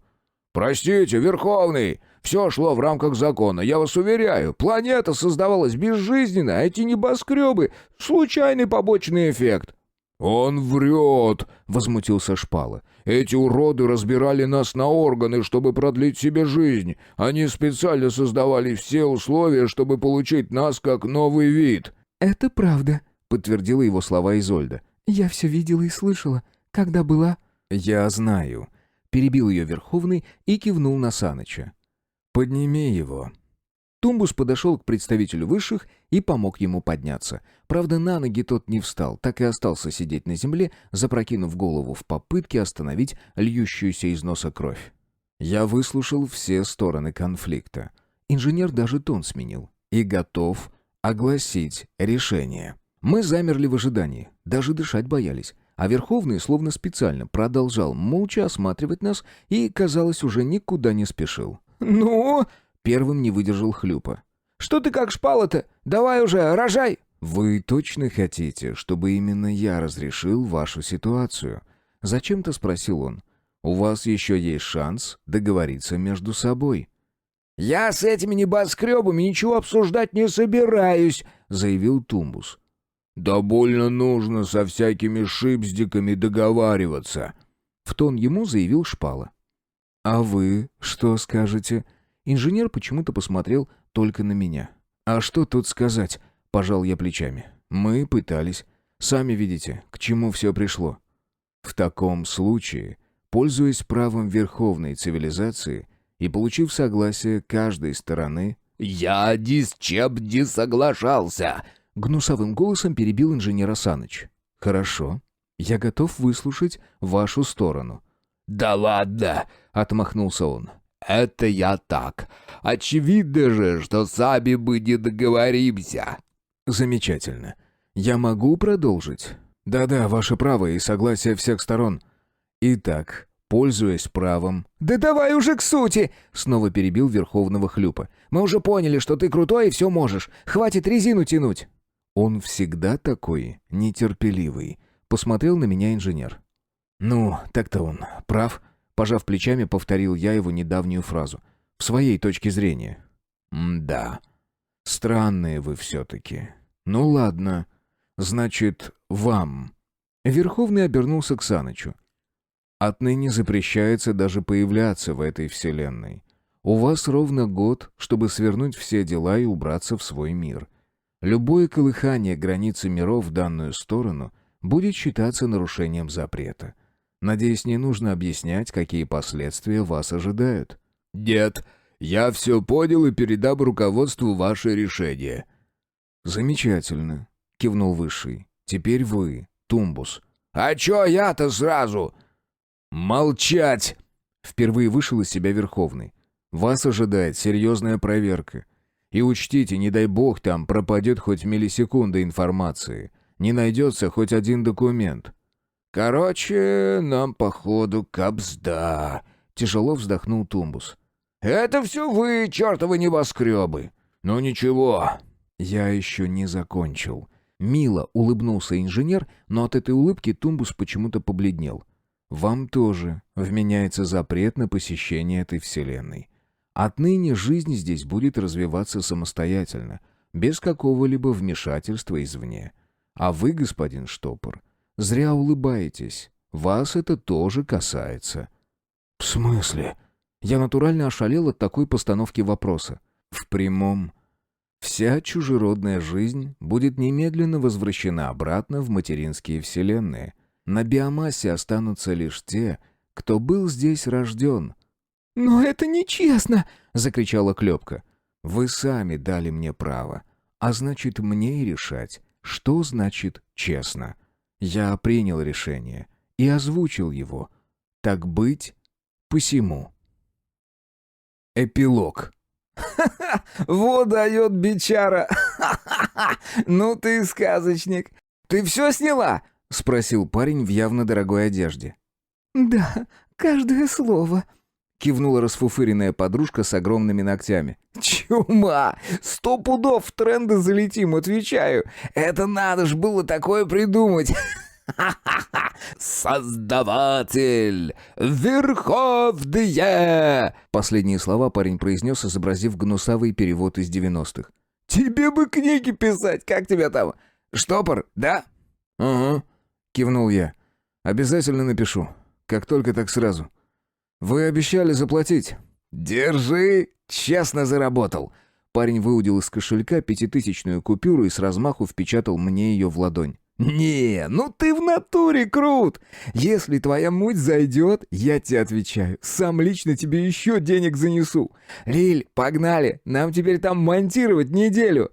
«Ага, иду», — отозвалась Фифа, которая в этот момент делала со мной селфи. «Вот дает! Ха-ха-ха!» Снова донесся до меня эмоциональный возглас парнишки. «Биомасса! Мать его!» Я устало поднялся со скамейки и с опаской осмотрелся по сторонам. Слава богу, никто не видел, какой купюрой меня одарил этот мажор.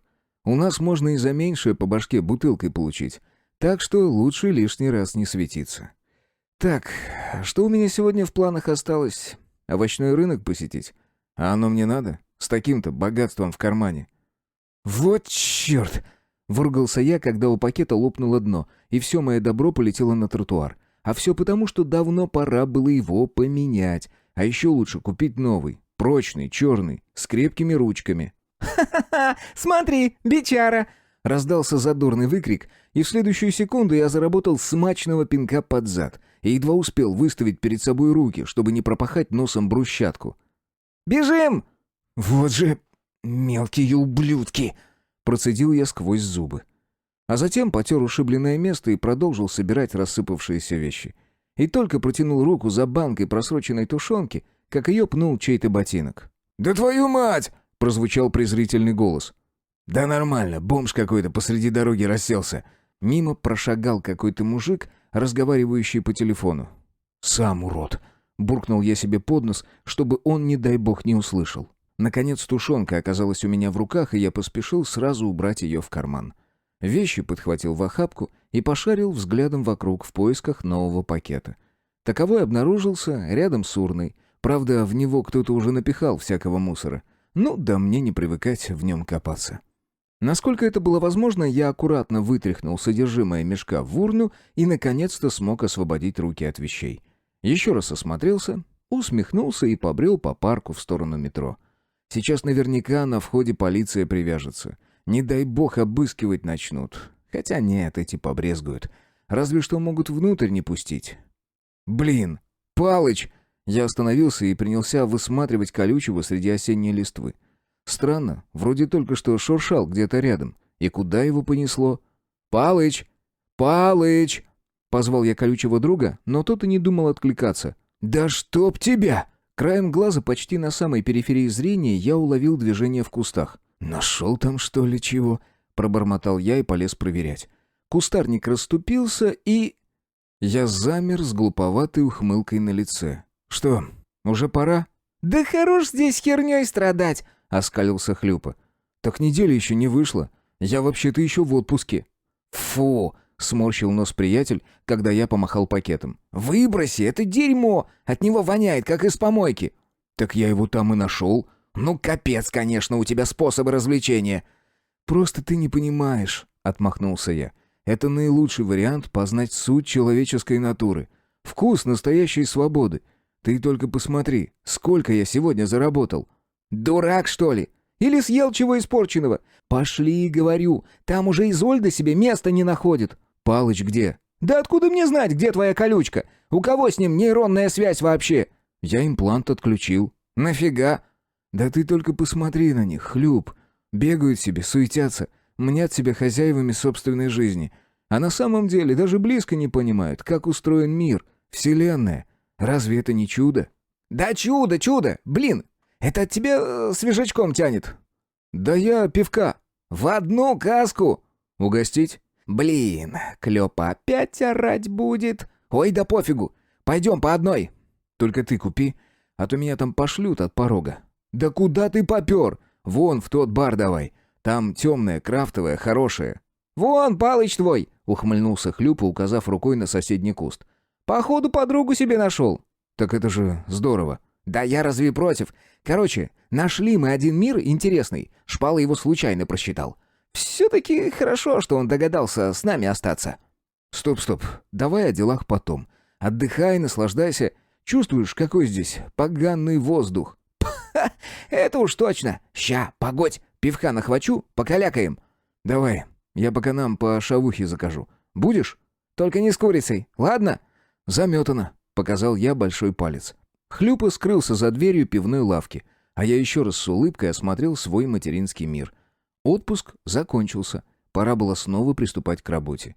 Ее мы получили сразу, как только остались наедине с Верховным. Теперь мы все проверяющие, наделенные особыми полномочиями. Ведь мультивселенная бесконечна. А значит, в ней обязательно найдутся беспринципные мрази, готовые пойти на все ради собственной выгоды. Кто знает, может быть, когда-нибудь я вернусь и в свой мир, чтобы навести здесь шорох. Но это точно будет еще очень нескоро. Пусть пока суетится, развивается, мечтает о вселенском господстве. Когда придет время, мы явимся и объясним, что к чему. Конец книги.